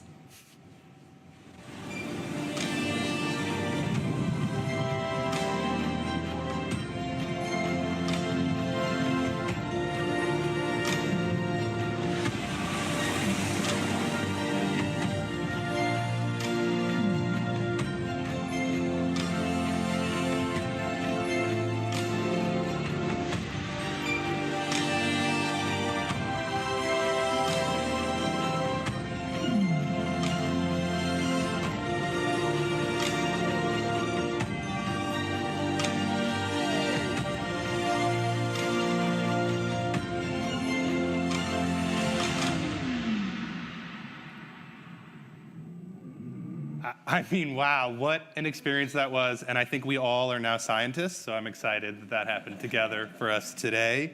Diva, Maddie, thank you. Ray, thank you. I'd like to invite our panelists back up onto the stage, and I'd love to talk to you a little bit about what we just saw and your takeaways from what we've just witnessed. Please join me again.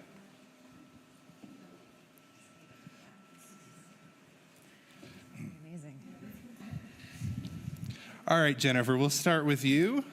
You had the privilege of going last first. What did you make of what we just saw? So first of all, incredible. So everyone who supported that effort, and I know that you guys probably worked hundreds of hours on getting that right. I just showed up. A lot of other people worked very hard. Just amazing what we can do if we have eyes on the seas and the things that we can learn, and having that data is going to be so powerful. I will just say that I'm particularly excited about this because the Seychelles is a place that the Nature Conservancy has been working on for a long time with local partners. And we did the first nature bond in the Seychelles in 2016, which reduced the debt of Seychelles, refinanced their debt, and actually unlocked money for conservation. And in exchange, the Seychelles government agreed to protect its exclusive economic zone, an area that's the size of Germany. So this is huge impact, and now we have a place that we don't know if it's directly related, but they're for the first time in many years seeing blue whales come back to this area. So it has real impact, and what we can do at scale. We have the data, the will, the knowledge is really phenomenal. So that was terrific. Thank you. Andrew, did that inspire you? Yeah, no, I absolutely loved it. Ray and I know this subject really well. I published a thesis in my PhD, which is called Solutions for a Troubled Ocean. And we focused very hard in on what we call oceanomics, which is DNA extraction. And I think it is the way to really discover what's in the ocean without even having to film it. You certainly don't have to touch it. You don't have to kill it. And I'd only say to other early adopters like Ray and I that as I had to answer in my viva, okay, if this technology gets out, how will you contain it? How will it not be used to exploit the oceans? How will it not be used to extract species at an even greater rate? And so I'd say what I answered my Viber was that this is really important technology. It's really, really important work. The fishing industry wouldn't do this, but if they could get hold of the data, they could potentially abuse it. And so I'd say to any explorer like Ray who does this, let's set a set of rules for the host government that if any species on the IUCN Red List is identified, then it's automatically protected, as opposed to what we all face right now as conservationists.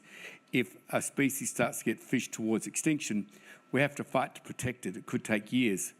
It should be the fishing industry which has to fight to unprotect it. So I'd just say this is a really great tech, Ray. It's lovely to see you guys using it. I just am so excited by it. And now I think maybe get hold of the lawyers to say, let's make sure that the fishing industry respects this data.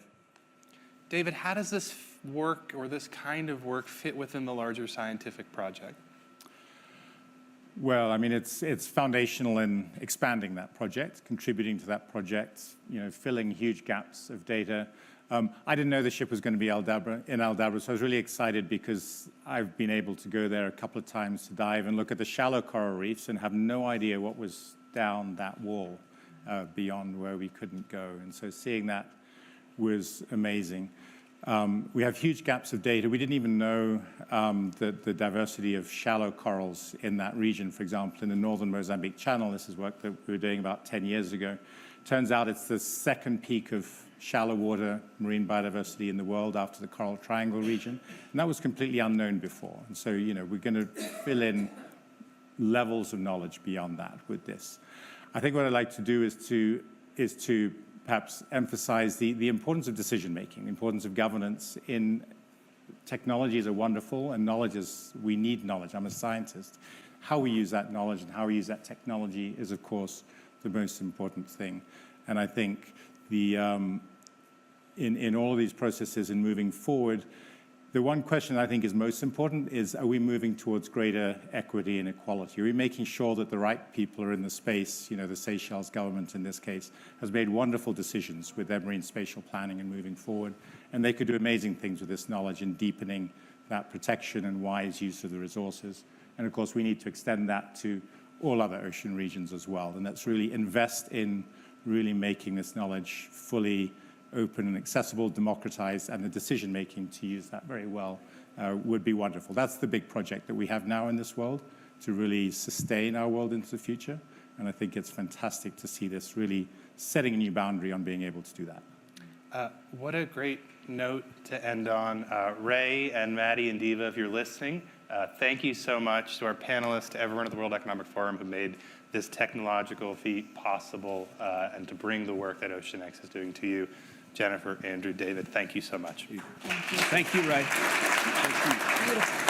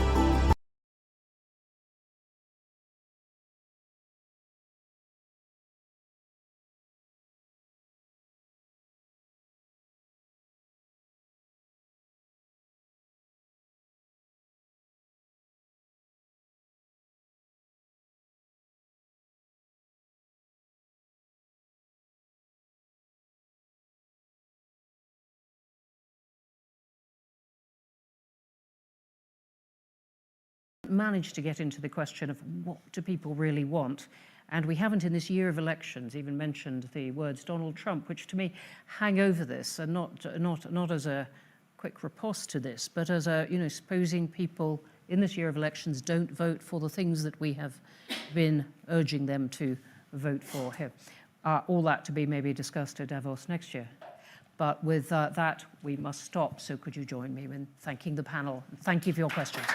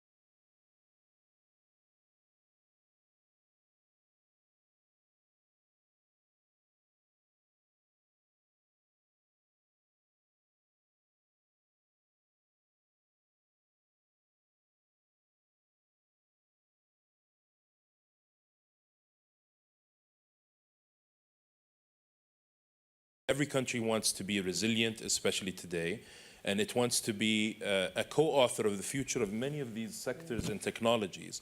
And it's only fair that it wants to take a lead, but that doesn't mean it can't collaborate and kind of put forces together. The green energy transition won't succeed without true collaboration and investing in accelerating innovation and technology. And I really think, impatient capital doesn't go against thinking long-term. In Saudi, we wanted to accelerate our diversification fast. We went in, we created the environment in several sectors, we prioritized 13, that created the conditions for profitability for private sector. PIF has, as the largest fresh capital deployed in 2023 at $35+ billion. That's not patient capital. At the same time, PIF in 2022 crowded in $60 billion of private sector investment. So these two things can work together. And I believe truly that this is the time where collaboration can lead to acceleration and innovation. Thank you. President Tarman, you got 3 optimists about the future of innovation and 1 it depends. What's your view? Give us the final word. Well, I think we should just keep in mind that we are way behind. We are way behind in the race against climate change and a broader crisis in biodiversity. And the way to tackle this is to rely on superior technologies and innovations wherever they come from and scale them up. Guard against unfair competition, unfair subsidies and the like, which many countries are guilty of, but choose the most superior technologies and scale them up regardless of which country they came from. That's going to give us the best chances of tackling a problem that we're still way behind in tackling. Thank you, President Tarman. Thank you, Minister Al Ibrahim. Thank you, Kai-Fu Lee. Thank you, Mariana Mazzucato. And thank you, Scott Sandell. Big round of applause.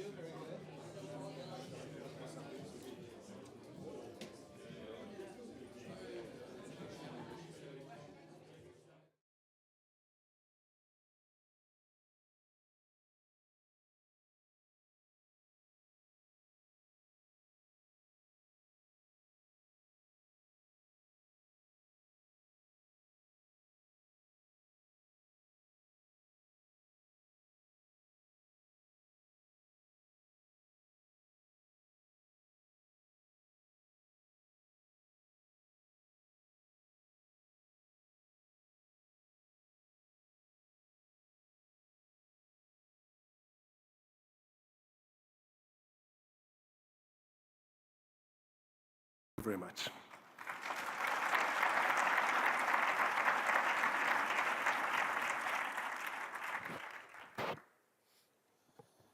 Thank you very much, Prime Minister.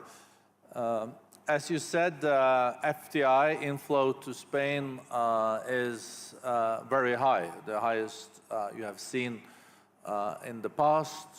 Economic growth is higher than the euro average, and also inflation lower. Do you think that some of your colleagues in Europe can learn something from your policies, and what policies do you think they should be inspired by? Thank you, Borg, for your question. I would say that we are living in a period that we need leaders that transform societies and not administrate societies. And so to keep that stability, political stability, social stability, economic stability within our societies, but also thinking broader at the European level, we need to transform ourselves to earn competitiveness, to understand that climate change, digital transformations are big tools for the good of our societies, and not to use some of the crises that we're facing, such as the war in Ukraine and the energy prices, to slow down or to put aside our commitment regarding the ecological transition of our economies. And that, of course, that idea of transformation means that, for instance, when we touch our experience chairing the European Council during the last semester, and the reform that you mentioned before, the electric reform, this has been a real and very complex debate. And I thank, the companies, I thank also the Commission and the Parliament, because I think that we reached a very important agreement for the good of our continent and our competitiveness. Do you, Prime Minister, think that sometimes we lack self-confidence in Europe? In 2012, international actors were saying that the euro was going to be in really deep problems, even challenged as a currency, still the second most important currency in the world. Then it was Greece that was going to go bust, and now, together with Spain, one of the fastest growing economies. You had one of the highest youth unemployments and unemployment rates, and you are now in like a comeback situation. And we were going to also be freezing the whole winter because of making ourselves independent of Russian gas. Is it a little bit, do we have to explain also more the political processes we have in Europe when there are democratic states that come together? Of course there will be discussions. And then it usually ends up with something, but the media is writing so much about the process, so people think that maybe this is a mess, but this is democracy, This is democracy, and I completely agree with you. I think that the most wonderful experience that I have from this debate around the table of the European Council is to see prime ministers and head of states debating and trying to find a landing zone for the good of our societies. And this is democracy, and democracy needs, it has its timing to move further. And I think that this is what we did, for instance, during the pandemic, during this very important agreement on the next generation funds, and of course our common approach with regard to the conflict in Ukraine. So, this is the instruments that we have, and I think that this is the most important strength that we as Europe have. But maybe sometimes you think it's of course is a little bit tough, and you also and of course you were telling before in your remarks that of course we have this Spanish presidency. We open the talks of negotiations with Ukraine, Moldova, Western Balkans. There were some coffee breaks there, weren't there? And indeed, this enlargement will table the urgency and necessity to reform our institutions, our decision-making process. Passing from a unanimity to a qualified majority. But these are, like instruments, tools. The most important thing is the geopolitical shift that we are going to witness in Europe in the coming years. And I think this is for good, and this will also stabilize, in my opinion, in the short term and medium term, the situation in the eastern part of Europe. But in your speech, you also strongly underlined the importance of sticking to core values, European values, UN Charter, democracy, and all this. And we're seeing currently polarization in the US. There is fundamental polarization, but aren't we seeing the same happening in the EU today? And are you afraid that this polarization will just escalate, or do you see possibilities for some convergence moving forward? You were able to push through, for example, the accession of Ukraine and Moldova. That was not expected, but how do you see that? How is it possible to get more convergence and not end up in disagreeing on everything? So you have like three dimensions of the debate and three institutions in the European Union framework. The first one is the European Council, and I see, a common sense that we need to move further, even if, I mean, it doesn't matter if you belong to a right-wing political family or a left-wing political family. I mean, I think that there's a landing zone, a common sense to move further in some issues, such as this internal reform that we need to face in order to be effective in the enlargement process. Then you have the Commission, and for that I believe that after the European elections, what we need is to have an agreement among the major political families, Social Democrats, the Popular Party, and also Liberals. And finally, we have the European Parliament, and for that I think it's crucial, it will be instrumental that our citizens, they strengthen, I would say, the traditional families and not the far right in order to have the best outcome of these elections, and we can have a constructive European Parliament.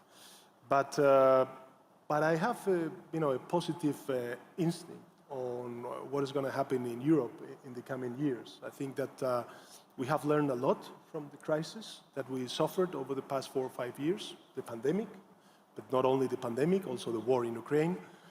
And what we are going to witness is a more federal European Union and a more integrated European Union. I'm really happy to see that, we're opening ourselves to Western Balkans, which is a region that we, are very committed.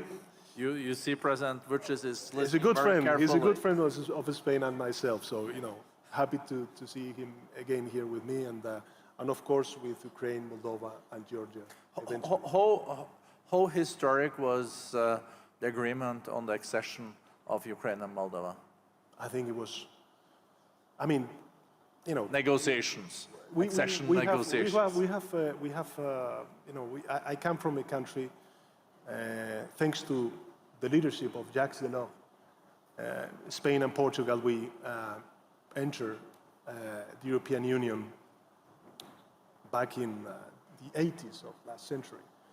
So, we're very happy and very grateful to have been the presidency of the European Council in this very historical moment of the European Union project. So, and I think it was a very important political message, the one that we sent to the Ukrainian society and the Ukrainian government. And let's hope that in the coming months we can end this war and respect the territorial integrity of Ukraine, and we can, build peace in the Middle East and the eastern side of Europe. And the West Balkans are the next EU members? Well, that's for sure. We are very, very committed and very vocal. Alexander knows on his accession to the European Union. I think that that will bring us a lot of strength, and we will provide the stability that part of the European Union or Europe needs. Muchas gracias. Thanks. So great to see you here again. And we are now moving from Prime Minister Sanchez and Spain to your friend President Macron of France. Good friend. It's a good segue. Absolutely. Yes. Thank you. Thank you. Thank you.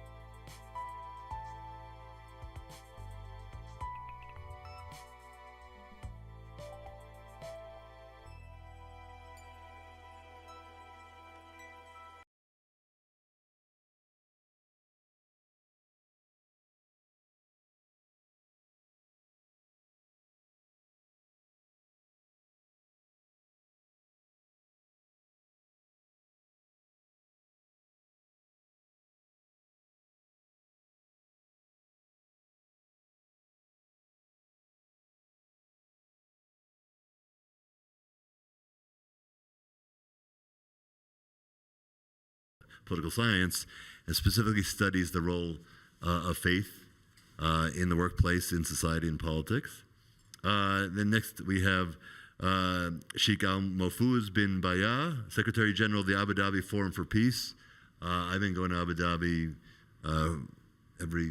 twice a year, and the work that you've done over the last 10 years, you could feel it. There's a new Abrahamic museum honoring all three religions that I've been watching go up year by year near the Louvre, and you actually can physically see the difference that you're making. So we appreciate Sheikh you being here. And then last we have Rabbi Pinchas Goldschmidt, the chief rabbi of Moscow right now in absentia, the president of the Conference of European Rabbis, and a great leader. And we thank you for your leadership in terms of being a positive force in terms of speaking out about the war in Ukraine. So thank you all for being here. I want to throw this out, and I want to encourage us to have a conversation in the spirit of interfaith, in the spirit of mutual respect, which is why it's such an honor to have you all here, about what I think the first question is the report talks a lot about positivity. What do you think?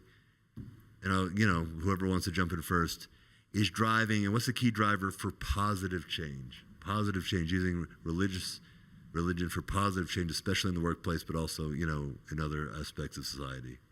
What do you think the number one driver is that you've seen? Anybody? Sheikh? You study this. We all study it, but you live this at your forum. I like always to talk the last one because I will benefit from their answers, especially when you put me between rabbi and cardinal and professor, yes. So I'm not one of them. But I will say knowing one another, it's very important. So I think the line between, in Arabic they said, "Ma jahila shay'an adahu." If you ignore something, you create it as an enemy. So I think if we're knowing one another, more I am in touch with rabbis and cardinals and pastors and professors that specialize in this, I feel the barriers go down, and I see them as just my brothers in humanity, or even my brothers in the faith of the existence of God, and looking for better solution and changing religion for peace. I think knowing one another, it's very important concept. Professor, what are you seeing? Yeah, so I do a lot of work with the evangelical community in the United States, and one of the big megachurches that I've studied a lot, they have this saying that I think really captures what the Sheikh was just saying. What percentage of the U.S. identifies as evangelical? Identifies as evangelical Christian, about a third. Okay. Yeah, so it's a pretty large. It's the largest single faith tradition, but. There's a saying that one of the communities that we do a lot of work with, which I think really captures what you said, which is this idea that belonging comes before belief. Which is really powerful if you think about it, because we live in a world where so many of the organizations that we have put belief before belonging, right? Like first you have to adhere to a certain kind of orthodoxy, and then you're invited to become a part of the community. And I think these faith communities sort of really build off of this idea that anyone is welcome. What specifically, I might push you on that, the interaction between faith and race, which is something also, I know you've done some work with, and that, how does that play out, and how can that be a force for positivity? Right. So in the United States, at least, obviously the white evangelical and the black evangelical community and sort of other kind of evangelical communities tend to be very separate. But what we see is that, here's a couple data points. So the largest 9% of churches in the U.S. capture 50% of the church-going population, right? So church attendance is heavily skewed towards big churches. And the average large church over the past decade, it used to be that only, something like 20% of them were multiracial, and now you see that almost half of them are multiracial, and almost all of them have become more multiracial over time. And so we're starting to see more mixing than we had in the past. So I think there's opportunities there that haven't been realized. So, I think that's a good segue to talk, Rabbi, about what you've seen in terms of the work you've been doing for the last couple of years about religion as a force for peace. Right. I think right now it doesn't feel like that to a lot of the world as they look at it, but you've been very, very, you've been a leader in terms of trying to create a peace movement. Yes, religious leaders have a key role to play, and played a key role in many instances for peace in the past, talking about person who was also many times invited to the World Economic Forum, Archbishop Desmond Tutu, who peacefully was there to end apartheid and priest who worked under Pinochet. And speaking from my experience in Russia, the Russian Orthodox Church, one of the great experts on the Russian Orthodox Church was James Blinken, who was the librarian of the Library of Congress, who said back then, in I think 1992, that the church can be a vehicle for change, for democratization, or can be there just to bring back Russia to a totally authoritarian past. And we have seen what happened during the last 30 years. It's exactly what happened with the help of the church. Rabbi, following up on that, your work in Ukraine, how's some of the things you've talked about there affected your work there? There was a lot of pressure on religious leaders in Russia to support the war. Once the war didn't go the way they thought they would go against Ukraine. And I left Russia and decided it is my duty to be there with the victims, not with the perpetrators. And went and we helped the refugees who left Ukraine. There were 10 million refugees back then. And we criticized the war. I had to resign because of that. And what I think is very important, and I've seen also religious leaders of other faith in the Orthodox Church and other churches who took a position and criticized the war. However, there is no support system for them. There was no support system for them, not from business, not from NGOs, not from the media. And actually, it is when people ask me, why are you one of the only ones who spoke out against the war? It says, because there is no support system for those who want to do that. I want to segue to Cardinal. You've been similarly doing work in another area that we're talking about. We've heard a lot about Ukraine here this week at WEF. We, of course, hear a lot about climate change. You've been a real leader in terms of the Vatican, and pushing a very positive and an aggressive message on climate change. Tell us how you interact with that vitally important topic as a religious leader. Okay, so thanks. And in the first place, I think the very first question you put about the role of religion and all, I think the basic fact to recognize about religion or faith is that it helps to understand the basic, let's say, the anthropological question: who is the human person? And the understanding of the human person is based on its sense of relationship with a deity or whatever. So the sense of the human person, the basic anthropological question, is properly answered when you're talking about it with faith leaders or religious leaders, by reference to their faith, by their reference to their affirmation of a deity or a God above them and all, which serves to explain what it means to be human, what it means to be man, and what it means to engage in society in very many ways. This, I think, is a very basic point to note, that our sense of religion gives us an understanding about our own self, what it means to be human. And from understanding about what it means to be human, also understand how it means to, what it means to engage for the promotion of the well-being of the human person and all. This is how, I think, from the part of the Church in the Vatican, we have proceeded. It's always faith leads to the understanding of basic anthropological question: who is the human person, and what is his life for, and what kind of things he engages in. So everything we've done is been by way of dealing with that. Therefore, we find religion to be very concrete. It's a way of promoting the well-being of the human person, giving sense and value to everything that it means to be human. It also means that we do not consider the human person as self-creating.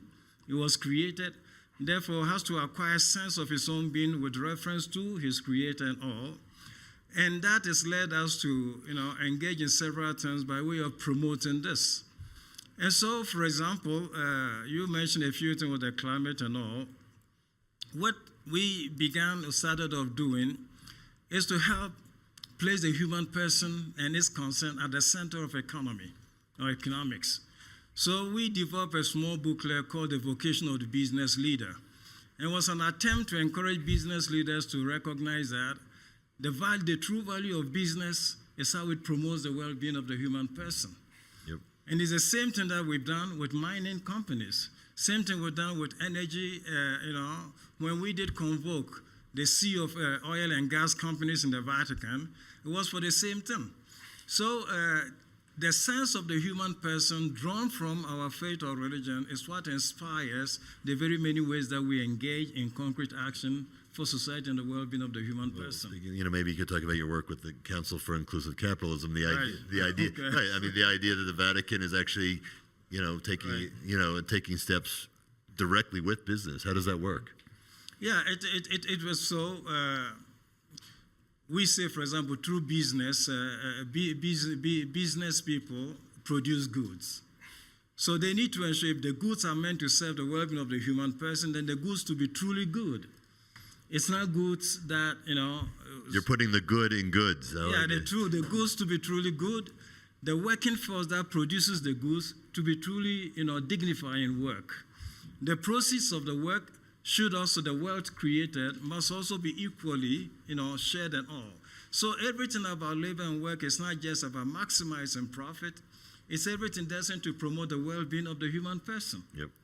Sheikh, you've been the only topic I think that we've been talking more about than climate change, which we discussed, is AI. And you've been actually focused a lot on how AI will change business, how it will change religion. You've been studying that. What have been your findings so far?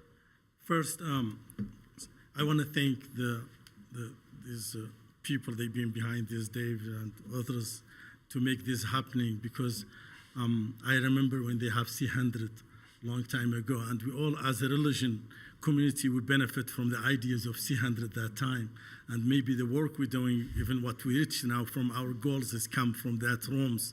So we thank them so much for creating again this plan of action that we would love to see, and I would love to host next year on the side of the World Economic Forum, a World Peace Forum, in conjunction with World Economic Forum, and my organization will take care of 100 participants if they agree with that and support it. So that's just something I want to throw in front of all of you to support me. Please do your best, especially. You can't have peace without a good economy, by the way. Professor Catherine Marshall, she's here, and she should be the one talking on behalf of Islam here because of how much she provided ideas for us all these times when I was working in a hard time. Second thing, for your question, it's about AI. We're working with the Vatican and rabbis of Israel about how to create, to have AI and ethics, to remind the companies of the human needs and ethics. And this concern to every family, to every person, he's going to send his kids to school, and he's going to learn from AI that there is other body that's not controlling, but reminding. We are reminders. We're not controllers. When it's come to religion and belief, we are not controllers. We don't control anyone. We don't control anyone to move from this religion to other religion. And that's why my organization started the work with a Marrakesh Declaration for protecting non-Muslim minority in Muslim majority countries. And that was because of the feeling to prevent genocide in the name of the religion. And that time, really, we see some bad things happening in Iraq and other places, and we had that declaration. So AI now, it's a paradigm shift. We're all scared from everything new. And just 3 days ago, I was in a gathering for 1,000 youth and women and leaders of religion in Africa and in Nouakchott, Mauritania, attended by 2 presidents of Africa.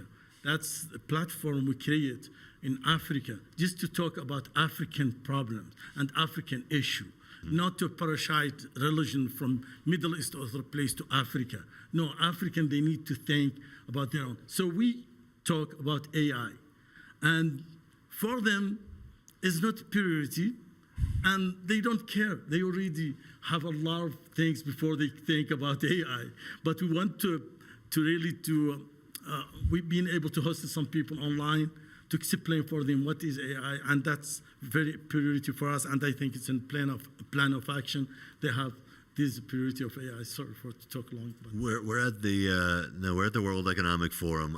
I was asked to moderate this, I'm sure, because Forbes, we've started a community, a faith-forward community that right now on LinkedIn. And I look forward to when it starts to become an in-person community too. I'd like each of you, and maybe we'll start with Rabbi. We'll start with you and come on down. What do each of you think makes a business faith-forward versus kind of faith-private? I think faith provides or faith-phobic, really. What faith? What makes a business faith-forward versus faith-phobic? I think there's a lot of misconception about the faith is the cause for wars, for problems, for divisions, for people not ready to work together. But just give you one example. One of the great achievements of last year were the Abrahamic Accords in the Arab Peninsula with Israel, the Emirates, Bahrain, and Sudan and Morocco. Now, what is interesting is that the title of this arrangement was not it was Abraham or Ibrahim. It was a religious figure which unites actually the faith, the older Abrahamic faith, and this was the uniting example which actually created the new Middle East. So this can happen in terms of business and faith as well, when doors open and you see the commonalities. And I've seen this many times when I was sitting with my colleagues from other faiths, whether the priests or imams. And when we started talking about our common problems, we saw we have very similar problems with our constituencies, with our communities, and the world is equal. Sheikh? First, I will ask for all of you to pray for the innocent people dying everywhere in the world. And we don't care about their religion or where they are, just we need all to it, especially in Gaza now, when they're facing this mashing of this. They died every day if you turn the TV on, and it's just, we hope to call for ceasefire and just to try a different way of fighting extremism. We're all against extremism. We're all against what happened in 7 October. We're all against it, but we're all against the factor that's innocent people, kids, women, older people, dying, thousands.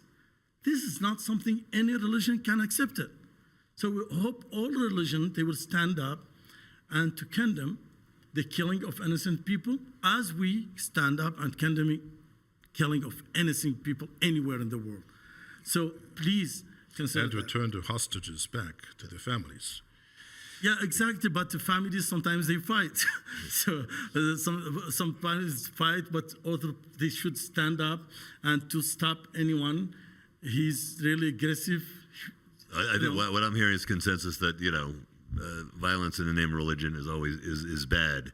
Harry, I'd like to ask you about specifically, especially in the U.S., which has a very obviously advanced, corporate system, about how a business becomes faith forward in a positive way. Yeah, I mean, building on these comments, like at this forum, we've been talking so much about AI as we talked about, and what's interesting to me is that so much of the conversation about AI is really about humanity, like what does it mean to be human?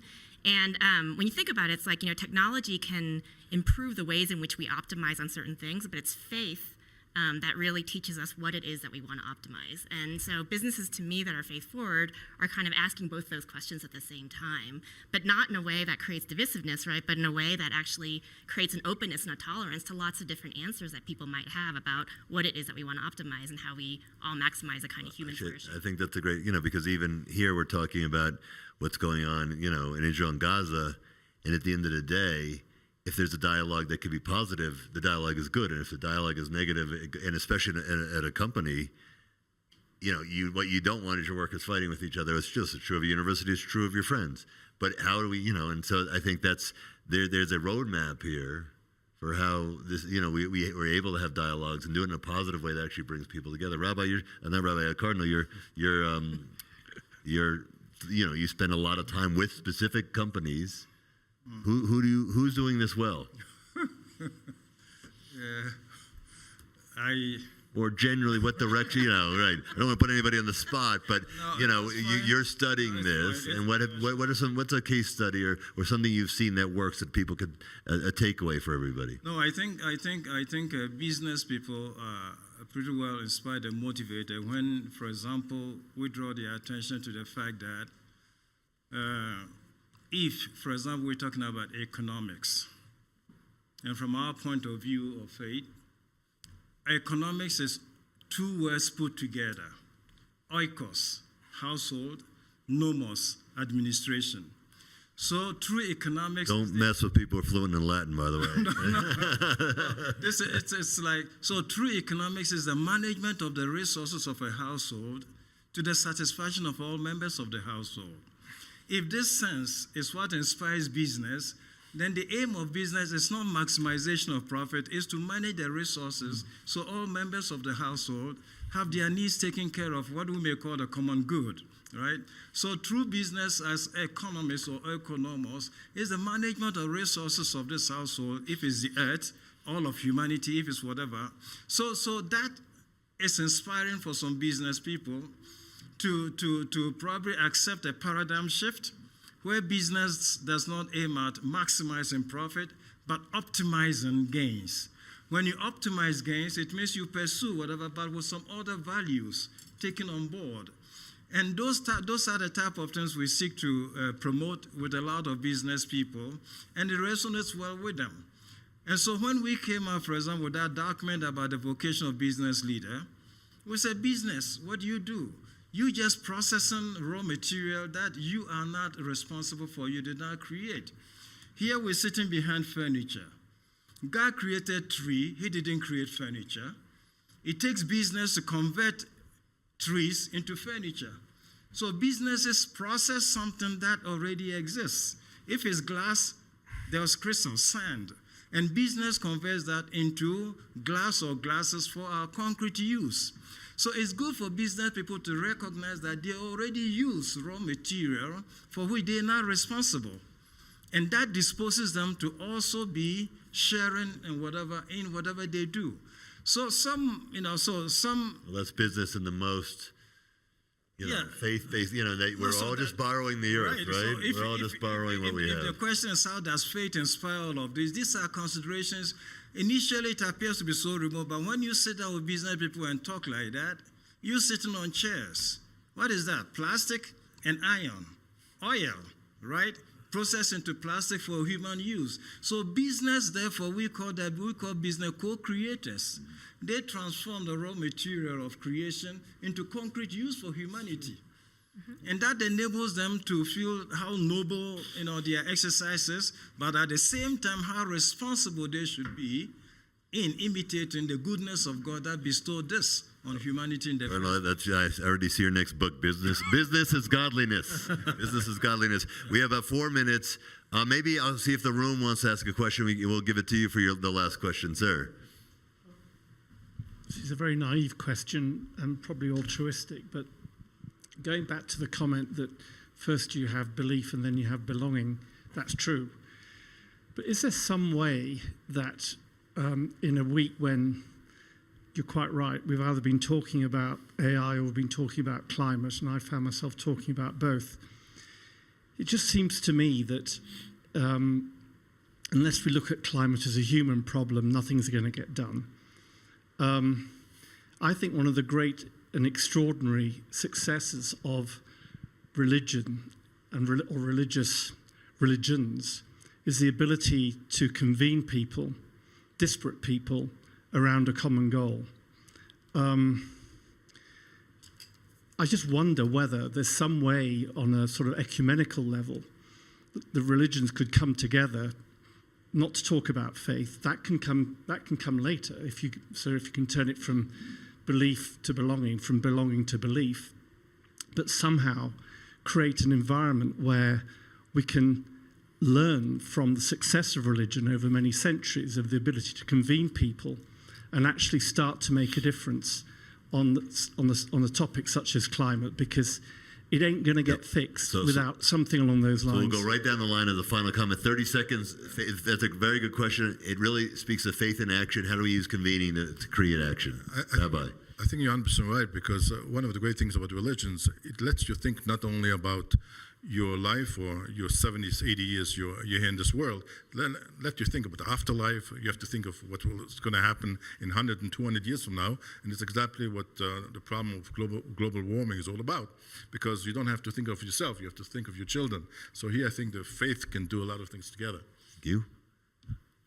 Sheikh. In our tradition, Prophet Muhammad sallallahu alaihi wasallam said, if you see the day, the end coming, and you have a seal in your hand, you should put it on. So it's always is about hope for the future. And when you farmer and you put olive trees, you know, it will take them a long time to give a fruit. So it's always you do it for other generations. And I think our religion it's full of like encouraging people to work for the next generations. Professor? So just to clarify, so the church's, I think, the saying is that belonging comes before belief, and I think the misperception is that belief comes first and then belonging comes second. And so what they're saying is that, look, you know, whether or not you believe in our God, you're welcome, you're a part of us. You don't have to believe in our God, you don't have to believe in any God, like you're a part of our community. And so they do that very convening, I think, on a weekly basis. But, you know, on this panel and in the report, we see all sorts of examples where faith communities are doing that with the private sector, with all sorts of other kinds of organizations to solve really complicated problems, because I think they have a moral authority to bring people together and convene them in a way that other organizations cannot. Last word, Colonel. So with particular reference to the issue of ecology, that you referred to, faith leaders have already come together to do that. The Patriarch of Constantinople was the one who began interpreting our treatment of everything in the earth, so abuse of creation and everything, and started saying that our conduct has been sinful towards creation. From that, it was taken over by the Catholic Church, by the Pope, who put together an encyclical letter called Laudato Si about creation. Then at a conference in Istanbul, the Islamic community tagged on to this and put their support behind this, to the point that all the religions galvanized behind this call for the care of creation. So that is already happening, and it's pushing, it's displayed at all the cups, you know, from Cup 21, which happened in Paris, to the subsequent cups. The religious groups come together to emphasize our responsibility to care for creation. Well, I'm taking a lot out of this panel. You know, religion can be a unifier, and religion can also be a positive force as a business partner, which you know I think is a kind of a new. It's probably not a new concept, but it's a concept that people are starting to take very seriously. And I just, if the entire world could talk as respectfully as this panel, all coming from different backgrounds and different perspectives, we'd be in a very good place. I appreciate each of you. I appreciate each of you for your leadership, and appreciate WEF for convening this, because it's not the kind of panel you would have seen probably in previous years. So thank you for being part of that history, and again, thank you all for coming out today. We appreciate it.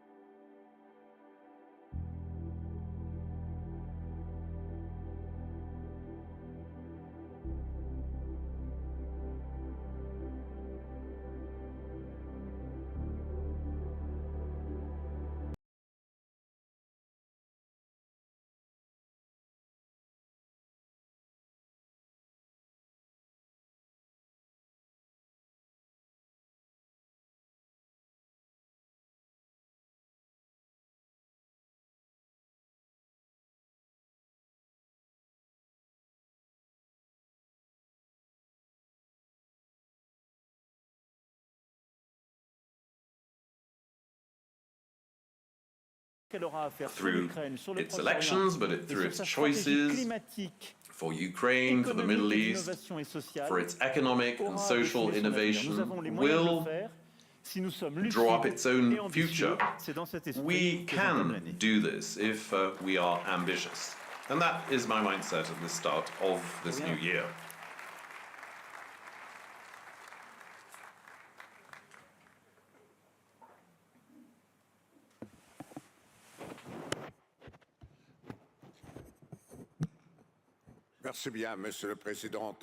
Thank you very much, Mr. President, for making yourself available for further discussion. I have also received a number of questions from the audience. But let me start. I will speak English because the discussion can take place in English now.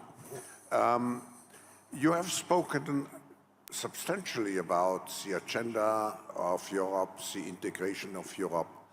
But my first question would be, what is actually your vision long-term for the sovereignty and governance of Europe? Thank you, Klaus. And for me, this is clearly one of the critical points, and I always advocated for a more sovereign Europe. What does it mean? It's just, it doesn't mean killing your links, your alliances, and your partnerships, but it's not to be over-dependent on critical sectors of your value chains and some geographies. I think we perfectly, when I advocated this issue 6 years ago, it was not totally shared. But I think we experienced during the pandemic the cost of over-dependencies, masks, some critical devices, vaccines, and we experienced during the Ukrainian war the over-dependencies on energy. So for me, a more sovereign Europe means that we have to be sure that we have European production of brain, so sovereign intelligence, I would say, key technologies, and critical part of the value chain, from chips to agriculture,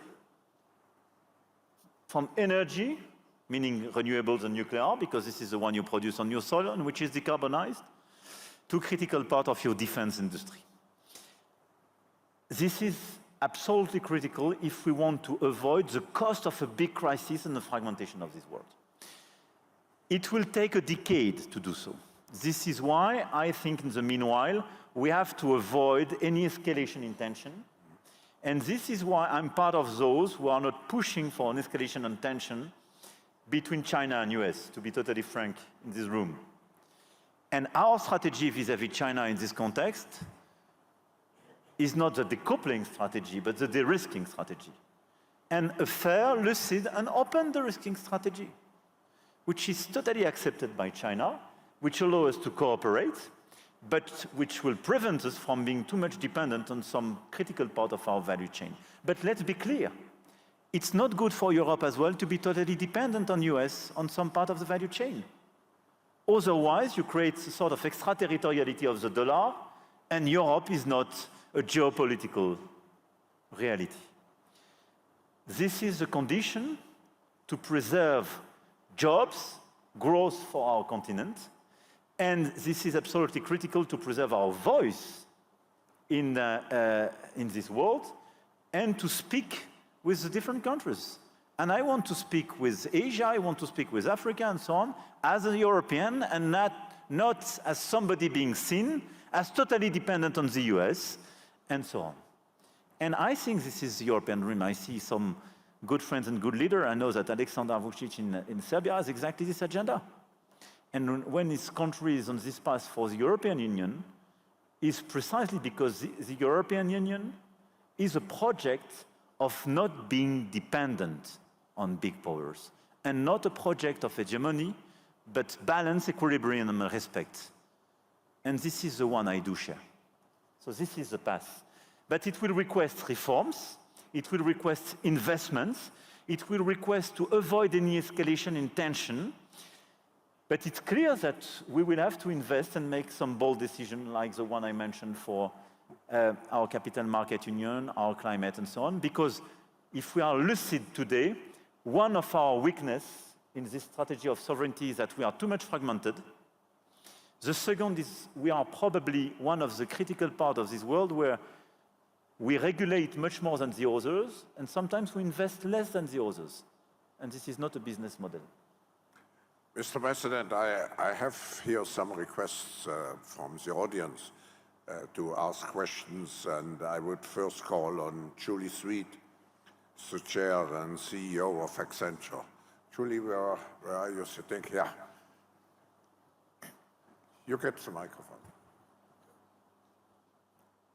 Thank you, Klaus, and thank you, President Macron, for being here and for your continued focus on making France attractive for investment. At Accenture, we're very proud of our over 10,000 people there and growing. And soon, we will be opening one of our first 10 Gen AI innovation hubs in France.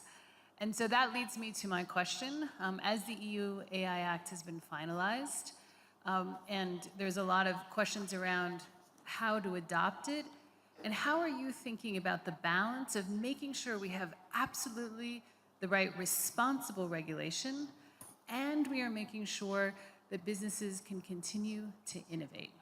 Thank you. Thank you, Julie. Sorry. So the question is, how are you thinking about the regulation of AI and making sure that businesses are able to continue to innovate so that France can be a leader in using this powerful technology to transform? Thank you very much. I mean, obviously, this is one of the critical questions. First, I'm a strong believer in AI and the fact that it will provide growth and a lot of opportunities. We launched a strategy 7 years ago, and I want here to insist on the fact that France is clearly, I think, an attractive and competitive country for AI. And I think our main asset is that we have a lot of talents. We educate and we train a lot of talents. From Paris-Saclay to a lot of our universities, we have a lot of mathematicians, data scientists, and a lot of talents absolutely critical for this industry, and a lot of them are employed everywhere in the world. If you go to Silicon Valley, I mean, you have a lot of AI talents, and they are trained and educated in France. We want to keep them as well and to have them in our industry. But this is the first asset we have on AI. The second is we have a proper strategy, and now a vivid ecosystem in the different parts of the value chain, from LLM, from training models, company, but as well on the hardware part. And this is the third, I think, competitive advantage of France. We do provide low carbon, pilotable, and competitive energy. And it's super important for AI because one of the critical points will be to have a lot of processing and calculating capacities. So a lot of big super calculators and quantum calculators, a lot of data centers, so a lot of energy and low carbon energy. Nuclear plants are a great asset for that, and I launched a big strategy to deploy more. And all the regions being present here are very much engaged in this strategy. So we are competitive, we create a lot of companies, and we have more and more investments, and big tickets are being launched today in France and in Europe. I want to preserve this dynamic. So I express myself quite openly. I was a little bit skeptical when we rushed as Europeans to regulate. Because I think we do need a strong convergence and synchronization, especially between Europe and US on this issue. Now, as for the consequence of AI and the regulation, I see an agenda which should be divided in different areas. On industry, I think AI should be accompanied. We need to accelerate and clearly maximize growth and opportunities. It's quite clear that AI could be, and probably much more than robotization was, a way to improve productivity of low qualified and middle qualified workers. And this is why this strategy is the one which could improve productivity in a lot of our countries. So we should deploy a fair, well-balanced, but ambitious strategy in this field. Second, and we have to accompany the move in terms of training and requalification for a lot of our workers. Second, it's clear that AI will have, and already have, some impacts on a lot of way to proceed from education, science, and so on. And we have to invest much more in order to innovate and be part of this competition, because it will create probably a lot of acceleration, especially on healthcare. And it's very important for a lot of these sectors. Third, it's clear that we need regulation to be sure that our collective preferences are respected. On the innovation I mentioned already, but especially on the functioning of our democracies. This is why one of the critical points we are working very hard on is the regulation on deepfakes and the regulation on critical impacts on our democracies. And we are coordinating with some leaders on that. I hope we will manage to have a gathering and first initiatives in the months to come to precisely try to build a common framework to regulate deepfakes and AI issues, to regulate AI and users of AI in time of elections for democracies. And it's one of the, for me, the critical emergency. My last point is that we will host this year the second conference on AI. We will focus on growth, but as well on safety. And this will be the best, it will be the best way to see how to have a proper regulation. For me, first you need a global regulation, not just a European one, and at least you need US plus Europe. Second, you have to make some stress tests in terms of regulation, meaning you need to regulate deepfakes, you need to regulate some critical contents. And third, you have to provide a sort of regulation by design, and in a certain way, as we made, I don't want to have an excessive comparison, but we learn with very complicated sector like insurance how to regulate and create indirect responsibilities. You regulate key players and they are in charge of, and you make control. It will be sort of the same structure of regulation for AI. It's how to put by design some regulation, making sure that our collective preferences are preserved, and operating some stress tests on the key players. Here are the main remarks I wanted to make. So now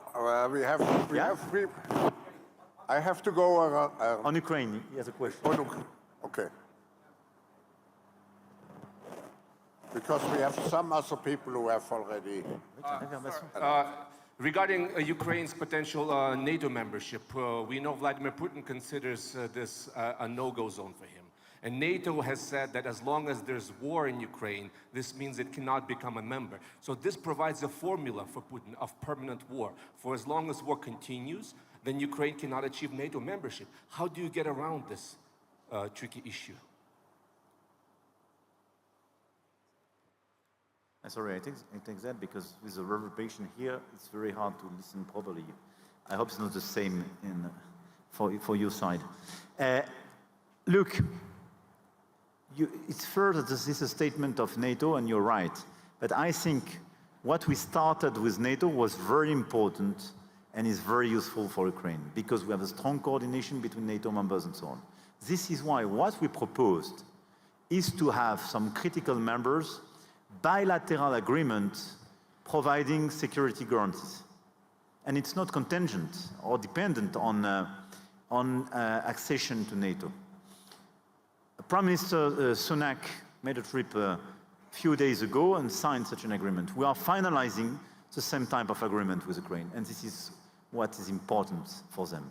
So you're right for a full-fledged membership, but this is in a certain way a shadow which is very useful and a sort of pressure for President Putin. But in parallel, all the bilateral security guarantees we provide and these bilateral treaties, plus the efforts we make, are the ones to help Ukraine. Thank you for your question. May I call now on Higashihara-san, the executive chairman of Hitachi, Japan. Thank you, Klaus. My name is Higashihara, chairman of Hitachi. And, Hitachi provides intelligent infrastructure, railway system or a power grid system. And Hitachi already decided to invest Thales in France, right? I'm looking forward to working with the people from Thales and President Macron. My question is, you've already answered some of them. My question is, how you will realize carbon neutrality and sustainable power supply after growing utilization of generative AI. As you know, generative AI will require a huge energy. Some paper anticipate that the associated data center will consume 1,000 times more energy in 2050 than now. This is the significant challenge, and it is not only from the sustainable power supply, but also it is a climate change perspective.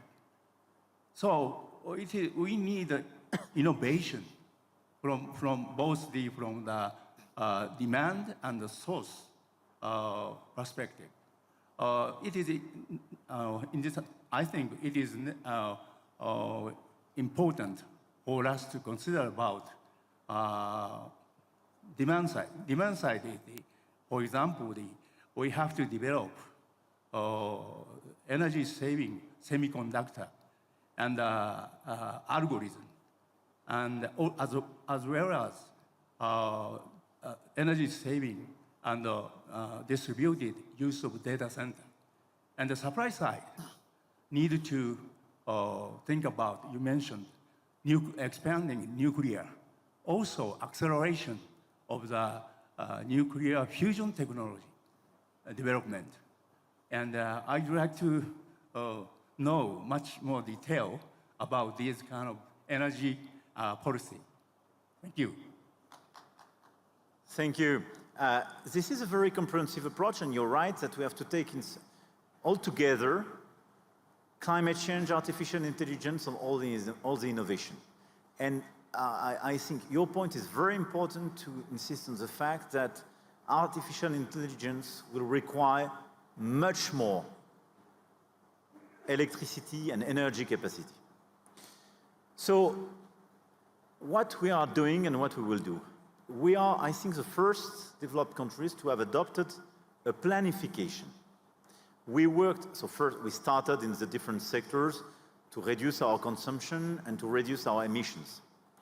And what we did is that we designed a strategy sector by sector in order to be compliant with Paris Agreement. And in fact, the most complicated part is between now and 2030. And the other one is at the very end to have an actual total carbon neutrality.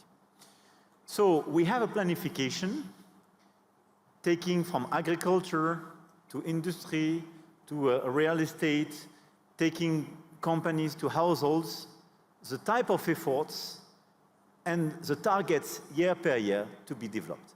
We have some investment program, we accompany them, we invest, and so on. So this is our strategy, it is adopted. Now we are deploying this strategy on our territory, region by region, because the sensitivity is not the same and it should be adapted to the territory. But having said that, what are the key pillars of this approach? First, for households, the two main issues are the reduction of their consumption. And this is clearly the renovation of flats and houses. And we accompany them by financing all the renovation, all these works. It creates jobs. This is quite sophisticated. We have the first results, and we will increase the efforts. Second is to change their cars and getting rid of the old car with quite high emission in order to have, obviously, electrical cars, but as well, in the years to come, hybrid or new generation, because they reduce like crazy their emission. And at the same time, to be sure that we produce in Europe as well these cars, to have a strategy which can be climate change and jobs and industrialization. Third, on industry, which is a big sector of CO2 emission, we have a big decarbonization strategy. And in France, it's very simple. We identified the fact that if we manage to decarbonize 50 industrial sites, just 50, we deliver half of the effort. Can you imagine? But this is big steel, aluminium, cement industries, a big harbor. And from Le Havre to Marseille, coming to Paris and so on, this is what we are doing. So we are investing a lot of billions in the framework of France 2030. We started to sign this agreement, and we finance long-term contracts for electricity. We finance a lot of re-engineering of the production in order to do so. This is what we are doing. And we get results. Because I doubled the effort. 6 years ago, when I were in front of you, we reduced by 1% per year our CO2 emission. 2 years later, we started to reduce by 2% per year. We did it during 4 years. Last year, we reduced by 4.6%.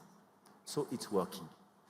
And it will work by this aggregated effort and the fact that we make this strategy, I think, fair between the different sectors, and we have to engage the different territories and our people. And our fellow citizens are the main partners in such a strategy. They want just to be sure that there is a fair share and everybody contributes. And this is what we do. In parallel, on energy, I think we have a very good strategy, and we had an historical advantage. 70% of the electricity I produced is based on nuclear. I have almost no dependence on gas. By 2027, we will get rid of coal. I still have 2 coal plants. They are used sometimes in order not to be totally dependent, but I closed already 2. In the 2 to 3 years to come, we will get rid of all of them. So no more coal. So we will be in advance in comparison with the target of 2030. And on our energy, our strategy is based on efficiency, how to reduce emission, more nuclear, and on that, we already announced 6 new reactors, and I will announce by June 8 new reactors. The equivalent of EPR, and we will perhaps make a mix between EPR, SMRs, and in parallel, we launched a big program of innovation.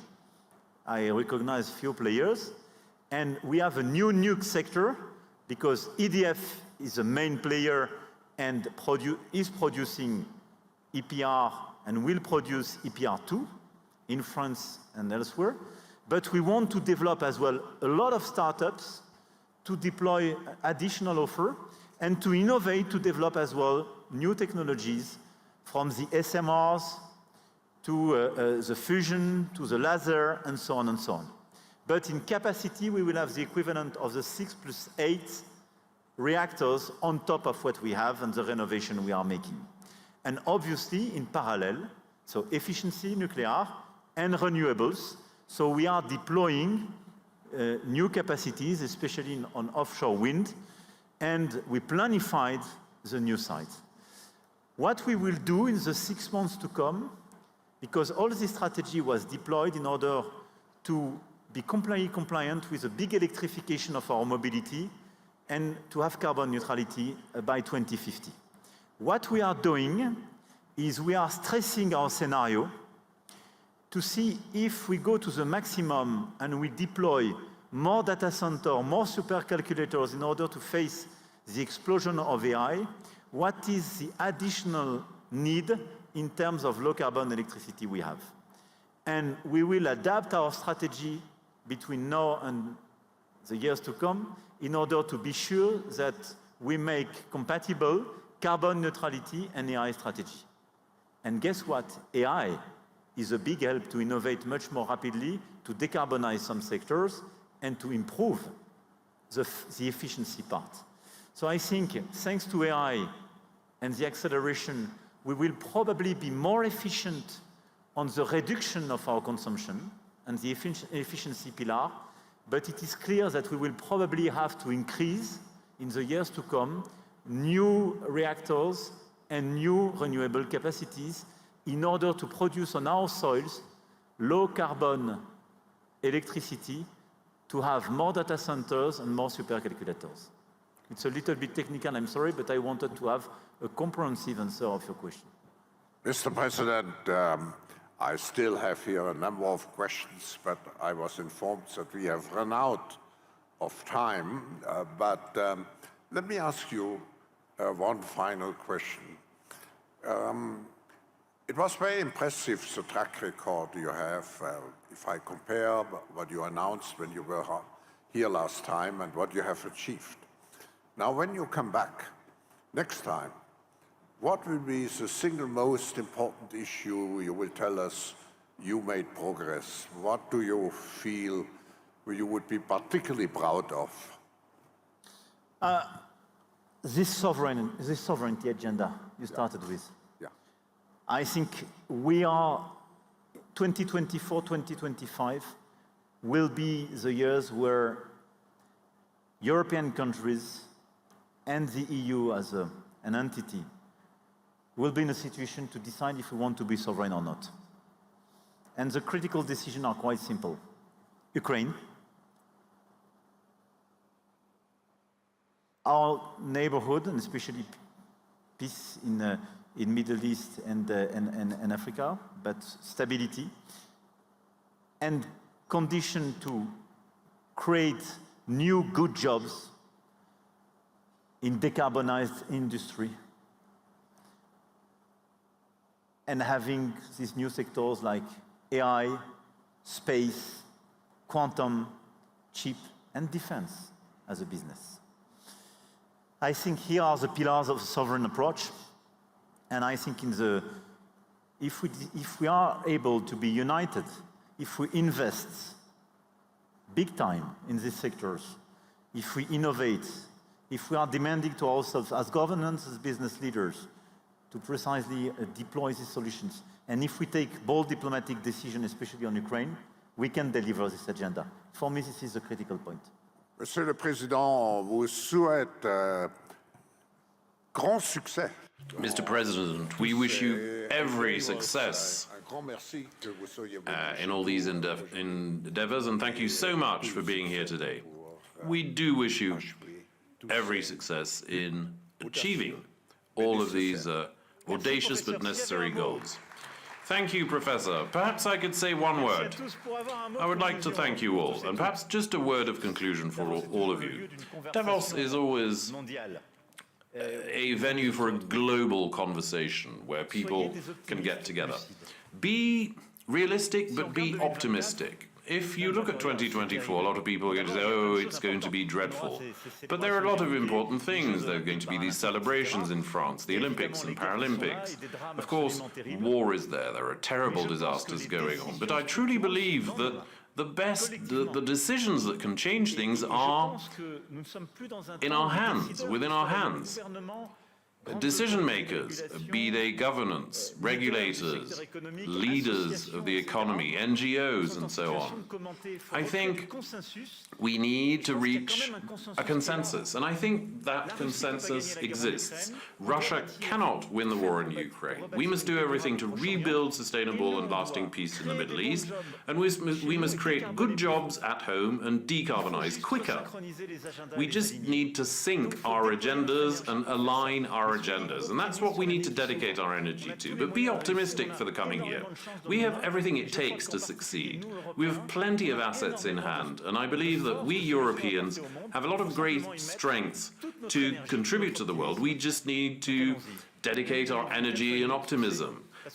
May 2024 be a successful year because we've made the right decisions. Many thanks.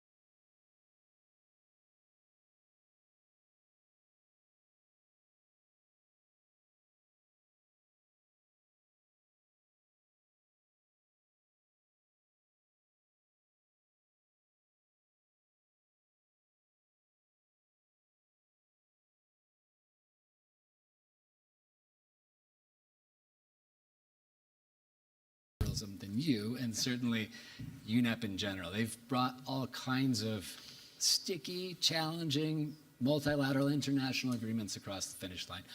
What do we have to learn from some of those past successes that we should draw into this process? So, I mean, since 72, when we were founded, the way that the world has looked upon environmental challenges is to find a way to come that are global in nature, is to sort of mimic what the EPAs do at the national level, right? So what's the problem? How do we get together around it, and how can we solve it? And UNEP has been the conveyor belt for practically all the treaties, conventions that you know of, and to whose COPs you go. Some became so big that they no longer sit with us, but that's a different story. And so this treaty it's not the first time, nor will it probably be the last. But what's very clear is that, as everyone has said, it shall have legally binding elements, and it shall deal with the entire life cycle. And so these are the parameters within which negotiators are operating. And once you have legally binding, then it becomes, so what does that look like, right?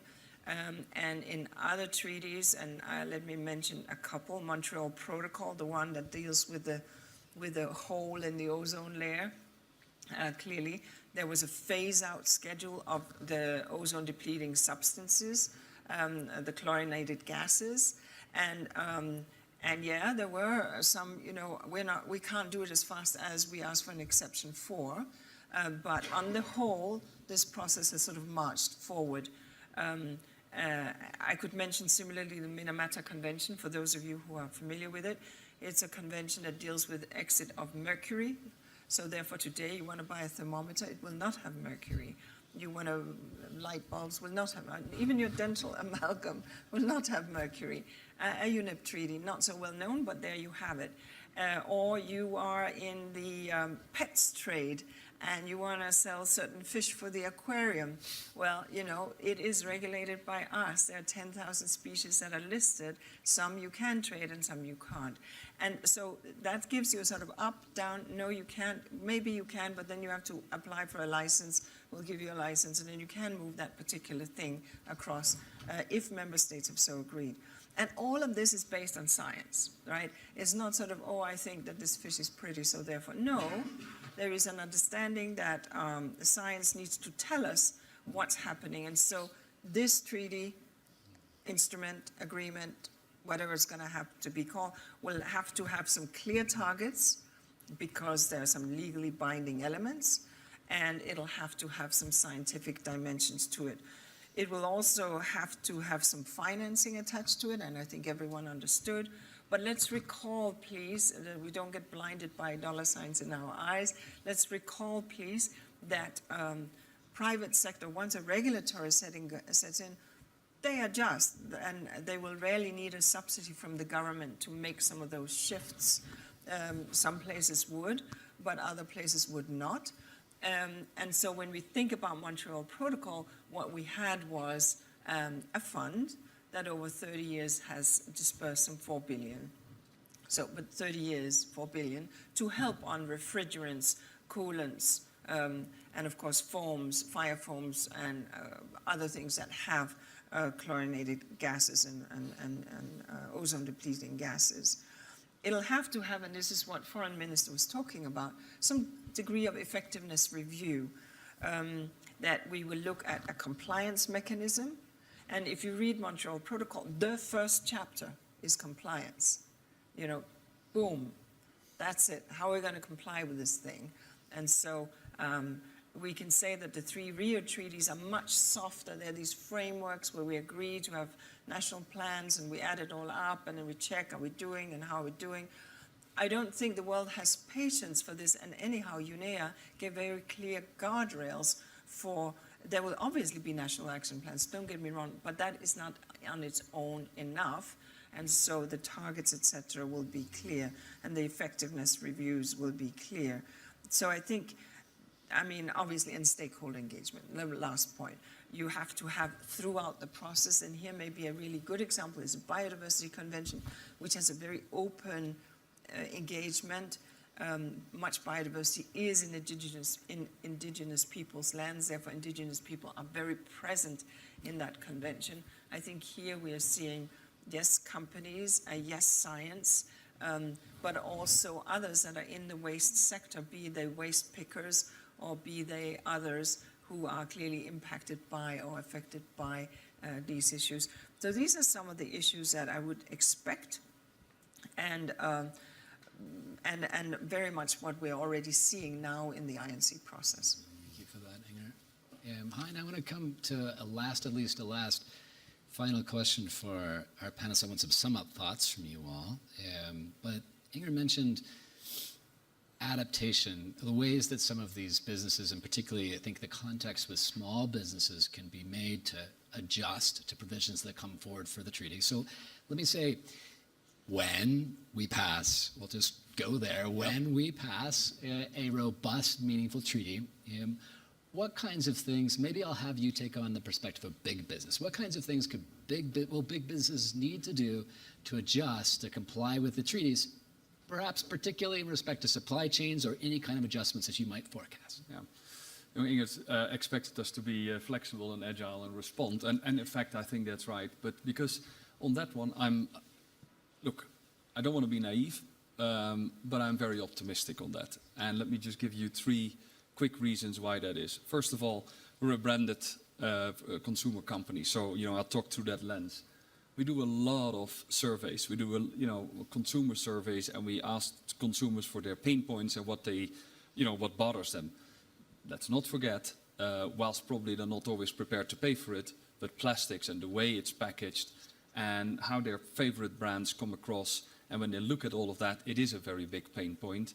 So it forces consumer companies, and I guess any company, to come up with solutions that are innovative, that answer that issue and that pain point, and therefore that can contribute to the brand value. You referred to, to the evolution of laundry products. It's absolutely true if you think about it. We started with a soap bar to wash it. Then we moved to powder solutions, a little bit of packaging in there, actually on the bar very little. Then, liquids is a great idea. Brought plastics to it. After liquid, well, the good news was we were able to downsize it again into concentrates and capsules. Okay, that helps a little bit. Now, the latest that we're adding, just to answer all of these challenges, is a small paper sheet that is, degradable in a biodegradable and paper packaging part. So, it's sort of it's all the way around, which is in a way a bit sad, but I believe businesses will respond through innovation. So that's number 1, very important. I think number 2, we will not make the plastics, or we will not make our greenhouse gas emission targets that businesses also have issued for themselves and will be held accountable to if we don't solve the plastics problem. So yes, there will be additional cost in the supply chain probably, but we need it to achieve other goals. At Unilever, we looked at it. If we don't make our plastic targets, it would mean a 10% problem on our greenhouse gas emission targets. So that's number 2. Then number 3 is the opportunity cost. There's a significant opportunity cost. We are collecting, one of our goals is to collect more plastic than what we make. And, for example, in India, we're now at sort of that 100% level, which is great news. But then you don't tackle the root cause. You're effectively adding cost to the system, and it's much better to spend that money up front and having the right design, I think what you already talked about. So, look, not naive, but I believe there's a lot of opportunity to adjust quickly to a treaty. Then, let me go back to the treaty in itself. I think businesses always do better when it's a stable and a clear and an overseeable regulatory framework. And I think, therefore, a treaty with binding elements to it and compliance to it, I think will bring that stability. And I think that's something that businesses generally like. So we will adapt our supply chains to that. I think it's also important, you talked about targets, and the minister talked about targets. I think this is something for us to reflect on. A hard target, a very hard and an ambitious target, will also unlock something that is the hardest thing for businesses to do, and that is change consumer behavior. When you think of refill, for example, and refill of products, it's interesting. When I go to, and I was in India actually last week, so I saw it, once again, refilling washing powder or liquid, with a bottle that you have at home and then with another product is, from an affordability standpoint, it's used widely there. It's done all the time. It's much harder to bring that solution to retailers in Europe and to consumers in Europe, or probably in the United States, because they're not driven by an affordability question, it's driven by a convenience question. A hard target, I think, will unlock consumer behavior change, and that will also take money out of the system. Long story short, yes, it will add some complexity and some costs, but there are so many offsetting factors that I think businesses will simply respond, so I agree with Inge. Thank you, Hein.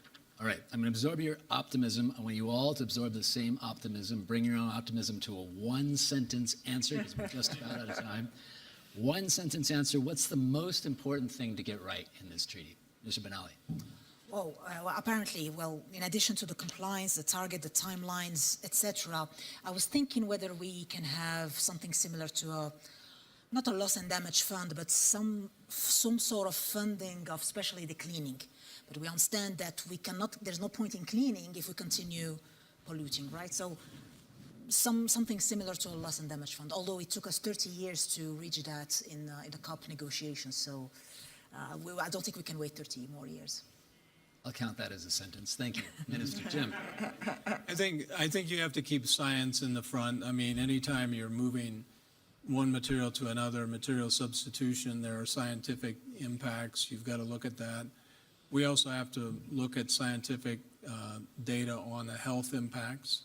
And so we need to keep science front and center and have the right peer reviews of that science to make sure that we're actually making a positive improvement in the environment. Music to my heart, Jim, as a scientist. Hein. Was said before, but I would say full life cycle has to be in the treaty, and it has to be top-down and bottom-up, both. Well done, Inger.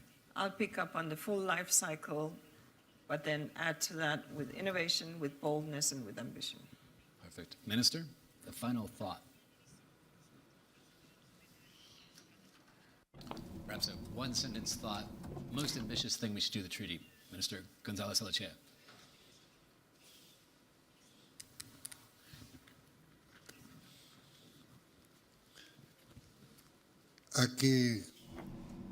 This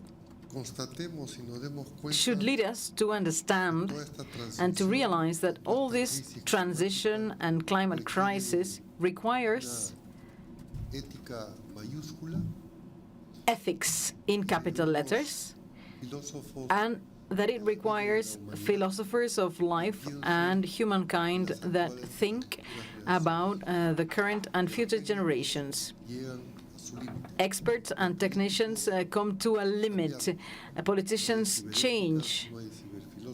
But we don't have cyber ethics or cyber philosophers who think about a better future and a possible future. I also ask you, I want to bring up to the screen very quickly the results of the same question that we looked at. Let's see if I can peer over in that direction. So, a lot of support, dominant support for phasing out unnecessary single-use plastics. But I would say it looks like, with the exception of our last choice, creating a global fund, although I'd have to say I'm in complete agreement with our panel for this being essential, that there's a lot of a diversity of opinions and votes that are up there, which to me sounds like our collective intelligence suggests we need a lot of things. There's no silver bullet to this in the treaty. Well, we'll have the opportunity not do this in the abstract, but do this in real life in the next 2 months. My final thought for you all is that it's interesting you should mention the Montreal Protocol, because last night, to sort of show my cards for my level of engagement in Davos nightlife, I was watching a panel from 1986 on the Montreal Protocol. But this is before the treaty itself, the protocol, was passed. Folks talking about the ozone layer, and there were some similarities and some differences. Happily, some differences. There was all men on this panel. There were some bad ties on this panel, but some similarities. They were talking about the gravity of almost existential, a truly grave problem in the form of ozone to the planet. But they also talked about transitions for industry, transitions for the impacts on economy, some of the things that we spoke about here. But my happy thought, my encouraging thought, and the one that I'll leave you with, is that 1 year after that panel aired, a treaty came to fruition that ended that problem. We've talked about plastic, it seems like forever here at Davos. What if this was the last conversation we ever had to have about plastic pollution? Because in 1 year, we end it. Take that thought with you. Thank you to our panelists. Thank you all for joining us.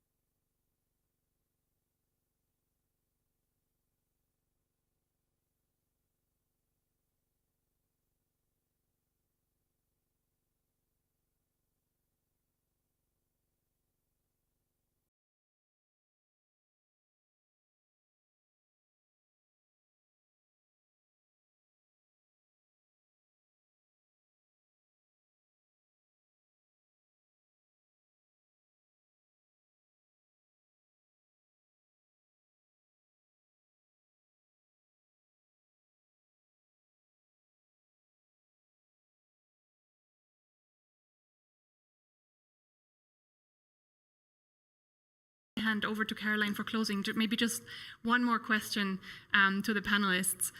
We were talking, Caroline, you were talking earlier about just how much perseverance is involved in doing this work and how much courage it takes to do this work as well. And I'm wondering, you know, what would be the advice of all of you to people who are afraid to make mistakes in getting on this journey and in doing the work? I mean, one of the themes I think is important to emphasize, because we're all humans. We're all individuals, leaders, teams, parts of teams, wanting to join diverse teams. It's okay to be yourself. And it's okay to not know how to act in every situation, not knowing what it's like to be on the other side. And if we all aspirationally create a culture where it's okay to disclose the things that are different about you and be that a part of your magic and the superpower that we all somehow have, that makes the whole thing work. And I love the themes that I heard here about seeing the whole story, if you will, holistically, business case, human case, personal case. I think that's very inspiring. Just to add, creating a safe environment, a safe place where people, you know, feel they can actually speak up and come with their weaknesses. I would say from my side, listen the story of those people. When you listen to the stories, you understand better and you are more comfortable, you feel more safe also to address this topic and to see another person, another person, another person. Thank you so much for that. And let me first of all thank you all and hand over to Caroline for closing. Well, if you knew how many mistakes I'd made, it's been a long journey. One of the things that's very important about these companies, they are amplifiers. So when you think about the clients that Carney have, the clients and candidates that Adecco have, the clients and the candidates and the brands and the consumers that LVMH have, this is an amplification. So they get it right, look what happens, the ripple effect, that's when I get excited. So I just want to end with radical hope, because I just choose for it to be this. We are announcing Sync25 today, as I had mentioned earlier. On the 3rd of December in 2025, we will be inviting our 500 companies to come to report back on these synchronized collective actions.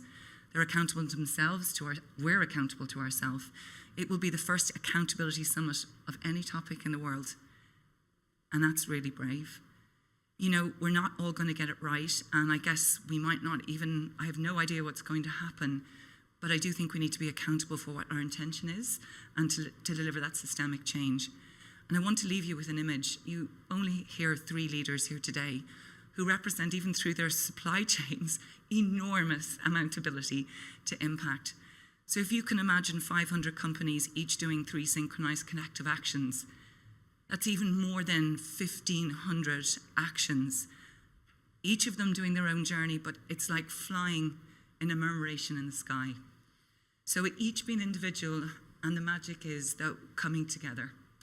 And I do believe collective action, we all want it, but it's really hard to do. And this synchronized approach on simplicity, I hope, and adding up each action of each company, we truly believe could be that system change. We've seen it before. When I sat here 5 years ago, you know, they did say that, who is this Irish woman?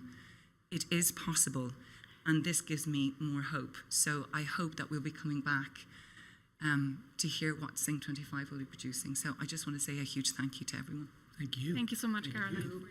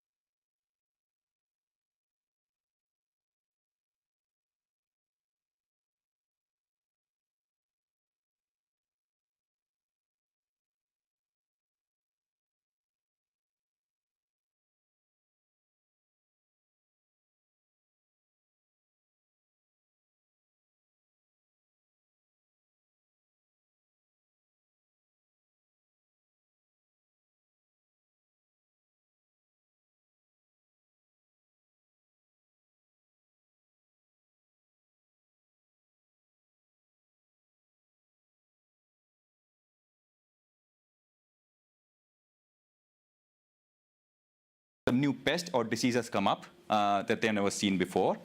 And it takes millions of dollars to launch one seed, and eventually farmers have to pay price for it, right? So as Will said, like, it's a great mimicker.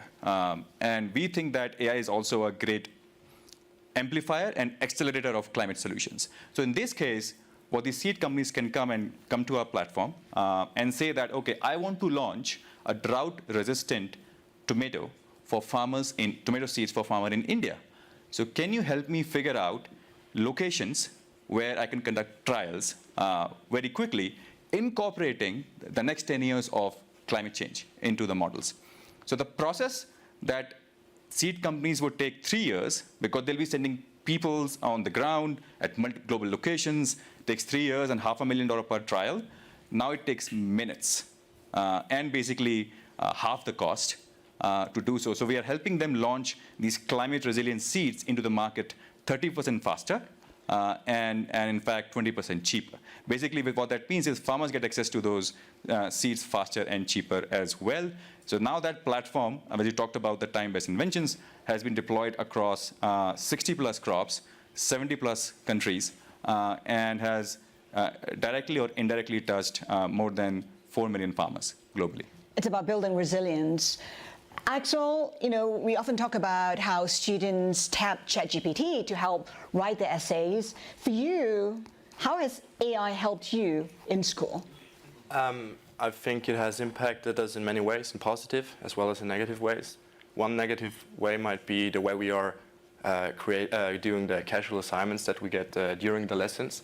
For example, we get an assignment to analyze this text and name 5 key points, and what many students do, not all of them of course, they just plug in the assignment into ChatGPT, ask it, and it will give you an answer that's okay, valid, maybe not excellent, but it's okay and it's usable, right? But we're also using the AI, for example, for research, which is quite great because it gives you a thorough answer, and that also quite fast. But we've also experienced problems with that. For example, misinformation. Sometimes you ask for the author of a book and you just get the wrong name, or you want AI to generate a picture of a doctor, and there you see the bias. You often get a male, or when you ask the AI to generate a picture of a nurse, you often get a woman. So there you also have the bias, and that might be affecting the students in a bad way, I think, but still there are also positive aspects to it. So one example is, for example, when the teacher asks the class the question, did everyone understand?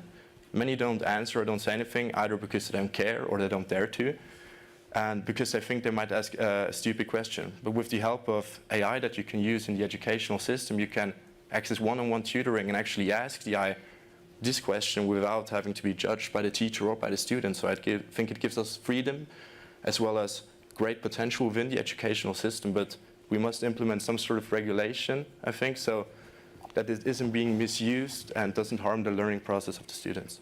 Alexandra, we've heard about all the opportunities AI presents, but it's not all good. We said that from the onstart. What are the biggest risks you see right now, the biggest issues for you? Sure, so I'll talk about a couple. I come to this as somebody who thinks about how technology impacts people's rights and our democracy.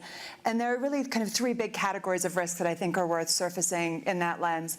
I think the most important thing to start with is that generative AI and ChatGPT are the shiny object. A lot of people are talking about them here this week, and a lot of people have had that top of mind. But that's not all AI, right? You can think about other AI systems where tools are being used that analyze vast amounts of data, based on that, make predictions or recommendations. And as a result, we're seeing it deployed, as you mentioned in your opening, in decisions about who gets access to a job, who's approved for public benefits and what amount they get. In the US, we've seen test cases where it's deciding who is eligible for bail or parole, and other concerns that really do raise significant concerns about how these tools are designed, how they're deployed, and how they impact people's individual lives. So going back to those 3 categories, one, I think, is about our access to opportunity and our equal rights. So we have seen cases, for example, of the use of AI in hiring, where an AI system is used to analyze people's resumes and make selections about the few that go through to a human reviewer. If that tool is designed looking just at the patterns of the existing employees in a company, what do you think happens to the future workforce? We perpetuate all of the existing inequalities that are baked into our society, which we know is historically unrepresentative. So there are real concerns there. There have been actual cases of this being deployed, and we need to be watching it very closely. The same is happening in public benefit systems, for example, where whether someone is eligible or if they're accused of fraud can be based just on inferences about them that turn out not to be correct. But if the system is badly designed and there's no way for people to appeal, they're getting cut off of a very vital benefit service without any redress, and that is hugely problematic. A second area that we need to think about is surveillance. How much easier it becomes for governments to surveil their populations, particularly in regimes that have poor human rights records or authoritarian regimes. Face recognition technology, we all know what that is. That is AI powered, right? The way that that system is trained and it learns. We've seen that deployed to surveil protests, to identify suspects in a protest so that they can be pulled out, to caution people against protesting and participating in those public spaces, and also in the criminal justice system, where there have been people who are falsely accused of a crime based on a wrongful match. Again, that technology might be useful in some cases, but if there aren't safeguards and people can't vindicate their rights, that's going to deepen inequality and have a significant impact on people's freedoms. And then the final area to touch on is this information ecosystem that we live in, which is a messy and very loud, cacophonous environment anyway, with the fragmentation brought by social media. I am a proponent of a loud democracy. It's a good thing that we all are connected and have so many more ways to express ourselves and access information. But mis and disinformation is a real issue, as Axel was touching on. And there are ways in which generative AI is going to increase some of those threats, how we tell what's real from what's fake, how even if something is real, we know whether to trust it when we know that there are fakes out there. It means that we have to really focus as democracies and just as citizens of the world on how we get educated and how we parse good information from bad, and that's essential for the functioning and ongoing health of our societies. And speaking of safeguards, Will, I mean, there are very few safeguards in the creative industry right now when it comes to AI. How do you feel about that? What needs to be done? There's a lot that needs to be done. First is the ownership of data. People need to own their data. The ownership of essence and likeness. There needs to be a place where you could bank your essence and likeness, like you could bank your money. And if you own your data and you have your essence and likeness bank, then you should own your AI, not share some system that the whole world shares. Like if you had a house, you're not going to share the restroom with the whole entire neighborhood. You want your restroom in your own house because it's personal. But AI is personal, and so is your data. So why would you be sharing that? So these systems that are being deployed, whether they're for consumer or creativity, it's to continue to prompt and pump these large machines. But what needs to be done is how do people truly supercharge themselves, both just civil folks, civilians, folks in popular culture that create. That's the only way to truly have a balanced system. If you only think about creatives, it's an elite. If creativity is your career, it's still an elite perspective of the stuff you make that influences the people that listen to it, or watch it. And if you look at Hollywood and what Hollywood's business model, what they wanted to do with generative AI, when actors come in and record themselves and then use those images and never have to pay the actor again. That just goes to show that these institutions, these industries lead with greed. So first you have to also change the incentives. Are you leading with greed, or are you leading to have a better balance tomorrow? How do you fix these biases? Well, folks from these disadvantaged communities need to be educated. Why is it that only certain communities are skilled with these skill sets, while other folks have no clue what training data is or writing algorithms?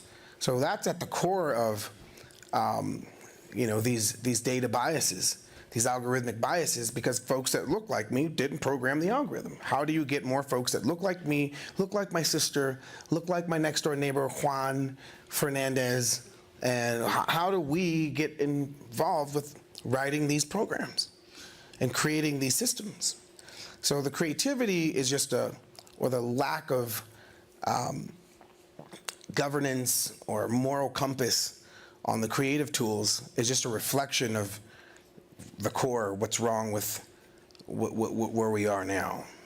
Himanshu, want to weigh in on that?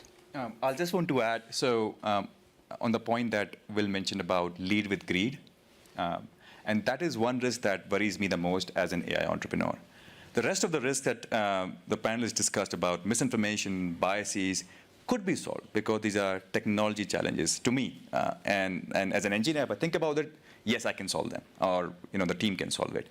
But because it directly impacts us, our business model, and the revenue we get, right?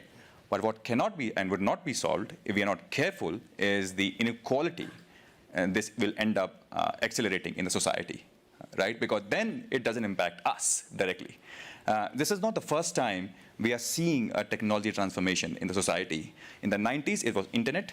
And then in the 2000s, it was software with Googles of the world and so on and so forth. And now, after that was e-commerce, and we are looking at this transformation. With every transformation, what happens is there's new wealth that is created. And then what also happens is there are jobs that are lost, right? The assumption that is made is the jobs that are lost will be those people who have lost their jobs will be reskilled because of this wealth that is being created. But that's an assumption. What is also assumed is that governments will be able to redistribute the wealth that will be created for the betterment of the folks who have lost their jobs. But it hardly happens.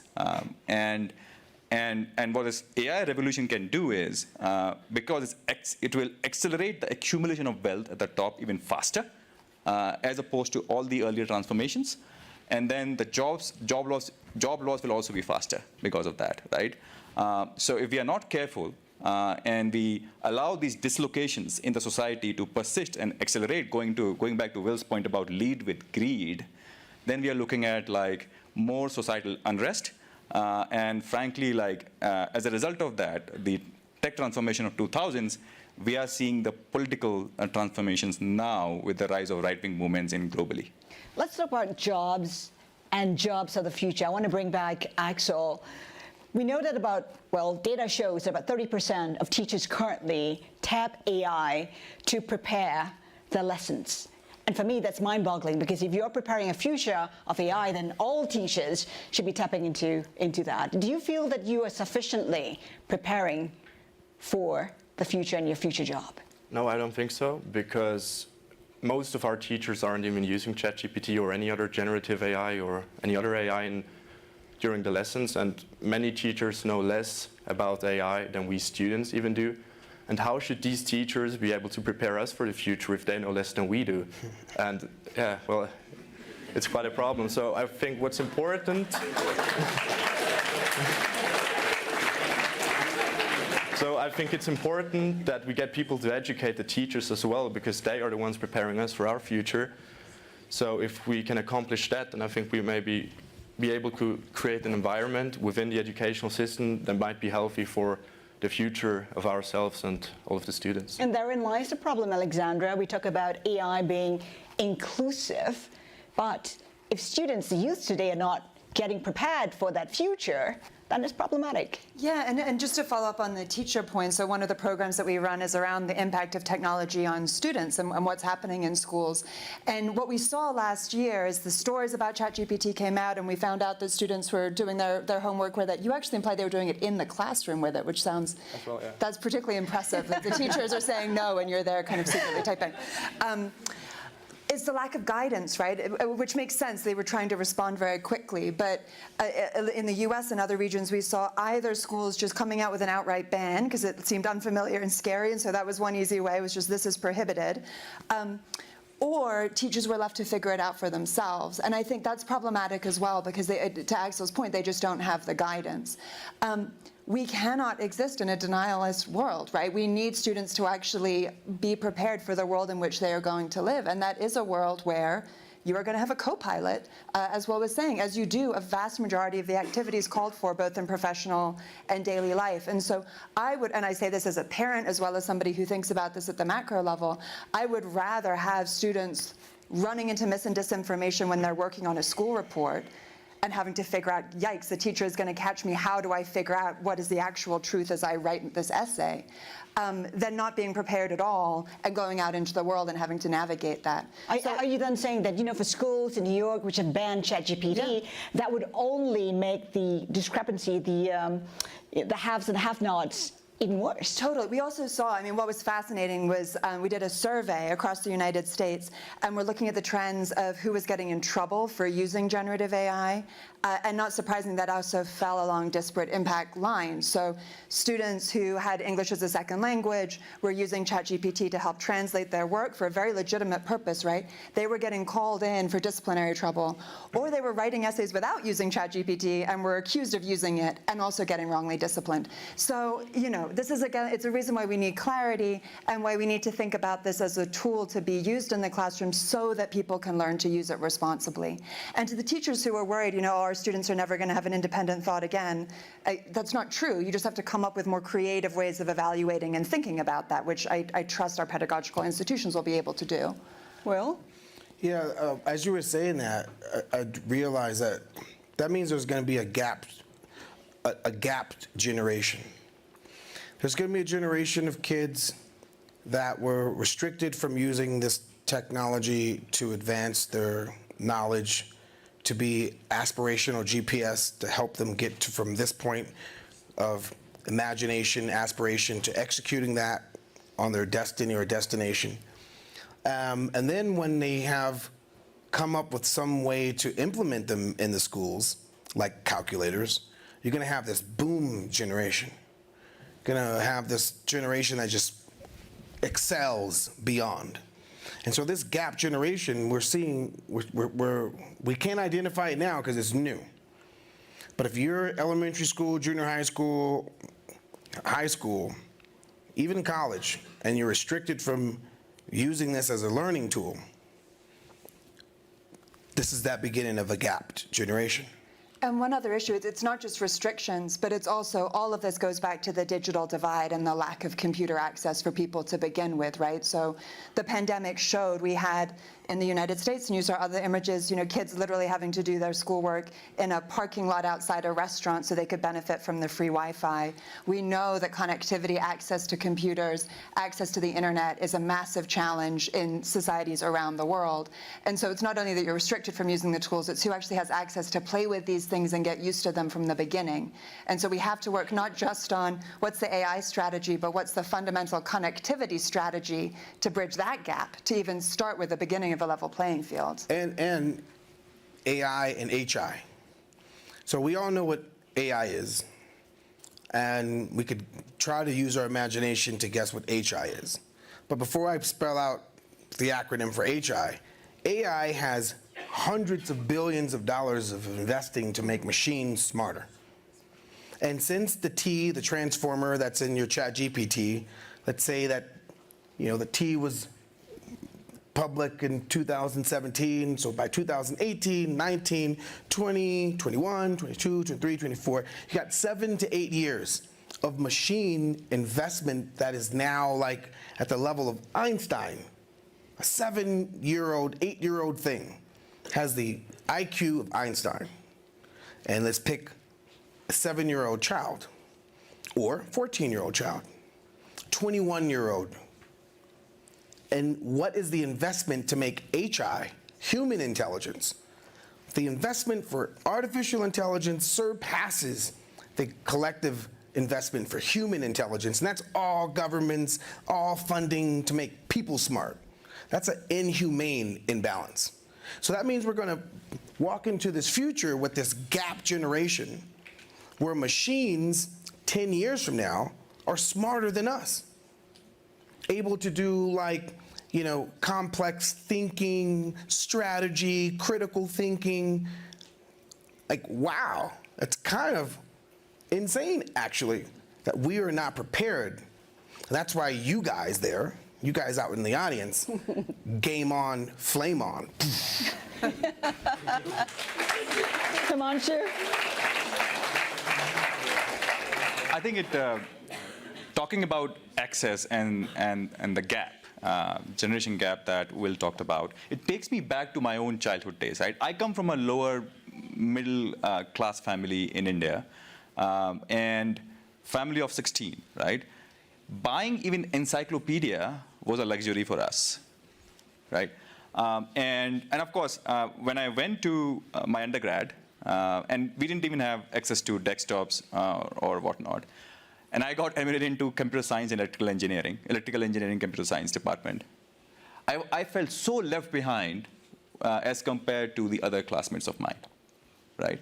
And that to me is the access thing, right? How do we ensure that ChatGPT or whatever tool for learning we have, everyone around the world has equal access to it, right? And the other part to your point around is integrating HI and AI is what does the future of learning look like, right? So why do we think about Einstein? Why Einstein's IQ is the benchmark? And in my view it's a benchmark because he was always thinking about the problems at the most fundamental level, right? So there are 3 levels of learning: level 1, level 2, level 3. Level 1 is like where you say like, okay, so what is the capital of India? Which is New Delhi. Great, that's level 1. And we used to learn that as kids. Then level 2 is, but wait, why? Why did they decide to make New Delhi as the capital of India? That's level 2 learning. Now level 3 is, wait, what would the future of, like, why do they even need capital cities now in the digital age, right? And that's how probably like Einstein used to think, because I've read his biography. And my view is that's how learning also has to evolve, where students have to start moving into level 2 and level 3 thinking, and let these tools do all the level 1 job. How do we prepare for this future? And how should policymakers, governments look at it? Alexandra. Oh, you gave me the big one. Yeah, so there are a couple different ways to answer that question. One is, how do you actually distribute the resources that are needed for the whole world to move up with this AI revolution, right? And that's an important conversation. It's a conversation that's been happening this week about representation, about how global majority, not just the United States and Western Europe, can help lead in this conversation. And I think there's still an awfully long way to go in that, right? Just when you look at the distribution of where the technology is being developed, the powers that are helping turbocharge this revolution, there's a lot of work to be done in distributing those resources. And that's not just the know-how, but it is even the fundamentals, right? So it is the access to computing power, it's the data sets, et cetera. So there's a big story to be told there, and it's something that the UN has been talking about. There's a recent report out from an AI advisory council to the UN that puts this as one of the major ways in which global cooperation really can be useful, is in unlocking opportunities and thinking about more equal distribution and even distribution.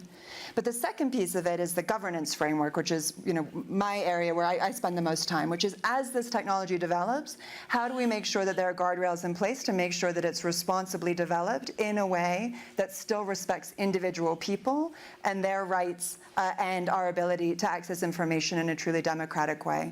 And that's an interesting question, because a lot of that is going to have to be resolved at the national level, because that's where laws reside. That's where you're able to have the most control over the corporate actors in a particular region. And so right now, around the world, we're seeing different countries quickly ramp up, think through what is the right legislative and policy framework for this. In the European Union, they've adopted the first kind of big piece of comprehensive legislation, the EU AI Act, which just got passed in its kind of initial draft a couple weeks ago. And in the US and other regions, they're really kind of starting through the drafting process as well. So that big global conversation around guardrails is happening in all of these different places right now, while also trying to talk about it at the multinational level. So the answer is an awful lot of work, but we need people to pay attention to this debate and to feel entitled to participate in the debate. So one of the key areas that I advocate for is that I am not a technologist. I lead an organization that has technology in its name, but I'm there because of the human rights and the democracy piece of it, and I have put myself at the table, and many others in this space have done the same, to say, I might not be an expert in technology, but I know how public benefit systems should be run, and I'm going to pay attention when AI is coming into my sector. So we need people to feel they can participate in these conversations and look at how AI is going to impact the sectors or the values they care about, and then get up and get a seat at the table helping shape those norms as well. Talking about having a seat at the table, do you feel like students should have a say in how education gets transformed? Yes, because, I mean, in the end, we are the ones being educated, and we are the ones that are going to lead the future of the world, lead the future businesses. And so I think we must have a lot of saying in this topic. Of course, with the experience of more experienced and older people as well, but if we don't have a say in that topic, it might turn out in a completely different way than we anticipated, so yeah. Well, I want to touch on your IM Foundation. I'm really excited that you're doing a lot of work, I think with about 13,000 disadvantaged kids. How are they doing? Because I know the focus has been on STEAM, and you're trying to prepare them for the future of robotics, the future of technology. How is it going? Oh, it's going great. We started in 2008. I started with just 65 students. And I wanted to get the kids from the community that I come from to go out and get the best education. Wanted to try my hardest to see if kids that come from the same block go to the Stanfords of the world, the MITs of the world, and if these kids come on board the I Am Angel program and learn robotics and computer science, not only are they going to go to school and graduate with a diploma, but they're going to graduate with the skill sets to fill jobs that are unfilled or the ability to create the jobs of tomorrow. So that 65 kids started in 2008 has now turned into over 13,000 students. That one school is now turned into over 300 schools in LAUSD. We've sent kids to Stanford, to Dartmouth, to Brown, to Georgetown, USC, UCLA. And so the program is going extremely well. And the robotics program turns every single kid pro. If you're playing basketball or football, only one gender, basketball, there's female basketball players, and there's a pro league. But as far as football, if you're playing American football, it's only one gender going to benefit from that football field in America. But now with our program, and the robotics program that we have there, everyone's going to go pro. And what's amazing about the STEAM, the arts in STEAM, a lot of times when you think of arts, you think of entertainment, but using science and being artistic with science, you're doing amazing stuff. Engineering as your tool brush, you're building amazing buildings and bridges and city planning. If you're a technician and with an artistic viewpoint, you're bringing to market amazing products or being a part of companies that are doing awesome stuff with technology. Same with math. So arts is just a viewpoint of how you're solving the problem and how much joy it brings not only yourself, but the world. And that's what art is, But yeah, so bringing the arts to science and problem solving. Before we open the discussion to the floor, I just want to go down the line to get your view on what you're most excited about when it comes to AI and when you expect that to happen. Himanshu. What I'm most excited about is how we can solve some of the most complicated problems, challenges of climate change using AI and do it in a way which is equitable and of course friendly to the environment too. And how soon do you think that can happen? Might be 5 years, might be 10 years. The good news is most of these accelerated developments will be an offshoot of developments happening with the mainstream AI, which is like the transformers and so on and so forth. And some of the learnings would very well be applied to the climate space. Alexandra? I'm going to answer your question and then pivot to and tie up some of my comments with a slightly more optimistic note. So in terms of the use cases I'm most excited about, I do think we're going to unlock knowledge in wholly new ways. That ability to look at massive data sets, make inferences from them in ways that a human mind just wouldn't be able to do, at least not with such efficiency, is going to be really important in the areas that you talked about in medical research and health analysis and so many other ways. So I'm genuinely excited about that, and some of those breakthroughs are happening now. Others will be on the horizon, but I think there's a huge potential there that really is going to be wonderful. The other thing, just to to tie a bow on some of the comments I was making earlier, is I do feel optimistic about this policy moment. I think there are a lot of people, whether that's policymakers or the leaders of companies or civil society advocates and regular people, who are all saying this is a fresh opportunity to get it right.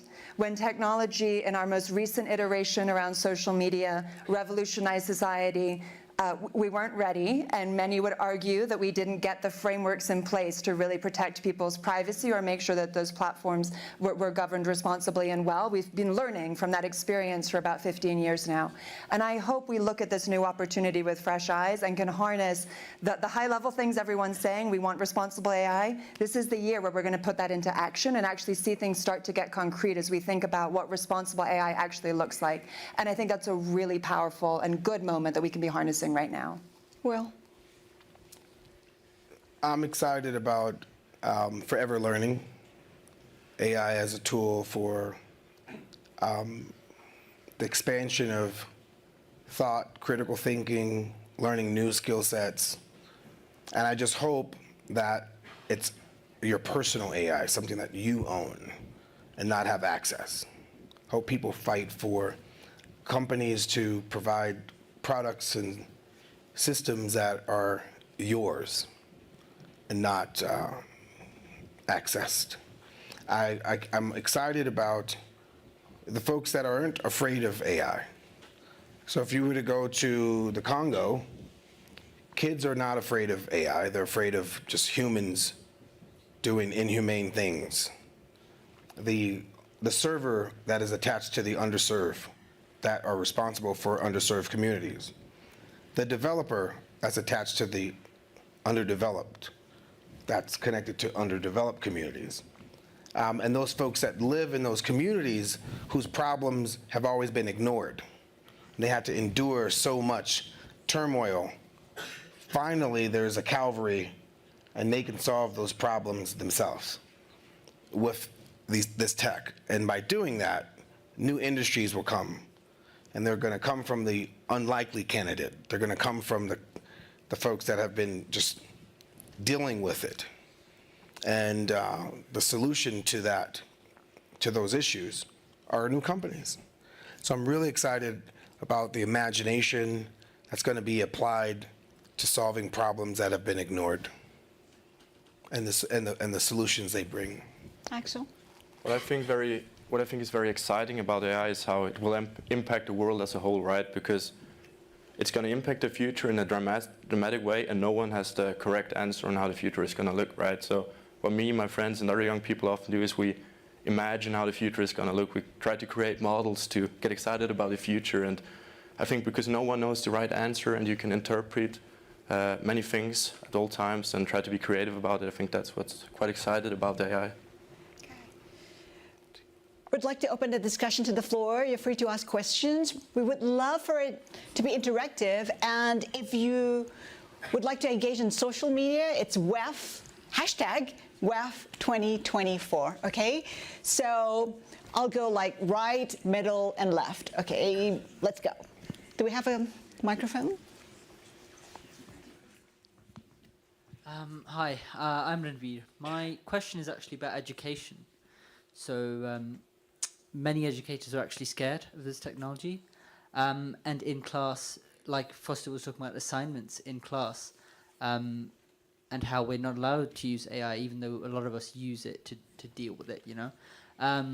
But don't you think that we need to be allowed complete access to this technology, because this is what our life's going to be, and school's supposed to prepare us for our future?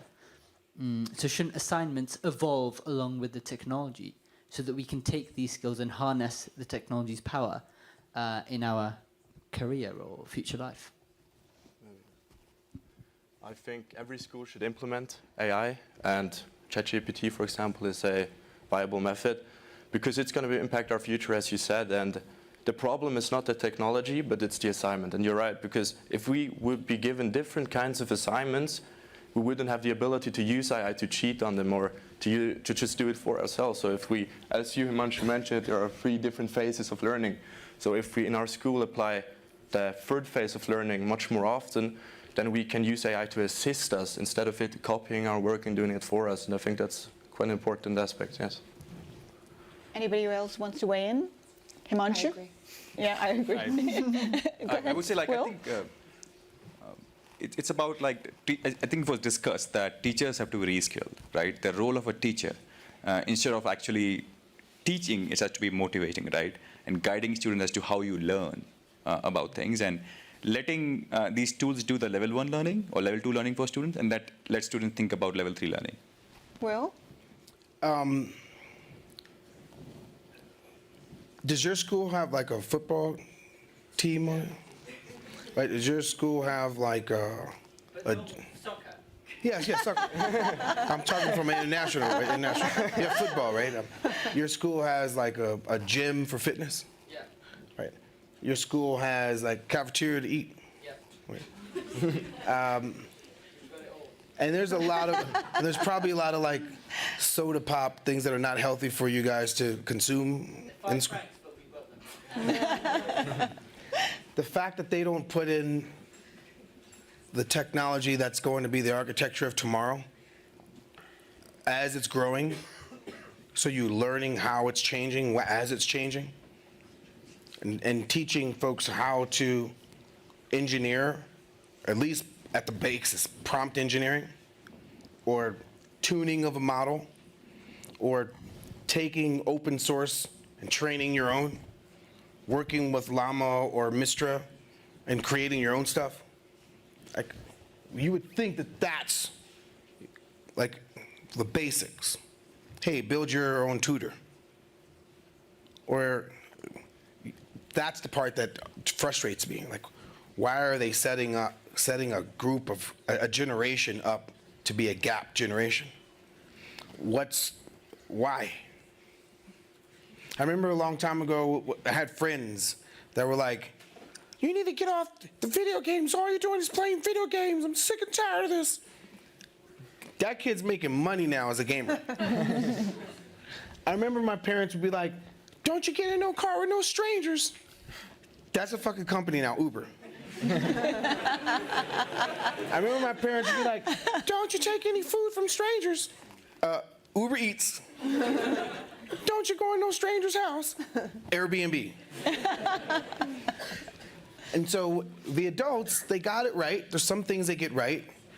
But when you lead with greed, there's a lot of things they get wrong. And for whatever reason why schools don't have the tools to set kids up for tomorrow when they're adults and have them learn these systems as the systems are changing, you have to ask, are they being led, are they leading with greed? And game on, flame on is, you have to have an audacious perspective. If somebody's not good, the future's being defined and designed right now. Define it. Design it. You know what to do on your off time. If they're not teaching it in school, you know what to do on Saturdays and Sundays. Learn these systems. Get down with the freaking Hugging Face squad. Start building stuff, networking. That's what's up. If I was 17 years old, I'm not making songs. If I'm 17 years old, I'm building a music model so it can make songs. Yeah. Next question? Yeah, claps. That brave soul that claps. Thank you, bro. Let's take a question from the back. I think there's a gentleman in black.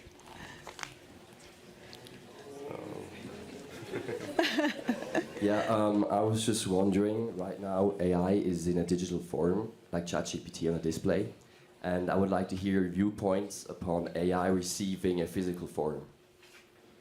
What was that? AI in physical form? Robots and stuff. What is AI in physical form? No, what is your viewpoint upon AI receiving a physical form? Oh, say that again? No, one more time with the mic now. What is your viewpoint of AI receiving a physical form? So like the AI being implemented into the head of a robot, for example. Oh, awesome question.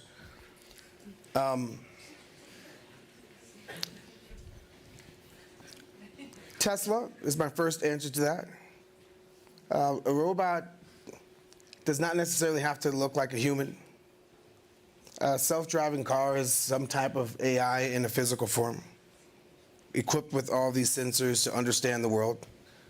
And there's going to be systems that are going to be deployed that learn the environment it's in. They're just going to throw it into the environment in a physical form, and it will figure the environment out. But what Hollywood did by saying a robot is going to take on some type of, insect form or human form, no, maybe not. Maybe it's not. Maybe the vehicle, the car, is Transformers. Turns out, maybe that cartoon was right. Some version of that, right? But yeah, I don't think it's gonna a humanoid or cyborg. the car's going to be super intelligent around the corner. Himanshu, one away. I think after that, I don't think I have anything else to say. What I can say is, like, think of AI as a tool at the end of the day, a tool which is providing service. And the service could be in education for learning. Service could be in healthcare for cancer detection or whatnot. Or service could be in TikToks, right, to keep you entertained, and that's a service. And I think of physical space as the same thing. What service can it provide? In this case, the example that we'll give is a self-driving. It's transporting you from one place to the other, right? So it's just like a physical form. It's nothing but it's the same intelligence that it powers our software will also power the physical form. Let's take a question. Let me just see. Oh, we'll take a lady over there. Hello, I'm Esther. I have a question for Alexandra. So, as you come from a law and policy making background, we've seen in the past that when laws are lax in some states or like countries, we have seen that corporations, tools, technologies pivot to those places where rules or regulations are more lax. How do you foresee or ensure the implementation of AI regulatory legislation on a national level will be able to match an international standard to mitigate this risk in this technology? Yeah, that's a really thoughtful question. So it is true that national frameworks are able to get more specific and they exercise power over the companies that are based in that jurisdiction or selling services to that jurisdiction, right? So actually, this is a world where right now, if you want to have anybody in the European Union as a user of your services, Europe's laws on those services are going to apply to you, even if you're based in the US or somewhere else. So there's a way in which actually some nations moving forward as kind of first leaders can have a rise all boats impact on companies around the world, particularly if companies have to adjust their practices to fit in with the policies of one domain.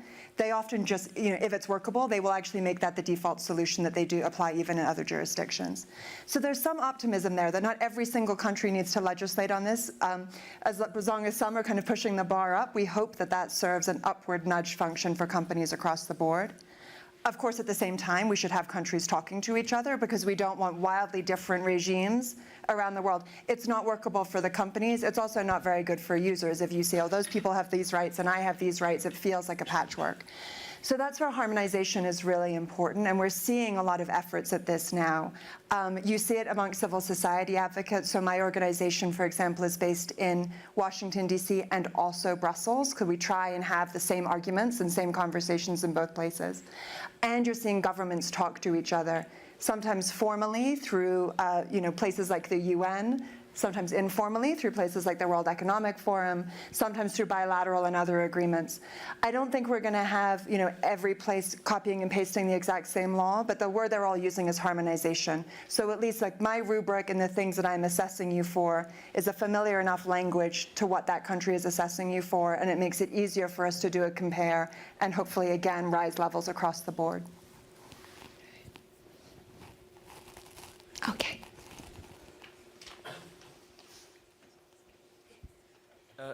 I'm Mittal. So as we all know, AI will start taking over some jobs gradually. I mean, just the other day, Duolingo offset thousands of employees because AI could do a job that they didn't need to pay thousands of employees for. So what does the panel think the future of jobs will be, and where will the jobs that AI can do, where will they go? Want to take that, Will? After all, AI can write music, top hits, and so on and so forth. Will you be irrelevant? Well, it depends on what the people like. So if the people choose to listen to the music I make, I still make music. Because I make music for my own spiritual, mental rinse. It's sweating. If I don't sweat, I'm sick. If I don't write, I'm sick. Now, as far as the business of what people like, maybe they're gonna like the AI version, AI artist. but at the end of the day, it's up to people. It's like you go to the supermarket, there's organic food, and then there's the food that, wait, there's organic? What was that before somebody said, hey, no, this is an organic orange? So that means at one point in time, they were selling a whole bunch of freaking synthetic altered oranges. To the point where people stood up and said, hey, what about the farm-grown stuff, like the organic stuff? There's a market for that. And how come you didn't tell us you were, altering the oranges from being organic? But people fought for that because we wanted organic things to consume. I think the same is going to be for music. It's going to be awesome AI art, awesome AI music. But to the point on jobs, what's going to happen to the jobs that AI replaces? AI is going to do a great job at that. But then it's up to us to dream up what the new jobs are. It's going to be up to us to really value service nation. There's people that when you go to the hotel, you take for granted the service it provides. Those jobs that people do are going to be the jobs because they bring us joy, but we take for granted the joy that a concierge does, or a service person at a restaurant, the smile all the time. The folks that work at the salons, the folks at the masseuses, people, the heart, the soul, the things that make us human. So we've been chasing money, chasing so much that we forgot what it is to be human. That's why I say we can't lead with greed. We have to lead as far as how do we create a better society, a more empathetic, loving society. And I'm really inspired by your generation to really do that, because a lot of the stuff that we got wrong, the generation before me, the older folks in our generation, we led with greed. But you guys are going to dream up tomorrow better. So it's up to you. I put the mirror in front of you. Like, what does the future of work look like? I'm like, design it. Or I maybe have two things to add on that. I think, of course, lawyers can be replaced in some way, or consultants can be replaced. But the other question is, do we want to embrace this change? Do you want ChatGPT, for example, to advise you on your business, or do you want a human consultant? Or do you want a lawyer to be any form of AI, or do you want a person to talk to you? Do you want a person to motivate you on your case, or whatever? And I think there are also examples with elderly people. When you go to the checkout in the supermarket, many people go to the self-checkout, right? But there are many elderly people as well that want to have a cashier there because they want to talk to them. They don't want to be lonely at that kind of age. And I think there is still going to be a need for people in the same kind of industry that AI can replace us, because people want that. And also, if you think, for example, of a French teacher, an Italian teacher, or any teacher, right? If you teach German, that can be replaced, for example, by Duolingo or any AI. But there are more aspects to teaching than just teaching the subject or teaching the language. You need to motivate the student. You need to help some students more. You need to make sure that they are feeling welcome at home, feeling welcome in this country. You might need to integrate them even. So I think there are more aspects to each and every job, and those we cannot replace them right now. And I think also in the upcoming years, it's not quite sure that we are going to be able to replace that. And I think that also has an effect on what kind of jobs are going to be replaced. We'll take one final question.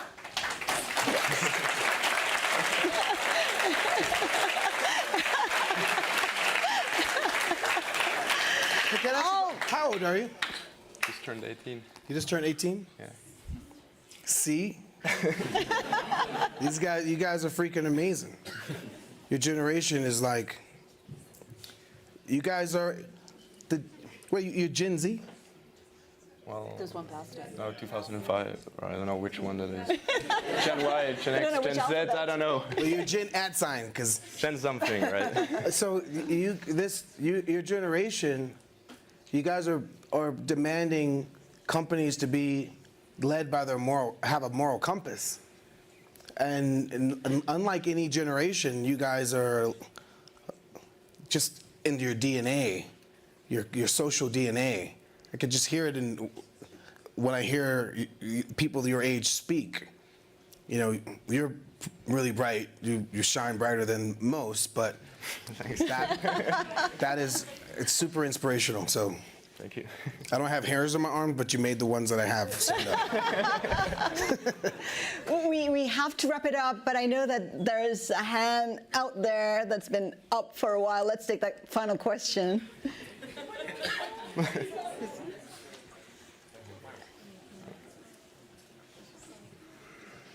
Hi, my name is Alex, and I have a question. So a lot of people in my school say that we need to be cautious of our digital footprint because bosses will not fire us, but basically how we can protect ourselves and our data that is right now on the internet from AI manipulation. Because right now, for example, Instagram allows AI to train on the existing photos and profiles, how to copy and how to manipulate pictures.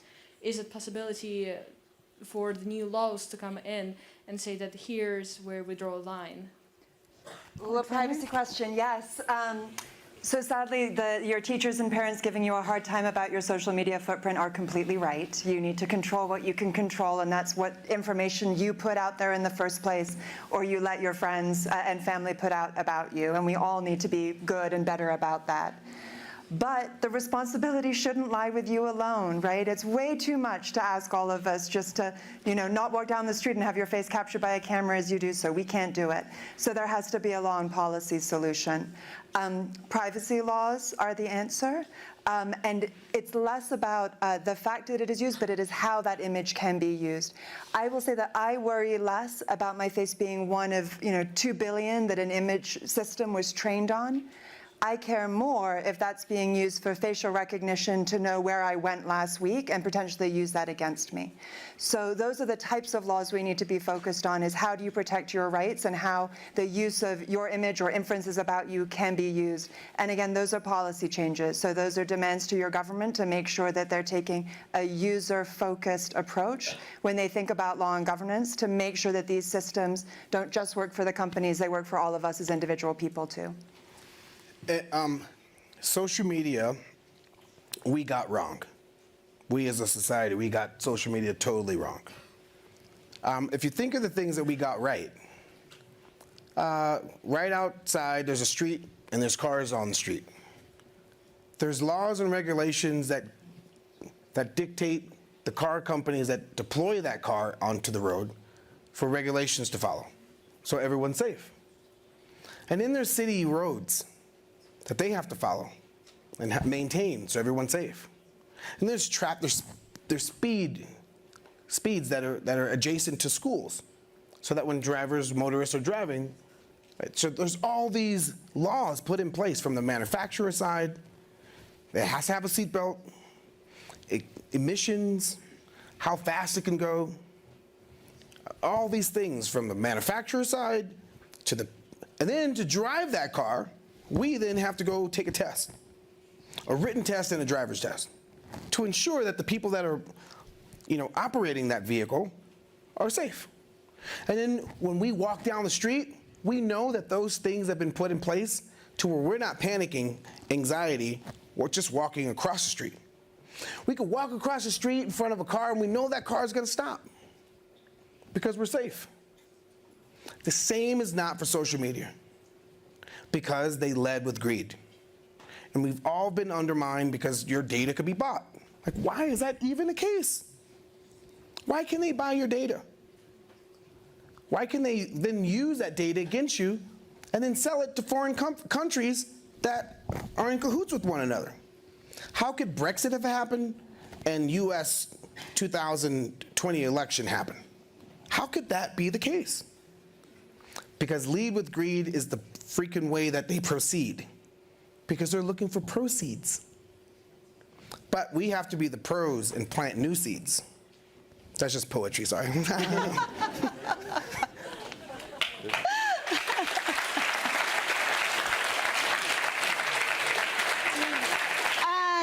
on that note, we are wrapping up this discussion. You'll agree it's been candid, it's been insightful. Please join me in thanking our panelists tonight, Himanshu, Alexandra, Will, Axel. Thank you so much for joining us.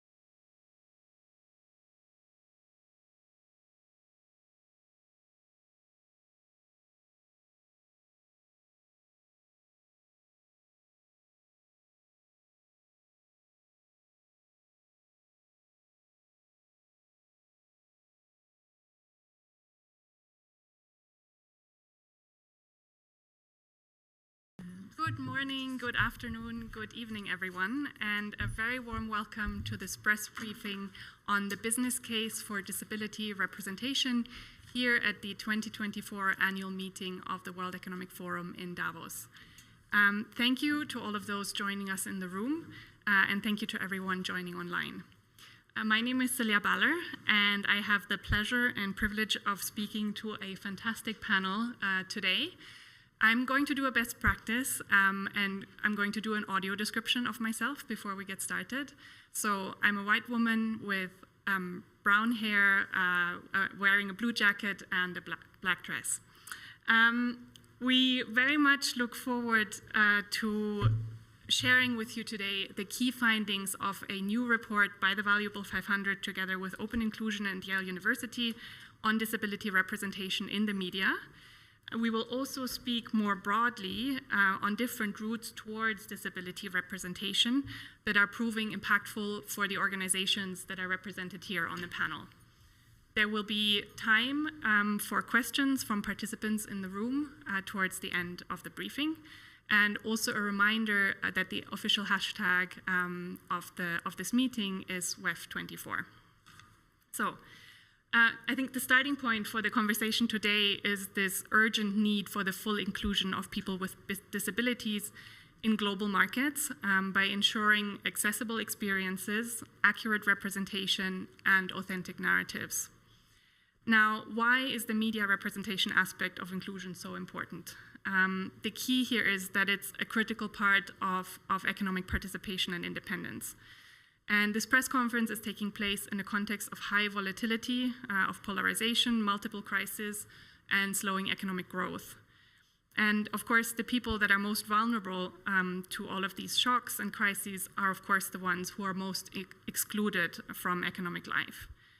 And in turn, it will be only greater inclusion that will lead us out of this current crisis by unlocking the creativity, talent, and innovation for renewed economic growth, business dynamism, and social resilience. And as the Valuable 500 report says, these proposed pathways are proven business strategies as well as potent catalysts for systemic and societal change.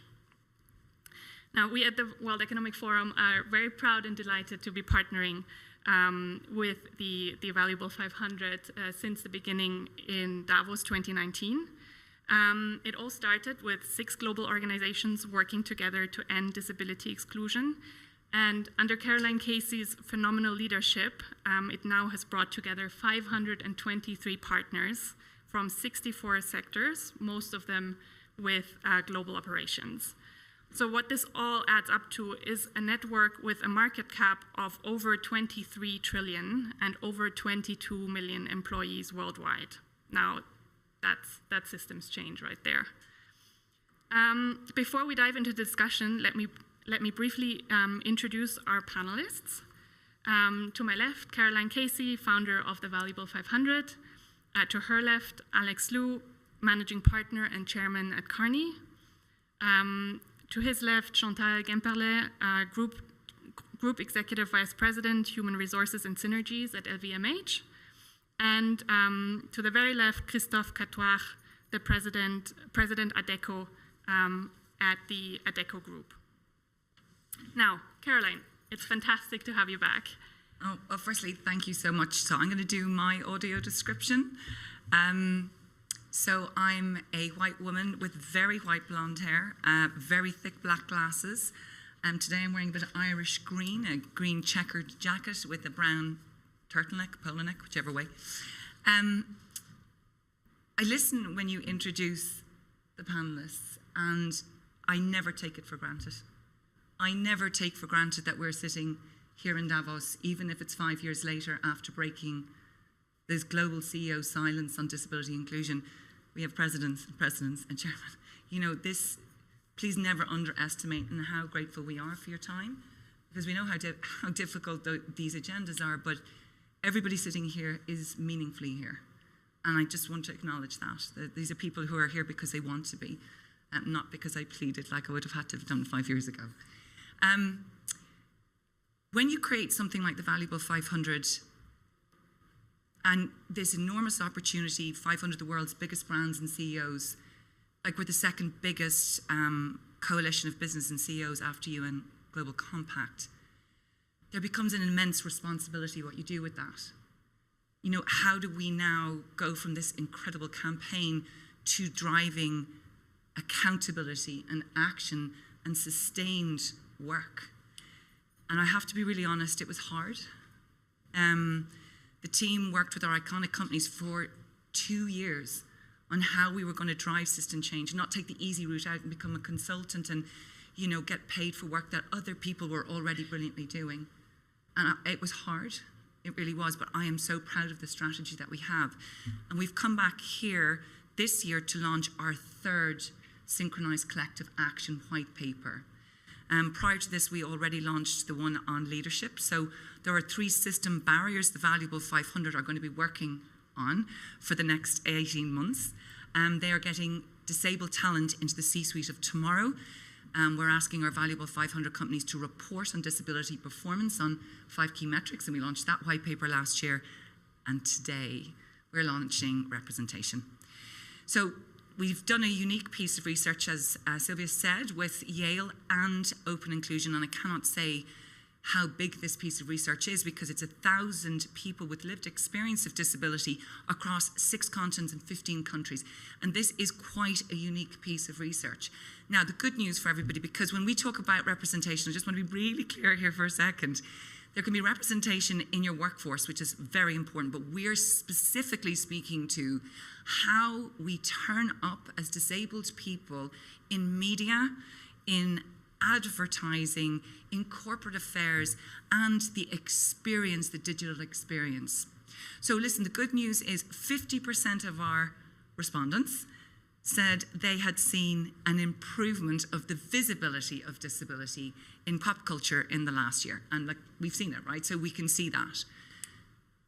The bad news, or the great opportunity, is that only 2% of that respondent base see themselves accurately represented across media, corporate affairs, advertising, and in the digital experience. It is also fair to say that 62% of the respondents said they had never seen their disability in a meaningful, accurate way in TV, ever. And then the other good piece of news, because I'm always going to balance off the negative with the positive, is that 54% of the respondents said, however, if you accurately represent me, I want to do business with you, I want to work with you, I want to be part of your success. So the real reason that we're here today is what we're asking our Valuable 500 companies to do is to get familiar with this really great piece of research. It's very accessible. It is very clear about what we can do because we're going to be talking about accessible experiences, as you said, and authentic narratives, and also about how representation is truly accurate. So in 7 weeks' time, we will be announcing the disability community's request of our Valuable 500 companies. So it will be the synchronized collective action that all our 500 companies will agree to do. And when I talk about synchronized collective action, that may be serious, it's not about synchronized swimming. It's getting our 500 companies to work at the same thing, in the same time, in the same way. So that's like one organization 500 times, there you go. So the disability community will be announcing that first in March, and then we will be working towards how we deliver